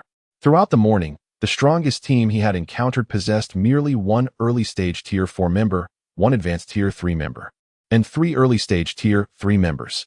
The information displayed on Arena 1 revealed only names, ages, levels, and classifications, no details about abilities. Observing Lin Mo's team, Zhang Yanfeng felt secure. If 4 tier 2 members couldn't contend with them, he could only resign himself to despair. Unless his teammates betrayed him, victory seemed assured. After all, facing tier 4 opponents was akin to playing with children. Even the advanced tier 3 member posed little challenge. Just be gentle when you incapacitate them. They are merely 18-year-old kids after all. Hey, Brother Feng, shall we teach them a lesson about the harsh realities of society? One of them suggested. Boring, was the reply. As both teams approached the arena, a 30-second countdown began. Lin Mo noticed the scenery shift to a dimly lit forest. Isn't the map supposed to be our choice? He mused. However, this was merely the preliminary round. Map selection would only occur on the 3rd or 4th day. Given the current scale, the timeline might very well extend. Although the competition was scheduled for 2025, the actual duration depended on on-site circumstances. With the number of teams present, completing the matches in 4 days seemed implausible. 5 or 6 days was more likely. Time is running out. Everyone ready? Yes, came the chorus. Zhongshang retrieved his shield and donned his helmet. Wow, Zhongshang. Your defense is maxed out today. For the competition, Zhongshang had donned full plate armor, with vertical slits for his eyes rendering his expression unreadable. He was encased in thick armor, with only his joints free to move. It would be quite challenging for an ordinary person to breach his defenses, but Lin Mo, curious, inquired, by the way, if a fire mage attacks you, won't you get roasted? Zhongshang looked at Lin Mo, exasperated. Rest assured. The materials are cutting-edge in thermal insulation. Unless faced with a massive fire spell reaching 2,000 degrees, I want to be incinerated. Ah, really? That's impressive, Lin Mo contemplated, wondering if this armor could withstand a strike from a powerful blade. Chapter 65, I acknowledge. Defeat. As the countdown reached 0, the barrier surrounding them dissipated, and the battle formally commenced. Hanyu immediately unleashed his spirit beast. According to the competition details, the preliminary arena was a modest 100 by 100 square meters. Within 10 seconds, Hanyu located the opposing team, who, in turn, had found their position. Both sides advanced towards each other, but the opposing team was evidently faster. Lacking a bulky class like Zhongshang and featuring a wind mage among them, likely all fragile classes. Is that so? Then let us simplify matters, Lin Mo declared, drawing his blade. Let us just wait for them here. They will surely come, especially with a tier 4 among them. Lin Mo's gaze pierced through the thicket, noting the opposing team's swift approach. Just 5 seconds had elapsed since the battle began. Released the 1,000 cherry blossoms. At a distance of 20 meters, Lin Mo's blade plunged into the ground, summoning a colossal sword that transformed into a flurry of cherry blossoms. Zhang Yanfeng frowned at the sight, feeling an inexplicable sense of unease. Why was he alarmed? They were merely facing a group of inexperienced students, with 4 tier 2 members among them. Despite his anxiety, retreat was not an option now that they were so close. Charge. However, as the 5 surged forward, the cherry blossoms descended upon them like a tempest. To ensure safety, Lin Mo launched an additional attack from behind. Binding path number 62, 100 steps barrier. The added binding spell was a testament to Lin Mo's restraint. Otherwise, unleashing full force would likely cause the opponents to collapse in despair. Dozens of pale blue rods, composed of spiritual pressure and measuring 2 meters in length, flew into the cherry blossoms, pinning the opposing 5 to the trees. Even Zhang Yanfeng was not spared. What is this ability? Zhang Yanfeng felt the rods piercing him yet sensed no pain. What kind of class was this? Yet the scene they faced left no room for contemplation. With a casual wave of his hand, the cherry blossoms accelerated, slicing through the opposing team. I acknowledge defeat. With that, 5 corpses fell. Team 133 emerged victorious. As the declaration echoed, light flashed, and all scenery retreated, returning them to Arena 1. Zhang Yanfeng stared in shock at Lin Mo and his team, trying to discern the source of this formidable ability. Scanning the area, he concluded, it must be that cold-faced girl. Only a true powerhouse could face a crushing victory without a hint of joy. As for the laughing Lin Mo, he chose to ignore the moment entirely. Both teams exited the arena, and the next set of combatants took the stage. Can we withdraw now? Today shouldn't involve us any further, Lin Mo remarked, glancing at the clock indicating 2:30. The day's matches would likely extend until 6 or 7. Indeed, today is over. Tomorrow, we are likely to face 2 battles. And the day after that, perhaps 3 or 4. Cold Ruoshang calculated the numbers, confirming the estimate. So, the team we just fought, did they get eliminated in the first round? They seemed quite strong, definitely superior to at least half the teams present. Lin Mo turned to gaze at the departing team, pondering the resurrection matches. The 5 made their way back to the preparation area, exiting through the door leading to the audience section. Did you see that match in Arena 1? It ended in less than a minute. That was impressively swift. What do you mean, less than a minute? It was barely 30 seconds. That's an exaggeration.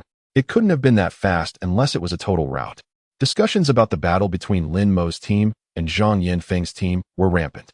Tonight, let's take it easy on the drinks. We have matches tomorrow, Cold Rian advised, observing Han Yu and Lin Mo engaging in a drinking contest. She had anticipated their antics. Don't worry, we can handle this much alcohol. 20 bottles are nothing, Han Yu declared confidently. Zhongshan distanced himself from the two, settling beside Cold Ruoshang. These two must be alcoholics. It's all Han Yu's fault for coaxing Lin Mo into drinking. After the competition, the group found a place to unwind briefly. At dinner, they returned to a barbecue stall. Han Yu proposed a wager. Whoever finished 30 bottles first would receive 100,000. Lin Mo, intrigued by the prospect, readily agreed. At that moment, Lin Mo had down 22 bottles, while Han Yu had consumed 20, averaging a bottle every 3 to 4 minutes. Hey, Lin Mo, could you slow down? I'm still a girl, after all. Han Yu had assumed Lin Mo's prowess in combat would not extend to drinking, but he was sorely mistaken. Having been acquainted with alcohol since childhood, 30 bottles are truly no challenge. After reaching the 30th bottle, I shall undoubtedly cease. Perhaps it is due to the enhancement of my tolerance, as I have recently unlocked the character of Jing Luchun Shui, resulting in a significant improvement in my drinking capacity and an even greater fondness for alcohol than before. Let it be known, 30 bottles of beer pose no issue. And even 50 would not daunt me. In light of this transformation, Lin Mo inquired with the system. According to the system, the template character does indeed influence Lin Mo, albeit to a minor extent. As for Jing Luchun Shui, it is likely that Lin Mo's prior poor tolerance made this enhancement particularly pronounced. Lin Mo concurred, for he had previously felt a bit tipsy after merely 5 or 6 bottles, which was indeed quite lacking. Ultimately, Lin Mo emerged victorious by a slender margin. And Han Yu, acknowledging her defeat, rewarded him with 100,000.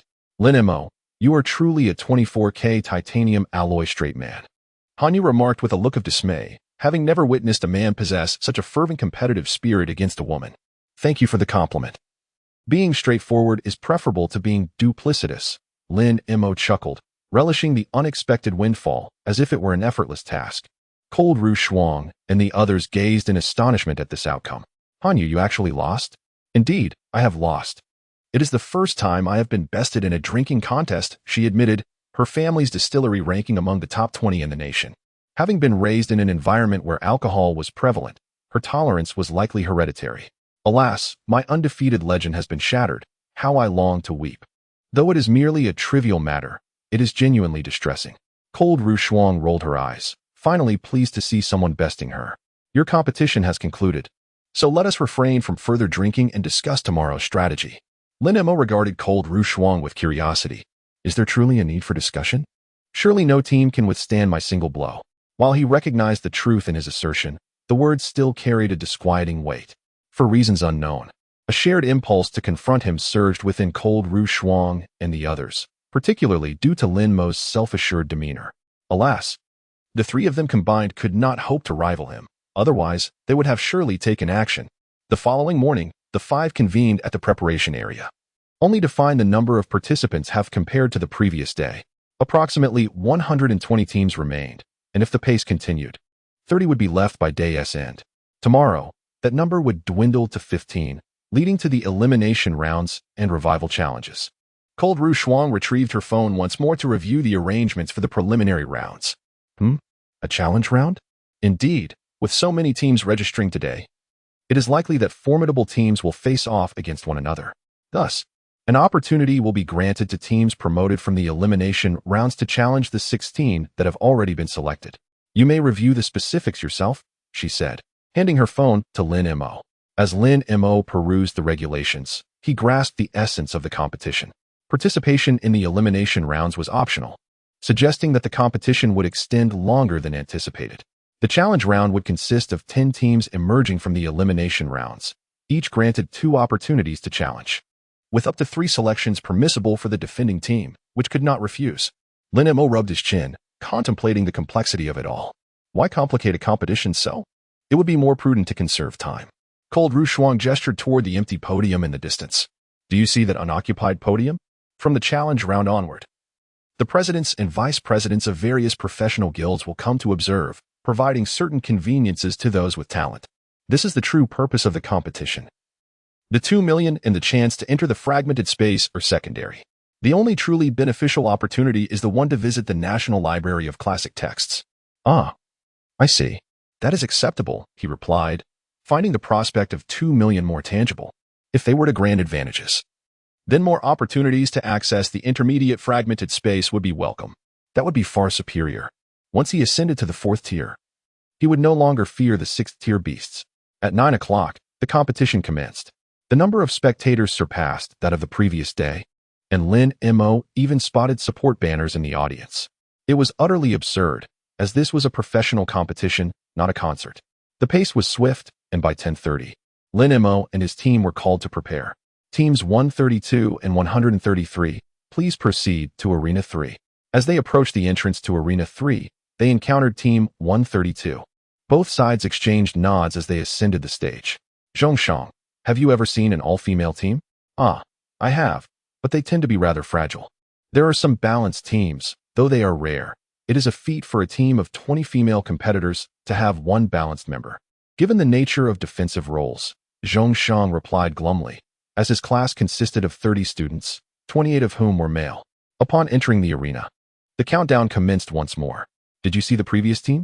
5 girls. What do you think their profession is? Lin Mo had caught a fleeting glimpse and noted their slender physiques. Need we even guess? Clearly, they are students from the fire department of the Magic Academy. What makes you so certain? Lin Mo inquired, intrigued. Their badges, Zhang Sisi explained, gesturing toward Cold Ru Shuang's chest. See? The badges of the fire department are red flames, while Cold Sisters is a white glacier. Lin Mo's lips twitched. Am I meant to gaze at that location? Slap. Next time, point to yourself. Cold Ru Shuang ground her teeth, her face flushed. Lin Mo dismissed their playful banter and considered the implications of facing 5 fire mages. He turned to Zhongshang. Given that the opposing team consists of 5 fire mages, all at Tier 3, do you believe you can handle it? Tier 3? My armor should suffice. Though I may feel a bit warm, Zhongshang replied, though uncertainty lingered in his tone. In this era, one could never be sure of the authenticity of product claims, and he could not ascertain whether his armor would effectively insulate against heat. Lin Mo drew his blade, prepared to counter fire magic with ice magic. He decided against using sleeve white snow, as its consumption was far too great and detrimental to his health. Even with his advantages, he could not risk his well-being. Thus, he opted for Ice Wheel Maru. 3, 2, 1, 0. Release Great Red Lotus Ice Wheel Maru.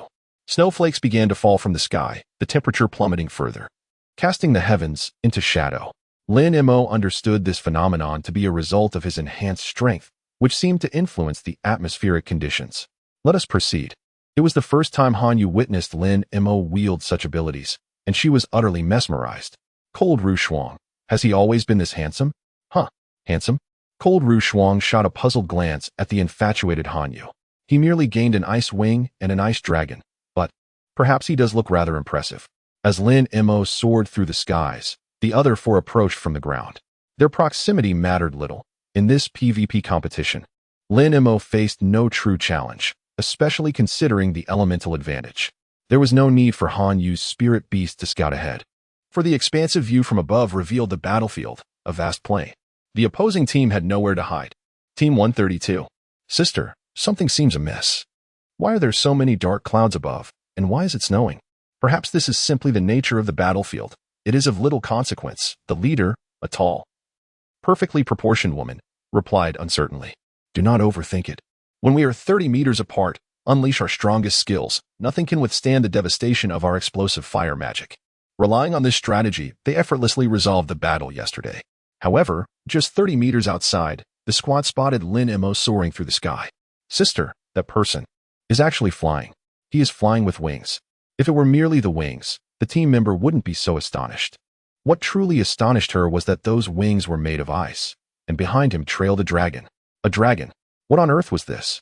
Was it something they could contend with? Chapter 67. Cherishing Beauty? Only by giving their all.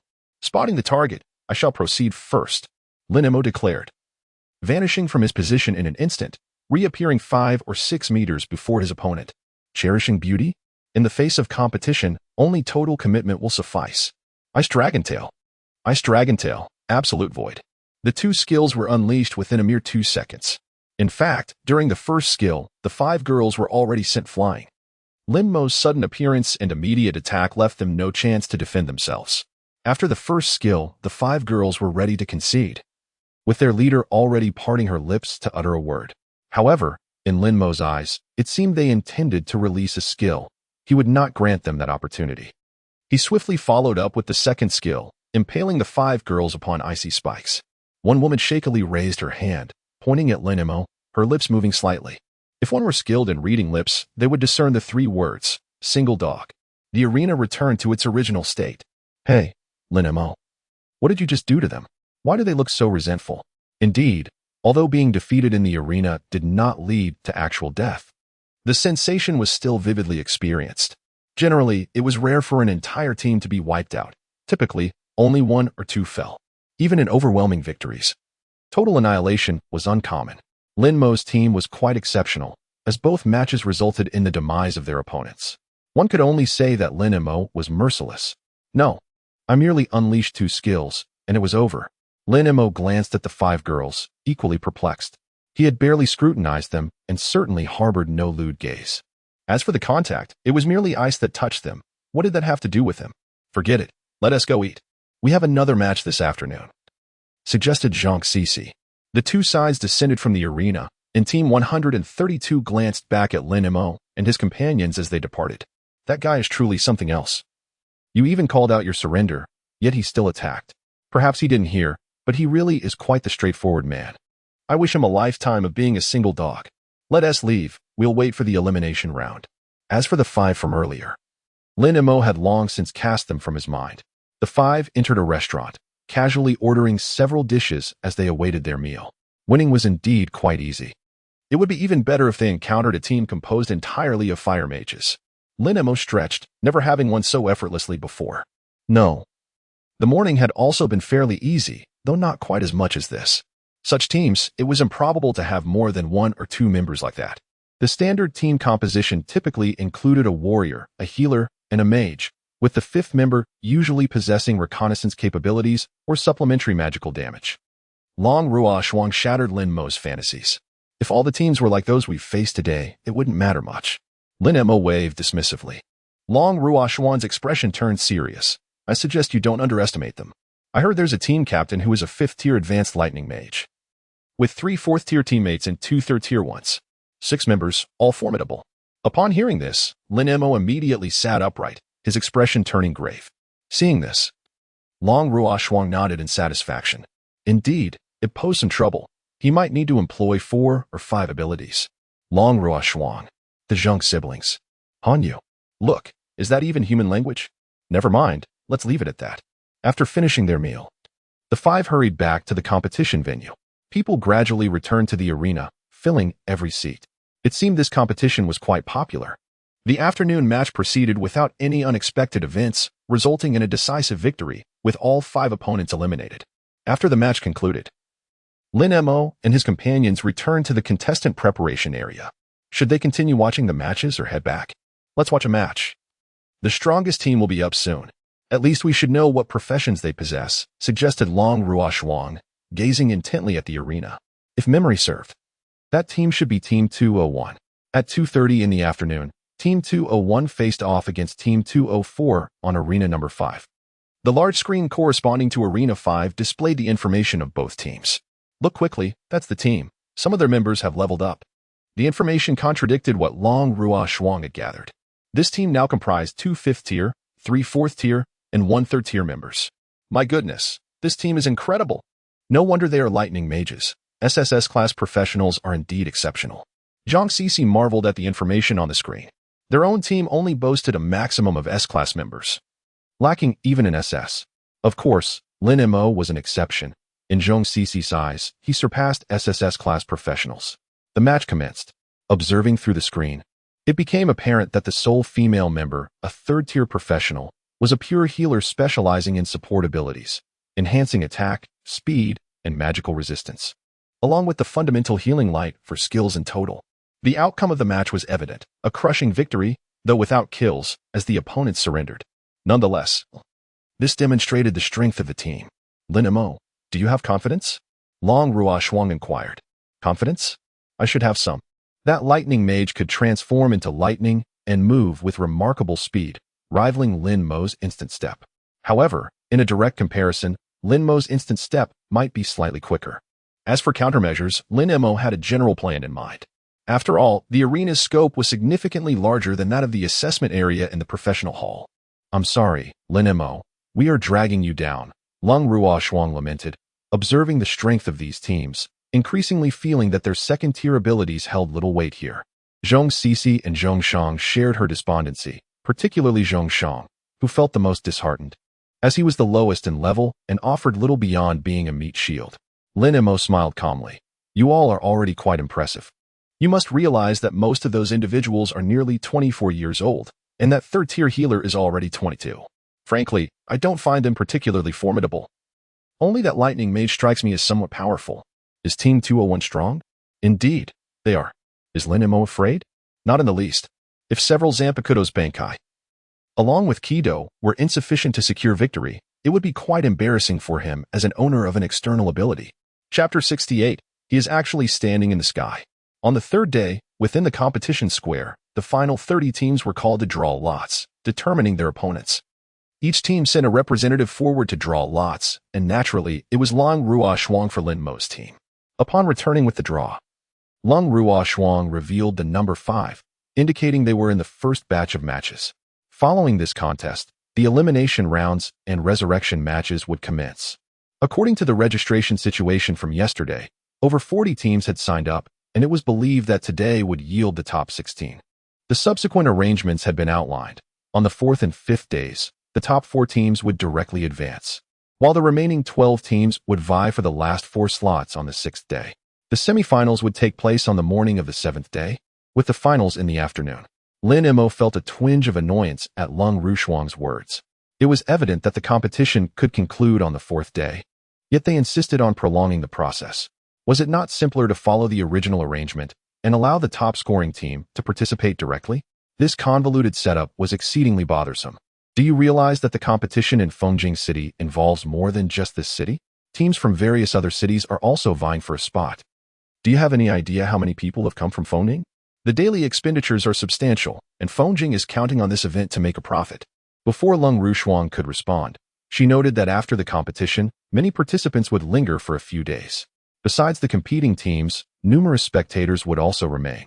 However, compared to the upcoming national competition, the preliminary round would see fewer participants. Whenever it comes to capitalists, they certainly know how to profit, Lin Mo scoffed. Once the draw concluded, the matchups were displayed on the screen. They were fortunate not to be pitted against Team 201. Upon seeing the matchup information, Long Ruoxuang exhaled in relief. Lin Mo, however, held a different perspective. He yearned to face formidable opponents, as such life and death battles revealed true distinctions in strength. They made their way to Ring 5, where it was rumored that 3 out of the 5 opponents possessed flight capabilities, granting them exceptional mobility, albeit with limited strength. Teams that had battled them previously were worn down and rendered helpless. Long Rushuang shared the information she had gathered. They can fly? Lin Mo mused, stroking his chin. In truth, he had also acquired the ability to fly, or rather, to traverse through the air using spiritual energy. Initially, he had dismissed the system's advice regarding this skill, assuming it to be irrelevant in this world. However, upon realizing that his spiritual pressure could be restored through energy absorption, he pondered why spiritual energy could not manifest here. Eventually, he endeavored to apply this newfound skill, though his lack of innate talent resulted in numerous falls from the sky. Recently, he had finally mastered it. If their opponents could soar, he would meet them in the air. Are they strong? If not, I'll handle the 3 in the air, while you deal with the 2 on the ground. Lin Mo assessed. The 2 on the ground should be at the 2nd-tier advanced level. The 4 of us can manage them. With Hanyu here, our attack power is assured. Then it's settled. As the countdown concluded, the competition commenced. Hanyu unleashed her spirit beast, directing the team toward the opposing trio already in flight. The smaller map facilitates swift confrontations. You handle the 2 below while I take off. With that, Lin Mo leapt skyward, astonishing his teammates as he seemingly ran through the air. Is my vision failing me? Lin Mo is actually running in the sky. They marveled at his speed as he engaged the opponents. What else can he not do? Zhongshang sighed, exasperated by the team's reliance on Lin Mo. Once airborne, Lin Mo swiftly approached the adversaries. The trio was momentarily stunned at the sight of him hovering in midair. How is he standing there without wings or magic? What sort of trick is this? Lin Mo glanced at them before drawing his long blade and charging forward. Dismissing the need for any formal release, he vanished from their sight in an instant, and they yelled in panic, "Stop him!" Yet, it was too late.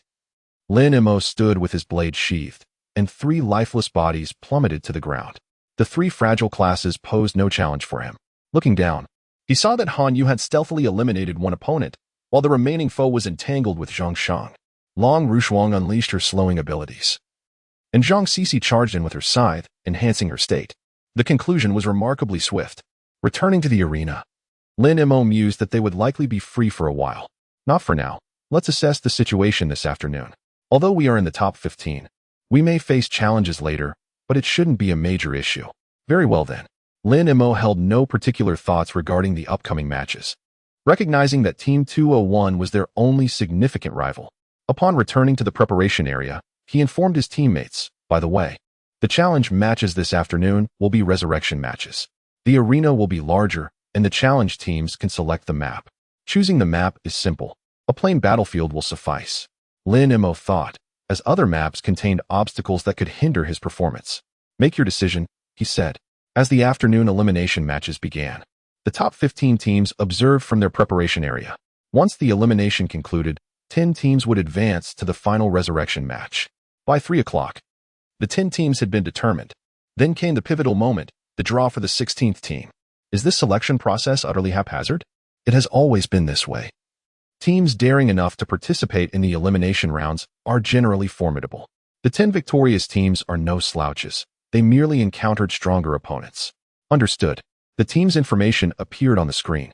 The remaining 9 teams could choose their challengers, with each team granted 2 challenge opportunities. And a team could only be challenged 3 times. Lin Mo stared at the screen in disbelief, as did his companions. I must ask, who named this team? Hanyu queried, bewildered. No one informed her of the name. She didn't pay attention when joining, someone explained. That should not be my concern, Lin Mo mused, recalling how long ago that moment was, and he had forgotten. The name of the team is yours. I had asked you about it, Cold Rushuang remarked, her face flushed. Fair point. The order of the 10 resurrection teams was established. Now, let the first team step forward to challenge. A 5-member squad emerged from the center of the lower teams. We choose the What Can't We Do team. Lin Mo's mouth twitched at the name. Had he truly chosen it? By the way, can we change this name? Yes. Submit the documentation, pay a 500 fee, and wait 30 working days, came the response. Lin Mo was taken aback. 30 working days? What on earth is that? Forget it. Let it stay as it is. The first challenge match commenced. What Can't We Do team versus you and me team. Goodness, so everyone is this casual with naming? Choose the map. Plain. Please take the stage and prepare to begin. The map size is 1,000 meters by 1,000 meters. Please be attentive. The two teams stood in opposition, and Lin Mo found the information of the opposing team on the screen. 2 at the third-tier intermediate level and 3 at the second-tier advanced level. No wonder they chose to challenge them. It was clear that their team was the weakest. A flash of light enveloped them, and they materialized in a vast plain. Zhong Shang, Zhong Cici, and the 3 girls have all reached the second-tier advanced level, while you have just attained intermediate. You need to step up your game, Lin Mo remarked. Zhong Shang displayed a comical expression, though his heavy helmet concealed it. Mo go, I have been trying my best. I know. I meant no offense, just trying to instill a sense of urgency. Lin Mo acknowledged that his rapid advancement was purely due to external assistance. They have ascended to this level quite swiftly. The opposing team boasts a higher rank, with each member already reaching the age of 22, some even 24. Their innate talents are slightly superior, but not significantly so. As the countdown concluded, Hanyu summoned his spirit beast to locate the target. In a terrain laden with obstacles, Hanyu might require some time. However, in the open plains, a mere sweep would suffice to find it. He spotted it ahead to the left, approximately 800 meters away, not too far. Lin Mo chose not to hastily depart from the group, instead opting to advance alongside his team. Confronting such a group, Lin Mo believed there was no need to deploy overwhelming abilities. They ought to reveal their strengths at this juncture. How did you know? Exclaimed Zhang Cici in surprise. With those trivial schemes of yours, how could I not be aware? Allow me to assist you, Lin Mo replied, though he was merely speaking casually, unaware that they had indeed been concealing their powers. Then let Cici and Zhang Shang coordinate. For now, Hanyu and I shall refrain from using our abilities. All right. We'll follow your lead, came the response. Zhang Cici sheathed her scythe and retrieved a wand from her spatial ring, waving it casually. Instantly, a layer of holy flame enveloped everyone's weapons. The enchantment conferred a splash effect, more suited for combating ferocious beasts, particularly those of the dark attribute. Rather than being significantly effective against humans, Zhang Cici felt a bit embarrassed. She had originally learned this ability for use in the wild, never expecting to employ it in a competition. I think it's quite good, Lin Mo remarked, observing the holy flame adorning his Zanpakuto. Pondering how best to collaborate with Zhang Cici, yet he felt compelled to experiment first. Really? Indeed, but how many weapons can you bestow this effect upon? Oh, I have not attempted that, she admitted. Typically, a squad consists of no more than 10 members, and only melee weapons would require the holy flame. Lin Mo's query had not been previously explored. I shall test it first, no need to rush. Lin Mo flicked his blade, the flame showing no signs of extinguishing. 200 meters left. We're almost there, Hanyu reminded. Lin Mo lifted his blade, softly uttering, scream, ching chong. Upon releasing his blade, the flames remained undiminished. This was impressive. He wondered if they would persist. With a swift step, Lin Mo ascended into the air. Ching chong second style, red locust. In an instant, countless sharp blades appeared beneath him, though regrettably, they were devoid of the holy flame. Due to Lin Mo's level constraints, the number of blades was not infinite. Perhaps 500 would be remarkable. He shook his head, feeling it fell short. He estimated that after unlocking a few more of Dong Xian's cards, or elevating his own level, the quantity might increase. Glancing at the distant team, with nearly 50 meters remaining, he deemed it sufficient. Zhong Cici, see if you can imbue these blades with holy flame. Zhong Cici's eyes twitched at the sight of the numerous blades. Wasn't this a bit too demanding? Nevertheless, she complied, as she waved her wand. The blades beneath Lin Mo glimmered with holy flame. Zhong Cici was astonished. It was her first realization that she could bestow this effect on so many weapons simultaneously. The skill guide she had perused had offered no insight on such a matter, leaving her uncertain whether it was simply overlooked or unconsidered. Though the holy flame's efficacy against humans was limited, it would prove invaluable in the future. I'll join as well, Zhong Shang declared, raising his shield and charging forward. He slammed it into the ground, releasing a shockwave that radiated outward, fracturing the earth. Unfortunately, his strength was lacking, and this newly learned skill produced only mediocre results. The enemy merely staggered slightly before regaining their footing. Before they could react, blades rained down from the sky. The blades pierced through bodies with a wet, squelching sound. Zhong Shang remained frozen, fear gripping him. Who knew if moving would result in him being pierced? He understood Lin Mo's lethality. In the face of the unknown, remaining still was the safest course of action. The sight before him was astounding. Lin Mo was ruthless, with at least a dozen blades having penetrated the opponent's body. Was such brutality necessary for a mere competition? This scene was broadcast on the large screen, plunging the venue into silence before erupting into chaos. Goodness, that's incredibly brutal. A one-hit kill. This ability seems reminiscent of 1,000 arrows piercing the heart. This team appears to be a dark horse. How come I've never noticed them before? Chapter 70. A fiery temper surely. No one would dare challenge our team again. Lin Mo quietly speculated upon returning to the preparation area. Surrounding teams regarded them with peculiar expressions, perhaps in their minds. Lin Mo's team was expected to be the weakest, yet they proved to be formidable adversaries. Uncertain, the remaining teams projected an air of strength. However, Long Ruo Shuang held a differing opinion. At the very least, the weakest member among the current teams was at the third-tier beginner level. Perhaps the competition had subdued them, for no one challenged them in the subsequent 3 rounds. One team among the top 16 was eliminated. Did those who were challenged have any hope left? With a single chance to challenge, they typically reserved it for last. In the 6th round, Lin Mo's team was selected again. Their opponents were all third-tier advanced. Lin Mo single-handedly took on the entire opposing team, finishing in under a minute. There was no choice. The enemy was too fragile. Even their damage-dealing position was occupied by a single assassin. Lin Mo's team had achieved 2 consecutive victories, causing the remaining teams to adopt a cautious approach. They would rather choose a slightly stronger opponent than risk facing Lin Mo, uncertain whether they would be wiped out. After the eliminations, only 5 teams remained, with 3 having been replaced among the top 16. The once strongest team, Team 201, remained unchallenged. After all, they had 2 fifth-tier members who would dare confront them. The upcoming challenge was between the team Anything Goes and I'm Handsome, I Say. Alas, it seems our team has been challenged 3 times. What a farce. Lin Mo grumbled, anticipating a lengthy battle. Observing the approaching team filled him with ire. As the countdown commenced, the opposing captain, a 5th-tier beginner named Long Fei, led a squad comprising 2 third-tier intermediates and 3 third-tier beginners, all 6 in total. Long Fei was a melee fighter wielding a spear, known for his speed and explosive power. The others were standard configurations. As long as he didn't T-break through, they would be fine.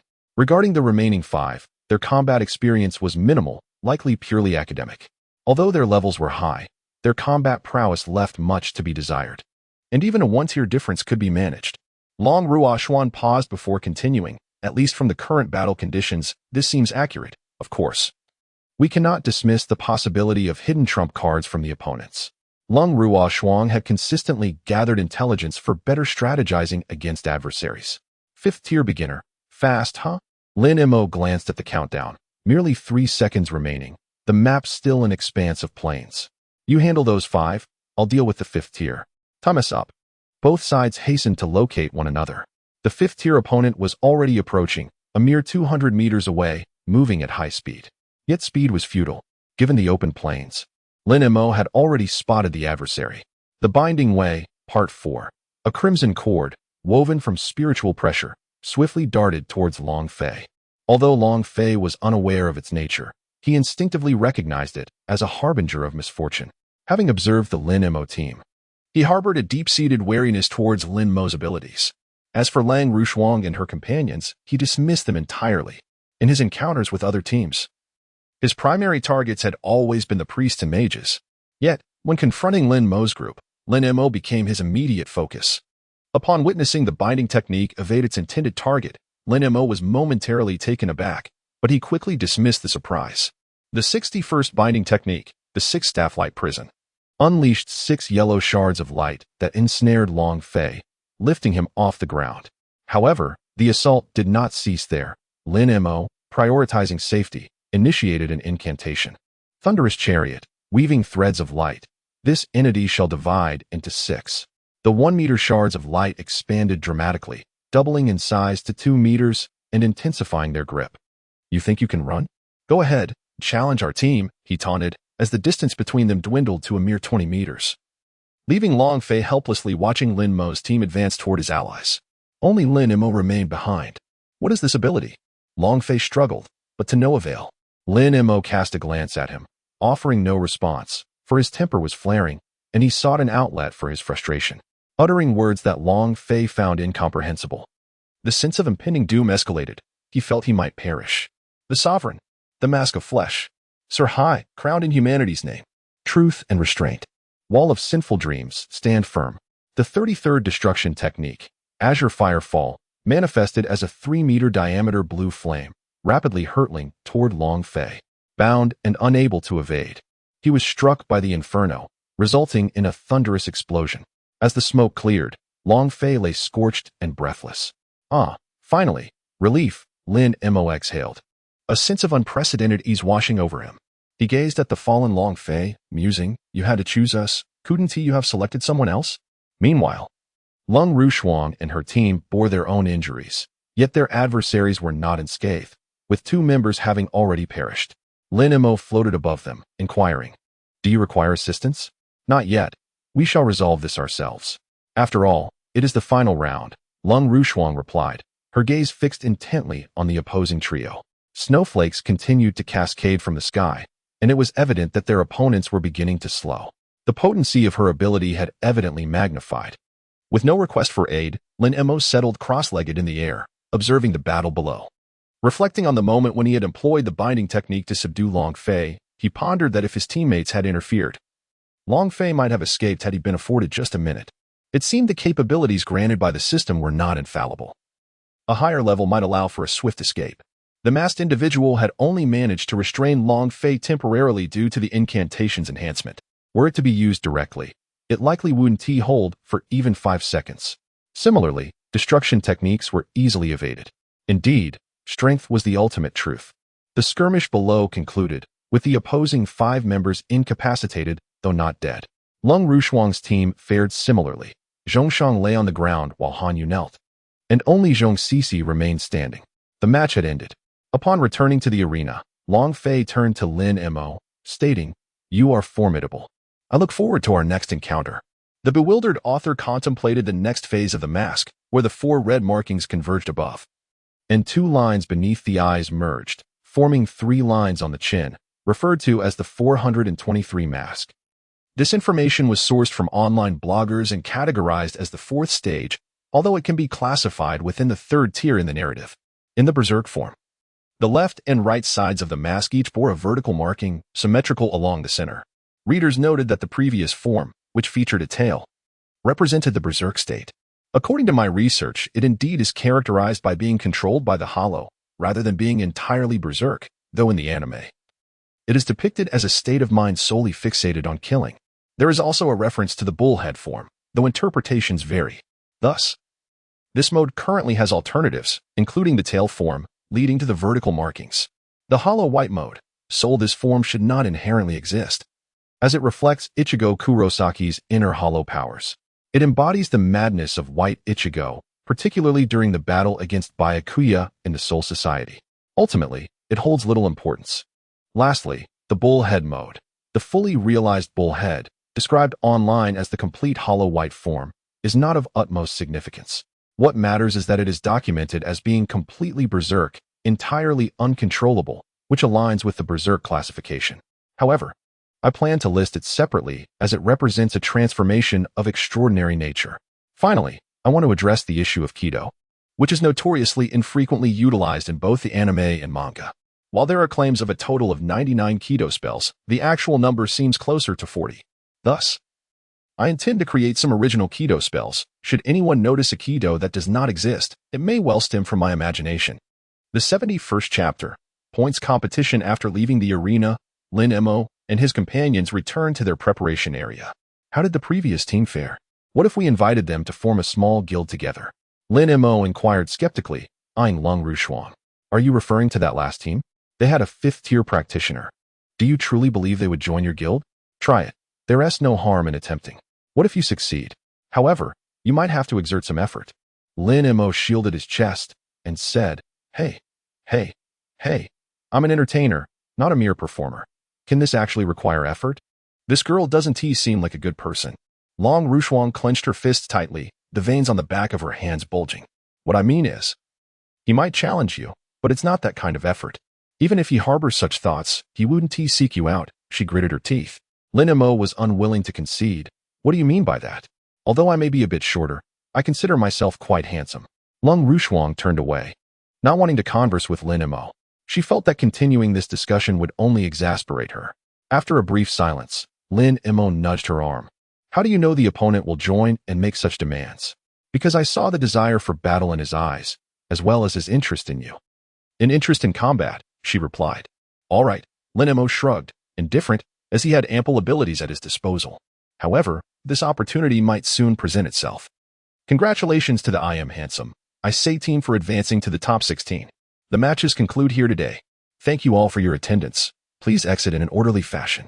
The event had ended, and Long Fei's team had entered the top 16, which meant they would face off in the points battle tomorrow. Each team would play 15 matches, totaling 120, to be completed within 2 days. This meant at least 7 matches a day, which was quite daunting. Lin Mo was unfazed, having ample time to recover. But for others, even if they refrained from engaging, they would still have to exhaust themselves, perhaps even more than Lin Mo. After all, their levels varied, and so did their resources. Upon exiting the venue, the group shared a simple dinner before returning home, preparing to face tomorrow's formidable challenge. In a suburban area of Fengjing, there were few households nearby, and several streetlights were broken. A modest 2-story building in a slum was illuminated by yellow lights. Inside sat 20 masked men. Tomorrow marked the points competition, where the 16 strongest representatives of the younger generation would gather. Of course, some prodigies were absent, but that was irrelevant. The goal was to eliminate those 16 participating teams. A man wearing a golden mask spoke. However, it is said that there will be 9 judges tomorrow, 4 of whom are 8th-tier experts, and 1 is 9th tier. We cannot rely solely on ourselves. Silver Envoy, are you questioning my decision? The golden-masked man replied coldly. I dare not. The silver-masked man trembled and shrank back. Humph. I am aware that another golden envoy will appear tomorrow, so there is no need for concern. He also brings a contingent, approximately equal in number to ours. At this, the others felt a sense of relief. For this mission, they had deployed 1 golden envoy, 10 silver envoys, and 9 iron envoys. To become a golden envoy, one must possess at least basic 9th-tier strength, even if the 9th-tier envoy was intermediate. The 2 golden envoys would suffice to hold the enemy at bay for a time, allowing for ample opportunity to wreak havoc. As for advanced 9th tier, that was utterly improbable. They had yet to hear of any advanced 9th tier beings within the city. Even intermediate 9th tiers were exceedingly rare. This is the list, which includes their photographs. They are our primary targets. Next are the onlookers. We must eliminate as many as possible. This mission must be executed flawlessly, surpassing the performance of teams in other cities. Do you understand? The golden envoy surveyed the room. Understood, came the chorus of agreement. The golden-masked man nodded in satisfaction. Simultaneously, similar events transpired across the 16 cities hosting the national preliminaries. The next day, Lin Mo and his team arrived outside the competition venue. Have you noticed the increased security here? Lin Mo remarked, observing the heightened patrol presence, which had multiplied 3- or 4-fold since yesterday. It must be to maintain order. After all, these matches are the highlight of the tournament, even more so than the semifinals and finals. The team that secures first in the points competition will essentially represent Fengjing, he continued. As they entered the competitors' passage to the preparation area, Lin Mo expressed his concerns. I suspect it's not as simple as it appears. There are numerous personnel in combat uniforms in the stands, perhaps over 100, and they all seem quite formidable. His expression turned serious. Really? The other 4 scanned the area, acknowledging the unusual atmosphere. Was it like this in previous competitions? I wouldn't know. This tournament only occurs once every 4 years. Why do you think many teams have members aged 22 to 24? Generally, those aged 18 to 20 are still in school and wouldn't participate. Lin Mo's team was an anomaly. Had it not been for his involvement, Lung Rushuang wouldn't have participated either. Naturally, even if Lin Mo had his own team, he wouldn't have taken part, as he was oblivious to the existence of such a competition. Before long, the clock struck 9. Amidst a surge of stirring music, the host made a grand entrance. The single round-robin points competition among the top 16 is about to commence.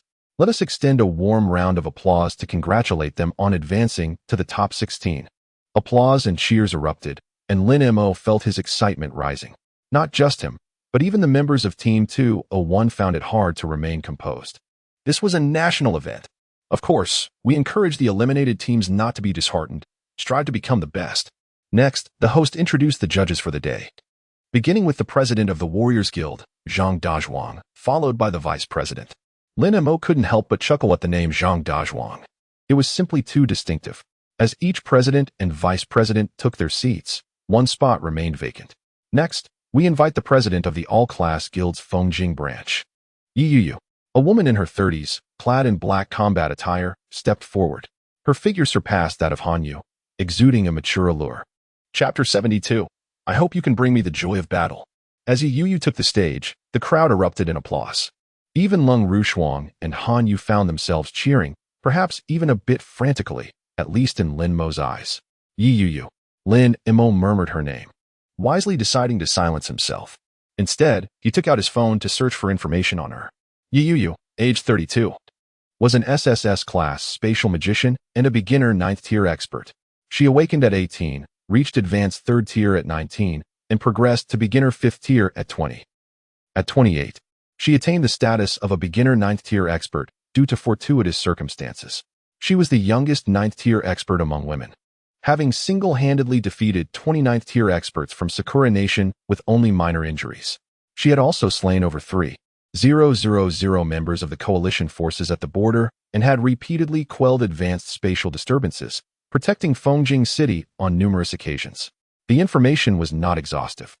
These details were publicly accessible. Lin Mo marveled inwardly. She was undoubtedly a protagonist archetype. Achieving 9th tier status at 28 was simply extraordinary. It was indeed possible to amass various energies to reach 9th tier even faster than her. However, the fact that she could slay 20 opponents of equal rank highlighted her prowess, showcasing the extent of her combat experience. In reality, for an ordinary person to attain 9th tier status was akin to scaling a mountain.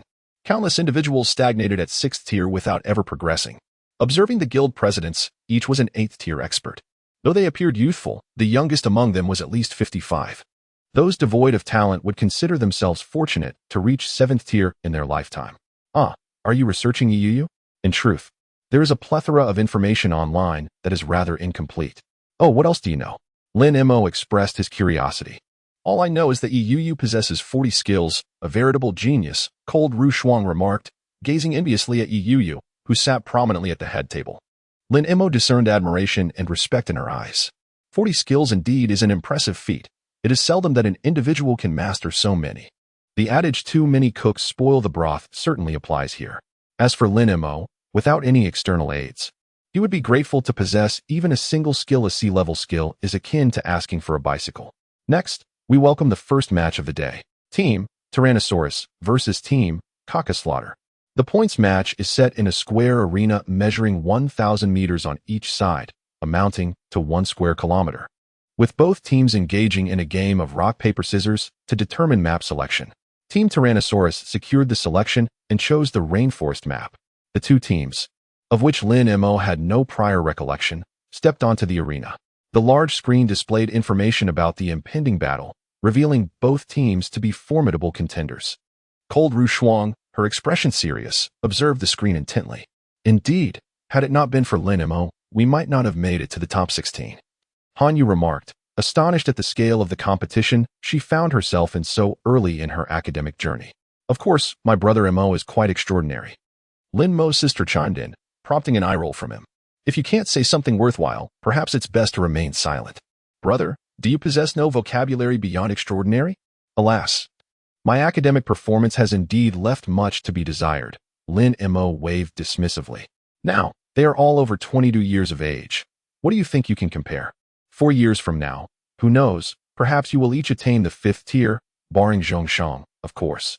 Zhongshang cast a mournful glance at Lin Mo. Go. Could you please consider my feelings when you speak? At your age, what feelings do you even have? However, Cold Rushuang and the others did not share Lin Mo's sentiment. Despite being the same age, his strength was formidable, and they felt the pressure to improve lest they lose face as Lin Mo's teammates. Lin Mo noticed their expressions shift and felt a headache coming on. The truth is, the reason Lin Mo formed a small team was to avoid much trouble. Since the beginning, Cold Rushuang had managed all matters, leaving him utterly carefree. In terms of hunting fierce beasts, while he could certainly assist, he lacked the convenience that Han Yu possessed. Lin Mo had no better means to gather monsters, while Zhang Shang's traditional taunting method proved the most effective. Unfortunately, even if he wished to aid, he found himself unable to do so.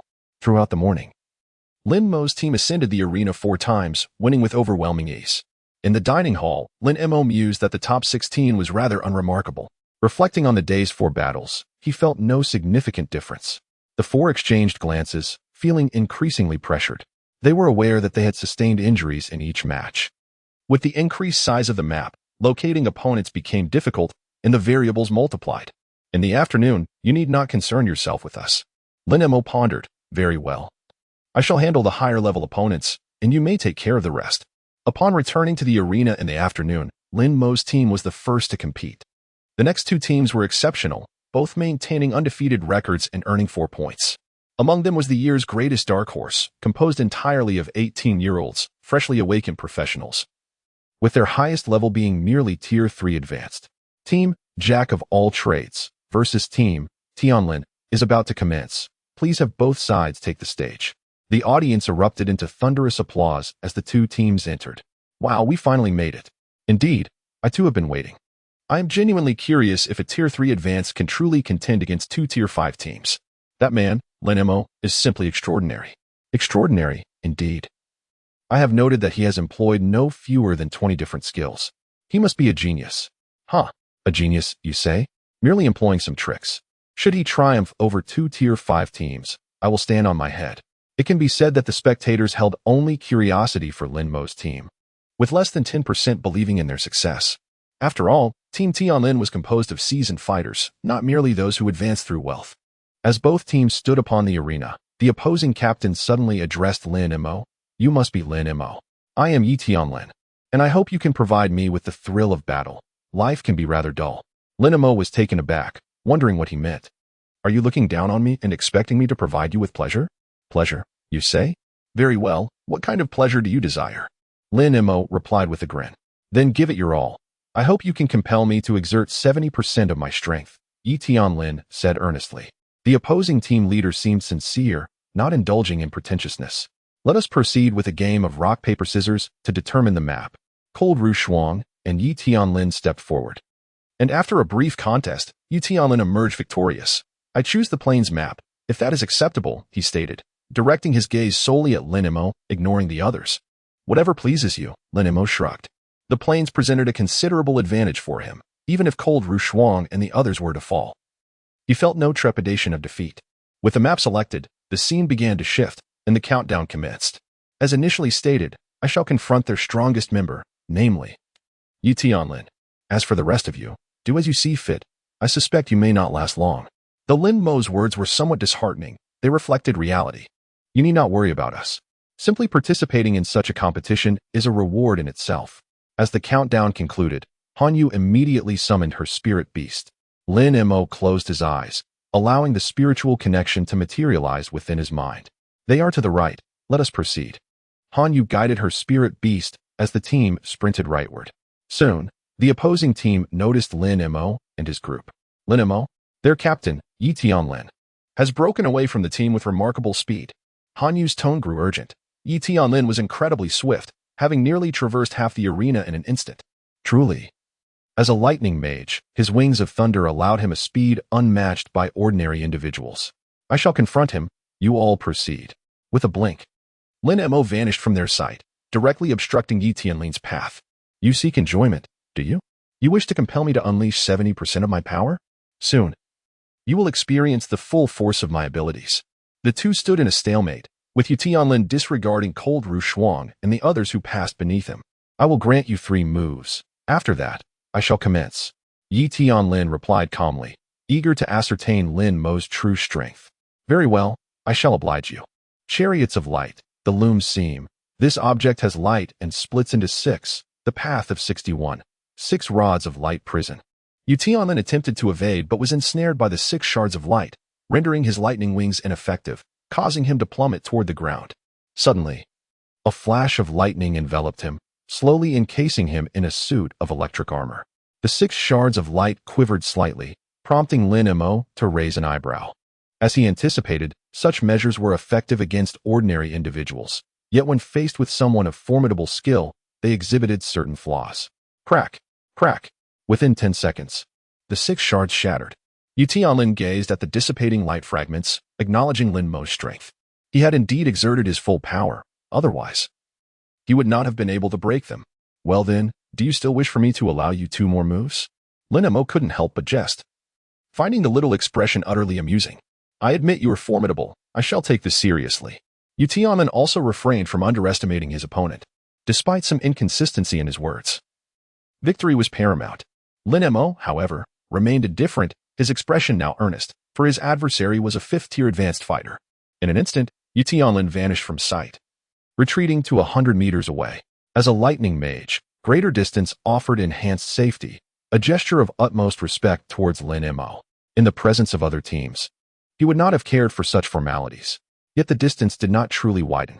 Lin Mo executed a sudden step, appearing beside Yi Tianlin almost simultaneously, striking with his blade. Clang! Unbeknownst to him, Yi Tianlin had conjured a long sword of lightning. Aren't you a mage? He quipped. Who says a mage cannot wield a sword? Yi Tianlin retorted, bemused. Was there a rule against it? Lin Mo pondered, realizing that Yi Tianlin's robust physique did not fit the typical mold of a traditional mage. Binding technique number 21, Crimson Smoke Escape. A swirl of crimson mist enveloped the area. Although Yi Tianlin was uncertain of its nature, he promptly withdrew, wary of allowing Lin Mo to close in. Whispers of the murky emblem, a rebellious air, emerged, yet were swiftly dispelled. Paralysis instantaneously obstructed. The clay golems self-destructed, merging, rebounding. Acutely aware of his own impotence, destruction technique number 90, Black Coffin. Upon hearing the voice emanating from the smoke, Yi Tianlin dared not be complacent, unleashing bolts of lightning towards the mist. Yet, Lin Mo's words continued undeterred. A dark cloud coalesced in the sky, the power of thunder surging. Thunder! Before Yi Tianlin could finish his sentence, he was engulfed in an abyss of darkness. Observing the distant black coffin, Lin Mo chuckled. I trust this should bring you some joy. However, it was not yet over. Lin Mo sensed the adversary's ongoing struggle, aware that he still possessed strength. Alas, he lamented his own frailty. But something felt amiss. Despite having captain-level spiritual pressure, his prowess appeared lacking. Yet now was not the time for such musings. To achieve a more potent effect, Lin Mo initiated a second verse of incantation. Whispers of the awareness of one's own impotence. The black coffin's hue deepened, and the number of shadowy blades increased. If this did not prove fatal, he would resort to his final release to send him off. Soon, the black coffin vanished. Yi Tianlin emerged, his body riddled with minute wounds, blood flowing incessantly. You are truly strong. I concede. With those words, Yi Tianlin collapsed, his breath clearly extinguished. Indeed, destruction technique number 90, coupled with 2 verses of incantation. It would be unreasonable for him not to perish. After all, he was merely a 5th-tier advanced fighter, not a true 6th-tier. Lin Mo glanced towards the distant battle, now nearing its conclusion. The disparity in levels was glaring. Lung Ruo and the others had all lost their combat capabilities. Even Zhongshang and Han Yu had ceased to exhibit any signs of life. Their adversaries, however, bore only minor injuries. Upon seeing Lin Mo's arrival, they were taken aback. Their captain had actually been defeated. This was everyone, attack with full force. Alas, Lin Mo hovered high above, rendering the 2 melee fighters on the ground powerless. While the healing class could only watch helplessly. Only the 5th-tier fire mage and an archer could target Lin Mo. Yet, he deftly evaded their attacks. Indeed, standing aloft made a significant difference. No wonder team configurations varied. A squad of melee fighters would struggle against a flying beast. Total annihilation was not guaranteed, but casualties were likely. Lin Mo wasted no time. Having concluded this bout, he prepared for the next. Sensing his spiritual pressure, he deemed it sufficient. Final release, Enma Cricket. A dark elliptical barrier enveloped Lin Mo and the 5 adversaries within. They plunged into boundless darkness. Chapter 74. The Herald of the Beast God Cult. As the barrier dissipated, the Tianlin team lay defeated. Only Lin Mo remained standing. Let us congratulate the Jack of all trades team for their victory in this match, earning another point. The audience erupted in astonishment. How could this be? The Tianlin team, both in numbers and quality, vastly outmatched this so-called team. How could they possibly lose? Is this a stage match? How could Tianlin be defeated? Indeed, this seems improbable. Acknowledging another's excellence was evidently difficult for them. Had they ever encountered someone with such a plethora of abilities? Aside from a few high-tier professionals, how many could boast of such versatility? The predominant sentiment was one of bitter discontent. Many wished to obliterate Lin Mo's team with their glares, having wagered heavily on Tianlin's victory, a bet that 99.9 were confident in. A small fraction of fortunate souls had backed Lin Mo's team, now regretting their modest stakes. In a corner of the spectator area, a fellow who had previously boasted of doing handstands had vanished, fleeing after Yi Tianlin fell. What was there to run from? He couldn't truly have soiled himself. Upon returning to the preparation area, Lin Mo queried the system regarding his lingering doubts. Why, despite possessing captain-level spiritual pressure, could he not inflict such high damage? You indeed possess such spiritual pressure, but you are currently unable to harness its true potential. This is not the world of soul reapers, it abides by its own rules. Spiritual pressure is merely a quantity, quality is paramount. Advancement in level enhances your physical prowess and resilience, thereby elevating quality and increasing might. In essence, you remain fragile for now. Only upon reaching 7th tier can you truly unleash your captain-level strength. So that was the case. Very well. Being able to surpass 2 tiers was commendable. However, achieving such a feat again would prove challenging. At lower levels, disparities were minimal, but as levels increased, the gaps became pronounced. Eventually, even a slight difference in tier could yield significant consequences. On a high-rise building outside the arena, a figure remarked, "You've arrived. Indeed. We have sufficient personnel this time." He cackled, "This mission shall undoubtedly succeed." The emissary of the beast god cult, clad in a golden mask, wore a sinister grin. Another gold-masked figure regarded him with disdain, particularly disgusted by a coin-sized mole beneath his lip, from which sprouted a coarse, dark hair measuring several centimeters.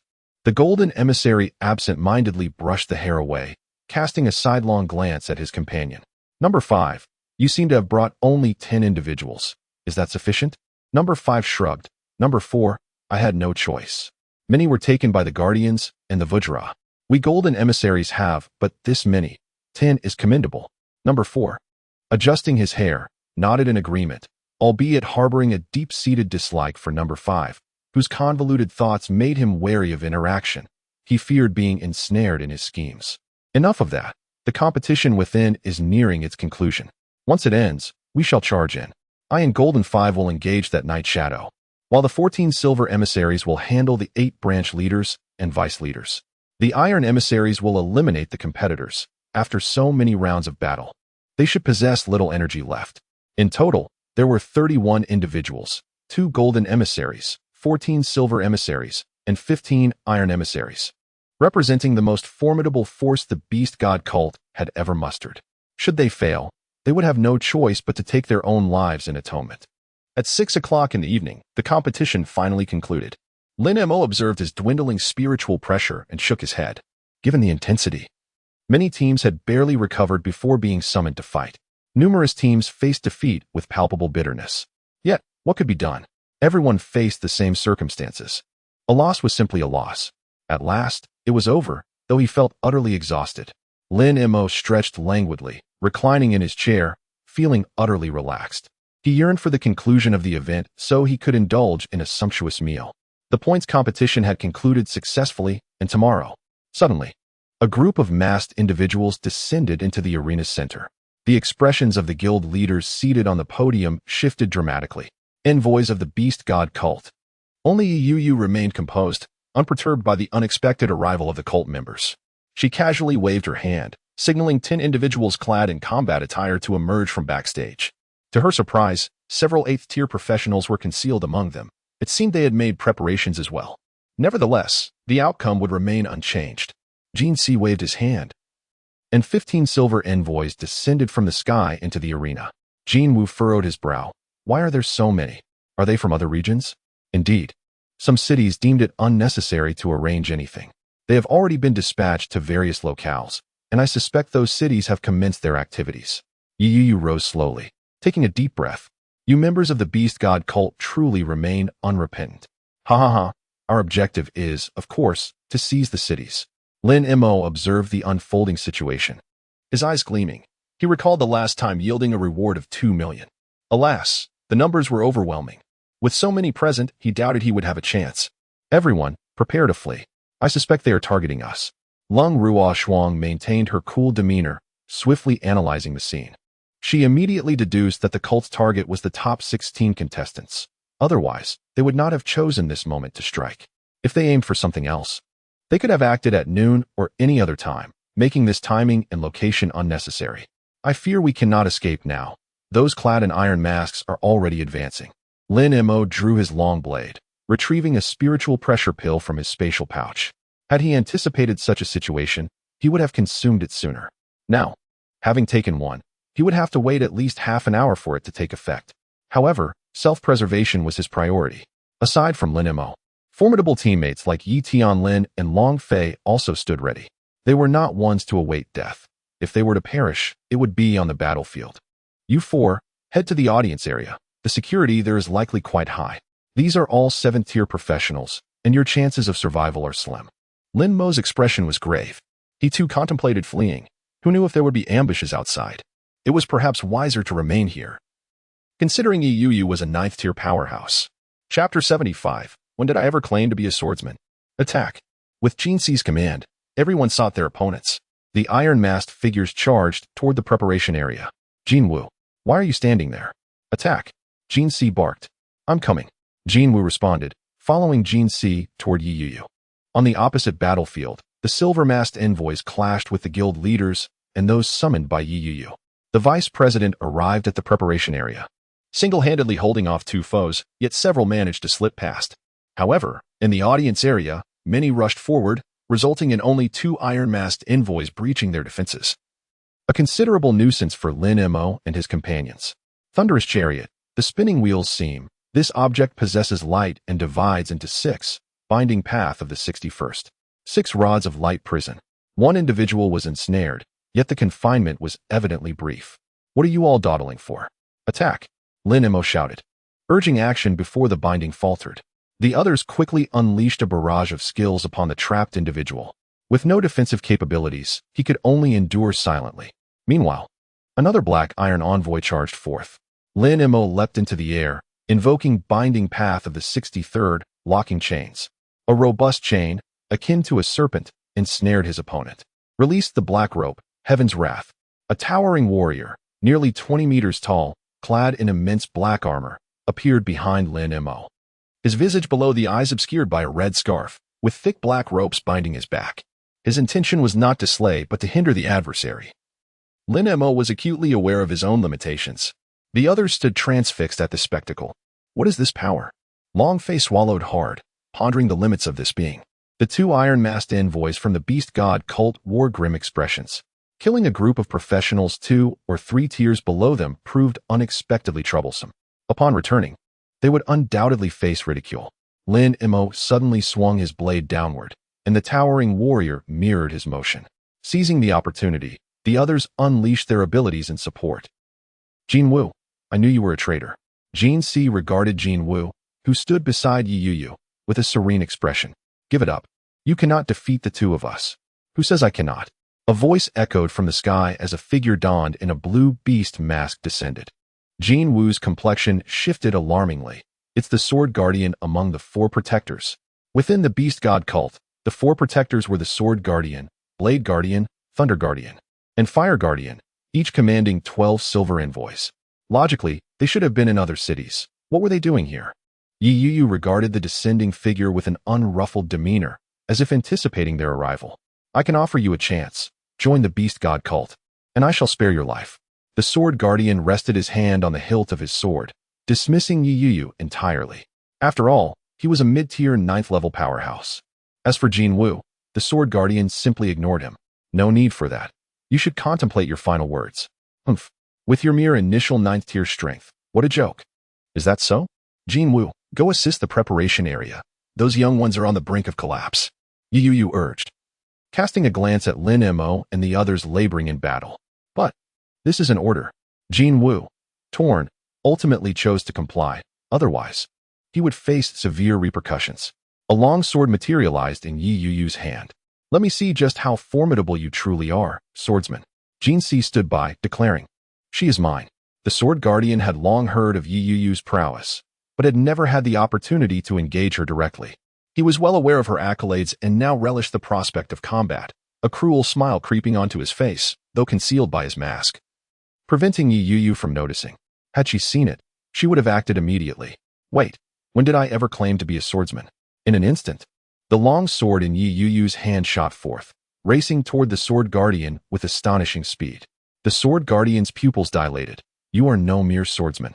You are an SSS tier sword immortal. A sword immortal, the epitome of sword practitioners. The last sword immortal had emerged a century prior, and none had appeared since. The sword guardian swiftly retreated, evading the sword's onslaught. Do not rush. Yi Yu conjured a flurry of long swords that soared toward the sword guardian. You concealed your strength. The sword guardian's expression soured. This was not what their intel had indicated. Yi Yu replied coolly, I have never concealed my strength. It's merely that all my enemies have perished. The sword guardian, besieged by nearly 100 swords, began to evade desperately, yet their velocity only increased, resulting in multiple wounds appearing on his frame. He cast a glance at Jin Si, swiftly closing the distance to his side, having reaped numerous benefits from the organization. It's time for you to deliver. Upon hearing this, Jin Si's pupils constricted, and he attempted to flee. However, the sword guardian would not allow him to escape. He placed a hand beneath Jin Si's chin, forcing a pill into his mouth. The sword guardian seized Jin Si by the shoulder and hurled him directly into the path of the oncoming torrent of swords. In an instant, he dashed away, enveloped in a shroud of black mist, an indication of secretive powers. Yi Yu was not taken aback. Within mere seconds, the sword guardian vanished from her line of sight. She could not pursue him, as there were pressing matters awaiting her attention. As for Jin Si, his body began to swell uncontrollably, and even being pierced by swords could not halt this transformation. He was radiating immense energy. Yi Yu's expression shifted, and she quickly commanded her myriad flying swords to propel Jin Si skyward. Just as he reached an altitude of over 50 meters, he detonated like a bomb. The shockwave shattered all nearby glass, sending ordinary people tumbling to the ground. Yi Yu squinted, gazing at the dust that was once Jin Si. What new invention had the beast god cult devised? If such power were unleashed nearby, even an 8th-tier individual would not be spared. She glanced at the preparations and deemed it manageable before turning to address the silver messengers. 5 minutes earlier, just as Lin Mo was about to withdraw from the battlefield, a figure in a golden mask charged towards him. Without hesitation, Lin Mo swung his blade. Don't attack, it's one of us. You're the one who's a traitor. Lin Mo paid no heed and struck. Subsequently, he unleashed a series of ghostly techniques before instantly leaping into the sky. Fortunately, he had retained some spiritual pressure. As for the others, he hoped they could run fast enough. Wait, could he really be one of us? Did I strike the wrong person? Chapter 76. Come down. Lin Mo wielded his blade as a warrior behind him swung a massive sword towards Jin Wu. Jin Wu was at a loss. He could not retaliate, fearing injury would ensue, and could only evade. Lin Mo was not surprised. Dealing with the iron-masked individual was already arduous, let alone the golden mask. Destruction of the path. 91. Thousand-handed radiance cannon. This technique flew towards an iron-masked figure. Destruction of the path. 90. Black coffin. This one was aimed at another black iron mask. Destruction of the path. 88. Flying dragon strike. Thunder cannon. A colossal beam struck Jin Wu. As for the incantation, there was no time for that.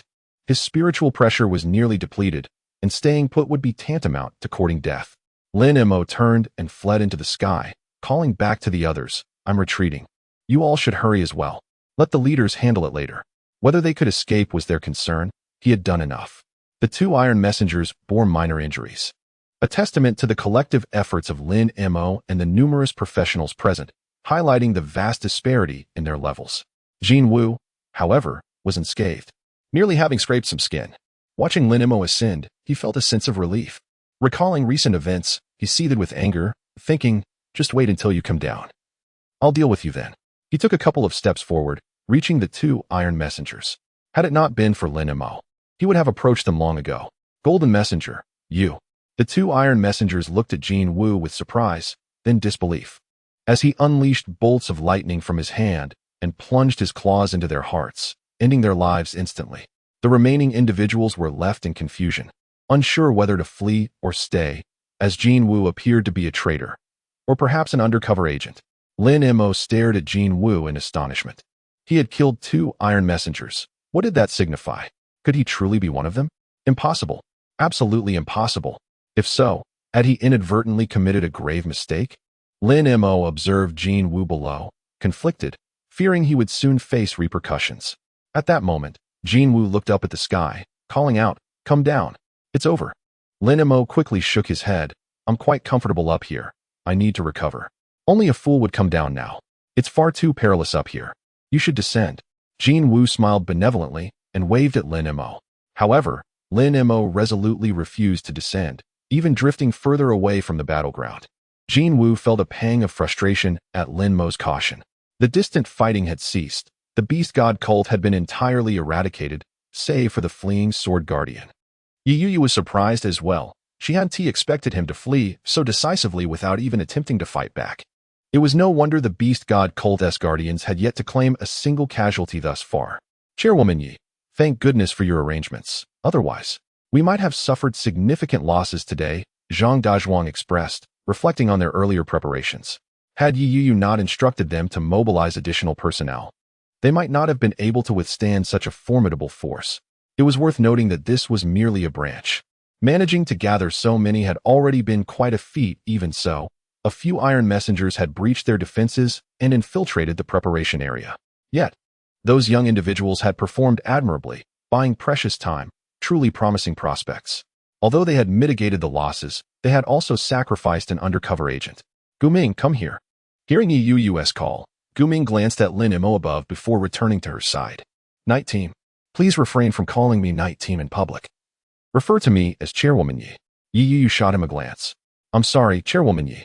Guming shivered under her gaze, sensing a hint of menace. Zhang Dazhuang and the others exchanged knowing looks, remaining silent.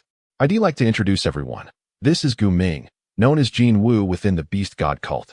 He has been an undercover agent there for 15 years and was promoted to a golden messenger 3 years ago. Unfortunately, he can only return after this incident." The other leaders had heard of the undercover situation, albeit vaguely. They assumed it pertained to mid-level or lower-level agents, never imagining that a golden messenger would be involved. This revelation signified a substantial loss. It's fine.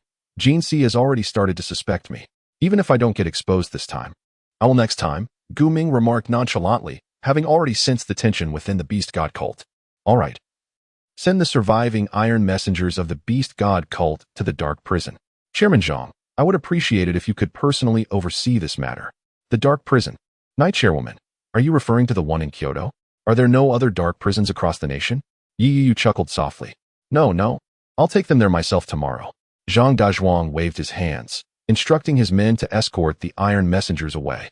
The deceased would be reduced to ashes, while the living would be transported tomorrow. The dark prison, what bad luck. As for the tournament, it would resume on the 26th, allowing for a 2-day respite. Yu cast a brief glance at the battles involving Lin Mo and the others. Though their skirmish lasted only 2 minutes, it had left them utterly exhausted. "All right, we shall make the necessary arrangements." The entire square was cleared. To all 16 finalists, you have demonstrated remarkable prowess. In the face of such formidable adversaries, you did not waver. You embody the essence of true professionals. Zhang Dazhuang gazed at the young competitors with growing satisfaction. Then, he noticed Lin Mo still hovering above, and his brow twitched. "Hey, you up there, hurry down." Upon hearing the chairman's directive, Lin Mo decided it was prudent to comply. He glanced at Guming, standing beside Yu, and hoped that the esteemed figure would overlook his earlier actions. After all, the announcement had merely lasted 2 minutes, concluding with a notice regarding the upcoming match. Once it wrapped up, Lin Mo exhaled in relief, thinking that perhaps Guming had forgotten. Yet, as he turned, he found Guming standing right in front of him, causing Lin Mo to stiffen. "Ah, genius, you finally descended." "Ah, esteemed sir, is there something you need?" Lin Mo regarded Guming with utmost respect, as though he were gazing upon a figure of admiration.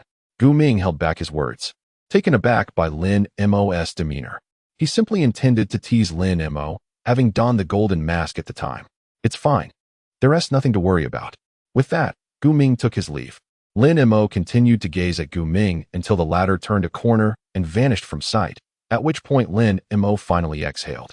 Chapter 77, Deceived Again. "You truly deserve to die?" He took out his phone, ready to make a call, when he noticed Zhong Sisi and the others rushing down from the viewing stands. "Are you all right? Did you get hurt? Brother Mo, do you need me to carry you out?"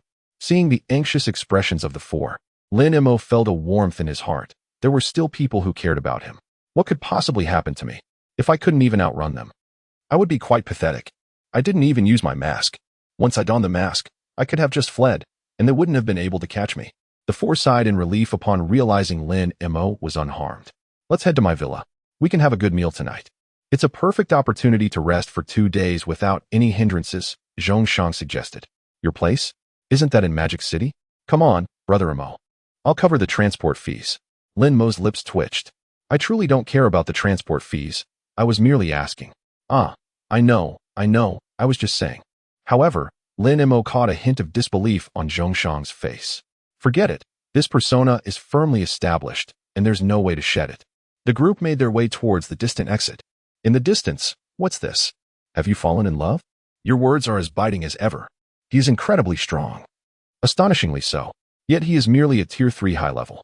How could he possibly surpass 2 major tiers? Yi Tianlin looked at the receding figure of Lin Mo, perplexed. Honestly, I am quite curious as well. At that time, I was truly overwhelmed and had no means to retaliate. Long Fei's expression turned serious. You?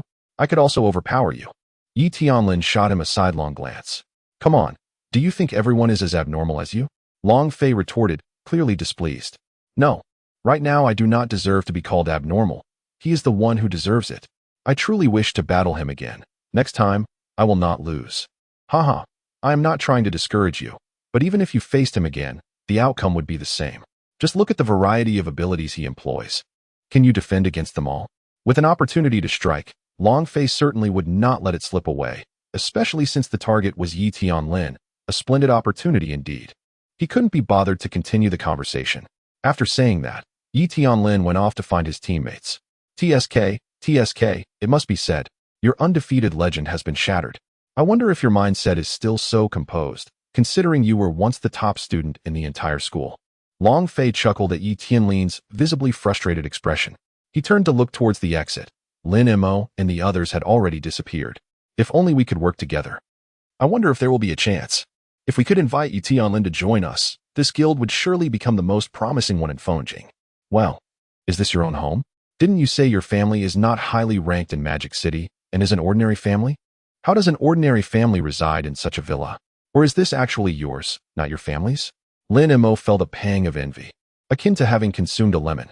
The villa was 3 stories high, complete with a swimming pool in the backyard and a spacious front yard, estimated to be around 3,000 square feet. However, that swimming pool in the backyard was a standard-sized pool. No mistake about it, my family in Magic City is indeed an ordinary family, not even in the top 3. By the way, how does our family's ranking stand? 5th. How could you forget that? Zhong Sisi rolled her eyes at her brother while continuing to lounge on a deck chair, engrossed in her phone. Around them, people were bustling about, bringing various dishes. Weren't you saying it was around 9th last time? No mistake there, 5th is just to the left of 9th, Zhongshang shrugged. Lin Mo observed the grand villa in the distant parking lot, which was filled with vehicles belonging to Zhongshang and Zhong Sisi, 8 cars in total. Although Lin Mo couldn't recognize the car brands, he knew they were certainly not inexpensive. The house was officially under Zhongshang's name, but Zhong Sisi frequented it as well. It served as the base for the siblings. Ugh, deceived again. You truly deserve to die. Lin Mo silently gazed at the sky. Having thought that with over 10 million accumulated recently, he had some modest assets.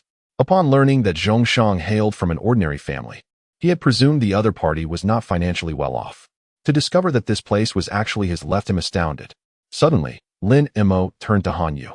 You don't happen to have a hidden background, do you? Han Yu paused. Didn't I mention it last time? Ru Shuang, didn't we talk about my family when we were drinking? It seems we didn't. Lung Ru Shuang shot a glance at Lin Mo, pondering before saying, Lin Mo, we are teammates. Family backgrounds are external matters. Money means little to us professionals. Only strength is paramount. All right. Upon hearing this, Lin Mo understood that Han Yu was probably also from a wealthy family. As expected of someone Lung Ru Shuang brought along, they all have money. Actually, my family is somewhat similar. We are merely a top 10 winery in the country. Lin Mo felt his self-esteem plummet. Merely? Such a humble way to put it. Alas. It seems I am still the poorest among us. Top 10? How high is that? 6th, but it's not particularly impressive. It's just mid-tier. Lin Mo ignored Han Yu and directly pulled out his phone to search. Sixth, with annual sales exceeding 20 billion and net profits over 5 billion. Forget it. What does having money matter? In the end, it's still about being crushed by strength, still needing to heed his commands. Yet why did he feel so bitter? As if his stomach was sour? All right, enough of this. What do you all think about inviting Yi Tianlin's team to join our guild? Lung Rushuang asked earnestly. Are you dreaming? Lin Mo looked at Lang Rushuang in disbelief. Those are 2 tier 5s. Yi Tianlin himself is an SSS-level lightning mage, and a late tier 5 at that. How could you possibly bring them into the guild? They would certainly form their own guild or join a major one. Lin Mo was not optimistic. But I did some research. Tianlin's team and Long Fei's team have been operating as small teams for years. In the guild system, I found them. But they have never completed a guild mission. Moreover, both teams belong to the same guild, which is a medium-sized guild in Fengjing. They are likely just affiliated. It is common for small teams to affiliate with guilds. Some minor guilds seek to advance to medium or large guilds by bringing in strong small teams. This way, they can receive corresponding benefits and only need to provide those teams with what they need. For Tianlin and Long Fei, it is likely not money, but some form of substantial materials. That said, who truly knows the actual circumstances? Lin Mo was not particularly enthusiastic about guilds. He was also somewhat unclear about Lung Rushuang's intentions. Primarily, guilds did not offer Lin Mo any tangible benefits. If they did, he would have been the first to facilitate it. Chapter 78. Is this the method you speak of? Brother Mo, quickly try this hairy crab. It's truly delicious. It's pure and organic. Such things are rare now. This delicacy costs 2,000 yuan per pound. Zhongshang placed a large platter in the center of the table. Lin Mo tapped his ear to confirm. How much did you just say? 2,000. It's already quite cheap. This is supposedly the offspring of hairy crabs from 300 years ago. That lake has been enclosed, and they only sell a bit each year. The rest is all taken away. I remember it was around 2,600 per pound last year. The price has always remained high. Lin Mo winced. This sounded suspiciously like Yancheng lake crabs. Never mind. I'll eat first as a gesture of respect. After a struggle, Lin Mo finally managed to eat the crab. And it was indeed quite good. Good? Not at all. It feels no different to me. Lin Mo couldn't understand why this delicacy was so expensive. To him, it was merely about enjoying freshness. Soon, the dishes were served, ranging from ordinary home-cooked meals to exquisite delicacies like abalone and sea cucumbers. Of course, in the eyes of Zhongshang and his companions, the prices of these items were merely average. Various alcoholic beverages and refreshments were brought forth. Come, Mo-gu. Indulge yourself in food and drink. If it's insufficient, I shall have them bring more. Lin Mo looked at Zhongshang with skepticism. Was this the same Zhongshang who had never paid for a meal? Wait a moment. No, with your wealth.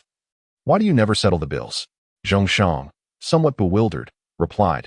Isn't it you who insists on treating every time we dine? Oh, that does seem to be the case. Yet Lin Mo couldn't shake the feeling of being a bit cheated. Lin Mo and his companions resided in Zhongshang's villa, spending their days shopping and returning in the evenings for dinner. Lin Mo felt fulfilled, and most importantly, all expenses were covered by the young Master Zhong. Old Zhong, enough said. If there's anything you need, just let me know, and I shall take care of it. Lin Mo draped an arm over Zhongshang's shoulder and gave him a pat. It's no big deal. On the morning of the 26th, the group returned to Fengjing via the teleportation array to participate in the points competition. They had already completed 8 matches that day, needing only 7 more. Their match against Long Fei's team was scheduled for the morning, and Cold Rushuang remarked, I suspect they will attempt to encircle you this time. Lin Mo waved his hand dismissively, confident in his abilities. If it were Tianlin's team, I might have to worry a bit. Cold Rushuang was accustomed to Lin Mo's attitude. There was also an afternoon match against a team composed entirely of intermediate-level 4-tier beauties, and she cautioned, you must not underestimate them. They are far more attractive than those 5 fire mages. Relax. At 9 o'clock, the competition officially began, and Lin Mo sat in his chair, observing the matches below. Suddenly, he turned to find Long Fei beside him. Hello, Long Fei. I've been pondering for days and finally devised a strategy to deal with you. If you lose, don't blame me. Long Fei grinned as he patted Lin Mo's shoulder. You found a method? What is it? Lin Mo asked, puzzled. At that moment, Cold Rushuang turned to Long Fei. Are you interested in teaming up with us? Oh, are you considering forming a guild? Long Fei had never contemplated forming a team due to the significant age and strength disparities. To him, Cold Ru Shuang's team seemed inadequate, with Lin Mo being the only notable strength. Teaming up appeared impossible. Yes, besides your team, I will also invite Yi Tian Lin's team. My goal is to establish the premier guild in Fengjing. TSK. If it were anyone else, Long Fei would likely scoff, dismissing the notion of a leading guild as fanciful. However, Cold Ru Shuang represented the Cold family, and even the three less formidable members hailed from renowned families. In this world, money held equal importance. Practitioners required substantial funds, as every piece of equipment bore a hefty price tag. For instance, the spear he wielded had taken him 3 months and 10 million to acquire, with influential connections aiding the purchase. The ambition is commendable, but you must understand that the top guild in Fengjing boasts 10 A-tier teams and 23 B-tier teams. Isn't that better? Challenges add excitement. Cold Ru Shuang refrained from mentioning a timeline, knowing that a 3-year estimate would likely invite ridicule. Let us take it one step at a time. As long as the guild is strong enough, many will wish to join. All right, I agree, but on one condition. You must win against us in the upcoming match. Cold Ru Shuang remained silent, glancing at Lin Mo, who nodded. No problem. It's settled. Long Fei chuckled, shaking his head, clearly skeptical that Lin Mo could triumph again.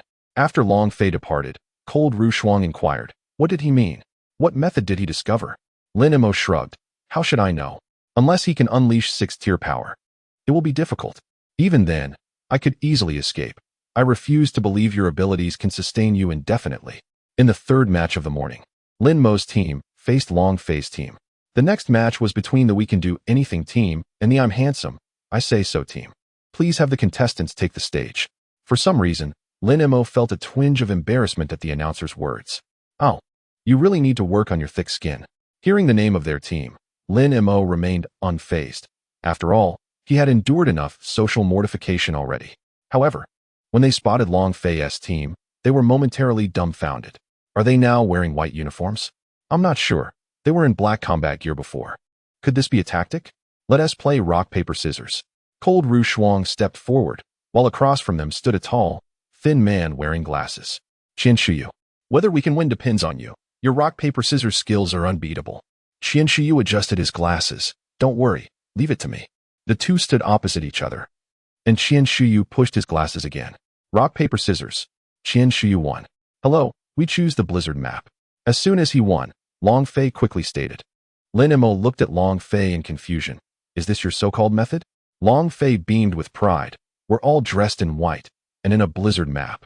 Visibility is poor. You won't be able to find us. This time, you're bound to lose. The 4 standing beside Lin Mo exchanged glances, wondering if this boy was courting disaster. Chapter 79, You're Cheating. If there was one ability of Lin Mo's that left a lasting impression on them, it had to be his freezing technique. In such weather conditions, wouldn't that be a pure advantage? The countdown began. Lin Mo, are you invincible in this weather? Zhongshang asked curiously. Lin Mo replied with a strange expression. If it is as he claims, then perhaps I am. However, you all should wear warmer clothes. I fear you might freeze to death. The blizzard map was predictably cold, with fierce winds accompanying the heavy snowfall. Furthermore, with his soul-cutting blade, he would only amplify the cold. It seemed a waste not to utilize such favorable conditions.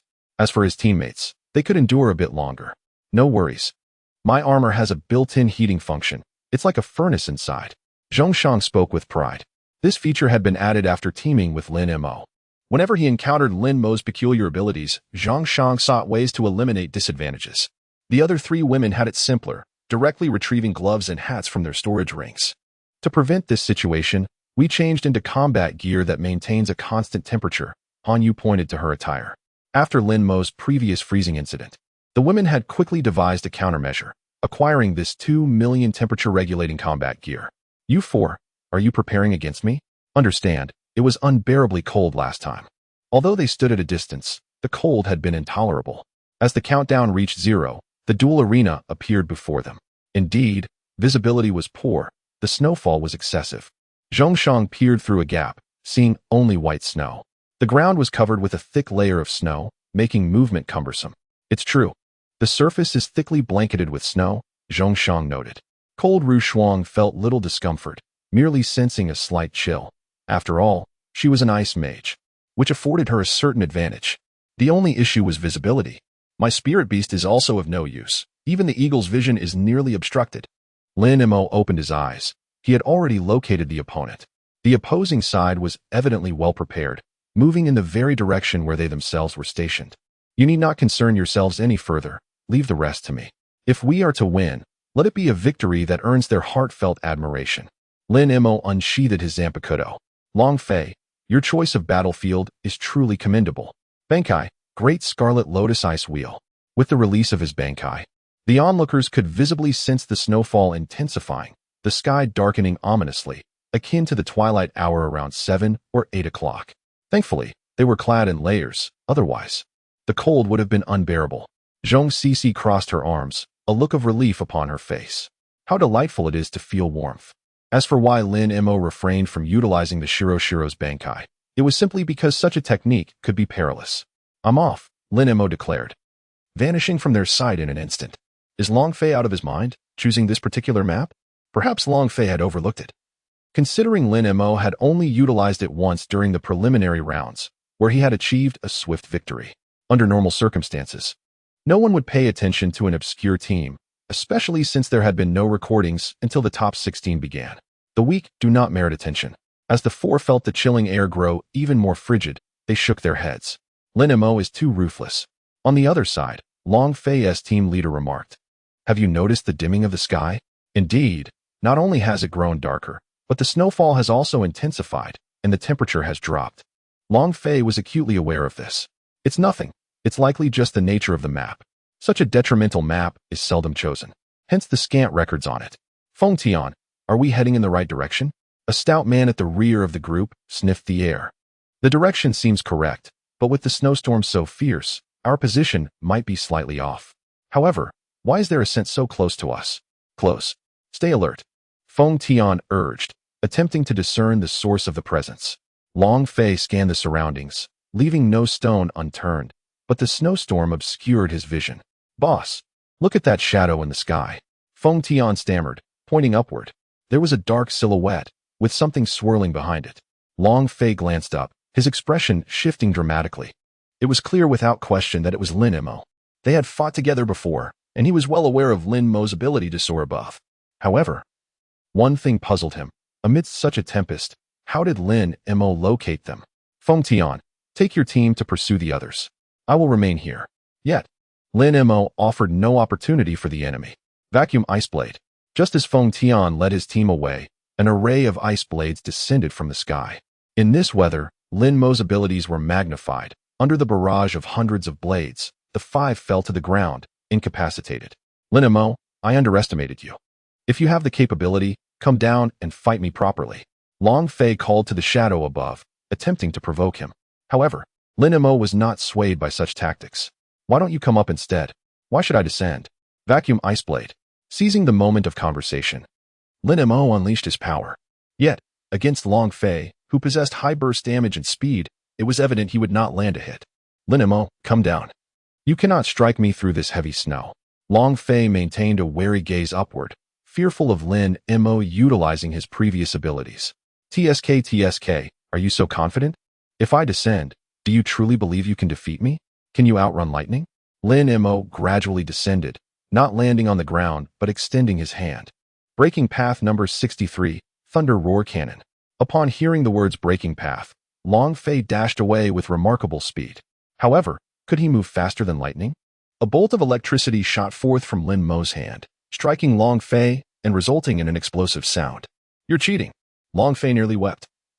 Believing that a snowstorm would enhance his chances of victory, yet he never anticipated the opponent's overwhelming might. One single skill had incapacitated all his teammates. And it seemed as if Lin Mo could locate him effortlessly, as if the snow and ice were non-existent. From beginning to end. He had not even grazed Lin Mo's clothing, and yet he was defeated. How is this cheating? It would be foolish not to utilize one's abilities. Fine. You win, I concede. With Long Fei's surrender, the space slowly reverted to its original state, and everyone reappeared in the arena. Since I have lost, I shall join your guild. Please leave a contact number. Chapter 80. But where are the items? After a day of battles, Lin Mo showed no mercy in the afternoon against an all-female team, dominating throughout. There was no alternative. This was the final match for Lin Mo's team. and he was eager to conclude. Following the final round, the scores of all teams were revealed. The top 4 teams were Everything Can Be Done with 15 points, Tianlin with 14 points, I Am Handsome As I Say with 13 points, and Shin Ma Dynasty with 12 points. Let us congratulate the 4 teams advancing to tomorrow's semifinals and finals. Please exit in an orderly manner. As the host concluded, the audience began to leave the venue. Long Fei approached Lin Mo to request contact information for Lung Ruoshuang. Initially, he sought Lin Mo's details, but Lin Mo claimed it was not within his purview. Hey, this is the first time I've seen something not under the captain's control. Allow me to clarify. I am not the captain. She is. Lin Mo pointed to Lung Ruoshuang. See, he foresaw the complications of being a captain. Very well, the specifics are unimportant. From now on, we shall be teammates. Once this competition concludes, we should establish a guild. Long Fei was indifferent towards the idea of a guild, as he was still too low in rank to pursue such aspirations. Moreover, every powerful guild was backed by a family, and as an ordinary person without a family, joining a guild would merely be for its benefits. After all, they indeed offered a substantial sum monthly. Rest assured, once the Fengjing preliminaries conclude, we shall apply. Long Ruoshuang had already made arrangements for this. By the way, we must teach that brat Yu Tian a lesson and bring him into the guild. I believe he will not refuse, but you must be prepared. He will likely challenge you from time to time, and you'll need to get used to it. Long Fei patted Lin Mo's shoulder. What? You know him? Of course, we both hail from Fengjing School. We were in the same class. My brother was once a genius too, but he just happened to meet you. Had it not been for Lin Mo, they might have secured the runner-up position. Now, they could only settle for 3rd place. In fact, with today's matches concluded, the champions and runners-up had already been determined. Tomorrow would merely be a formality. The match arrangements had already been set. There was nothing to worry about. Just a challenge. The next day, the first match was I Am Handsome As I Say versus Tianlin, a best-of-3 format. Unsurprisingly, Tianlin's team swiftly concluded the battle with a 2 o'clock victory. Taking merely an hour, the disparity in strength was starkly evident. Following that, it was Everything Can Be Done against Shin Ma Dynasty. The battle was even quicker, resolved in just 20 minutes. The morning session concluded with the determination of the 3rd-place team, which was predictably Long Fei's squad. In the afternoon, the showdown between Lin Mo's team and Yi Tianlin's team would determine the champions, with a best-of-5 format. As both teams took their positions, the host reiterated the morning's instructions. In the finals, the team with the lower score will choose the map first. Yi Tianlin promptly declared Urban Ruins. As both sides positioned themselves, the match was set to begin. The host leaped off the stage, and the arena transformed. The grand screen displayed the map where both teams would compete. Indeed, as expected of the Urban Ruins, a landscape strewn with towering buildings. Such locales necessitate heightened maneuverability, and the execution of skills proves arduous, hinging on the squad's prowess. I posit that Lin Mo's squad remains unencumbered, capable of an outright obliteration. An outright obliteration seems improbable given the map's intricacies. In stark contrast to the fervent external discussions, an unusual tranquility pervades within. Lin Mo, what's the strategy for this map? Zhong Shang inquired, somewhat perplexed by the dilapidated architecture. Lin Mo, remaining taciturn, pondered the optimal course of action, not due to any perceived difficulty, but rather a desire for a swift resolution. Let's proceed conventionally. Maintain cohesion and task on you with identifying isolated individuals. I will engage Yi Tianlin. If time permits, I will target the higher-level combatants. Lin Mo entertained the notion of manipulating the terrain, but the expansive dimensions of 10,000 meters on each side exceeded his current capabilities. As the countdown concluded, Lin Mo surged forth with alacrity, reiterating, remember my instructions, seek out the stragglers. With a series of swift maneuvers, Lin Mo ascended to a rooftop, his spiritual network unfurling before him. His suspicions were confirmed. Yi Tianlin had not ventured out alone, accompanied by a 5th-order neophyte. He vaguely recalled the teammate's abilities, having dispatched him summarily in their previous encounter, precluding any demonstration. Lin Mo, standing resolute, unleashed his spiritual pressure, an unmistakable beacon in the nocturnal landscape, readily discernible even to a 1st-order practitioner. Sensing Lin Mo's presence, Yi Tianlin and his companion promptly altered their trajectory, converging upon Lin Mo. In Yi Tianlin's estimation, 2 5th-order combatants sufficed to contend with Lin Mo. Soon, Yi Tianlin materialized before Lin Mo. Indeed, your velocity is commendable, Lin Mo remarked. Though your ally, a wind-based mage, is of limited utility. Iron Sandwall, ascetic spire, incandescent iron. By its conviction, silence descends. Binding art number 75, quintuple iron pillars. Upon hearing the incantation, Yi Tianlin halted, his gaze darting about warily, anticipating an unforeseen assault. He surmised that Lin Mo's pronouncements denoted either an attack or a binding.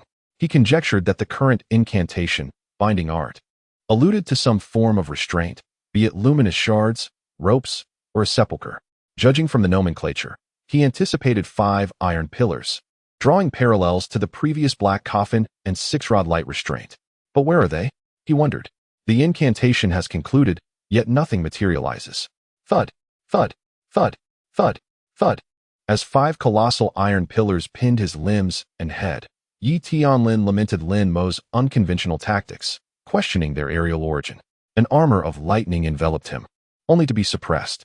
He writhed incessantly, each contortion diminishing the pressure.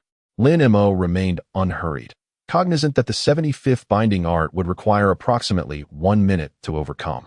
He resolved to eliminate the wind mage first. The wind mage stood dumbfounded, witnessing his captain's abrupt subjugation. What sorcery is this? Thud. Lin Mo materialized before him, his blade flashing. A crimson line bisected the mage's neck. Alas, your reverie proved fatal, precluding any escape. Chapter 81. Surrender. An improvised binding art number 90. Having dealt with the mage, Lin Mo turned his attention to Yi Tianlin below. Art of destruction number 33. Azure fire descent. Boom. Sizzle.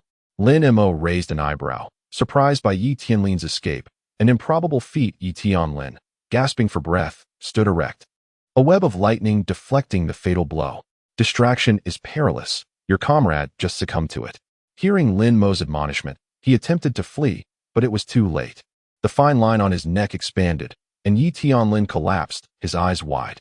Lin Mo, guided by his spiritual network, located Lung Rushuang and Zhong Shang, the sole survivors of their team, the other 2 having perished, though not without exacting a toll on their adversaries. You actually prevailed? Lin Mo exclaimed, taken aback. We secured victory, a Pyrrhic win of 4 against 2, Lung Rushuang replied, her left arm missing, while Zhong Shang remained immobilized on the ground. Your triumph is commendable. Leave the rest to me. Lin Mo vanished, swiftly locating and dispatching the remaining opponents. Lin Mo's team emerged victorious in the first round. Back on the arena floor, Yi Tianlin confronted Lin Mo. What is the extent of your abilities? Perhaps you shall learn once you become our teammate, Lin Mo responded. Teammate? Yi Tianlin questioned, bewildered by Lin Mo's remark. How could they possibly become teammates? Lin Mo remained silent. Congratulations to the Jack-of-all-trades team on their victory in the first match. We shall now commence the second round. Please select your map. Plains, Lin Mo stated without hesitation, recognizing its suitability for maximizing his speed. Commencing the second match. From the spectator stands, a voice exclaimed that Lin Mo is formidable, a complete triumph in a 2-on-1 encounter. Indeed, and he is merely a 3rd-order superior. Not even a 4th-order. Alas, their defeat is imminent. Yi Tianlin's team will undoubtedly converge upon them en masse. Their prediction proved accurate, though only 4 members, rather than 6, participated, the 3rd-order combatants remaining behind. Lin Mo, they are advancing as a quartet, comprising 2 5th-order and 2 4th-order members, the 3rd-order members remaining in situ. It appears you are their primary target. Eliminating you would cripple our team, Hanyu reported through their spiritual link. Spare yourselves the self-deprecation. Dispatch those 2. I shall handle these 4, Lin Mo declared, hastening towards Yi Tianlin and his cohorts. The absence of obstacles afforded both sides clear visibility. Exercise caution and avoid dispersion, Lin Mo cautioned. Yet, in our previous encounter, our cohesion proved our undoing, leading to our confinement within a dark realm, one of the teammates lamented. Yi Tianlin's countenance darkened, questioning his ability to secure a victory, even a solitary one. Heavens above, earth below, for majestic pillars, a locus of conflagration, mountains of flesh and blood, vengeful spirits, malevolent entities, hatred, timeless isolation. Binding art number 99, infernal spire. As Lin Mo's words reverberated, a spire emerged, poised above Yi Tianlin, while ramparts and palisades materialized, locking onto their targets, precluding any escape. With the final syllable, a venerable, gray pagoda manifested, imprisoning them. Lin Mo, with a swift maneuver, entered the tower. On the first level, Yi Tianlin's teammate launched an immediate counterattack, to no avail. Lin Mo, without even unleashing his full power, dispatched him with a single stroke. Even on the third level, the fifth-order wind practitioner met a similar fate. Arriving on the fourth level, Lin Mo found Yi Tianlin assailing the walls with abandon. Alas, it was the 90th binding art, impervious to his efforts. Upon seeing Lin Mo, Yi Tianlin ceased his assault. Lin Mo, what is the nature of your abilities? You seldom employ the same ability repeatedly. What is this power of conjuration, this spontaneous creation of a tower? Yi Tianlin was inundated with questions. He had witnessed numerous powerful individuals, but none as perplexing as Lin Mo. I am unable to elucidate, Lin Mo responded. How could he explain? Even if he did, they would not comprehend. Ah, yes, our captain, Lung Rushuang, extends an invitation for you to join our guild. I am curious as to your thoughts. A guild? I am amenable to the proposal, provided I am permitted to challenge you without refusal. Otherwise, I shall decline. Indeed, Longfei's prediction was accurate. This individual is either a combat enthusiast or a masochist. Very well, I accede to your condition. Now, let us determine the victor, Yi Tianlin replied. Yi Tianlin's eyes twitched, questioning how a victor could be determined within the confines of the tower, where his demise was imminent. Nevertheless, he resolved to compete.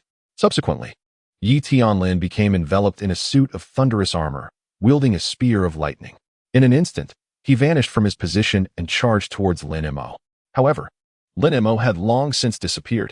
With a flick of his finger, he unleashed the fourth path of white lightning, causing Yi Tianlin to crash to the ground. Oh dear. With such armor, why neglect to protect your head? Lin Mo remarked, nonchalantly blowing on his finger as the celestial tower in the sky dissipated. Outside the arena, the spectators gasped in astonishment at the sight of the 9-story tower. What sorcery is this? Could this person's abilities truly be that of a creator? How else could such a tower materialize from thin air? There was not a soul among them willing to explain what sort of practitioner this was. They felt utterly outmatched. As Lin Mo prepared to seek out Lung Rushuang, the scene shifted back to the arena. Ah, you actually won. Lin Mo's companions exclaimed. Brother Lin Mo, we're not that inept. It's just a matter of differing realms. Zhong Sisi replied with a look of resignation. Indeed, I stand corrected, Lin Mo conceded, his tone lighter. In stark contrast to the jubilance on Lin Mo's side, Yi Tianlin's demeanor was laden with despair. Captain, that opponent is exceedingly formidable. How can a third-tier individual possess such an array of abilities? Even the current Night Council leader did not wield this much power in the past. Yi Tianlin sighed. Even now, the Night leader does not boast such capabilities, so losing is to be expected. At that moment, the host ascended the stage to announce. Let us extend our congratulations to the Jack of all Trades team for securing their second victory and obtaining the match point. Now, Tianlin team, please select your next map. We concede. Yi Tianlin shook his head. There is no need for this match to continue. The Blizzard map had initially been their backup choice, but after witnessing Longfei's battle, it was dismissed. The urban ruins were supposed to be their trump card, yet they proved futile. As for the desert map, it was likely useless as well. Who knew if their opponent possessed the ability to manipulate sand? After all, they could wield ice, fire, and light as weapons. Are you certain? The host asked, astonished at the captain of this so-called strongest team. Chapter 82. The Guild's Establishment. New functions activated. The host's surprise was understandable prior to the competition. This team had garnered significant attention due to their unparalleled strength among all contenders. They were expected to secure first place, yet unexpectedly, a dark horse emerged. Yi Tianlin nodded firmly. I am certain. What else could he do? They simply could not compete. Even in a one-on-one duel, they were outmatched. In a group fight, their foes still preferred to engage them individually, leaving them helpless. Well, since the Tianlin team has conceded, the Jack of all Trades team emerges victorious. Let us all cheer for them as they claim the championship for the Fengjing Regional Finals. They will represent Fengjing in the national finals, and we hope they achieve remarkable results in the upcoming contests. With confetti and fireworks filling the air, the audience rose to their feet in applause. Although the final match had been shortened, the spectators still found it exhilarating. There was a heightened curiosity surrounding Lin Mo as his profession remained undisclosed, leaving everyone bewildered about his true capabilities. Speculations abounded that he possessed an SSS-level ability that had never been seen before, with some even suggesting it surpassed SSS level, as it defied conventional ranks. Amidst the cheers, the Fengjing regional competition came to a close, due to the influence of the Beast God sect. The date for the national competition was rescheduled to September 5th, affording everyone a brief respite. Outside the arena, Long Fei slung an arm around Yi Tianlin's shoulders. "This isn't like you, conceding so readily. Are you still the battle fanatic I know?" Yi Tianlin cast him a sidelong glance. "I am a battle fanatic, not a fool. Why would I charge into a fight I cannot win? You think I'm like you, carelessly selecting a blizzard map? I truly wonder what goes on in that head of yours." Long Fei, initially elated, now had a twitch at the corner of his eye. How was I to know he was so powerful? Had I known, I would have never chosen the snow map. I would have switched to the desert instead. Wait, you must have prepared a snow map too, right? Yi Tianlin hesitated for a moment. Indeed, but after witnessing your match, I altered my plans. However, it ultimately proved futile. I sensed that no matter what map I chose, Lin Mo would have been prepared. Yi Tianlin found himself utterly unable to contend with Lin Mo. Despite his own considerable strength, he felt powerless against a third-tier elite. Let us proceed to the all-profession guild now. A rugged vehicle approached, followed by 4 others, ample enough to accommodate the 2 teams. Lin Mo, your captain is quite eager, isn't heading off right after the match. Long Fei teased. The sooner we settle this, the better. As victors, we enjoy certain privileges and can finalize everything today. As for your team, arrangements have already been made, Lung Rushuang interjected. Lin Mo shrugged. Long Fei was unbothered, while Yi Tianlin had already boarded the vehicle with his team members. He was indifferent to which guild they joined. He had merely sought a team. An hour later, a guild registration receipt appeared in Lung Rushuang's hands, detailing the information of 3 teams, including their respective leaders and vice leaders. The guild was aptly named Pure Spirit Court, as Lin Mo had mentioned. The undisputed leader was Lin Mo, with Lung Rushuang, Long Fei, and Yi Tianlin serving as vice leaders.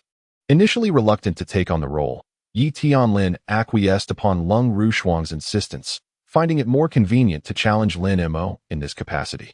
This arrangement was agreeable to Lin Mo as well. It served as a form of self-assessment for him. The details of the 3 teams were disclosed. Lin Mo's team rated as C, Long Fei's as B, and Yi Tianlin's as A.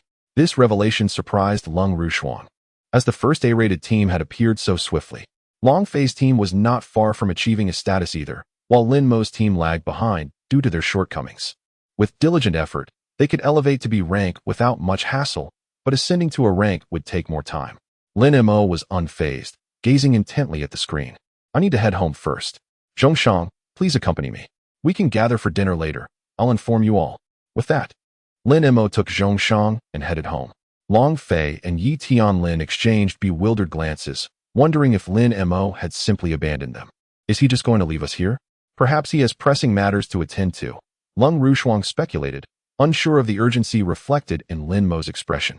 Upon returning home, Lin Mo settled onto the sofa and opened the system panel. A new notification was displayed. Ding. Congratulations, host, on creating a guild and becoming its leader. A new function has been activated. A new character card has been gifted. Please check your inventory. Ding. Power interface activated. Lin Mo accessed the power interface, revealing 4 functions: infusion, appointment, character card, and construction. Upon examining the infusion function, he discovered its mechanics. Infusion allows the abilities of existing character cards to be transferred to appointed individuals, enabling them to inherit those abilities. However, all abilities will reset, and the host will retain the use of their own abilities. For instance, if Lin Mo granted the character card of Rukia Kachiki to another, that individual would acquire Rukia's Zanpakuto, requiring only a portion of the mastery over it, while Lin Mo could still wield Rukia's abilities. This is incredible, he mused. If he were to obtain Yamamoto Jinryusai's card, he could possess one for himself and another for someone else, with both wielding dual swords. No beast would likely withstand their onslaught. This function was truly remarkable. Appointment allows the designation of positions within the guild. Within the appointment section, Lin Mo discovered an unexpected categorization. 3 major categories: Soul Society, Wraith Empire, and Hollow Knight Palace. This revelation astonished Lin Mo. He had initially believed he would only acquire the powers of a Shinigami. Even when he encountered the powers of death, the void, and the quincy in the marketplace.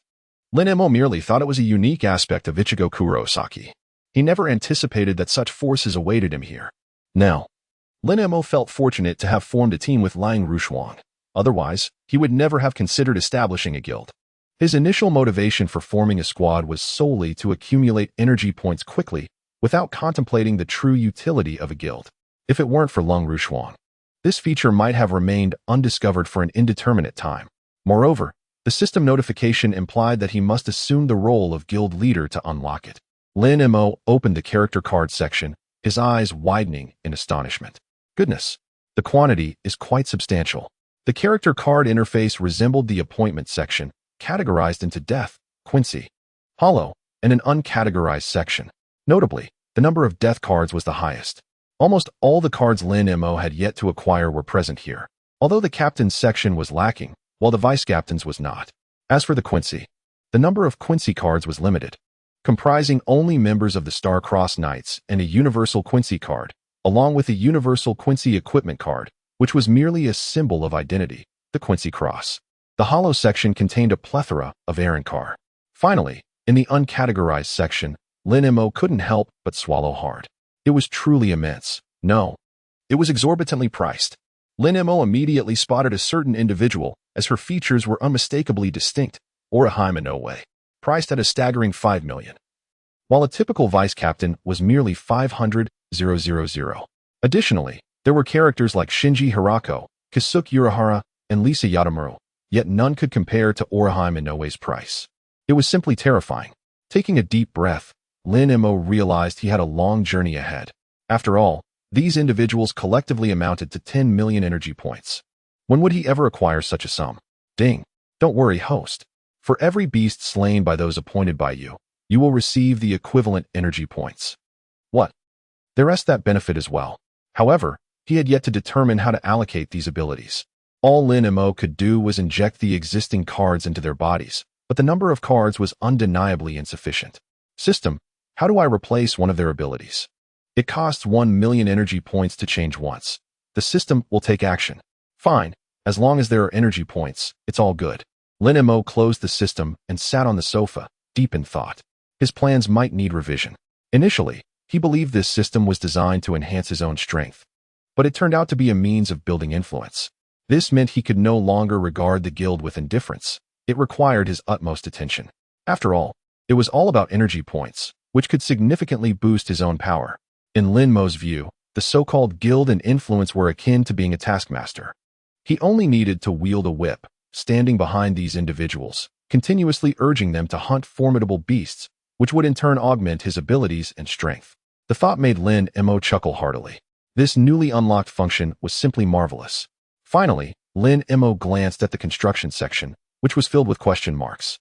The first unlock required 5 million energy points, a feat he chose to forego for the time being. Ding. Marketplace items updated. What else could be updated? Many items in the death category seemed rather useless. Upon opening the marketplace, new items appeared on the homepage. Lin Mo gazed at the newly released items with a neutral expression. Beast bait, an improved version of hollow bait capable of attracting beasts within a kilometer radius. Spirit scattering gloves, silver tubes. Well, they were passable. The items were indeed few, comprising only a dozen or so. Ultimately, Lin Mo opened the character card he had just obtained. What?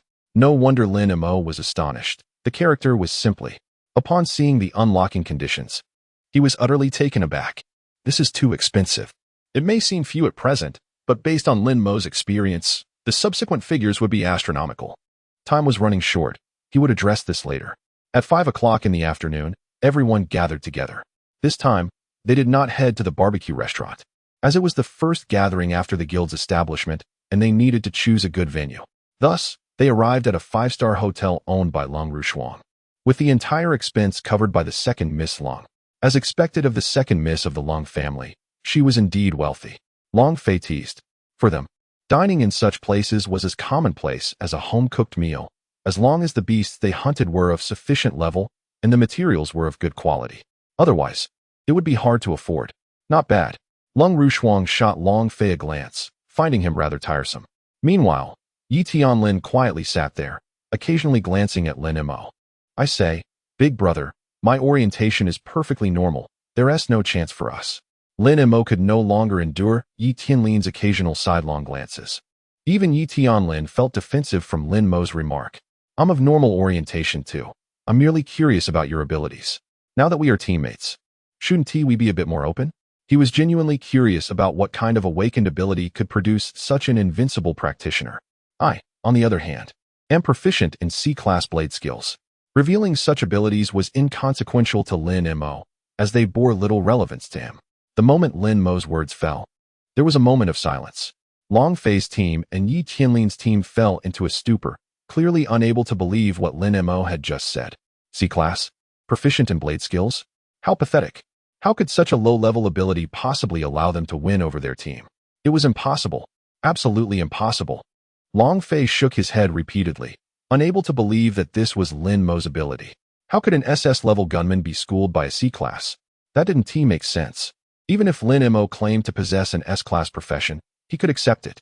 Yi Tianlin harbored the same doubts and simply could not believe it. Lin Mo anticipated their disbelief and thus logged into his personal information website, directing the page towards them. As they leaned in to look, they saw it displayed. C-class proficiency in blade skills, SSS mutation. Everyone exchanged glances, astonished to find it true. However, upon noticing the SSS mutation, they began to understand. Mutations could be both weak and strong. This required human judgment, meaning that the C-class was merely a superficial level, while the ultimate recognition defined one's true level. In other words, Lin Mo was no longer a C-class, but an SSS class.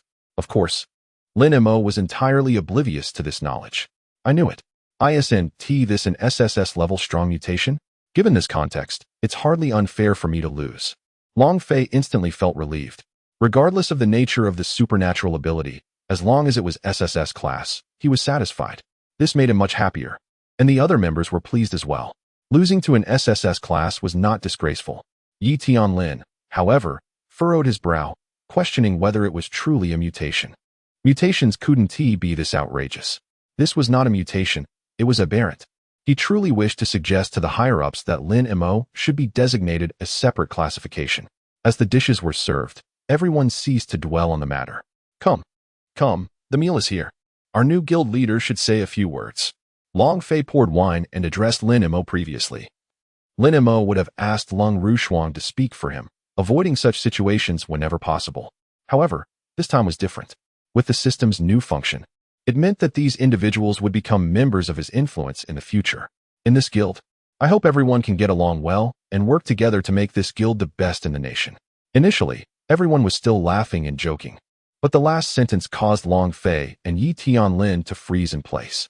The first guild has a history of over 100 years, doesn't it? This newcomer is certainly fearless. Lin Mo, are you feverish? Do you truly comprehend the implications of your words? If Lin Mo had merely claimed a position within the top 10, it would have been inconsequential. However, asserting the first position carries a probability of less than 0.01. But what if I could empower everyone to attain abilities comparable to mine? Perhaps not identical, but at least partially so? A hush fell over the crowd. Even Lin Mo's teammates fell silent, well aware of his formidable capabilities. If they could gain even a fraction, it would be beneficial for them. Long Fei, an impatient individual, interjected, "Are you serious? Can you truly bestow upon us abilities akin to yours?" He was not greedy. He only desired 5 long-range attackers with the capacity to ensnare, which would significantly enhance his own power. Indeed, it is entirely feasible, Lin Mo replied confidently, unperturbed by the prospect of betrayal. If it is possible to inject abilities, it can also be withdrawn, requiring merely a financial expenditure. At this point, Lin Mo could not help but lament the system's relentless demand for currency. Everything requires money. When shall we proceed with the enhancement? I long to savor the strength to defeat Yi Tianlin. For Long Fei, the primary motivation was to conquer Yi Tianlin, as he had never emerged victorious throughout his schooling, not even reaching a stalemate. Even if you grant us abilities, will we be able to comprehend their use? Do you think you're Lin Mo? Yi Tianlin remarked, skeptical about the effectiveness of abilities when transferred to others. The matter of enhancement could wait. After the national competition concludes, arrangements would be made for everyone. However, not all would experience a boost. Those with greater talent would gain more. Lin Mo preemptively set expectations. as he did not possess an abundance of abilities himself. In his estimation, all team leaders and vice leaders could be accommodated, while others could be assigned ordinary Shinigami or exterminators. Yet, he had yet to fully grasp how this system operated, having had no time to investigate its intricacies. All right, there is no rush. As long as we can manage it eventually, time is not of the essence. They indulged in merriment until late into the night, finally pausing. In the coming days, are you preparing to rest or hunt fierce beasts? We could take you deeper, to the foot of that distant mountain, Long Fei suggested, pointing southward. Not this time. With only a week until the 5th, it's best to rest and prepare for the nationwide competition, Lin Mo replied, shaking his head. This week would be perfect for him to study the functionality of this power. Ideally, he could inject abilities in a couple of days, allowing him to relax at home while accumulating energy points. By the way, the official update for the national competition has been released, Cold Rushwang announced, displaying a screen on her phone. Teams may consist of 6 participants, with 1 substitute. Are you two interested? Long Fei and Yi Tianlin exchanged glances and nodded. They had not even broken into the top 8 last time. With Lin Mo's involvement this time, how could they possibly refuse? Of course, we are interested. I'll submit your information then. According to the new announcement, it stated that a team must contain no fewer than 4 members. This implies that the 6 competitors can include 2 external aides, which is permitted. I believe this is the first change of this nature. I recall previously it was not allowed to alter team members. Could it be due to the recent Beast God Sect incident? Yi Tianlin pondered, recalling the information he had seen earlier. Perhaps, as most teams still maintain configurations of 4 or 5 members, which constitute 80 of the national teams. The remaining consist of only 6 members. Of course, this does not include national teams, which consist of 10 members but essentially function as 2 teams, Long Fei added. Lin Mo listened in bemusement, comprehending each individual word yet failing to grasp their collective meaning. He decided it was best not to concern himself with their discussions. After all, someone else was managing it. His gaze softened as he looked at Cold Rushwang. Having a reliable employee was a blessing, as everything was meticulously prepared without requiring his intervention. Cold Rushwang felt a shiver under Lin Mo's gaze. What kind of look was that? She thought, retreating to Zhang Xixi's side. Doesn't Lin Mo's expression resemble the way my father looks at his manager? Zhong Shang pondered, scratching his head, recognizing the familiarity of the expression. Upon hearing Zhong Shang's observation, Cold Rushwang began to understand, realizing that Lin Mo's perception of her as merely an employee was not unfounded. However, she had aspirations tied to him, seeking to achieve her goals through Lin Mo's guidance. Especially after what Lin Mo had mentioned about imparting his knowledge to them, her chances of success seemed significantly heightened. Now that we've made our decision, should we not practice together? Cold Rushwang suggested. No need for practice. Even if we did, a week would hardly suffice. Besides, both of us have fought Lin Mo a few times and are aware of his strength. We'll coordinate when the time comes. As for you, just be there to make up the numbers, Long Fei chuckled. Cold Rushwang felt a wave of frustration. While it was true, could he not phrase it with a modicum of tact? I agree, there's no need for practice. We'll simply engage directly when the time comes, Yi Tianlin stated calmly. With Lin Mo as a teammate, it would be relatively straightforward. Even if they encountered the strongest team in the nation, they would dare to challenge them. Given Lin Mo's extraordinary abilities. Very well, everyone disperse for now. We shall depart together on September 4th. Cold Rushwang, feeling disheartened, no longer wished to converse with them. Zhang family siblings and Han Yu shared a similar sentiment of helplessness. Those with power were undeniably different. Upon returning home, Lin Mo changed into comfortable pajamas and accessed the character template. The details of this character were not extensively familiar to him. Template character, Soldier of the Armament Division, unlock progress. 1. Available abilities, 1 character. Unlock requirements. Captain level spiritual pressure 0 100,000. Wait a moment. He realized that the ability he could utilize was merely 1 character, which seemed incorrect. However, upon reflection, it made sense. This Zanpakuto was indeed unique. Its initial form was a brush, capable of executing spells akin to Kido simply by inscribing characters. Furthermore, any target struck by this brush would have its energy halved. This Zanpakuto was undeniably formidable. No wonder it required 100,000 for initial unlocking. The only drawback was that this Zanpakuto came with limitations. At the bottom of the card, a note read, "Caution, given the host's current capabilities, this Zanpakuto may be utilized only 3 times per week. Why grant me such a limitation?" It would have been better not to provide it at all. Yet, it was understandable. This card was tied to the guild's establishment. Had it been his own, he would have had to wait until reaching the 7th tier to establish a guild. By then, most of his capabilities would have been unlocked, and perhaps he would have engaged in guild activities. Nonetheless, he had not anticipated the timeline to be accelerated. Better than nothing, he mused, a smile creeping onto his lips, indicating that this sword represented a remarkably potent ability for him. Should he encounter the Iron Mask again, Lin Mo would no longer feel fear. He would simply wield the brush and dominate. As time flowed on, September 5th arrived, the day of the National Youth Professional Competition. The entirety of Kyoto bustled with activity due to the event. 2 off-road vehicles were caught in a traffic jam just a kilometer from the venue. See, I told you driving was a mistake. Why insist on bringing a car? Long Fei exclaimed loudly. Who fails to rise early in the morning? If it weren't for you, why would we even need to drive? Lin Mo glanced at Long Fei through the rearview mirror. Isn't it obvious? I was chatting with a girl late into the night. Otherwise, how could I possibly sleep in? I maintain that women only serve to hinder one's prowess. You'll inevitably meet your downfall at their hands. Lin Mo scoffed dismissively. Can women possess character cards or energy points? You misunderstand. I navigate through the sea of flowers without a single petal adhering to me. I have mastered the way of the mortal realm. Lin Mo was disinclined to indulge in Long Fei's fallacious reasoning, recognizing it as futile. Meanwhile, Yu Tianlin gazed out the window, spotting the venue a kilometer away. Soon, the traffic eased, and Lin Mo and his companions arrived at the venue without hindrance. Hurry inside. Time is nearly upon us, Lung Rushuang urged, swiftly stowing 2 vehicles into her ring. The parking lot had long since filled. Spectators, not seeking parking spaces, similarly stored their vehicles within rings. Passing through the athlete's entrance, the 7 of them arrived backstage. Are the members of your 2 squads present today?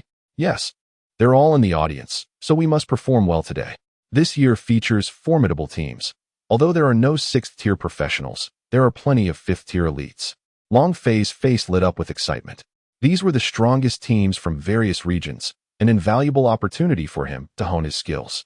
5th tier? Indeed. This is a national competition. Were it not for my presence, Yu Tianlin would represent Fongjing. Brother Tianlin, do you think your team can secure the championship in this national competition? In response to Lin Mo's inquiry, Yi Tianlin shook his head. At most, we might reach the top 8. There are simply too many capable teams. After all, 2 members of his squad were still at the 3rd tier. However, Lin Mo's team, it appeared to consist of 3 individuals who were not even at the 3rd tier, seemingly weaker than his own. Could they succeed? Despite Lin Mo's presence, the disparity was too great. Never mind, we'll find out after the matches. He glanced at Lin Mo, this outrageous man, who would likely continue to astonish. At 8:55, music resonated from outside. Enough chatter, let us prepare to enter, Lung Rushuang directed from the back of the line. With Yu Tianlin now representing the team due to his superior strength, she had become a substitute. Compared to the other 3, her ice abilities were somewhat negligible. At 9 o'clock, the long-anticipated National Youth Professional Competition was about to commence. Let us extend a warm welcome to the participants. The first team to take the stage was the Jiaolong squad from the host city, Kyoto. The arena erupted in fervor, showcasing the advantage of being in one's home territory. With a third of the 200,000 seat venue filled with locals, a 7-member squad approached the stage, led by a man in armor wielding a heavy sword planted firmly in the ground, exuding an imposing aura. Their names, ages, and rankings flashed on the screen behind them. The leader, holding the heavy sword, was Lei Mingyu, aged 24, a 5th-tier elite. The squad's lowest-ranking member was a 4th-tier intermediate priest, highlighting the team's strength. Wow, this team boasts 3 5th tiers and 4 4th tiers. They have only awakened for 6 years. While reaching 4th tier is typical, achieving 5th tier is extraordinary. Indeed, those 3 5th tiers must possess SS-level talent or higher. Ascending to 4th tier may require effort, but advancing to 5th tier is no small feat, especially to the 5th tier elite level. This year's competitors are truly formidable. The highest from the last competition was merely a 5th tier novice.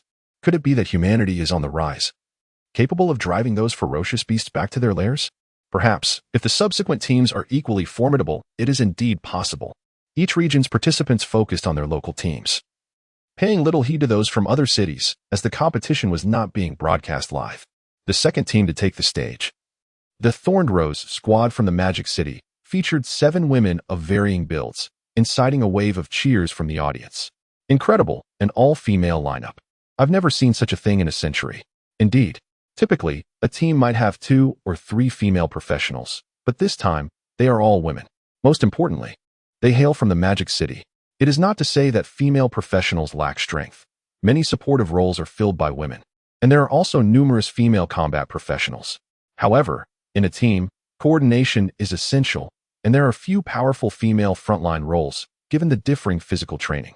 Nevertheless, one woman in armor appeared to be at least 175 centimeters tall, likely a paladin. The 3rd, 4th, and 10th teams to appear were from Fongjing, the Anything Goes squad. When the details of Lin Mo's team were displayed on the screen, the audience first erupted in cheers, then fell eerily silent, collectively rubbing their eyes. Their ranking? 2 5th tiers, 1 3rd tier, and 4 2nd tiers? This must be the weakest team present. Is this some sort of conspiracy? How can this be, right? What can 2nd tiers even contribute in such a competition? Are they merely mascots? Is it possible that the advanced 5th tier player is exceptionally strong while the others are just fillers? This notion gained traction among the crowd, as it was a national competition with no need for conspiracies. Moreover, the previous city competitions were merely qualifiers. The real competition had only just begun. If any manipulation were to occur, it would be at this stage. All eyes turned to Yi Tianlin, the 5th tier elite, eager to discern his abilities that could elevate such a makeshift team to the national stage. How does it feel, Yi Tianlin, to be the center of attention? Everyone surely believes you are the strongest, and all other teams will target you. Long Fei grinned mischievously behind him, relishing the thought. Yet the true delight lay in Lin Mo being overlooked. When they discover that Lin Mo is the true powerhouse, what expressions will they wear? Just thinking about it stirred a thrill within him. 16 teams from across the nation stood in the square, basking in the audience's cheers. The other 15 teams expressed keen curiosity about the Fongjing squad. It was noteworthy that the weakest members of the other teams appeared to be at least 3rd-tier elites. It was utterly unfathomable to comprehend how 2nd-tier novices could even qualify. Was Yi Tianlin truly that formidable? The threat level posed by Yi Tianlin rose significantly among the other teams. The national youth competition was about to commence, and the rules were outlined. This year's competition operated without rules. 6 participants would enter the arena, which measured 10,000 by 10,000 meters, with a randomly generated map. Unlike the qualifiers, the 16 teams would be matched randomly. The victors would advance directly to the top 8, while the losers would face off again, with the 4 winning teams challenging for the remaining top 8 slots. Each team had only one chance to challenge, so they must choose wisely. The challenge team had no right to refuse, and a single team could only be challenged twice. And now, the competition begins. As the host's voice faded, the screen flickered with team names and photos of their captains. Ding! The first match features the Fongjing, Anything Goes, team against the Southwest, Add More Chili team. The 2 teams remain. The other squads please prepare for the next match. Yi Tianlin felt a wave of embarrassment wash over him. On the big screen, his photo was displayed alongside the team name, overshadowed by the name itself. You'll get used to it.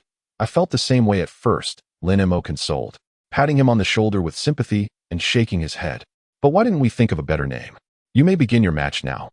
I'll head to the preparation area and await your victorious return. Cold as Frost strode confidently towards the preparation area.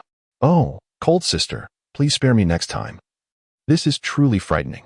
Zhong Cici stared at the opponent's lineup displayed on the large screen, noting that their weakest member was a level 4.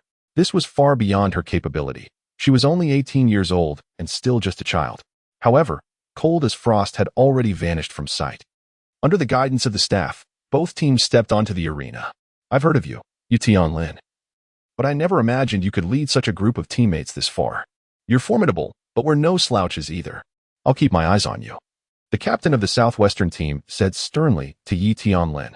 Lin Mo lowered his head to stifle any laughter. Was this pre-match trash talk? Yi Tianlin opened his mouth to speak but hesitated, unsure of what to say should he clarify that he was part of the team, or point out that Lin Mo was the real leader, or perhaps admit that he was merely along for the ride. In the end, he chose silence. His inaction caused the opposing side to take him more seriously. Only the strong would ignore the weak. He'd have to exert his full potential, and even bring 2 teammates along. The match began. The scene on the arena transformed into a marshy lake. with the competitors standing on a rocky outcrop, the mainland behind them. Damn it, why is it all water? Are we supposed to circle around? Long Fei gazed at the terrain, finding it highly unfavorable for him. Find them and fly over directly, Yi Tianlin calmly stated. Then you stay put, and I'll go with Tianlin. Long Fei had no choice but to accept. The countdown ended, and Han Yu set off in search of the opponents. They were spotted across the water, already advancing toward them, with their ice mage freezing a path straight towards them. Freeze it. Lin Mo drew his Zanpakuto. He did not use it immediately, waiting for an opportune moment. In truth, he didn't want to use it, but with the opponents standing in the water, refraining would be seen as disrespect. Seeing Lin Mo hesitating, Yi Tianlin also remained calm, trusting in his teammate. Lin Mo, they're 200 meters away. Lin Mo nodded. Stand further back, don't get too close. I can't control my ability well up close. Zhang Sisi and her companions instinctively shivered and quickly retrieved gloves and hats from their rings to wear. If there was one ability Lin Mo couldn't control, it was surely that most beautiful yet dangerous one. Long Fei and Yi Tianlin were puzzled. Even if the ice dragon was powerful, wearing so much protection seemed excessive. Still, they obeyed and moved back, though without thermal gear. Mainly, it was impossible to wear anything more because of the confined space. Here, you should probably wear these. Otherwise, you might freeze solid, someone advised. Inside this enclosed space, the cold air was hard to dissipate. Banksai punishment. A white disk materialized above, creating a pillar of light, encasing Lin Mo's surroundings in ice. The direction his blade pointed was towards the southwestern team, and a sudden surge of frost swept through. Not good. Move to either side quickly, their captain shouted upon seeing the frozen surface, realizing how dangerous this attack was. However, the speed of the assault was too swift. Within moments, the entire squad was frozen solid. Lin Mo quickly released his Bankai. The duration lasted about 4 seconds, leaving him feeling as if his blood had congealed. Indeed, this ability was best left unused. Even holding gloves and hats, Long Fei and Yi Tianlin were trembling with cold. Tianlin, do you think he held back earlier?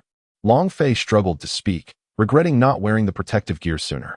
Who knew how frigid the temperature was, even standing 40 to 50 meters behind Lin Mo? Trying to understand would require questioning the southwestern team.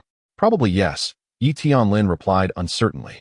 Had this been during previous matches, using this technique in the first round might have made him forfeit outright, and he wouldn't have wanted to continue. Chapter 87. Just alive a moment ago. Audience stand. Holy crap, what kind of ability is that? The damage radius must be over 500 meters. There's nowhere to run, unless you're a lightning type or speed type abler. That's not necessarily true. This energy almost occurs within 2 seconds, faster than brain reaction time. Wait a moment. Shouldn't your focus be on the level 3 high professional? Hearing this, everyone snapped to attention, realizing that the attacker was a level 3 professional. This was against the norm. Soon, many others noticed this detail. But quickly, everyone assumed it was some sort of secret technique, likely a one-time use. Although they entered the top 8, they would probably lose when challenged. First match, team, everything can do, wins, advancing to the quarterfinals. Arena reset. Everyone except Lin Mo shuddered with warmth. This feeling was blissful to Long Fei and Yi Tianlin. As for the opposition, they looked on in fear at Lin Mo. Upon being frozen, they understood the meaning of extreme cold. They never wanted to experience that again. Both teams then departed, returning to the preparation area. Lin Mo, you're truly incredible. It's been so long since you've used this technique. I thought you'd never use it again. Cold as Frost was initially shocked when seeing Banksai punishment, but figured such an ability couldn't be conventional. Otherwise, he'd just used this one skill from start to finish. Subsequent events confirmed her thoughts. Lin Mo hadn't used this ability since. Even when using ice-based abilities, it was always the ice dragon. And that one couldn't be used often either. Honestly, Lin Mo wasn't fond of using this ability, but at the time, it was the most effective. There was nothing for Lin Mo to do in the morning matches. Watching the morning games, Lin Mo had to admit that the teams from various regions were indeed formidable. With his current strength, it was questionable whether he could crush them. No wonder they were a top-tier city team. Afternoon loser round matches began, with random pairings. Losing meant elimination. It wasn't long before 4 teams were decided. Among them was the team that defeated Lin Mo earlier.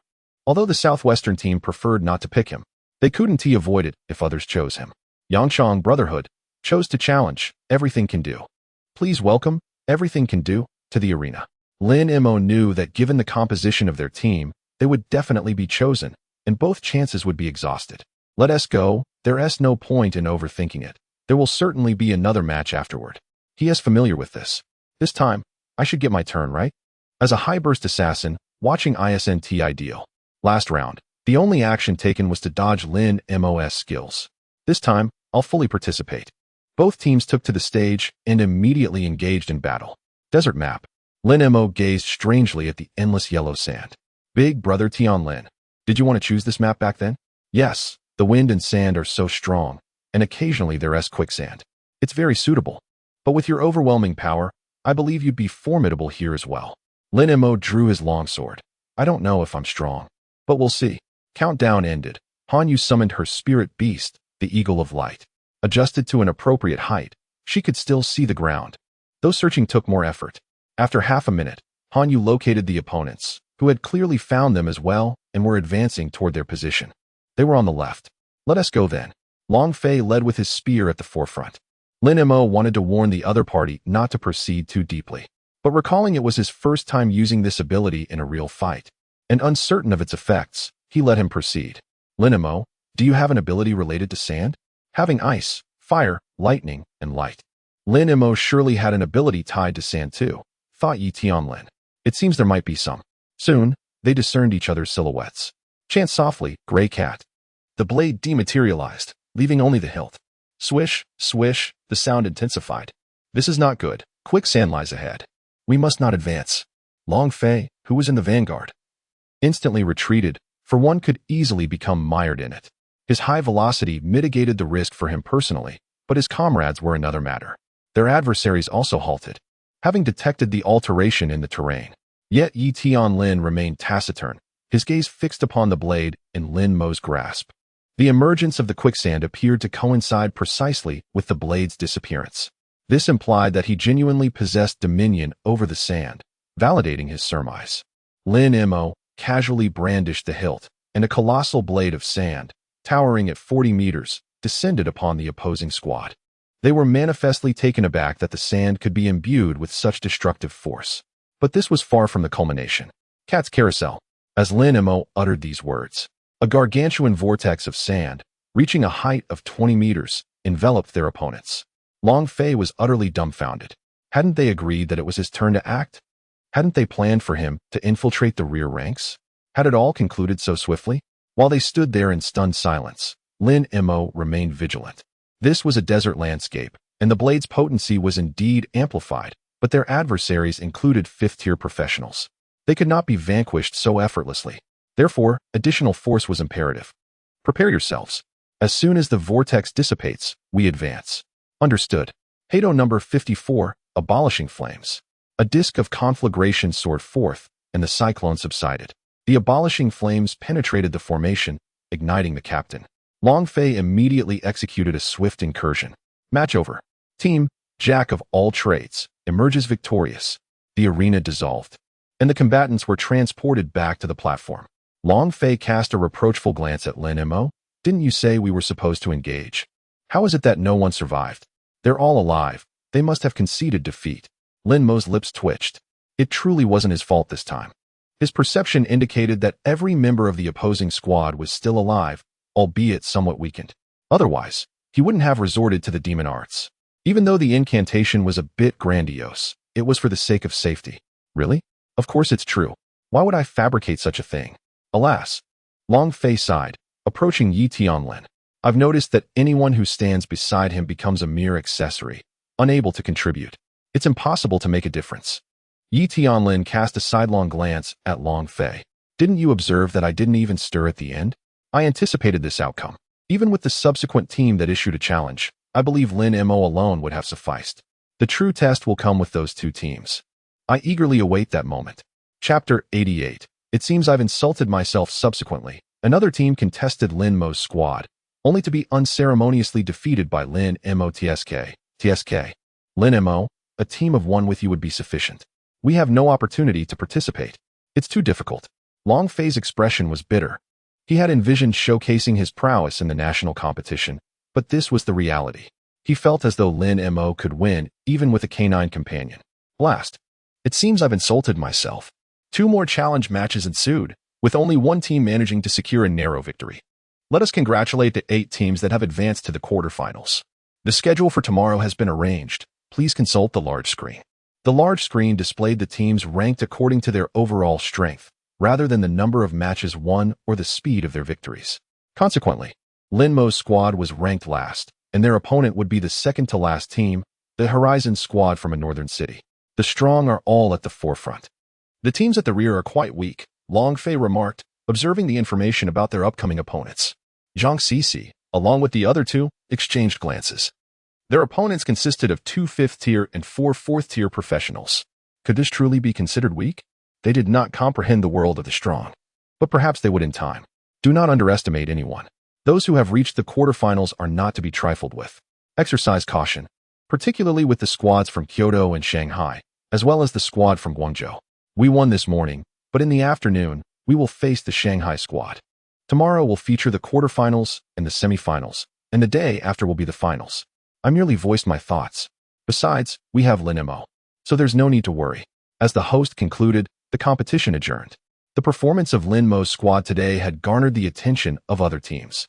Unlike some of the more short-sighted squads, they were not so easily deceived. Leader Lei, that Fengjing squad seems to be somewhat different. That 3rd-tier Lin Mo is quite formidable. Indeed, we've never encountered such abilities before. Lin Mo had been employing only the abilities of Zanpakuto, not even resorting to demon arts. Yet he was already perceived as possessing an abundance of abilities.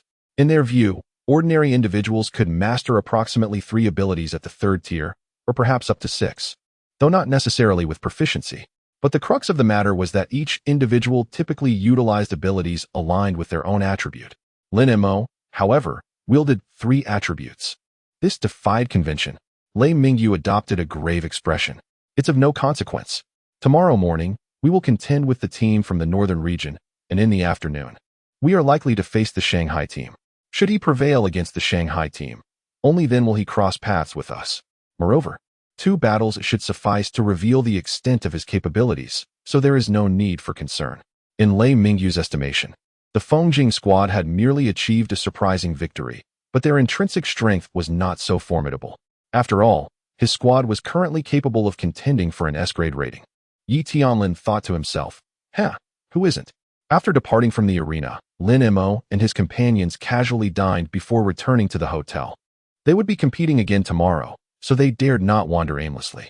The following day, the Kyoto squad emerged victorious in the first match, and the Shanghai squad triumphed in the second. Both victories were achieved in a crushing manner, with neither match exceeding 10 minutes. In the third match, the Guangzhou squad prevailed, albeit after a somewhat protracted struggle lasting over half an hour. Unfortunately, they had been unlucky enough to be assigned a topographically complex map. For the final match, please welcome the Jack of all trades team and the Horizon team to the stage. Let us proceed. It is our turn, Yi Tianlin declared, rising to his feet.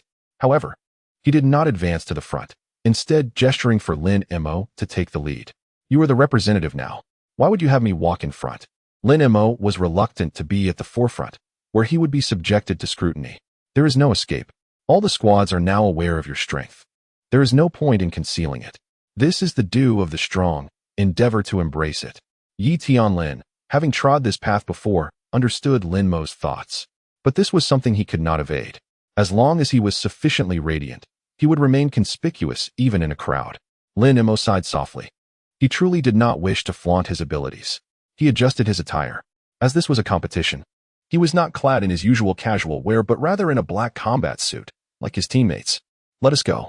Lin Mo strode ahead, his hand resting on the hilt of his blade.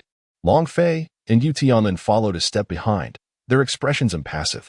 Trailing behind them were the 3 members of Zhang Sisi's squad. Wow, the 3 of them are so dashing, Zhang Sisi exclaimed, her eyes sparkling as she gazed at the trio in front. Indeed, especially Yi Tianlin. He is truly handsome, Han Yu concurred. Does my brother Mo not possess any charm? Zhong Shang inquired, perplexed, as he turned to his sister and Han Yu. Perhaps we've grown accustomed to it. He seems rather ordinary. I'm referring to his appearance, not his strength, Han Yu added softly. Ahem. Uft. Even Yi Tianlin could not suppress a chuckle. He had initially intended to refrain from laughing, but Han Yu's final explanation was simply too amusing. Lin Mo's countenance darkened. While he conceded that his appearance was not particularly striking, he still possessed a modicum of pride. The members of the Horizon Squad, observing Lin Mo's somber demeanor, involuntarily swallowed hard. Their opponent appeared to be somewhat formidable. There is nothing to be afraid of. That third-tier individual is merely peculiar in their skills. After all, they possess 3 second-tier members, so what is there to fear? The captain of this squad cannot accept the notion of undermining others' ambitions while diminishing their own prestige. This match has drawn the attention of both the Kyoto and Magic City teams, who are preparing in the stands. As for the Yanqing team, they have already conceded defeat, as their next battle is against the Kyoto team, leaving them with no hope whatsoever. Simu Gu, is that girl over there the daughter of the Zhong family? Indeed, it is her. I never expected she would accompany her brother to Fengjing. Yes, who would have thought that the little snot-nosed kid from back then would blossom into such a beauty? I just want to give her a hug. She's so adorable. Simu Gu looked at his teammates in disbelief, pondering if their focus was somewhat misplaced. Her name is right there. Why are you even discussing this? We should be concentrating on the match and strategizing for our upcoming battle. Huh, what is there to strategize? We can just charge and head first. Simu Gu sighed. Gazing skyward, bewildered by his teammates' reckless enthusiasm, even the priest appeared overly excited, which was quite absurd. On the arena, both squads were in position as the match commenced. With the environmental changes, the map revealed itself to be a lush forest. Ah, this map is fantastic. I can finally take action, Long Fei exclaimed, brimming with exhilaration. You are so certain, aren't you? Have you forgotten the map of the city ruins? Yu Tianlin remarked with a hint of melancholy. Well, I suppose you have a point. But there should still be some differences, Long Fei responded, glancing at Lin Mo, who remained composed, seemingly unaffected by the map. What should we do? Yu Tianlin inquired of Lin Mo. Ask me? Zhang Cici and the others can handle themselves. We just need to eliminate their team, Lin Mo replied confidently. As the countdown ended, the Horizon team reported, Captain, we have located them. They are less than 800 meters away. What are we waiting for? Let us charge in. Hold nothing back. Unleash your skills upon sight, and do not grant them a moment to recover. This was his battle strategy. Having observed that this team preferred to engage only upon close proximity, the previous ice battle was an exception due to the terrain, but in this forest, both sides would surely spot each other. If he acted swiftly enough, the opposition would remain unable to retaliate. Unbeknownst to Lin Mo, he and his teammates, Long Fei and Yi Tianlin, surged towards the enemy. In less than 20 seconds, they encountered the adversaries, who greeted them with an onslaught of attacks. A fire mage and wind mage unleashed a fiery tornado, while a hunter-esque colossal energy arrow, bolstered by the priest's attack, bore down upon them with formidable force. What the heck? They're coming at us with their ultimate abilities right off the bat, Long Fei exclaimed, astonished by the barrage of skills.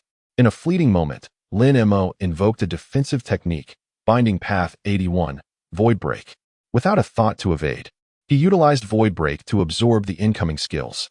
As he spoke, Long Fei and Yi Tianlin, trusting Lin Mo, remained motionless. A resounding crash echoed as the opposing team's abilities dissipated.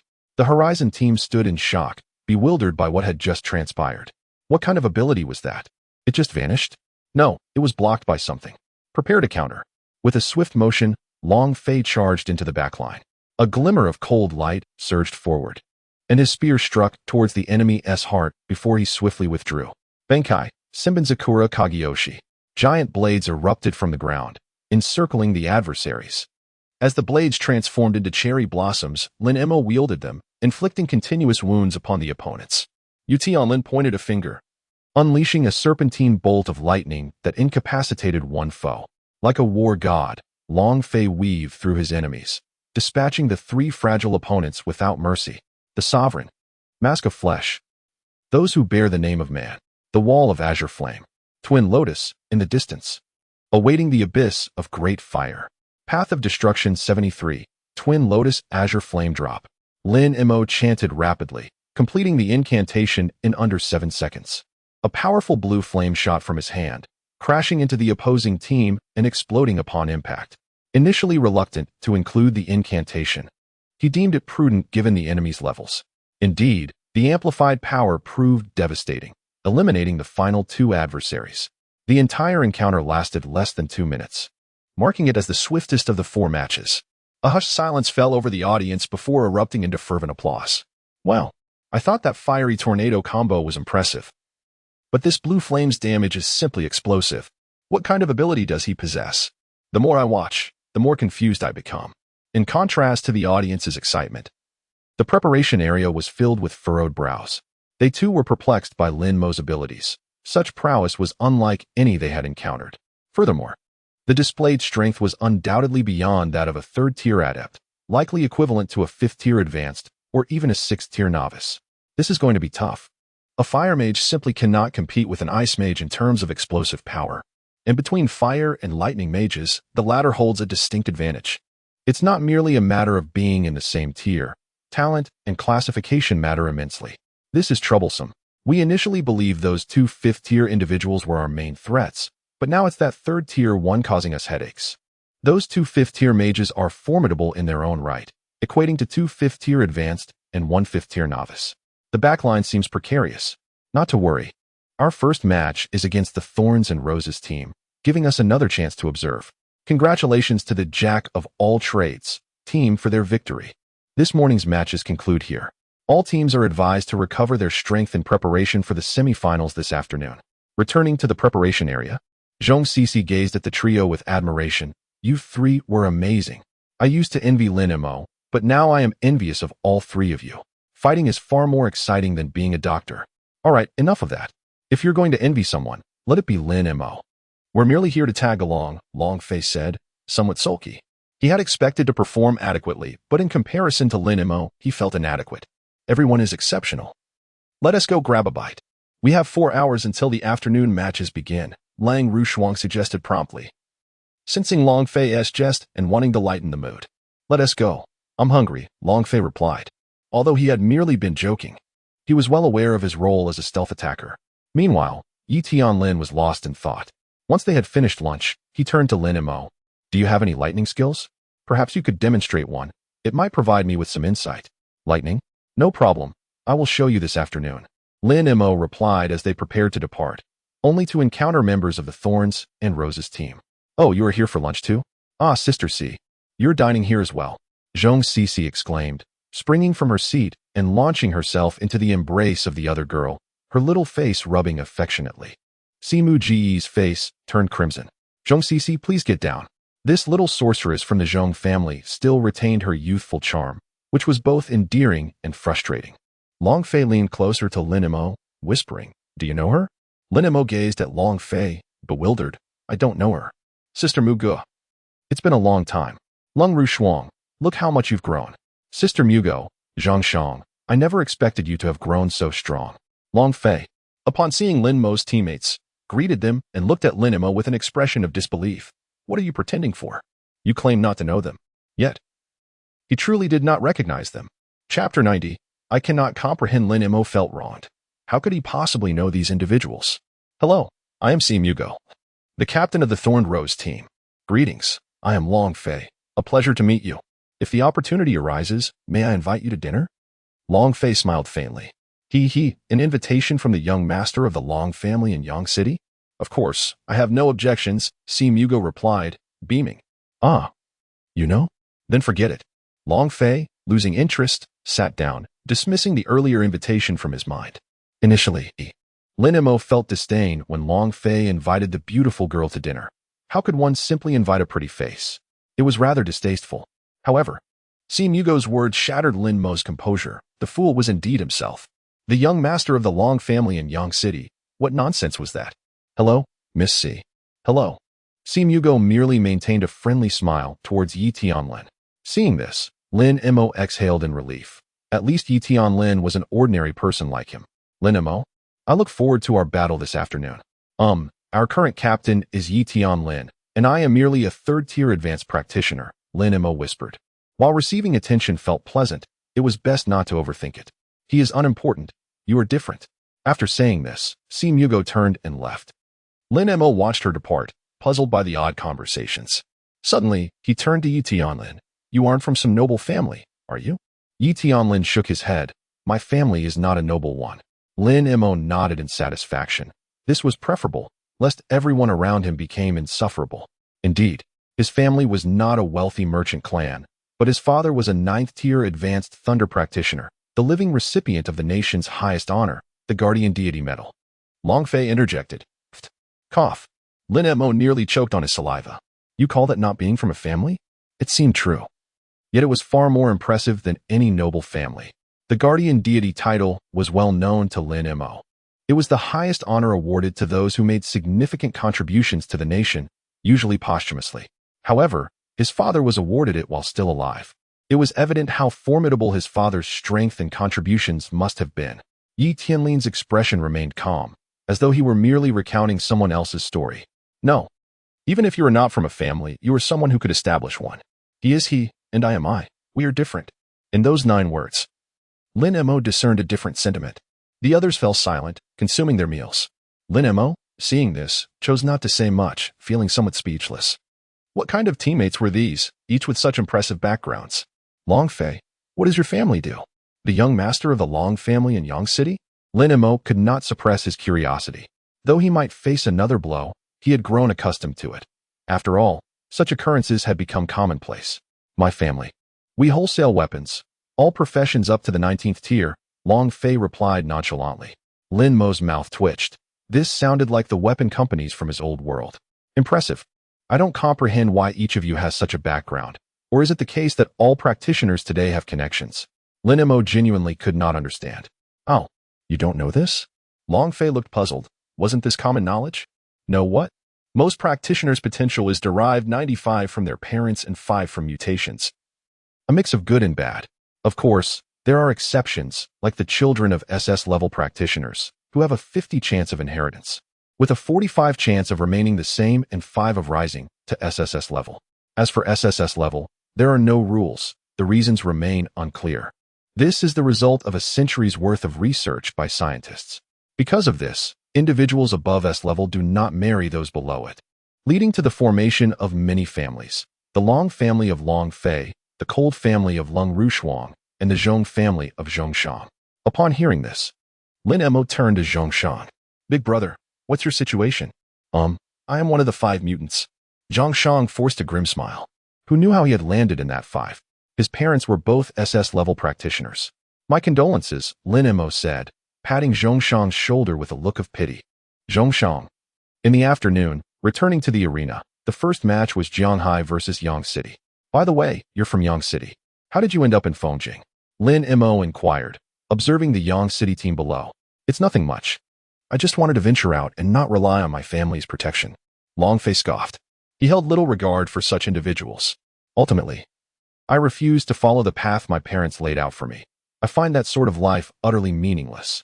Endless wealth, boundless equipment, and carefree security. How dull.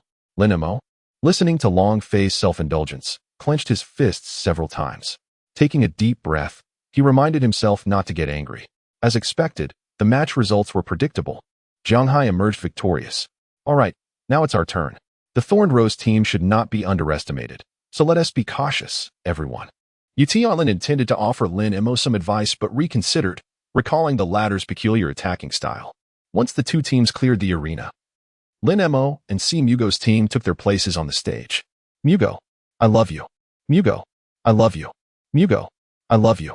The crowd's cheers were unanimous, while any shouts for Lin Mo's team were nearly inaudible. Si Mugo was surprisingly popular.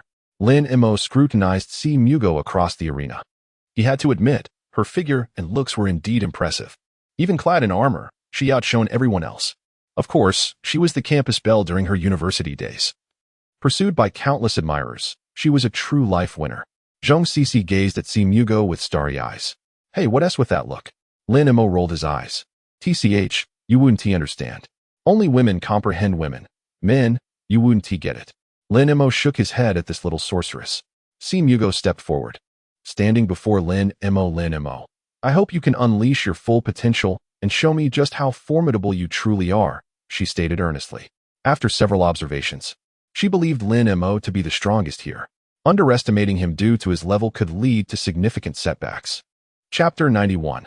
Battle against the Magic City team, self-created ghost path. That is already my utmost strength, and besides, our strongest members are Long Fei and Yi Tianlin. Lin Mo nodded. Though he said this, he had already resolved to employ high-tier ghost techniques. No, I still believe you are the strongest. Si Mugo overlooked Long Fei, casting a discontented glance at Yi Tianlin before returning to her team. The match commenced. The scene shifted, the arena transformed. This map is excellent. We can charge directly ahead. Long Fei brandished his spear, eager to engage. The expanse before them was an endless plain. Such a map was a boon for them. However, when we encounter them, you too must buy me some time. My skill duration is somewhat lengthy, Lin Mo warned. He intended to finish in a single strike. His internal spirit pressure should hold out. Rest assured, we will handle it without issue. As the countdown concluded, Lin Mo and Yi Tianlin soared into the sky, scanning the surroundings until they spotted their opponents in the upper right corner. Above the skies of the opposing side, renowned professionals discovered Lin Mo. Let us proceed in that direction. With that, Lin Mo, along with Yi Tianlin and Long Fei, vanished from sight. Zhong Sisi exchanged glances with the other two. What should we do? Well, it seems unrelated to us now. After all, with Lin Mo's intervention, even Yi Tianlin and Long Fei are rendered unnecessary, let alone the three of us. The trio sighed in unison, acknowledging that their age was ill-suited for such competitions, which merely served to invite trouble. Mugu. I've spotted them, but their speed is astonishing. They will meet in approximately 10 seconds. What should we do? The woman above shouted. Their speed is too formidable. Confronting them head-on was merely a casual remark. Let's maintain our distance and be wary of Lin Mo's skills. As for Long Fei and Yi Tianlin, they were disregarded by Si Mugu, who thrust her great sword into the ground. Divine protection. A radiant white light enveloped the six. Behind them, the priest raised her staff, invoking psychic fire. Instantly, two status effects appeared on the women. Then, a storm of lightning descended from the heavens. Dodge! Si Mugu shouted. Just what I wanted. Long Fei suddenly appeared behind them, his spear aimed directly at the priest. The priest remained unfazed, seemingly dismissing Long Fei's presence. Guard! Si Mugu swiftly interposed herself before the priest, deflecting Long Fei's imminent strike. Taken aback, Long Fei recoiled. But a flash of light immobilized him in place as a heavy sword descended upon his shoulder. Phew! Thankfully my resistance is high, otherwise I might have perished. Long Fei glanced skyward, muttering, Wow, that truly looks terrifying. He abruptly vanished from the battlefield, retreating. Si Mugu frowned as she gazed upward. The once clear sky was now shrouded in dark clouds, crackling with purple lightning. Engaged in battle earlier, they had failed to notice the peculiarities of the situation. Now, it dawned on them why there were only 3 individuals when another was absent. Yet, by the time they realized this, it was already too late. In the distance, Lin Mo stood high above, reciting incantations rapidly. Majestic heavenly might, divine thunder, 9 heavens, wrath of the supreme, lion of the 9 provinces. By the name of the sacred, from the firmament descend, to the abyss fall. The fangs of beasts tear through the sky, spires, bones, dust, the wheels of steel, motion is wind, stillness is void. The clash of long spears reverberates through the illusory city. Obey my command, ripples of the sea, electric gratitude, tides roaring, stars soaring. Lin Mo's spiritual pressure was diminishing. Majestic heavenly might, divine thunder, 9 heavens. The 93rd path of destruction, thunderous rage. As the second verse concluded, the sky within a 1,000-meter radius was engulfed in dark clouds, and Lin Mo's spiritual pressure dwindled to less than a third. He had anticipated this, as he was fully unleashing the power of the 90 path of destruction, yet he had not expected such a significant consumption of energy. Nevertheless, it sufficed. 8 robust, serpentine bolts of purple lightning struck down instantaneously, targeting the members of the Thorn Rose team below. As Si Mugu deflected Long Fei once more, she witnessed the bolts of lightning descending. One thought echoed in her mind. Lin Mo was indeed the most formidable among them. Congratulations to the jack-of-all-trades team for their victory. Please proceed to the preparation area. You will have an hour of rest before the final match between the Magic City team and the Yanqing team. Si Mugu glanced up at Lin Mo. You are remarkable. You are the strongest lightning-type professional I have ever encountered, surpassing even some of the seasoned ones. With that, she led her team away. Lin Mo watched Si Mugu leave, puzzled. What does she mean? I'm not even a lightning type. Let's go. It's no longer our concern. Yi Tianlin remarked beside him. Phew, that Si Mugu is quite the handful. I initially thought she was a lumbering paladin, but she turned out to be rather agile. Upon hearing this, Long Fei turned his gaze to Zhong Shang. Zhong family leader, Your shield warrior is lacking. Your speed is woefully inadequate. You need to learn a protective displacement skill. Otherwise, how can you safeguard Lin? The priest. Long Fei instinctively referred to protection for damage dealers. However, realizing Lin Mo was as slippery as an eel, it seemed protection was unnecessary. I am already learning, Zhongshang replied, his lips twitching. He felt more exhausted these past few months than during his high school days, with each day meticulously scheduled. All right, let's return to the preparation area. In the distance, Si Mu-gu glanced back, shaking her head. Mu-gu, you don't seriously fancy that Lin Mo, do you? That's quite the age gap. Do you even know how to speak? He is more of a charming young pup. They laughed. If you like him, we support you. Si Mu-gu rolled her eyes at them. What are you all thinking? I am already betrothed. The priestess hurriedly approached Si Mu-gu. That engagement still stands. And he hasn't even sought you out. Isn't that a waste of your time? Exactly. It's been years, and we haven't even seen him. If you ask me, you should abandon that engagement. Lin Mo seems quite suitable. Although there is a slight age difference, it's just right, after all. When you turn 30, he'll only be in his 20s. Hearing this, the other women chuckled, fully aware of what she implied. Can you not speak of such things? Si Mu-gu lightly flicked the forehead of the wind mage, exasperated. That person is merely a tad patriarchal. He is not bad overall. I reckon in 3 to 4 years, it won't matter. That age is quite appropriate. It's not too late. Chapter 92. The eve of the finals team lay. Those people are rather uncanny. Indeed, how can third-tier individuals unleash such powerful skills?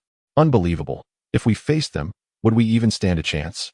Members of the Kyoto team couldn't help but envision themselves in the position of the Thorn Rose team. Faced with such overwhelming skills, survival seemed improbable. Lei Mingyu furrowed his brow, sensing a dangerous aura emanating from Lin Mo. It was the first time he felt such peril from a third-tier professional. Thinking too much is futile. Ignore the 2 fifth-tier members and focus on that third-tier one. If we eliminate him, their team will crumble. Boss, are you suggesting letting Yimingruei use his ultimate move? Upon hearing this, the Kyoto team members recalled the newly mastered skill of Yimingruei. Yes, we'll see how it goes. If it doesn't work, then there's nothing we can do. As expected, the Thorn Rose team secured 3rd place. Tomorrow would be the finals, with the Fongjing team facing the Kyoto team. In a hotel, congratulations on reaching the finals. We hope for your victory. Si Mu-gu raised her glass. This is all thanks to Lin Mo. We hardly contributed, Long Fei declared as he downed his drink. He had initially promised to showcase his talents, but in reality, Lin Mo had executed most of the work, swiftly dispatching foes. Lin Mo, engrossed in his meal, paid little attention to their conversation. Indeed, Sister C, you have no idea how formidable Lin Mo is.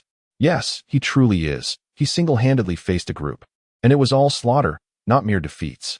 Si Mu-gu raised an eyebrow, surprised. Is the Fongjing team really that weak, consistently falling to swift eliminations?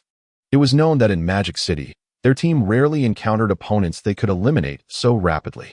In most scenarios, even with a tier difference, true elimination took time. Pursuit was necessary. That's not entirely accurate. At least, they did take some time against Yi Tianlin's team. Zhang Sisi pointed towards Yi Tianlin, who sat quietly beside them. Si Mu-gu smiled slightly. Oh, is that so? Yi Tianlin shook his head, saying, no, it's quite similar to a quick kill. I merely dispersed the team. As for what followed, it was almost inevitable death. At that moment, facing Lin Mo, the sense of helplessness was truly unimaginable. However, upon arriving at the national competition, he felt that his small team was indeed formidable. He had not anticipated that you all would find such powerful teammates. It made me quite envious. Si Mu-gu was undeniably envious. With such a strong ally, she would even dare to venture into the high-level fragmented space. Yet, as everyone conversed, Lin Mo continued to eat, occasionally exchanging a few words with Long Fei. The members of the Thorn Rose team exchanged glances. Hey, do you think it's us who are unappealing? Or is it the captain? That can't be, could it? After all, we were all campus flowers back in the day, with many suitors. Is it because we're too old? Why do these people not even glance our way? Accustomed to being gazed upon. The members of Thorn Rose were taken aback by the 4 men from Lin Mo's team. Si Mu-gu was not particularly concerned, apart from Lin Mo. She was familiar with the other 3. Zhongshang was just a boy, quite shy, especially around girls.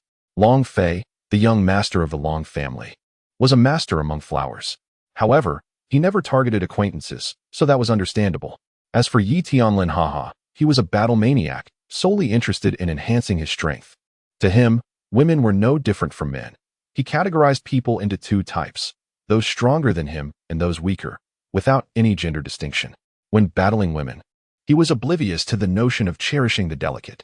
Countless female practitioners had left his encounters with bruises, and fortunately, with a healer in the group, otherwise, those women would have been disfigured long ago. To her, Lin Mo was merely a glutton, with his eyes focused solely on food. In truth, Simu Ge had misjudged him. He was simply a bit hungry. When hungry, he typically prioritized filling his stomach before addressing other matters. A meal stretched until 9 in the evening. By the way, let me remind you all, in the Kyoto team, there is a practitioner with dark abilities. No one knows the specifics, as it is a new profession. The abilities are peculiar, not particularly lethal, but in terms of assassination, they outshine assassins. You must be cautious. Before departing, Simu Ge revealed this information. After she and her companions left, Lin Mo and his team gathered for a brief meeting. The primary speaker remained Lung Ruo Shuang. Unfortunately, Yi Tianlin and Long Fei were not adept at information gathering, while Zhong Sisi and her group were hardly reliable. Lin Mo was uncertain how to proceed. I have gathered information on the abilities of the Kyoto team members. Their captain, Lei Mingqiu, is a 5th-tier high-level paladin, with basic skills similar to other paladins. However, he has learned a group invincibility skill, granting invincibility for 5 seconds, which is his strongest card, though he has yet to use it in the arena. Yiming Rui, the one he said possesses peculiar abilities, has an unknown specific profession, but the official title is Night King. Known abilities include invisibility, shadow assault, binding, and shadow stab. Lung Ruo Shuang closed her notebook, stating, "This is the situation they present. But I believe they are concealing something, so you should remain vigilant." "It should be fine. I trust Lin Mo," Long Fei said nonchalantly. He had encountered strange abilities before, but compared to Lin Mo, he considered those abilities relatively normal. Yi Tianlin nodded in agreement. No matter how odd, they paled in comparison to Lin Mo. Since both 5th-tier individuals shared this sentiment, Lung Ruo Shuang refrained from further commentary. She too wished to stand on that stage and battle honorably, but she was acutely aware of her own strength. She would have to wait for 4 more years. All right, if there's nothing else, let's rest early. Tomorrow is the final match. Hearing best of 5, Long Fei shot a mischievous grin at Yi Tianlin. I wonder if the opponent will concede. In Long Fei's view, the opponent was already defeated. Hey, do you both have such unwavering faith in me? Lin Mo replied, somewhat speechless. Chapter 93. First round of the finals. Although Lin Mo believed he could win, it was based on the system's foundation. He had not expected Long Fei to hold him in such high regard. Believe in yourself. After all, you are the one who made Yi Tianlin surrender. At this, he couldn't help but chuckle. Long Fei, I think we should find time to train properly, to see whose speed is superior. Yi Tianlin cracked his knuckles, producing a series of sharp sounds. One should not underestimate Yi Tianlin just because he was a mage. Those lightning-clad fists could pack quite a punch. Just kidding. Why are you so easily teased? Long Fei rolled his eyes, shifting his chair back. Having discussed enough, they each returned to their rooms. Once everyone had left, Lin Mo sat on his bed and opened his panel. The data showed no changes. After all, they had been competing recently, and his energy points remained the same. Still insufficient, as with so few points, he could hardly purchase anything. His current thought was to try and share his abilities after the competition concluded. Having one more person to help him earn energy points would expedite his strength's enhancement. He aimed to finish work early the next day. Upon arriving at the venue, only the teams from Fengjing and Kyoto remained in the preparation area, as the others had moved to the spectator seats. Hello everyone. Today marks the finals of the National Youth Professional Competition. After enduring the preliminary matches, the top 16, then the top 8, and finally the top 4. We are left with the 2 strongest teams in the nation. The finals would be conducted in a best-of-5 format. Now, I would like to invite today's esteemed guest, Mr. Wang Weiman, the chairman of the National Professional Competition Committee. A smiling middle-aged man approached and took a seat at the far left of the podium. Mr. Lei Mushu, chairman of the National Professional Trade Union. Mr. Kai Yuanxiong, member of the Practitioner Supervision Department of Huahua. In total, 5 practitioners took the stage, all holding significant positions in various departments. Each individual's entrance elicited raucous applause. Not for any other reason, but that all 5 were 9th-tier powerhouses who had emerged from the battlefield. I hereby declare the finals officially commenced. Now, please welcome the Fengjing Jack of all trades team and the Kyoto Dragon Team to the stage. The 5 individuals at the podium observe the 2 teams below, engaging in discussion. You all have seen the match footage. Who do you think will win? Mr. Lin Mo inquired with a smile. Do we even need to guess? It must be the dragon team. They are exceedingly powerful and are vying for an S-tier team, a middle-aged man replied without hesitation. Haha, Jiao Wei. You are with the Kyoto officials, so of course, you would say that. I, however, have a hunch about the Fengjing team. Their Lin Mo is quite intriguing. Wang Weiman adjusted his glasses. I concur with Mr. Wang. That Lin Mo's profession is indeed peculiar. Although he is a C-tier blade expert, a profession that develops in the later stages, he has somehow transformed into an all-rounder. That is quite unusual. A stack of documents lay on the table before them, with Lin Mo's dossier on top. His ratings and abilities were noted, with a final remark stating immense potential. Wang Weiman picked up Lin Mo's file, chuckling. To reach the national finals at such a young age is truly impressive. Young Wang, are you perhaps interested in this Lin Mo? Your daughter is about 20 this year, isn't she? However, he originally belonged to the C rank. Are you not afraid? The issue of rank is something that concerns everyone. Everyone desires their offspring to marry individuals with greater potential. In their eyes, while Lin Moqiang is indeed strong, a son-in-law of that caliber is another matter entirely. The 2 small teams stood opposed to each other. Lin Mo stood at the forefront, gazing at the opposing team with a look of exasperation. Must they continue to stare at him like that? After all, he is a man. Fortunately, the arena was about to undergo a transformation. A countdown of 60 seconds hung in the air. It was uncertain whether the Kyoto team intended to engage in guerrilla tactics or confront them head-on. Long Fei's expression was grave. Joking aside, once the match commenced, it required earnest attention. Without a doubt, they would target Lin Mo, for he was the one who dictated the direction of every battle. Lin Mo remained unfazed, although the Kyoto team was significantly stronger than the Magic City team. As Simu Gu herself had stated, their team had only a 30% chance of victory against the Kyoto team. Yet, Lin Mo had not unleashed his full potential. At least he had not employed the power of his mask thus far. Moreover, he had yet to utilize his basic Zanpakuto, despite it possessing foundational capabilities that could have his strength. Naturally, he would refrain from using such powers unless absolutely necessary. Anything he could deploy was no longer a trump card. The countdown concluded. Hanyu released her spirit beast, the Azure Hawk, and both Lin Mo and Yi Tianlin took to the skies. However, across the boundless grassland, there was no sign of the Kyoto team. Something was amiss. Logically, they should have been visible, so what was happening? Was it that Yi family member? Initially dismissive of the so-called king of the night, Yi Tianlin now furrowed his brow. This was troubling. The entire plain yielded no trace of them, leaving them in uncertainty. Hanyu too was unsettled. She had encountered individual invisibility before, but this was her first experience with collective invisibility. Whoosh! Lin Mo vanished from his position. They had finally met. In a shadowy space, Lei Mingyu stood, observing Lin Mo. Indeed, they had met. Vicinity was rather intriguing. Lin Mo had sensed their arrival long before, but since they were invisible to the naked eye, he intended to discern their intentions. What he did not anticipate was being drawn into a blackened realm. A blackened space? It appeared his own abilities had not been employed here. Acknowledging your strength, I had no intention of engaging you in a one-on-one confrontation. Lin Mo cast a peculiar glance at Lei Mingyu. That statement struck a familiar chord, reminiscent of something Yi Tianlin had once said. So, are you planning to gang up on me? I'm curious, on what grounds do you believe that in this dark realm, I am destined to lose? Lei Mingyu smiled. Within this space, your sight and hearing can be stripped away, while we retain the ability to see and hear you. How does that strike you? Lin Mo expressed surprise. This ability was indeed formidable, but alas, you are standing too close. Bankai, Yanma cricket. A new black space enveloped Lei Mingyu and his companions. Lei Mingyu watched in disbelief as his teammates vanished before his eyes. This should have been Lin Mo's predicament. Why was it happening to him? Had Yu Mingrue made an error? Crack. Chapter 94. The first match concludes. Yi Tianlin and the others turned towards the sound, witnessing shards akin to glass shattering, revealing oval black orbs within. Yi Tianlin paused. This object appeared familiar. Wasn't this the ability Lin Mo had used against his teammates? Therefore, they had indeed pulled Lin Mo into a space, and subsequently, Lin Mo had drawn them all into this realm. Crack, crack, crack. The black ovals unfurled, and Lin Mo stood unharmed, while his adversaries collapsed. Even Lei Mingyu was no exception. The deprivation of senses rendered their survival impossible in the face of such overwhelming odds. The match concluded in less than 3 minutes of actual combat time.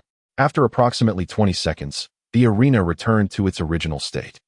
Let us congratulate the Fongjing team for securing the first victory. The host cast a peculiar glance at Lin Mo's team. If this had been a match against any other team, he would not have found it so surprising. However, to achieve victory against the top-ranked Kyoto team with such speed was beyond comprehension. In truth, Lin Mo had not anticipated such rapidity. He believed a match would require at least 10 minutes to yield a result.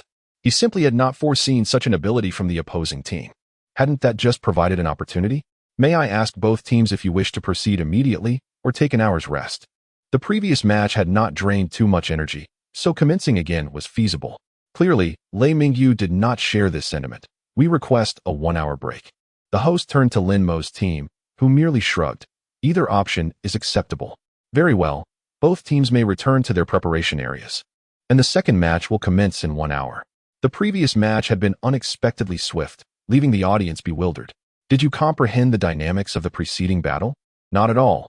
Lin Mo vanished suddenly, followed by the appearance of a black orb, and then it was over. So what transpired? What did the Kyoto team experience? It seemed both teams possessed uncanny abilities that were nearly impossible to counter. Indeed, the Kyoto team had initiated with collective invisibility. I had never witnessed such a capability before. However, the most enigmatic was undoubtedly Lin Mo. How many abilities did he possess? 10? 20? Thornrose team. What do you think that Black Orb's effect was? Likely a void, affecting vision? It certainly was not beneficial. They remained intrigued by the Fongjing team, especially since the little witch was acquainted with them.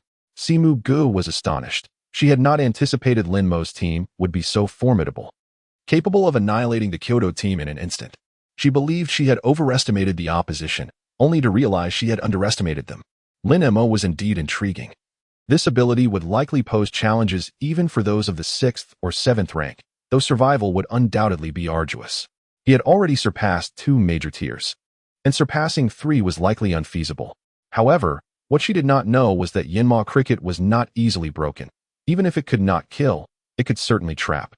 Of course, it was quite fragile against external assaults. Lin Mo, your ability is impressive, capable of achieving 1v6. Long Fei expressed his envy. His abilities were tailored for one-on-one encounters, and even in multiple adversary situations, he typically faced opponents of lower ranks. At the same rank, he could manage only 1v2. Assuming they were fragile, like Lei Mingyu, Simu Gu, and other similar heavy-armored professions, making even 1v1 impossible. Yet Lin Mo had managed to eliminate his opponents directly. This was also due to Lei Mingyu's carelessness. He had not donned a helmet. TSK, that was quite a display of confidence. Indeed, it was impressive. I would undoubtedly face certain death. Yi Tianlin nodded in agreement, although he was unaware of the nature of the opponent's ability. The fact that they dared to deploy it in such a crucial moment indicated its efficacy. Enough with the mutual flattery. They had indeed been careless. In the next round, the opposing team would surely be more vigilant. Kyoto team. Captain, that individual's ability resembles that of Yi Mingrue. Could he possibly be the king of the night? It is unlikely. Their abilities far surpass that of Yang Yi. Lei Mingyu shook his head. While that comment may be disheartening, it was the truth. Captain, how should we proceed in the next round? Do not rush me. Let me think. Lei Mingyu raised his hand and returned to his seat. He remained seated for half an hour. It was impossible to disperse. Even in a one-on-one, he lacked confidence. Despite being at the pinnacle of the 5th rank, he did not possess the assurance. Thus, we shall continue to group together, remaining in an invisible state. However, this time there would be no chaotic barrier. Instead, they would engage directly on the battlefield. Long Fei decided not to concern himself with the few who could not fly, as their team lacked any wind element practitioners. A disparity they could not overcome. As for Yi Tianlin, Xiaoyu simply locked him away, deeming it unnecessary to confront him. It was sufficient to keep him occupied. The others were to join me in contending with Lin Mo. I could hardly believe that he could prevail against all 5 of us. This was the strategy that Lei Mingyu had devised after half an hour of contemplation. Regardless of the outcome, the others expressed their strong agreement with this approach. 5 against 1. How could we possibly lose? The previous encounter had merely been a lapse in caution. This time, they would proceed with vigilance. Moreover, they would maintain a respectful distance, ready to evade should anything amiss arise. The thought of Lin Mo once pulling them all into a singular space made him cringe. Even with two fewer participants, perhaps they could still break free from the confines. Inside, they could hardly discern their boundaries, and certainly, there was no time to search for them. An instant annihilation awaited. An hour of rest passed swiftly. The second round of competition was about to commence, and both teams were summoned to the stage. The air resonated with exhilarating music as the large screen split into two, showcasing Lin Mo's team on the left and Lei Mingyu's team on the right. The atmosphere exploded with excitement. Wow, Lin Mo is so handsome. Ah, I want to bear your children. Lei Mingyu, I love you. The shrieks of the female audience threatened to overshadow the sound system. Lin Mo's lips twitched. It felt remarkably akin to a fan frenzy. Indeed, a remarkable practitioner sometimes resembled a celebrity. Long Fei shrugged, clearly accustomed to such scenes. The others appeared similarly unfazed, their expressions unchanged. Well, it seemed he had overthought the situation. Once on stage, the music ceased. Was there anything either side wished to say? No. Lin Mo shook his head. His sole desire was to clock out and return to his experiments. Chapter 95, 1v5. The Ghost Path appears to be ineffective with a best-of-5 format. They needed to secure just 2 more victories to conclude the competition, allowing him to attend to his own matters. Lin Mo, I have devised a strategy to deal with you this round, Lei Mingyu proclaimed confidently. Oh, the crowd. Lei Mingyu's eyelids twitched involuntarily. Come on, at least respond with something more than just oh, he thought. All right, let us commence the second match. The host promptly took over. Eager to dissipate the awkward tension, the scene transformed into an icy realm. Ah, I know this map. They are doomed. Long Fei laughed heartily, only to follow it with a rueful smile. While it lacked the blizzard conditions, the thick snow and frigid temperatures indicated that this was indeed Lin Mo's territory. Of course you know, you've perished in such maps before, haven't you? It seemed they would not need to intervene this time.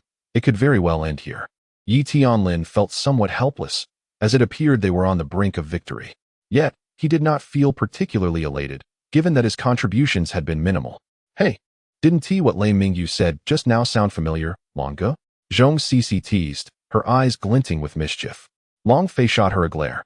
Let us not talk. We can still be friends. Only you, little witch, would resort to pouring salt on wounds. Lin Mo, however, remained unfazed. In this icy expanse, he could wield both of his Zampicut without issue. He was merely curious about the methods his opponents would employ. They seemed quite confident. Had it been another map, Lin Mo might have felt some trepidation. However, in this instance, any hesitation would equate to a lack of faith in his own weapons. What a pity that if only the flowing blade of fire were present, he could transform this place into summer.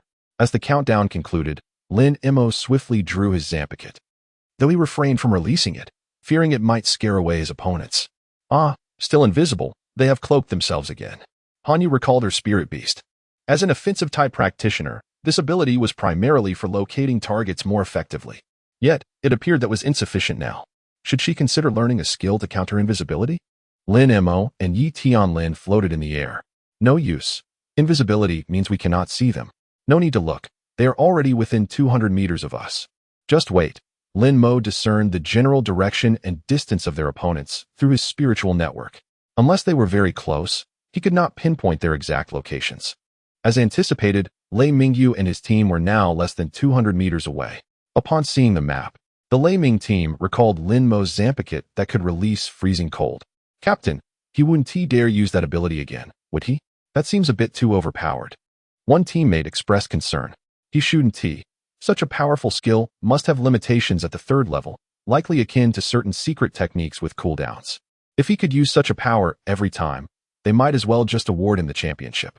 Lei Mingyu's assessment was, unfortunately, quite accurate. After utilizing that ability, Lin Mo felt a sense of imbalance. Therefore, he opted not to unleash Bai Xia, as his physical well-being was paramount. Should he mismanage it and incur damage, the loss would outweigh the gain. After all, a championship was merely of moderate significance to him. Swish! Yi Tianlin vanished before Lin Mo's eyes, and he realized the opposing team had indeed arrived. As expected, the instant Yi Tianlin disappeared, Lei Mingyu and his 4 teammates materialized around him, surrounding him completely. Now, Lin Mo, let us see how you handle this. 5 against 1, with 3 at the 5th level and 2 at the 4th. This clearly demonstrates our seriousness. Are you going to make a move? If you hesitate, I shall strike first. Lin Mo did not wait for a response. Bankai, Daegyur and Hyarinmaru. An ice dragon emerged behind him, targeting Lei Mingyu. Binding Art Number 75, 5 Pillars of Iron. The objective was to subdue the heavily armored opponent first. The 5 iron pillars descended upon Lei Mingyu. Lin Mo then directed the ice dragon to disrupt the other 4. Wall of Iron Sand. Tower of Monks. Blazing Iron F. A colossal longsword materialized from thin air, descending towards Lin Mo and his comrades. Alas, its velocity was wanting. The holy sword's impact upon the ground unleashed a flurry of snowflakes, yet it exerted no influence upon Lin Mo, who reigned supreme within the realm of ice and snow. He keenly perceived Lei Mingyu's swift approach. As Lei Mingyu drew within 10 meters, a sudden apparition of glacial ice assailed him in the form of a dragon's tail. However, the hurtling glaciers dissolved instantaneously, as if encountering the sun's fervent embrace. Lin Mo was taken aback, for he had never before encountered such a phenomenon.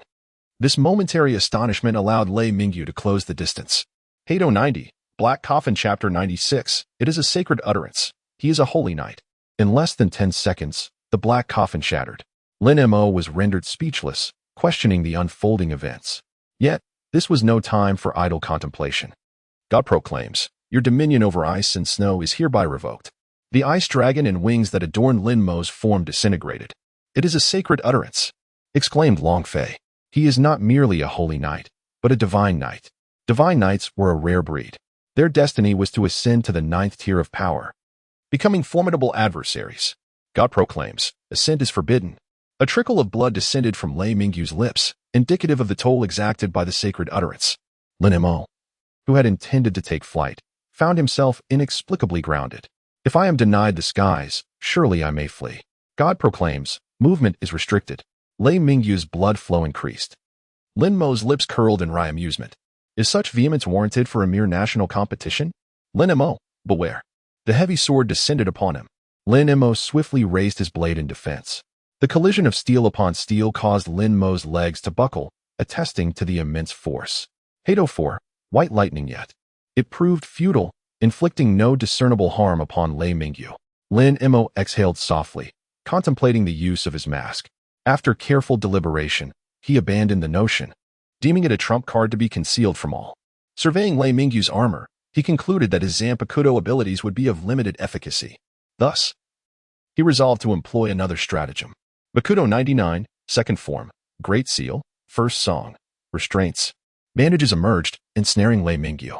He struggled in vain, for he was ill-equipped to contend with the ultimate binding technique.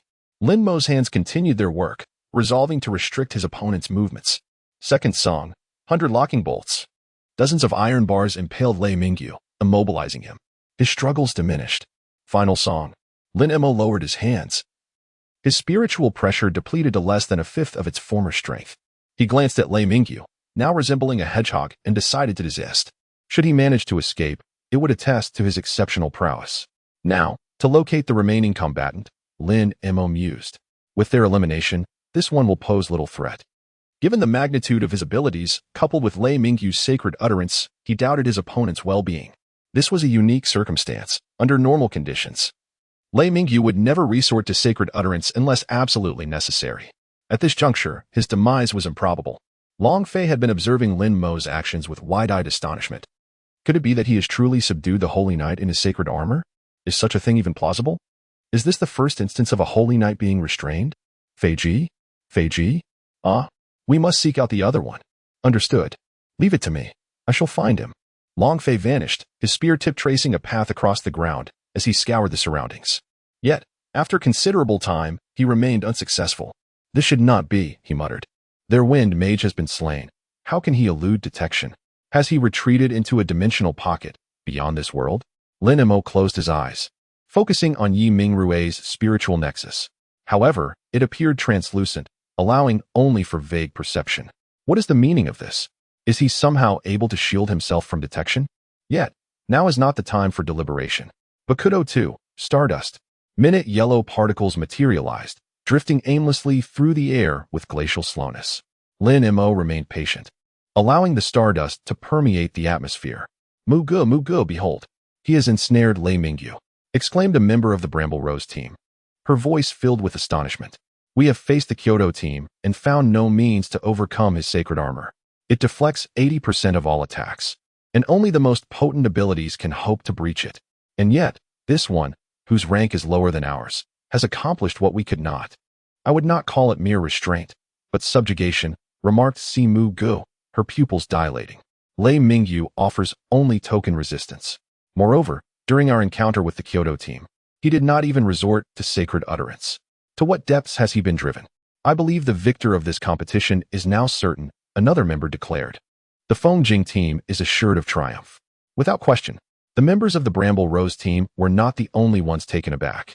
The spectators, 80% of whom were professional players, were equally astounded. Even the least discerning among them recognized the sacred utterance when they heard Lei Mingyu utter the words God proclaims. Incredible! A divine knight, not merely a holy knight.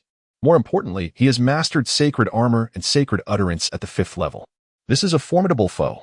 The Fengjing team is truly remarkable. Even the Bramble Rose team could not force Lei Mingyu to use sacred utterance. On the dais, Zhao Wei's facial muscles twitched involuntarily. Lei Lao, what is your assessment of this Lin Mo? He inquired. This defeat casts a shadow upon Kyoto, one of the most powerful regions for professional players. If the Shanghai team were to prevail, it would be a bitter pill to swallow. Alas, Mingyu falls short, replied Lei Mashu, shaking his head. Sacred utterance exacts a heavy toll at his level. It is regrettable. Mingyu is not to blame, interjected Wang Weiman. Lin Mo is an anomaly, designated as a C-class swordsman. Yet, he possesses a panoply of abilities, confounding all who encounter him. Lei Lao, your grandson is formidable, added Kai Yuanxiong, a hint of emotion flickering across his stoic countenance. He has mastered the sacred armor. It is Lin Mo's peculiar abilities that have allowed him to subjugate Mingyu. Spare your flattery, retorted Lei Mashu. His command of the sacred armor is wanting. He requires 2 more years of refinement. Chapter 97. Crushing defeat. Lin Mo perceived the luminous quadrangle in the distance, a faint smile playing upon his lips. His abilities are indeed peculiar, he mused. He can even relocate. It must be 400 or 500 meters away. Long Fei glanced at Lin Mo, muttering, if we speak of peculiarities, you are the most peculiar of all. He then cast a glance behind him, at the still-bound Lei Mingyu. I shall investigate, he declared. Long Fei vanished, his spear tip aimed at the shimmering nexus. Crack! The sound of shattering echoed through the air, revealing the scene within. Yi Tianlin's expression remained as calm as a still pond, while Yi Mingrui's face was pale, clearly indicating that the exertion of his abilities had taken a significant toll, especially after having controlled such a force over a considerable distance. A bolt of lightning struck Yi Mingrui, enveloping him in thick black smoke. TSK, your temper seems rather fierce. You're even emitting smoke. Not only was he smoking, but Yi Mingrui's hair had also been singed away. The second round of the match concluded. Congratulations to team, anything can be done, for securing their second victory and earning match point. The scene shifted back to the original appearance of the arena. Lei Mingyu stood motionless, his eyes devoid of spirit, clearly unable to accept his defeat. Lin Mo, do you think this Lei Mingyu has had his heart shattered by you? Long Fei furrowed his brow. The purpose of the national competition was to demonstrate that there are always greater heights beyond, and although victory is significant, it is not the sole objective. Much like his relationship with Yi Tianlin, while they valued the competition, losing was not of paramount concern. However, it seemed that Lei Mingyu's psychological resilience was somewhat lacking. Lin Mo, too, was at a loss. This had nothing to do with him. He simply did not wish to lose. If he were to lose, it would merely be due to his inferior skills. Should the two teams take a break or continue? Let us take a break, Lin Mo suggested, assessing his spiritual pressure. The recovery rate was decent. He had regained about a quarter of his strength. He should be able to recover to 2/3 within an hour. However, it appeared that Lei Mingyu was still mired in the aftermath of his defeat. What should we do? Should we just go down? Lin Mo glanced at the host. The host wiped the sweat from his forehead, feeling that this was the most arduous moment of his career. It seemed that he was being beset by troubles at every turn. You may go down for now. The members of the Jiaolong team looked anxiously at their captain. What now? The captain seems off. Could there be a problem? It shouldn't be a big deal. It's just a loss. Yet, the situation before them was indeed worrisome. They dared not approach Lei Mingyu, for even if they did not cultivate any particular technique, professionals also grapple with inner demons. The Beast God sect was a prime example. Once, those individuals were esteemed professionals, yet now they stood in opposition to humanity, embracing the so-called Beast God. Although the true nature of this beast god was unclear, it was likely not something virtuous. At that moment, Lei Mingyu was engulfed in profound self-doubt. Was he truly so weak? He, who had been invincible among his peers, had been defeated by a third-tier advanced individual. The disparity was immense. Had he been bested by Yu Tianlin or Long Fei, he would not have felt this way. Yet, it was Lin Mo, this third-tier advanced individual, who had triumphed over him. Child, do you feel lost? Do you seek power? If so, come find me. A voice, filled with allure, echoed in Lei Mingyu's mind. Meanwhile, the expressions of the onlookers shifted dramatically. What was this ominous black aura? Suddenly, Lei Mushu appeared on the arena, radiating a soft white light, enveloping the stage in a serene and tranquil atmosphere. The divine commands, dispel the darkness. A stream of white energy surged across the arena, its milky essence even expanding throughout the venue. It's Lei Mushu. Now I understand. Lei Mingyu must be his grandson, Long Fei remarked, surprised. No wonder he is a holy knight. It all makes sense now. Lin Mo, however, looked bewildered at the scene below. What did this mean? Another person with a powerful background? Moreover, an exceptionally influential one? Lin Mo now comprehended that those above S-rank professionals often came from esteemed families. Yet, this family was particularly formidable. Lei Mushu was the president of the guild, and he had connections with many SS and SSS rank individuals, some of whom were even closer to him. Lin Mo couldn't help but feel a twinge of envy for Lei Mingyu. As Lei Mushu's holy words resonated, the black mist surrounding Lei Mingyu began to tremble, on the verge of dissipating. From within the black fog, a figure emerged. Lei Mushu, you old wretch. When I reach your realm, the first to fall will be you. Upon hearing this voice, Lei Mushu's expression tightened, his tone sharp. Humph, with them around. You think you can come here? Dream on. Ha ha ha, just wait. The time is near, and I shall serve you a hard dish. I hope it doesn't ruin your teeth. I expect you to still be here when I arrive. As his words trailed off, the black mist around Lei Mingyu vanished. Grandfather, why are you here? Aren't you supposed to be at the podium? You encountered a minor issue. By the way, I heard a strange voice in my mind. Lei Mushu waved his hand dismissively. Pay it no mind. It merely seeks to vent. Attempting to sway the holy knight is futile. This is simply the beast god's way of trying to provoke him. Continue with your match. With that, Lei Mushu vanished from the arena, returning to the podium. Upon his return, he inquired about the earlier events. Old Lei, regarding what the opponent said about a hard dish. I'm not sure either. It seems we must be vigilant, as I have a foreboding feeling that something significant is about to unfold. Lei Mushu's expression grew somber, devoid of the earlier levity. Moreover, the guards in your cities must strengthen their defenses. I fear the beast god sect may seize the opportunity to invade, as those individuals are utterly unscrupulous. Rest assured, Old Lei, we know how to proceed. Perhaps our overt strength appears lacking, but our covert power is substantial. The group exchanged glances, understanding each other without words. Even foreign spies could not ascertain the true extent of Huagua's capabilities. Chapter 98. Champion Captain of the Jialong team, please step down for a break. Lei Mingyu was taken aback, only then noticing that their team was the last remaining on the stage. No, we concede the third round. He shook his head. What is the point of resting? We simply cannot compete. Despite unleashing his divine command, it had proven ineffective. While powerful, the divine command required a commensurate strength to wield effectively. The simplest solution would be to render Lin Mo's energy unusable, yet the cost of that would likely be his own demise. It would be a futile endeavor. Recalling the fear he felt when Lin Mo had bound him with bandages, he remained unsettled. As Lei Mingyu's words echoed through the microphone, an unexpected silence fell over the venue. What? The Jialong team is conceding? This is simply unimaginable. The local professionals from Kyoto, particularly the younger ones who idolized the Jialong team, found it hard to accept. Seeing their idols concede was almost unbearable, yet they also understood. That man was simply too formidable. Upon hearing Lei Mingyu's choice to surrender, Lin Mo breathed a sigh of relief. He realized that even with the spirit pressure pill, he could not fully restore his energy. Attempting to use his 99 forbidden techniques again would be strenuous. He might need to rely on his mask to secure victory, a scenario he wished to avoid. The mask had only been utilized once, for mere seconds, and even his closest allies were unaware of his capabilities.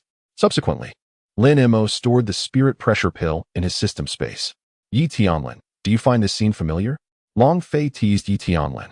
After all, Yi Tianlin had also lost 2 rounds before choosing to concede. I think it's quite normal, There's no need to struggle when you know you cannot win. Ending it sooner is rather pleasant, Yi Tianlin replied, disregarding Long Fei's jibe, clearly unfazed by the attempt to provoke him. He seemed to have forgotten the past. Now, please welcome the team, everything capable, to the stage, and let us congratulate them on winning the championship of this National Young Professionals competition. Lin Mo took the lead onto the arena, basking in the cheers of the crowd. Listening to the on-site cheers, Lin Mo couldn't help but feel a bit excited. Is this what it feels like to be noticed? It's not bad at all. Please invite the team, Thorn Rose, to come up on stage and have Mr. Lei Mushu, the president of the National Workers' Federation, present the award. The three teams stood together, with Lin Mo in the middle, Lei Mingyu on the left, and Si Muge on the right. Lin Mo, you are strong. I hope we will have the opportunity to fight side by side, Lei Mingyu said solemnly. The competition is one thing, but the ultimate destiny of professionals is to close those fragmented spaces. Some spaces for training and gathering materials will not be closed, but those fragmented spaces that disturb humans and cause significant impact will not be left by humans. I hope so too, but unfortunately, I am only at the third level. It's still early to fight side by side, Lin Mo said modestly. Lei Mingyu's mouth twitched. You can say such things. Those who know you think you are modest. Those who don't might think you look down on me. But thinking of the second-level members of his team, Lin Mo's words made sense. As for Yi Tianlin and Long Fei, he thought they must be from other teams in Fengjing, otherwise the gap couldn't be so big. In the entire national competition, there were hardly any low-level participants. Those too low wouldn't have come. Therefore, Lin Mo's team from Fengjing was an exception. Lei Mushu came to the center of the venue and successively presented certificates to the third and second place. When it was Lin Mo's team's turn, it was a half-meter-high trophy in addition to one certificate for each person. This certificate was useless to Lin Mo and Long Fei, but very useful to Lung Rush and the others. It could bring many conveniences in school and could also increase credits. Lin Mo, you are good. You are the most unique person with abilities I have seen. I hope that in the future, you can also guard a region, Lei Mushu said. Lei Mushu stretched out his right hand, and Lin Mo didn't dare to delay and quickly stretched out both hands. You're joking, right? I still have a long way to go. Guarding is impossible. It's impossible to guard in this lifetime. Lin Mo had already thought about it. When the time comes, he will build up Jinglingting and distribute his abilities. One team leader guards one place, one 10-blade suppresses one place, and one crusader suppresses one place. This should be enough. Maybe Long Fei and Yi Tianlin are very enthusiastic about this kind of thing, but Lin Mo is not. He prefers to pursue strength and ultimately stand at the top of the world. No, I think you can. I have checked all the mutant abilities and potential abilities that surpass SSS level in the past 200 years, and none are like your ability, Lei Mushu said. Lin Mo looked at the other party in surprise, not expecting him to check so much. By the way, you should check your rating when you go back. It has been updated. Lei Mushu finished speaking and left. Let us congratulate this, everything capable, team from Fengjing again on their championship.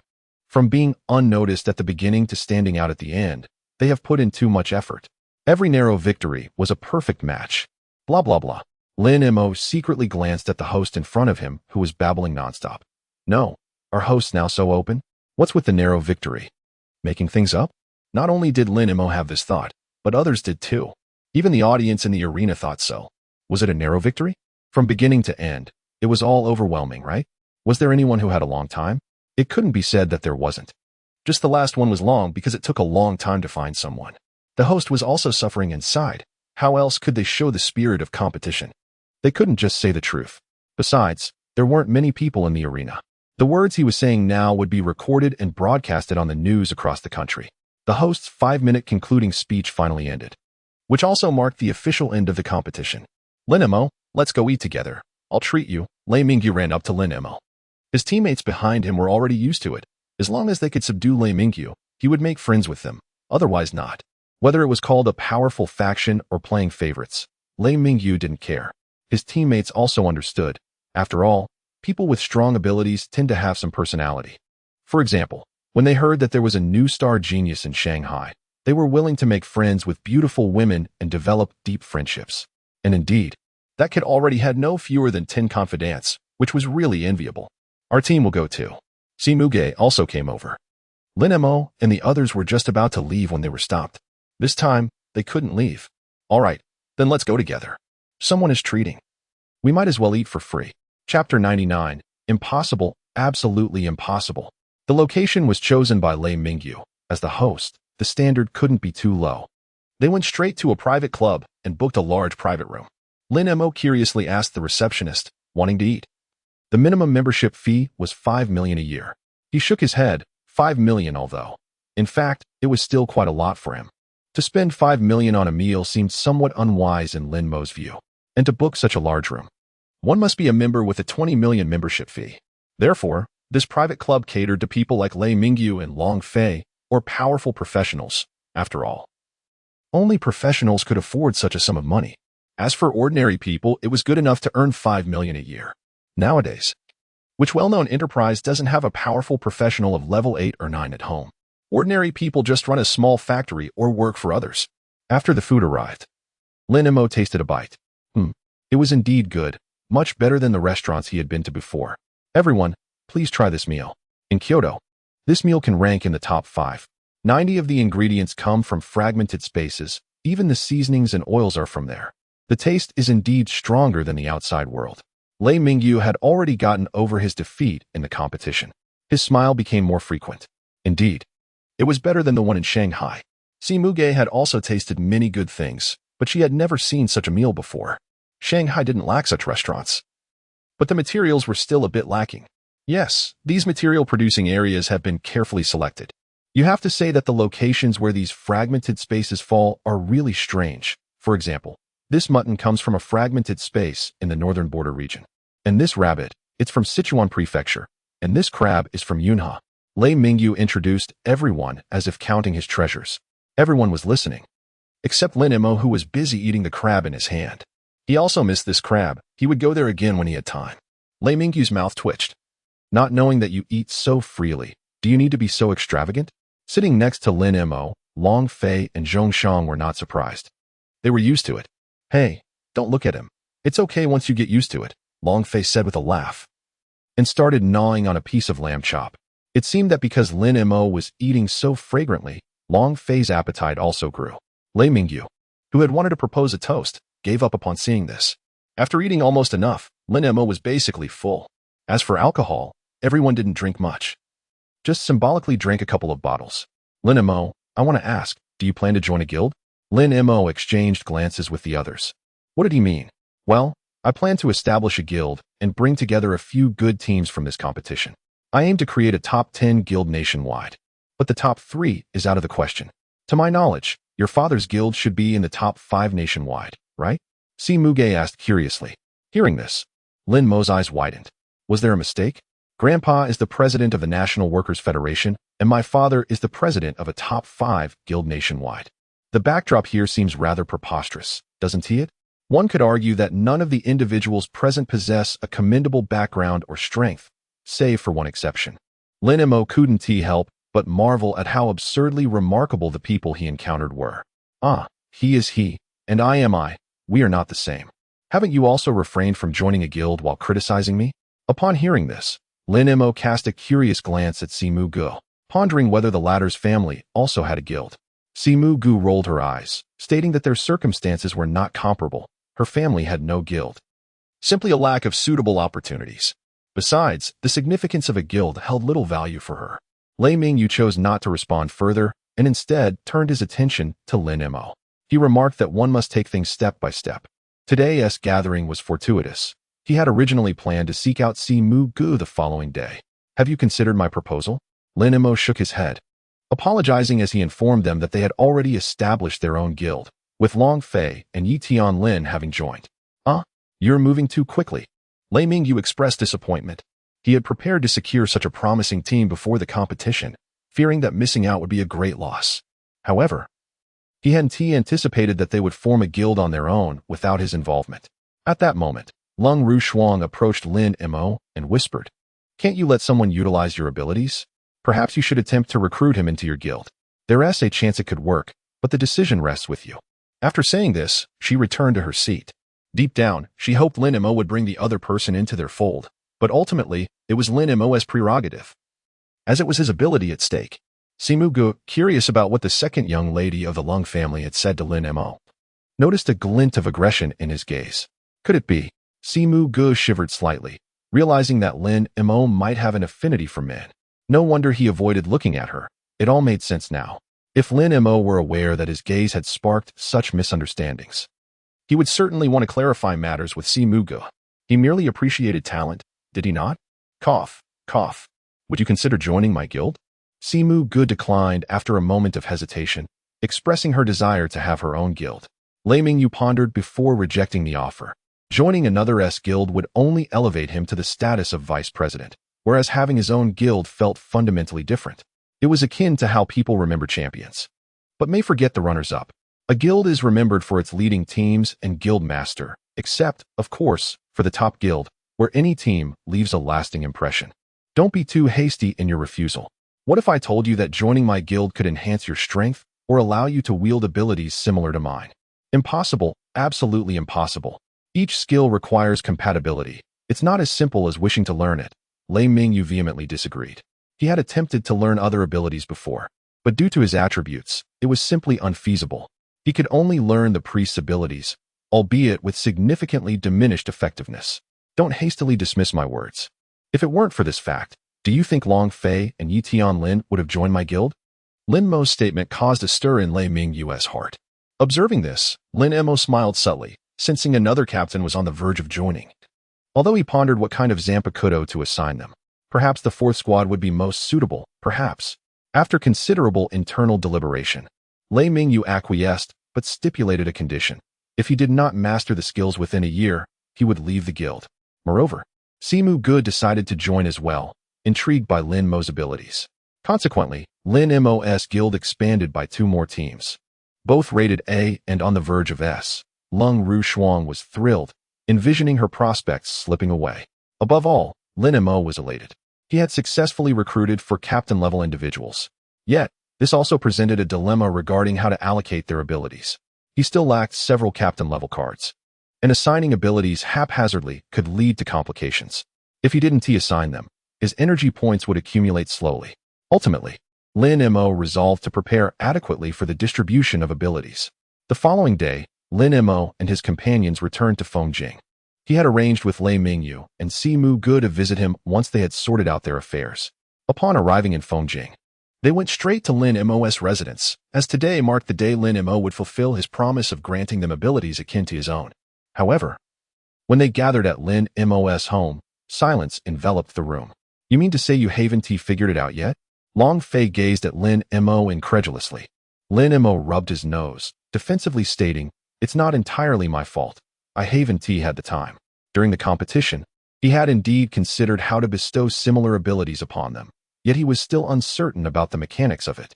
"Wait for me for half an hour. I'll figure it out," Lin Mo finally declared, retreating to his bedroom. The others exchanged glances, uncertain of the outcome. After all, every practitioner yearned for an enhancement in strength, which justified their eagerness.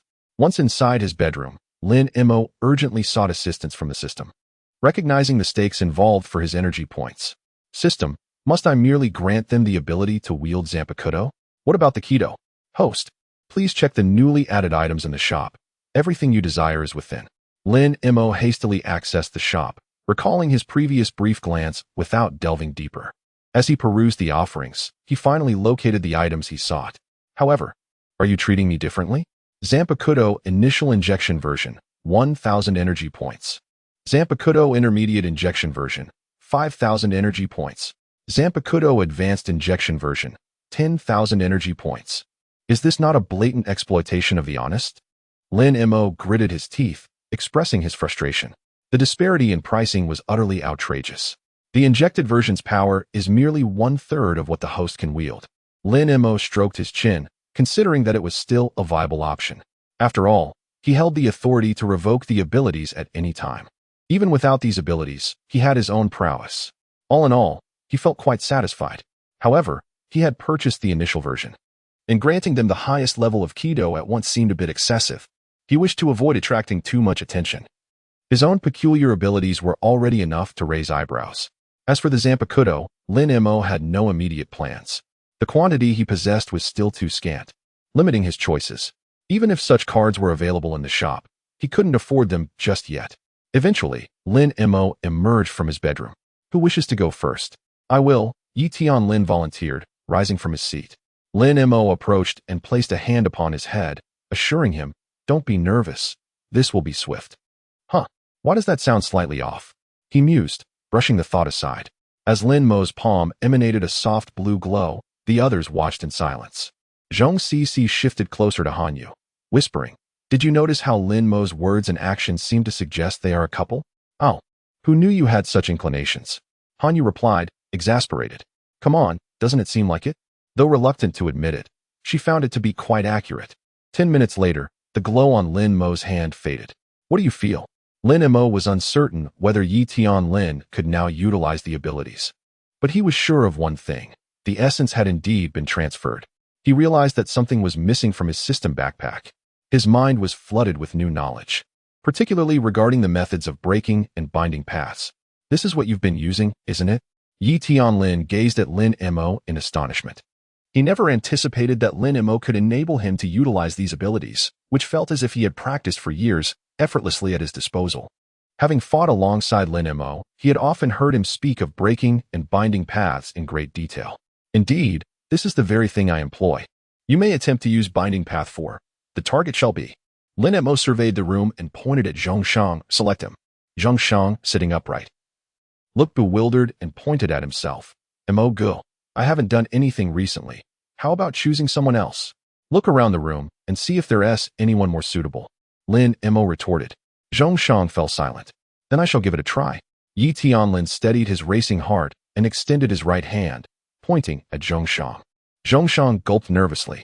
Although binding path was merely a binding technique, he had witnessed its effects before, and it looked quite painful. "Binding path 4. As Yi Tianlin uttered the words, a tinge of embarrassment washed over him. Who would have known that the incantation had to be spoken aloud? He had initially chanted it silently in his mind, but to no avail. A red rope materialized out of thin air, only to vanish just as quickly. The room fell silent. Lin Mo scratched his head, perplexed by what had just transpired. The host must purchase a spirit pressure conversion pill for the counterpart. Very well. Lin Mo accessed the marketplace and located the spirit pressure conversion pill, which was reasonably priced at just 10,000 energy points. "Here, consume this." Although uncertain of the reasons, Yi Tianlin accepted it and swallowed it whole. He felt the energy within him shifting. Though there was no increase in energy, it had acquired a new quality. He also sensed an unfamiliar energy mingling with the natural energy in the air, seemingly connected to what Lin Mo had provided. He couldn't help but cast a glance at Lin Mo, realizing just how many secrets he held, but he chose not to delve deeper. They were now comrades in the same guild. Subsequently, Chapter 101, A Formality. Binding Path 4. A red rope appeared, ensnaring Zhongshang. All right. This is too tight. Loosen it quickly." Zhongshang knew all too well that this would be painful. Although it wasn't as excruciating as a lethal skill, the binding pressure was far from gentle. "I can truly wield this power." Yi Tianlin looked at his own hands in disbelief. In a remarkably short time, he had mastered a completely new ability, which was nothing short of miraculous. Typically, learning even a simpler ability took at least a week, and achieving perfection required a month. For those less gifted, it could take 2 to 3 months. Hence, it was no wonder that most Tier 9 experts had only a handful of abilities at their disposal. The more profound the ability, the longer the time required to master it. Take for instance Lei Mingyu's sacred word. He had merely reached proficiency after 2 years of effort. Yet, the ability bestowed by Lin Mo had only taken 10 minutes. 10 minutes, a mere blink of an eye. The others gazed at Lin Mo with fervent eyes, filled with desire. "Please, don't look at me like that. Your stares are utterly terrifying. Imagine a 2-meter-tall giant gazing at you with fervor. Who wouldn't be intimidated?" Lin Mo hurriedly began to arrange for everyone. This process consumed over an hour. Host: Lin Mo. Strength level: Tier 3 Advanced. Ability level: C grade. Ability: Mastery of Blades. Skills: Blade Technique Mastery. Automatically enhances blade skills over time. Blade Damage Increase. Enhances damage dealt with blades by 20. System Skills: Advanced Slash, Advanced Unarmed Combat, Advanced Instant Step, Advanced Binding Path, Sword Pressure, Spirit Thread. Void Power. Energy Points: 261, 112. Fortunately, there were still 260,000 points remaining, sufficient to convert the energy of Yi Tianlin and the members of Long Face Team. And also for Lei Mingyu and Simu Ge. We're just a bit short. Not by much, perhaps only 1 or 2,000 energy points, so it's manageable. Now that the abilities had been learned, it was time to attend to some serious matters. As the team captain, I hereby inquire if you are willing to become my team members. This is a necessary ritual for appointments. It must be a sincere affirmation from the other party for the appointment to be valid. Lin Mo actually intended to appoint Long Fei and Yi Tianlin as captains, but there was an additional requirement in the appointment section. He needed to acquire the cards of a captain and a vice-captain first to complete the appointment. For now, he wasn't quite sure how to arrange things for them, so he could only appoint them as team members. The criteria for team members were straightforward. They simply needed to possess spirit pressure. Since it was a ritual, they would follow along. I am willing. In the system's appointment section, a row of avatars appeared beneath Lin Mo's icon, representing Long Fei and the others. Once they responded, an unknown mark imprinted itself in their minds, subtly informing them that they would henceforth be part of the jingling court, with all their actions serving its interests. Thus, Lin Mo's fears of betrayal were unfounded. With this bond, they would willingly pledge themselves to the jingling court. Well, that concludes this matter. Now, concerning my blade, each of you will receive an ability related to my sword. However, I am yet to decide what to bestow upon you. So take some time to contemplate. You are all aware of the abilities my blade confers. Of course, there are some abilities I have yet to utilize, so there is no rush. Upon hearing this, the others began to breathe more rapidly. They had heard of the abilities Lin Mo wielded, particularly one called by CIFA, which seemed invincible. Yet, they remained unaware that such power could indeed be lethal. Are you serious? Can we truly wield that ability? Certainly, but its scope is limited. Not much can be shared. This statement was indeed truthful. After all, there were only a finite number of named blades, and it was impossible to grant them infinitely. Regrettably, my ability attributes are not quite fitting. After the initial excitement, Long Fei calmed down. He was merely a high-explosive, high-speed gunman. Acquiring the blade's ability didn't seem to hold much value for him. No, I believe there is something that suits you perfectly. However, it does require a bit of intellect. Lin Mo observed Long Fei, clad in a floral shirt and baggy shorts, and felt increasingly that it was a fitting match. Indeed, he was referring to the flower Heaven Wild Bone, a blade he had never once utilized. Long Fei had a clear understanding of his own abilities. His intellect was merely average. The intricate nature of that Zanpakuto was simply too challenging for him. For instance, he had no clue when to employ the Bankai of flower Heaven Wild Bone, Dry Pine Heart. He didn't comprehend its usage at all. Yet, when he observed it, he could only look on in awe. Aside from the Bankai, he was only vaguely familiar with the Shirkai abilities. While Lin Mo had a decent grasp of the first 4 abilities, he only had a basic understanding of the last Shirkai ability, Shadow Scent. To be honest, he had researched it in the past. He understood the concept but was concerned his reactions would not suffice when trying to execute it. Does that mean these abilities can only be used at Tier 9? No, that is not the case. Your physical strength, agility, and intellect will improve, and your reaction speed will also enhance, but your intelligence will remain unchanged. Even if you reach Tier 99, if your IQ is 120, it will remain 120. It cannot become 210. Thus, Lin Mo had refrained from investing energy points into Long Fei after acquiring the Zanpakuto. However, Long Fei was different. Lin Mo sensed that he could master it. More importantly, he bore a striking resemblance to Kyoka Suigetsu, making it likely that this blade was indeed the right choice for him. However, not at this moment. Good things should not be easily given away. They ought to require a degree of difficulty. The following day, Lin Mo successfully organized his team members. Subsequently, they parted ways and returned to their previous lives, hunting ferocious beasts. It is worth mentioning that during Lin Mo's participation in the competition, the quarantine zone of Fengjing advanced another 5 kilometers. However, it was reported that the ferocious beasts had once again gathered, heralding a massive wave of beasts about to descend. The professionals responsible for the quarantine barriers were already prepared to withdraw the barriers. With 4 directions to cover, the vast area made it impossible for even a large number of professionals to oversee everything. Therefore, one direction would inevitably have to be abandoned. In the span of a week, Lin Mo ascended to the initial stage of the 4th tier, while the other 4 members reached the preliminary stage of the 3rd tier. Compared to their peers who enrolled at the same time, they had advanced a significant level. This joyous occasion certainly warranted a celebratory barbecue. Chapter 102. The surge of energy points, it was still the same barbecue stall, the same table, and the same owner. Upon seeing the familiar surroundings, Lin Mo felt an overwhelming sense of joy. Long time no see. I thought you wouldn't be here anymore. The owner was delighted to see Lin Mo and his companions, as it meant a substantial income for him that day. Same as always, if it's not enough, we'll order more. Bring out 5 boxes of beer first. As for the task of chilling the beer, that was naturally entrusted to Lung Rushuang. She had become quite adept at chilling beer, discovering that it enhanced her control over her own abilities. Consequently, after each hunt, she practiced at home using chilled beer. Lin Mo, you still haven't told me what that ability is, Long Fei said, eager to know. Don't rush. When the time comes, you'll figure it out yourself. For now, let's eat. We have matters to attend to tomorrow. Even if he were to explain, he himself was unsure of what it was. Fei Gu, try this barbecue.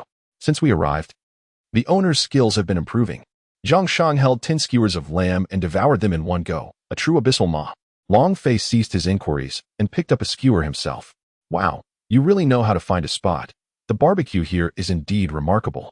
The owner at the grill wore a broad smile, justified by the 10,000 he spent on learning the secret recipe. Perhaps it had been a while since he had eaten, but today, their total bill exceeded 10,000, and the owner's smile never faded. The next day, members of Long Fei's team and Yi Tianlin's team arrived. They repeated the previous day's steps, with everyone becoming Lin Mo's team members. As for the arrangement of character cards, Lin Mo had no immediate plan. However, he had mentioned that they should devise their own strategies and that suitable plans would be accommodated. Regarding his own teammates, Lin Mo had made arrangements. He did not intend to assign them superior weapons. He believed that one should not bestow good things upon teammates simply because they were teammates. In his view, all captains should possess SSS-level abilities, while vice-captains should ideally be at SS level, with S level being a fallback. Lin Mo had also informed Simu Gu and Lei Mingyu via phone, so they could collaborate when they arrived. Afterwards, the group headed to the quarantine zone. You all need to be cautious outside. Roughly 150 kilometers from here, the beasts are gathering. Among them are formidable 6th and 7th tier beasts, so it's best if you don't venture there. Lin Mo's group nodded. If the numbers were few, Lin Mo might consider taking a look, but if they were numerous, he would choose a more prudent approach. Let us part ways here. I'll lead them to a location 100 kilometers away. I'll head to the eastern side then, so as not to compete with you. Yi Tianlin and Long Fei's teams, being of higher levels, opted for an area with greater danger. Once they departed, Lin Mo and his team headed straight for a location 70 kilometers away. Upon arriving, Lin Mo did not rush to hunt beasts. We still have 3 opportunities to enter the intermediate fragment space. Should we seize the chance? Those 3 opportunities were 3 cards currently in Lin Mo's possession. The intermediate fragment space was not far, only about 50 kilometers away. Let us hold off for now. We just reached the 3rd tier. Let's wait until we reach the 4th tier to use them. In Lung Rushuang's eyes, although one could enter the intermediate fragment space for a fee, there was still a queue. Of course, for those with privileges, such rules did not apply. Her reasoning was primarily due to the vast number of 5th tier beasts within. If there were only a few, they could handle it, but if there were many, it would become quite troublesome. Even Lin Mo could not guarantee a safe retreat amidst thousands of 5th tier beasts. Lin Mo shrugged. What about the library access? Once we reach the 4th tier, we might learn some high-quality abilities. Most abilities available in the market were ordinary, and high-quality abilities were not easily learnable by the average person. Furthermore, they were scarce, with most being of common quality. For Lin Mo and his companions, the only pursuit was the high-quality abilities passed down through their families and those in the National Library. All right then. For Lin Mo, it mattered little whether he visited the library, as he had previously attempted to learn but had grasped nothing. Suddenly, Lin Mo was jolted from his thoughts. Ding! Your team member Yi Tianlin has slain a mid-tier 6th level beast, the Crimson Flame Tiger, earning 3,211 energy points. Ding! Your team member Long Fei has slain a junior 7th level beast, the Spirit Jade Deer, earning 8,681 energy points. Ding! Your team member Yi Tianlin has slain a mid-tier 7th level beast, the Crimson Flame Tiger, earning 11,542 energy points. This is exhilarating. Lin Mo's eyes sparkled with excitement, eagerly anticipating the arrival of Lei Mingyu and Simu Ji's teams, who would undoubtedly bring them countless energy points. 10 minutes passed, with Lin Mo standing still, while the others were not in a hurry. Observing the additional 20,000 energy points, Lin Mo felt a happiness he had never experienced before. Hanyu, find the ferocious beasts. Let us commence the hunt. The four were unsure why Lin Mo was so elated but followed his orders without question. Throughout the day, under Lin Mo's authoritative presence, they hardly paused. Even their lunch break was kept within half an hour. This was still considerate of Lin Mo towards the three women. Otherwise, they would have resumed fighting after just 10 minutes. Although the day was arduous, their strength was rapidly growing. While they were still some distance from the intermediate third tier, their control over their existing abilities had improved significantly. Lin Mo, on the other hand, advanced to the initial stage of the fourth tier. With the spiritual pressure within him becoming more solidified, he estimated that within a month, he could reach the fifth tier standard. If others were to learn of this speed, they would undoubtedly be envious to the point of madness. A day passed, and Lin Mo glanced at his energy points, which amounted to a staggering 200,000. 50,000 of those were from Lin Mo's own team, while the remaining 150,000 were contributed by Yi Tianlin and Long Face teams. It was inevitable. Each time they casually killed a 7th-tier beast, it yielded nearly 10,000 points. Let us go. We will continue tomorrow. The sky had darkened, and it was necessary to return, were it not for the concern of the dangers lurking outside the quarantine zone at night. Lin Mo would have insisted on making them work overtime. As they settled into the vehicle, Zhang Sisi slumped into her seat. Wah, Lin Mo, are you a miser? You don't even let us rest. Just tell me if your strength has increased. Chapter 103. Why save money if not to spend it? Character attributes can be skipped. Upon returning to the city, Lin Mo had a simple meal before heading home. The other four watched him return to the community, filled with curiosity. Usually, he preferred to enjoy a hearty meal before going home. Indeed, he never returns before 9. Forget it. It's rare for him to come home early. Why question it? I'm going back to take a bath. I'm utterly exhausted. Lin Mo returned to the building and promptly opened his character template. He invested 400,000 energy points directly into Ichigo Kurosaki. Ding. Ichigo Kurosaki's progress unlocked to 45. Spiritual pressure increased by 10. Lin Mo had anticipated this. He invested another 500,000 points. Ding. Ichigo Kurosaki's progress unlocked to 50. All masks unlocked. Tensai Zangetsu's power at 40. New character template acquired. Template character, Ichigo Kurosaki. Unlock progress, 50. Available abilities, Shurikai Zangetsu, Benkai Tensai Zangetsu, Mask level 3. Berserk form dual forms, Siro, Sonido, Rapid Regeneration, King Hollow Mode, White Hollow Mode, Soul. Unlock requirements. Captain level spiritual pressure 01, 000. Glancing over the details, Lin Mo shifted his focus to the newly unlocked card, silently wishing for a worthy captain. With a deep breath, he clicked on the card. As he slowly opened his eyes, the character displayed before him brought him a mix of emotions. It was not what he had envisioned. Template character, Retsu Unohana. Unlock progress. 1. Available abilities, Shurikai Minazuki. Unlock requirements. Captain level spiritual pressure 01, 000. Without hesitation, Lin Mo pushed it to 30. Template character, Retsu Unohana. Unlock progress. 30. Available abilities, Shurikai Minazuki, Extreme Calm, Extreme Lethality, Bankai All Unleashed. Unlock requirements. Captain level spiritual pressure 080, 000. Ding. Retsu Unohana's unlock progress reached 30. Gained limb regeneration. Unlocked new character card. What did he just see? Limb regeneration. Lin Mo was ecstatic, his mind racing. He recalled that in the shop, there existed potions with similar abilities, but their exorbitant price of 1,000,000 energy points had deterred him. However, with this newfound capability, he felt emboldened. Calming himself, Lin Mo turned to the newly revealed card. Template character, Yoruchi Shiin. Unlock progress, 100. Available abilities, Shurikai Shunk. The author is uncertain about the ability.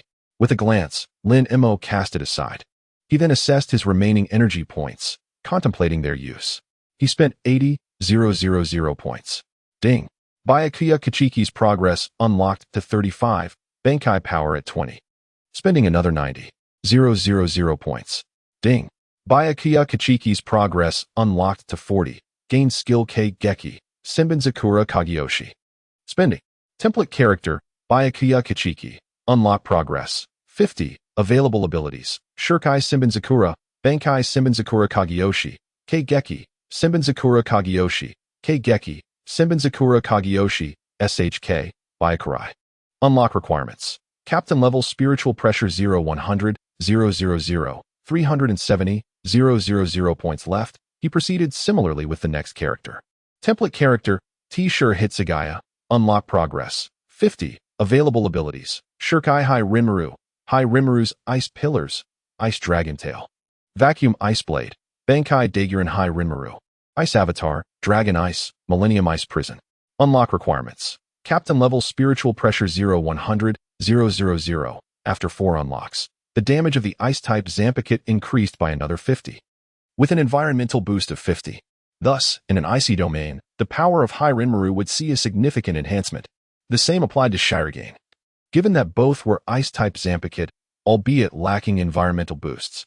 Observing the remaining 200, 000 energy points, Lin Missouri decided against further expenditures. There was no rush. He would wait until all arrangements were complete. Lying in bed, he tossed and turned, unable to sleep.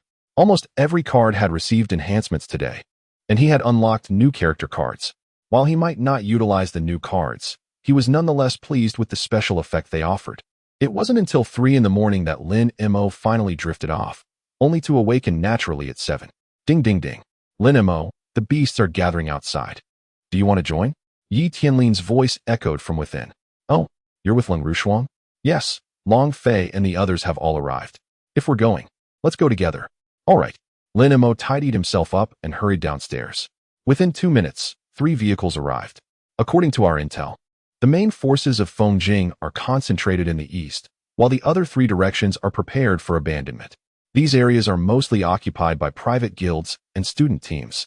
Which direction shall we choose?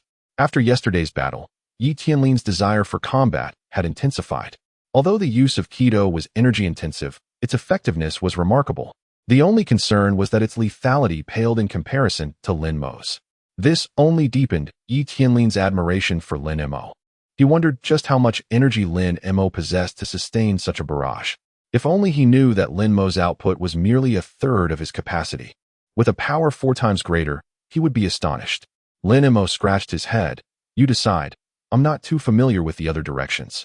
They had primarily engaged beasts in the east, while the other 3 directions had seen few visits due to distance. In that case, let's choose the north. The terrain is similar to the east, Yi Tianlin pondered. Sounds good. I trust your judgment. Hey, why not ask for my opinion? Long Fei interjected, displeased. Since arriving, no one had sought his input. Would you have a different suggestion? Yi Tianlin replied, rolling his eyes at Long Fei. To the south, 100 kilometers away, are mountains. The geography isn't ideal. To the west, the beasts are situated far away, over 200 kilometers. They can't be expected to wait at a distance of over 100 kilometers. It would complicate a retreat. No. The north has the most favorable geography. Long Fei shrugged, having merely made a casual remark. Then north it is. Lin Mo quickly agreed. Yi Tianlin's primary reason for choosing the north was that it had the fewest inhabitants, making it ideal for training. Indeed, in Yi Tianlin's eyes, the greatest benefit of the Beast Tide was the opportunity for training. Chapter 104. Energy Points Abound. The author succumbs to his Chunibyu, outside the northern isolation zone. This should suffice, right? We're over 100 kilometers from the isolation zone. Long Fei surveyed the surroundings. Aside from their 3 teams, there were 4 additional squads present. The numbers were not overwhelming, indicating that the eastern region had indeed deployed a considerable force. However, the situations in the west and south remained unknown. Typically, a beast tide approaches from all directions, not singularly from one, unless there is someone orchestrating it. Here should be fine. Maintaining a distance of 50 meters between our 3 teams should suffice. Yi Tianlin intended to thoroughly test the abilities Lin Mo had granted him during this activity. I propose we all try using the abilities Lin Mo provided together, Long Fei suggested. I have no objections. Yi Tianlin had initially planned to utilize them, but had not considered a collective approach. Neither do I. Let us all use Beicud 29, SH10. Its effectiveness is average when used individually, but together, the impact should be significant. If we chant it, it should easily inflict damage on beasts of the 5th and 6th ranks. Lin Mo had yet to employ this Kido, as he possessed High Rinmaru and Shirogane. Agreed. Let's do it together when the time comes. As the clock struck 12, a mighty roar pierced the air. Prepare yourselves. This is the signal for the beast tide to commence. As the sound faded, the ground trembled. There seemed to be quite a number of them. One need not be particularly perceptive to feel the vibrations beneath their feet. Their numbers were certainly substantial. Soon, a cloud of dust surged from the distance.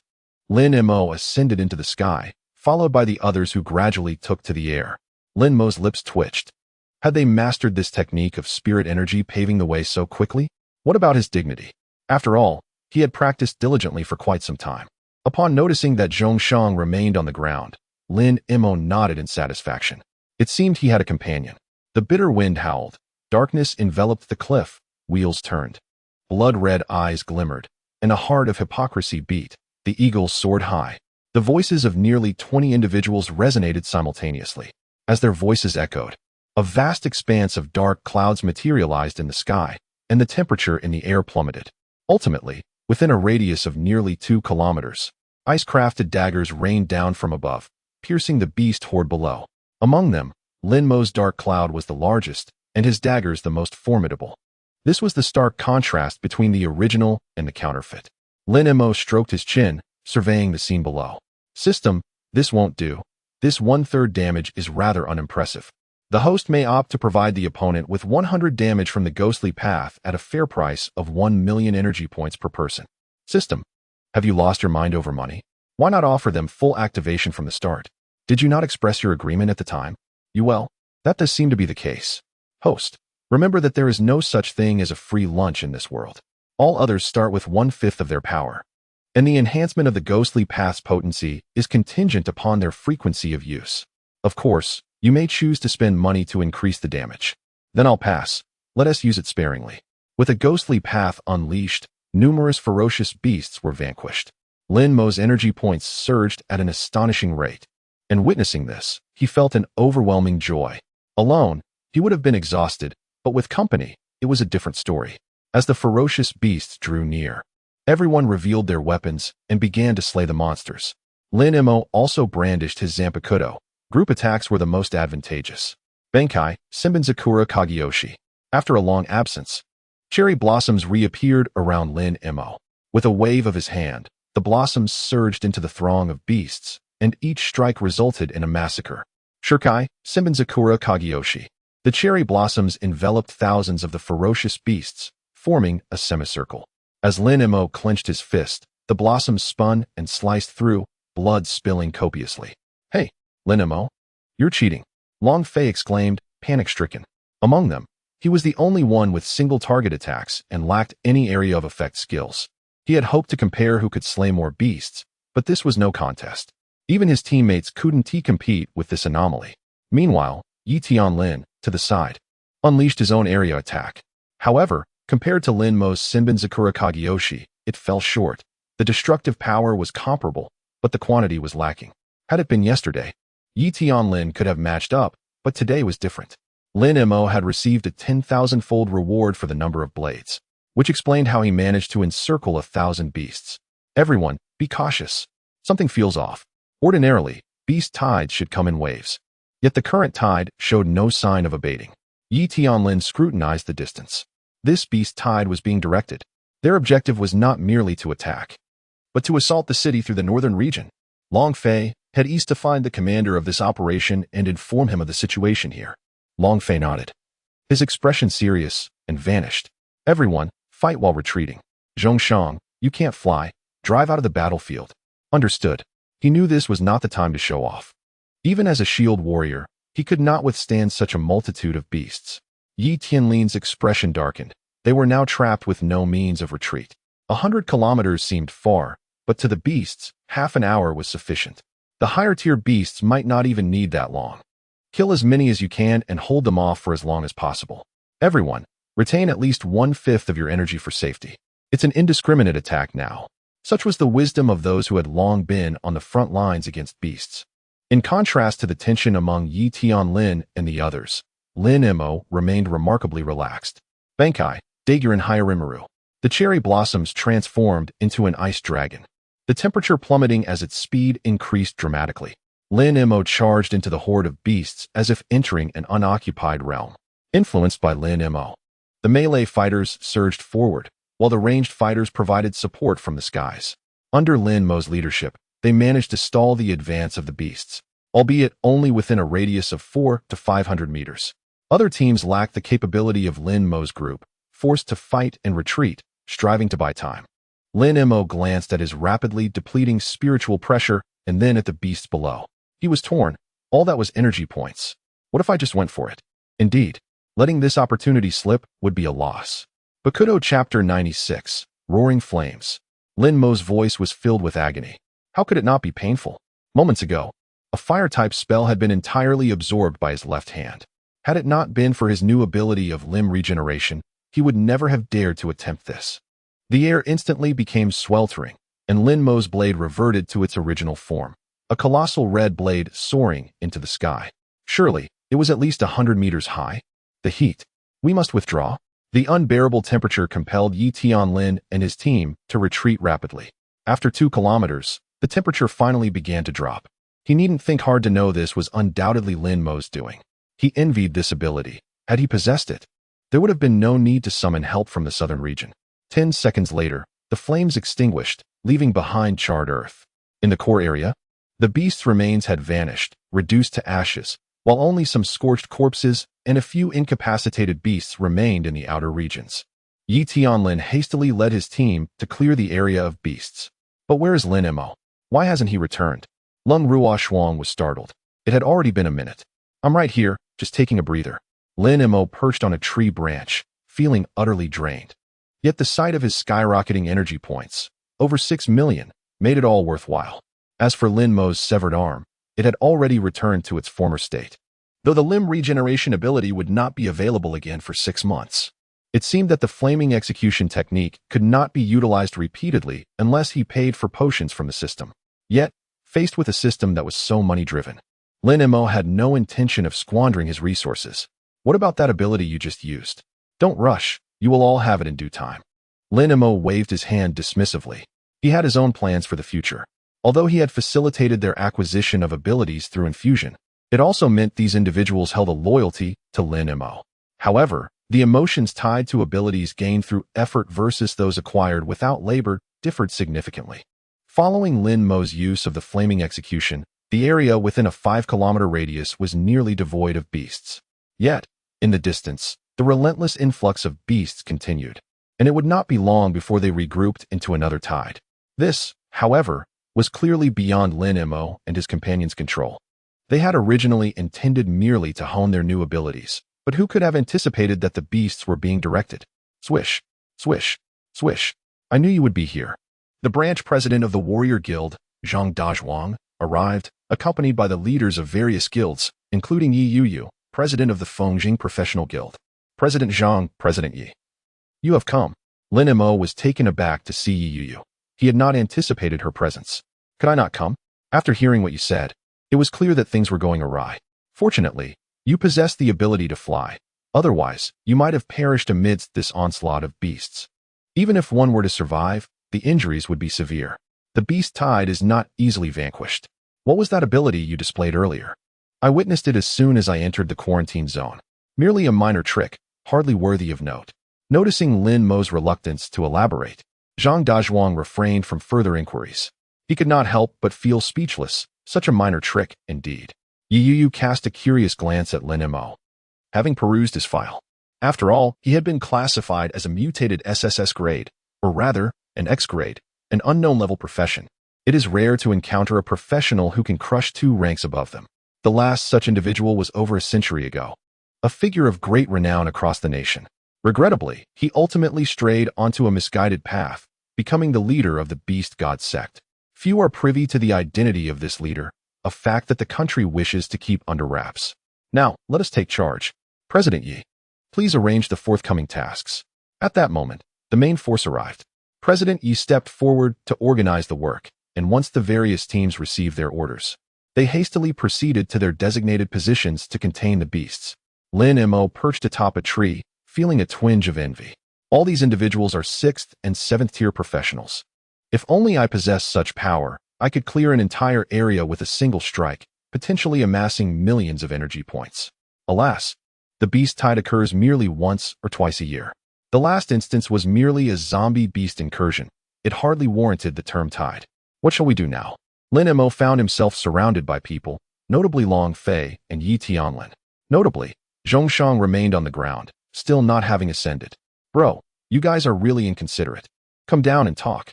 Zhongshang felt that these individuals were deliberately ignoring him. Even his sister was up in the air, and what could he possibly contribute? Why not just keep him company? What should I do? I don't even know. Perhaps I could observe how high-tier professionals engage in combat. I might learn something. Lin Mo was not interested in emulating their abilities. He simply wished to witness the true strength of normal professionals. The sounds of battle erupted. Various skills were hurled into the beast tide, each causing devastating damage. One cannot deny the formidable prowess of these high-tier professionals. The 6th tier is indeed superior to the 5th, yet the 7th tier represents a significant qualitative leap. The damage inflicted by a 7th tier professional is beyond the capacity of an ordinary 6th tier. Even Lin Mo could feel this disparity. Even if he were to elevate himself to the 5th tier, he might still not match a 7th tier's might. This exemplifies the true gap in power. The difference between the 4th and 3rd tiers exists, but it is not as pronounced.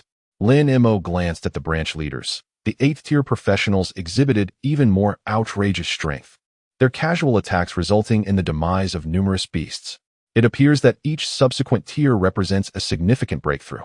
Of course, this does not apply to those who forcibly elevate their power without any practical combat experience. The battle raged on, with beasts falling at the front while others pressed forward from behind. Unfortunately, against these professionals, they were clearly insufficient. Yet, surprises are bound to occur. Oh no, there are 8th tier beasts appearing from behind, numbering no less than 200. The faces of the reconnaissance professionals paled. Lin Mo was puzzled. What was so frightening about 8th tier beasts when there were so many present? However, as an attack launched from a distance struck the ground, an overwhelming shockwave erupted, and Lin Mo realized he had misjudged the situation. These 8th tier beasts were indeed different. At least for now, he wished to avoid such creatures. Ha ha ha. I thought it was someone else. Turns out it's you, little Yu. Chapter 106, Victory in Others' Eyes. A woman unexpectedly hovered in the sky. What on earth? It's actually a 9th tier beast. Long Fei gazed at the woman in disbelief. Lin Mo remained silent, observing her in astonishment. Lin Mo, this is your first encounter with a 9th tier beast, isn't it? I bet you didn't expect it to be human. Lin Mo shook his head. I truly did not expect it, and furthermore, it is a being like this. The woman in the sky sported 2 white ears atop her head and a white furry tail trailing behind her. You mean to tell me this is a beast? You'll get used to it. When you encounter a male, you won't think like that anymore. Just imagine how it would appear on Zhongshang. Upon hearing Long Fei's words, Lin Mo involuntarily envisioned Zhongshang's face, causing an involuntary shudder. He dared not entertain such thoughts. After imagining it, he could no longer bear to look at the woman in the sky. Zhongshang stood on the ground, having only heard his name mentioned. When he inquired of those around him, he was met with indifference. Little Yu, what a surprise to see you here. Weren't you supposed to be in Kyoto? Yi Yu appeared helpless. Aunt Hu, what are you doing here? Weren't you supposed to be in Yanhai City? Ha ha ha, what can I say? That old man assigned me a task, and I had no choice but to take it on. So please be gentle. Your aunt is quite sensitive to pain. Hu Mei chuckled, covering her mouth. Yi Yu's forehead twitched in frustration. Aunt Hu, please be mindful of your image. The professionals present fell momentarily silent. Yet their actions did not cease. Yi Yu casually explained. Aunt Hu belongs to the beast clan of relatives, and she shares a close bond with my mother. She emerged from that fragmented space. Relatives, you say? The crowd nodded, realizing the situation. Although they are relatives, they still bear responsibilities during the beast tides, albeit in a more relaxed manner. Lin Mo surveyed the people around him. Does anyone know what is happening here? I don't know. I've never heard of it. This is the first I've heard. I do know a bit, but not much. Among the various fragmented spaces, there exist several unique fragments where even the weakest beasts rank at least 8th tier. 9th tier beasts are plentiful, all awaiting their chance to break through their limitations and evolve into humans. This individual before us likely emerged from there. The term relatives implies a willingness to coexist peacefully with humanity, though such beasts are exceedingly rare. Yi Tianlin had heard this from his father, considering it merely a tale. This was the first time he had witnessed a relative beast. Well, it seems this is no longer our concern. Let us withdraw. With so many professionals present, there There is no need for these few youngsters to intervene. The airborne Hume glanced at Lin Mo. What an intriguing little fellow. Lin Mo turned to see that Hume had not engaged in battle. Instead, she stood alongside Yi Yu, the two sharing light-hearted conversation that belied the chaos of the beast tide. Meanwhile, the other professionals continued to systematically eliminate the beasts, with the high-tier beasts being handled by the branch leaders of various guilds. I never anticipated such a conclusion. Lin Mo had expected a battle filled with lament. He did not foresee it ending in such a manner. It was undeniably dramatic. It was indeed surprising to encounter a relative beast. Yet, if the leaders had not arrived, we would not have been able to hold out for long. After all, they have tasks to fulfill, solely responsible for driving the beasts back. Whether one survives depends on the strength of the professionals. While it may seem like they are leading to death, in reality, they have not even engaged. If they had, they surely would not have been so leisurely in their retreat. Upon returning to the city, there was little to do. Everyone decided to gather and disperse in place. It is anticipated that we will be unable to venture out for several days. The duration of a beast tide typically spans 37 days, and it cannot be expedited. A week passed, and the beast tide in Fengjing concluded without incident. For the residents of Fengjing, this was a momentous occasion. Early in the morning, as Lin Mo stepped out for a meal, he noticed the jubilant atmosphere among the pedestrians on the streets. He casually entered a breakfast shop, and as soon as he sat down, he overheard a conversation from the patrons behind him. They spoke of a significant victory for the profession. Not only had the quarantine zone not retreated, but it had even advanced forward. He had heard of this too, that on that fateful night, the commander had single-handedly battled 10 ninth-tier ferocious beasts, leaving the enemy in despair. Indeed, there were also those branch leaders who, with a single strike, had slain over 10,000 beasts. Lin Mo couldn't help but twitch his lips. Had he not been present that day, he might have believed it. With just one ninth-tier beast, where could so many have come from? Shaking his head, he continued to enjoy his breakfast. Hey, they're preparing to establish a new commercial district in the north. Aren't you considering investing? Invest in what? By the time you hear about it, everything will have already been decided. True, what a pity. What a pity. This means we will have more space to maneuver. Isn't that what we ordinary people strive for? Why did we hesitate to visit the northern park before? Wasn't it simply too close to the quarantine zone? It seemed that a single victory was incredibly significant for the people. Upon leaving the restaurant, Lin Mo chose not to return home, but to wander aimlessly. No matter whether he was on the streets, in shops, or at the mall, he could see smiles blooming on every face. Lin Mo couldn't help but marvel. It truly was an exhilarating victory. He had never anticipated that a victory without retreat would yield such profound effects. Since arriving in this world and acquiring this system, all he had sought was to enhance his own strength, merely to avoid being overly passive. After all, this world was fraught with peril, and he could not entrust his life to others. Even with the power panel he now possessed, his thoughts remained fixated on that small plot of land. He had never contemplated notions of saving the world or the nation. His focus had always been on becoming stronger. However, today his perspective shifted. Dingling. Hello, Lin Mo. Yi Tianlin and Long Fei are inviting you out for a drink. We can go beyond the quarantine zone tomorrow. Where's the address? I'll head over right now. After hanging up, Lin Mo made his way to their usual spot.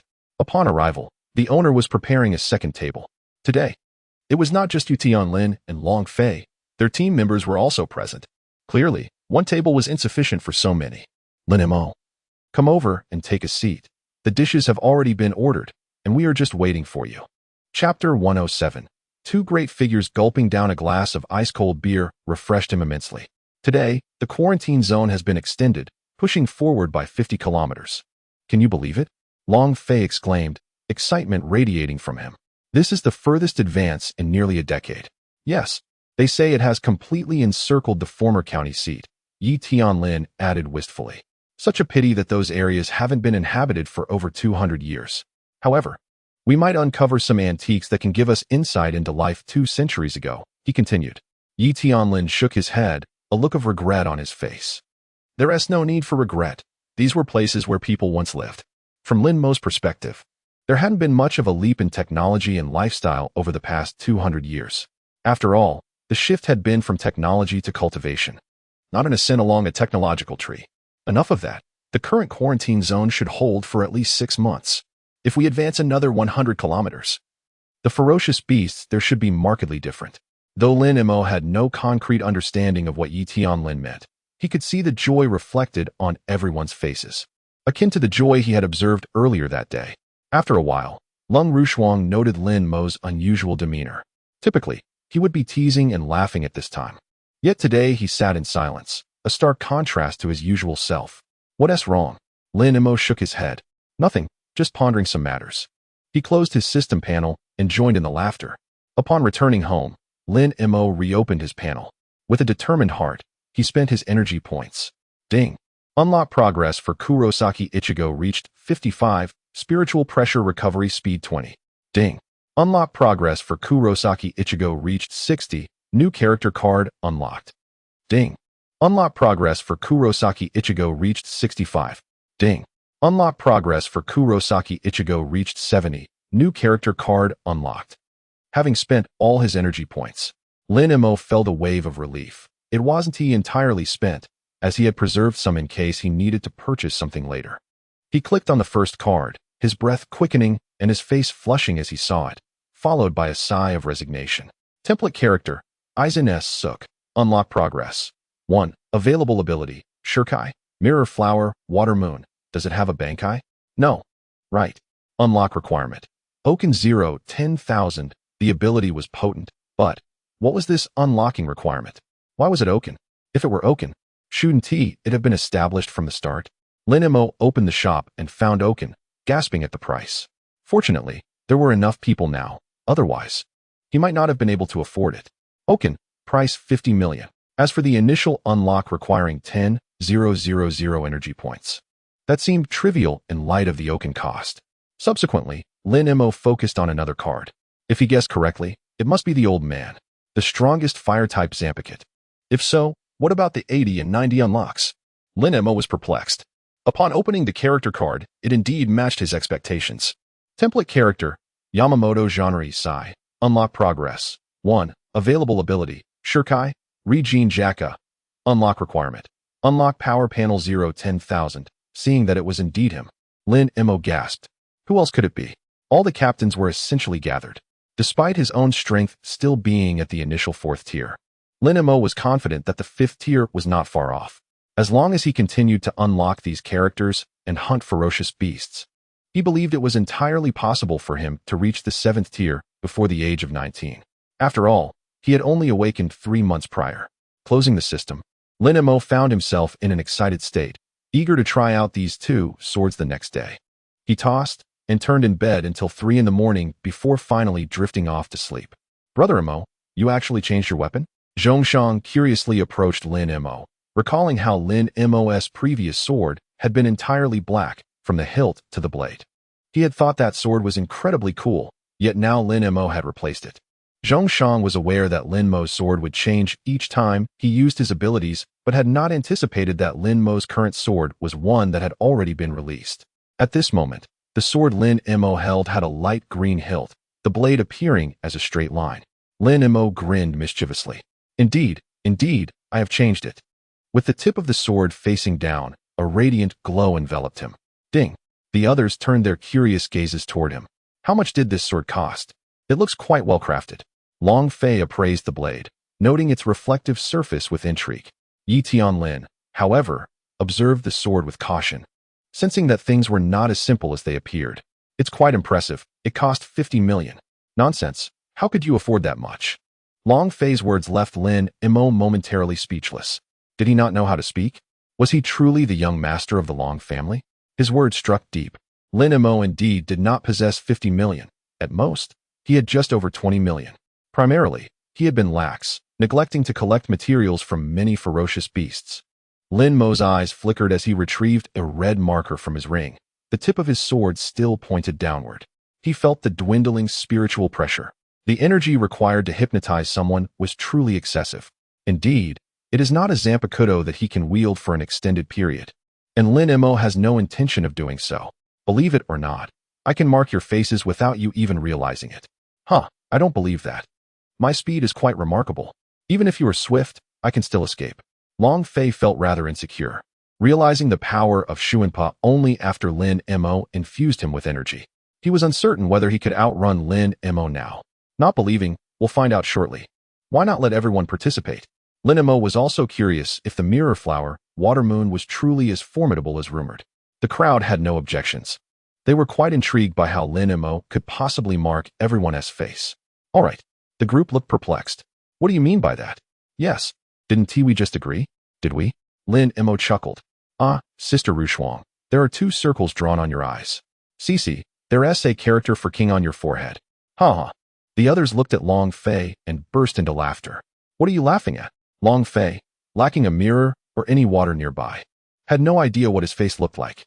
Chapter 108. All things are ashes. Here, as a mirror. Han Yu shook his shoulders, struggling to contain his laughter. Long Fei quickly took the mirror to examine his face, his eye twitching incessantly. In the reflection, Long Fei saw a turtle drawn on each cheek and 3 on his forehead. He felt absolutely nothing. Long Fei stared in shock at Lin Mo. How did you do that? I didn't feel a thing. If Lin Mo had intended to kill him, he wouldn't have been able to react. The others gradually regained their composure from the laughter. Indeed, this ability was extraordinarily formidable. To be marked without the slightest sensation was nothing short of astonishing. Merely a trivial trick. Yi Tianlin observed the blade Lin Mo held, and a spark of insight flashed in his mind. Combining it with the words Lin Mo had spoken, he realized this was the very essence of the blade's power. Terrifying. How did you achieve this? Can we learn it? Lin Mo merely smiled in silence. Seeing him unresponsive, Long Fei felt an itch in his heart. Yet he hesitated to inquire, as Lin Mo showing them this indicated he didn't regard them as outsiders. Otherwise, such a power would typically be kept as a trump card. Trump card? Lin Mo possessed many. At least he did not intend to use the mask. Last night, Lin Mo contemplated extensively and made a decision. The Soul Society would no longer be a mere faction. He aimed to create a city. The construction of a city would have the nation's support. However, this city would lack a teleportation array, so it would not be far from the main city. Of course, cities with teleportation arrays did exist. As long as one had the strength, acquiring one was feasible. How to go about it, however, was left to one's ingenuity. Clearly, this idea was promising, but bringing it to fruition would not be a simple task. A long and arduous road lay ahead. Today's goal was straightforward, a location 100 kilometers away. By previous standards, that equated to 150 kilometers. This area was predominantly inhabited by 5th and 6th tier beasts, with 7th tier creatures being quite rare. Most 7th tier beasts were eliminated shortly after emergence. This position was also roughly the midpoint between 2 cities. A further 200 kilometers ahead lay the next city. However, ordinary individuals would not traverse the wilderness, as one could never predict encounters with hordes of beasts. Here it is. Before him lay a primeval forest with towering trees, unfettered by human logging. The trees had thrived freely for 300 years, each over 200 years old. The environment was splendid. How wonderful it would be to construct a city here. No wonder Lin Mo was drawn to this place. Although a forest stretched before him, not far to the side was a serene lake, and behind it, a range of undulating mountains, presenting a picturesque scene. Moreover, just 20 kilometers beyond lay 2 fragmented spaces, but they were already under guard. Several 7th tier professionals monitored that area. You're overthinking it. Who would build a city here? With so many 6th and 7th tier beasts, which construction team would dare to approach? Long Fei felt compelled to dampen Lin Mo's enthusiasm. What if they genuinely had such an idea? Although he currently lacked funds, his strength would surely attract those willing to offer support. Lin Mo stroked his chin. I was merely speaking hypothetically. What is the situation over there? Within a dense forest lay a vast expanse of shadowy terrain. It was likely the domain of fire attribute beasts, as that area appeared charred. Long Rushuang glanced and remarked, "Let us go take a look." Lin Mo gripped his restored Zanpakuto, eager to test the effects of his current 4th tier strength. Regardless of the destination, the group moved swiftly through the air. Among them was Zhongshang, who had diligently trained to avoid being left behind. Although his speed was slightly lacking, he could at least maintain his position in the air. Nearby teams observed this scene with envy. If only we had a wind mage in our group, our travel would be much easier. Indeed, escaping would also be simpler. We wouldn't have to suffer such relentless pursuits. That's not escaping, it's a tactical retreat. There are indeed many wind mages, but most teams do not equip them. Many teams are already weak, and recruiting a wind mage often proves unhelpful. A profession's potential can range from FSSS level. FD wind mages are generally unwanted. Only A level and above are sought after. As for C and B, they are left to chance. In comparison to lightning and fire mages, wind mages possess considerably lower attack power, and in terms of supportive abilities, they do not measure up to pure support professions. Similar to wind, what abilities often lead individuals to become gardeners. Indeed, many professions that blur the line between support and offense tend to gravitate towards lifestyle occupations. After all, superior abilities are unaffordable, and even if one could afford them, mastering them is another matter entirely. Given this reality, it is often more practical to become a lifestyle worker and take life easy. Upon reaching the scorched forest, Lin Mo realized the area was indeed substantial. Fortune smiled upon them. It was an inferno spirit. Defeating them could yield a chance to acquire a rare red crystal, which, when embedded in weapons, would grant fire attribute attacks. However, the drop rate was quite low. Sometimes, one might defeat 100 creatures without obtaining a single crystal, as most would turn to ash. Observing the beasts below, Lung Rushuang immediately recalled information about them. Yet, their numbers were somewhat overwhelming. Physical attacks would be ineffective, and only energy attacks could suffice. If this were earlier, Long Fei would undoubtedly feel disheartened, as all his power stemmed from the spear in his hand. However, with the abilities Lin Mo bestowed, he too could now wield energy attacks. There were indeed many, judging by their numbers. There were likely over 1,000, probably a tribe residing here. Such a sight was rare. I've only encountered it twice before. Yi Tianlin, having traveled extensively, had seen all sorts of beasts. He had slain many inferno spirits, but such a large gathering was indeed uncommon. No worries. Isn't a larger number even better? Lin Mo unsheathed his long blade, ready to witness a miracle. All things are ashes. Flow. Blade. Like. Fire. Lin Mo felt a surge of excitement. He was finally about to experience the might of the most powerful Zanpakuto. As Lin Mo uttered the first word, flames enveloped him, the heat causing discomfort to Long Fei and the others. What on earth is happening? Lung Rushuang, quickly use your ability. Long Fei and the others hastily fled the area. Yet, when Long Er unleashed her ability, potent enough to decelerate adversaries, what descended was not snow, but rather vaporous steam.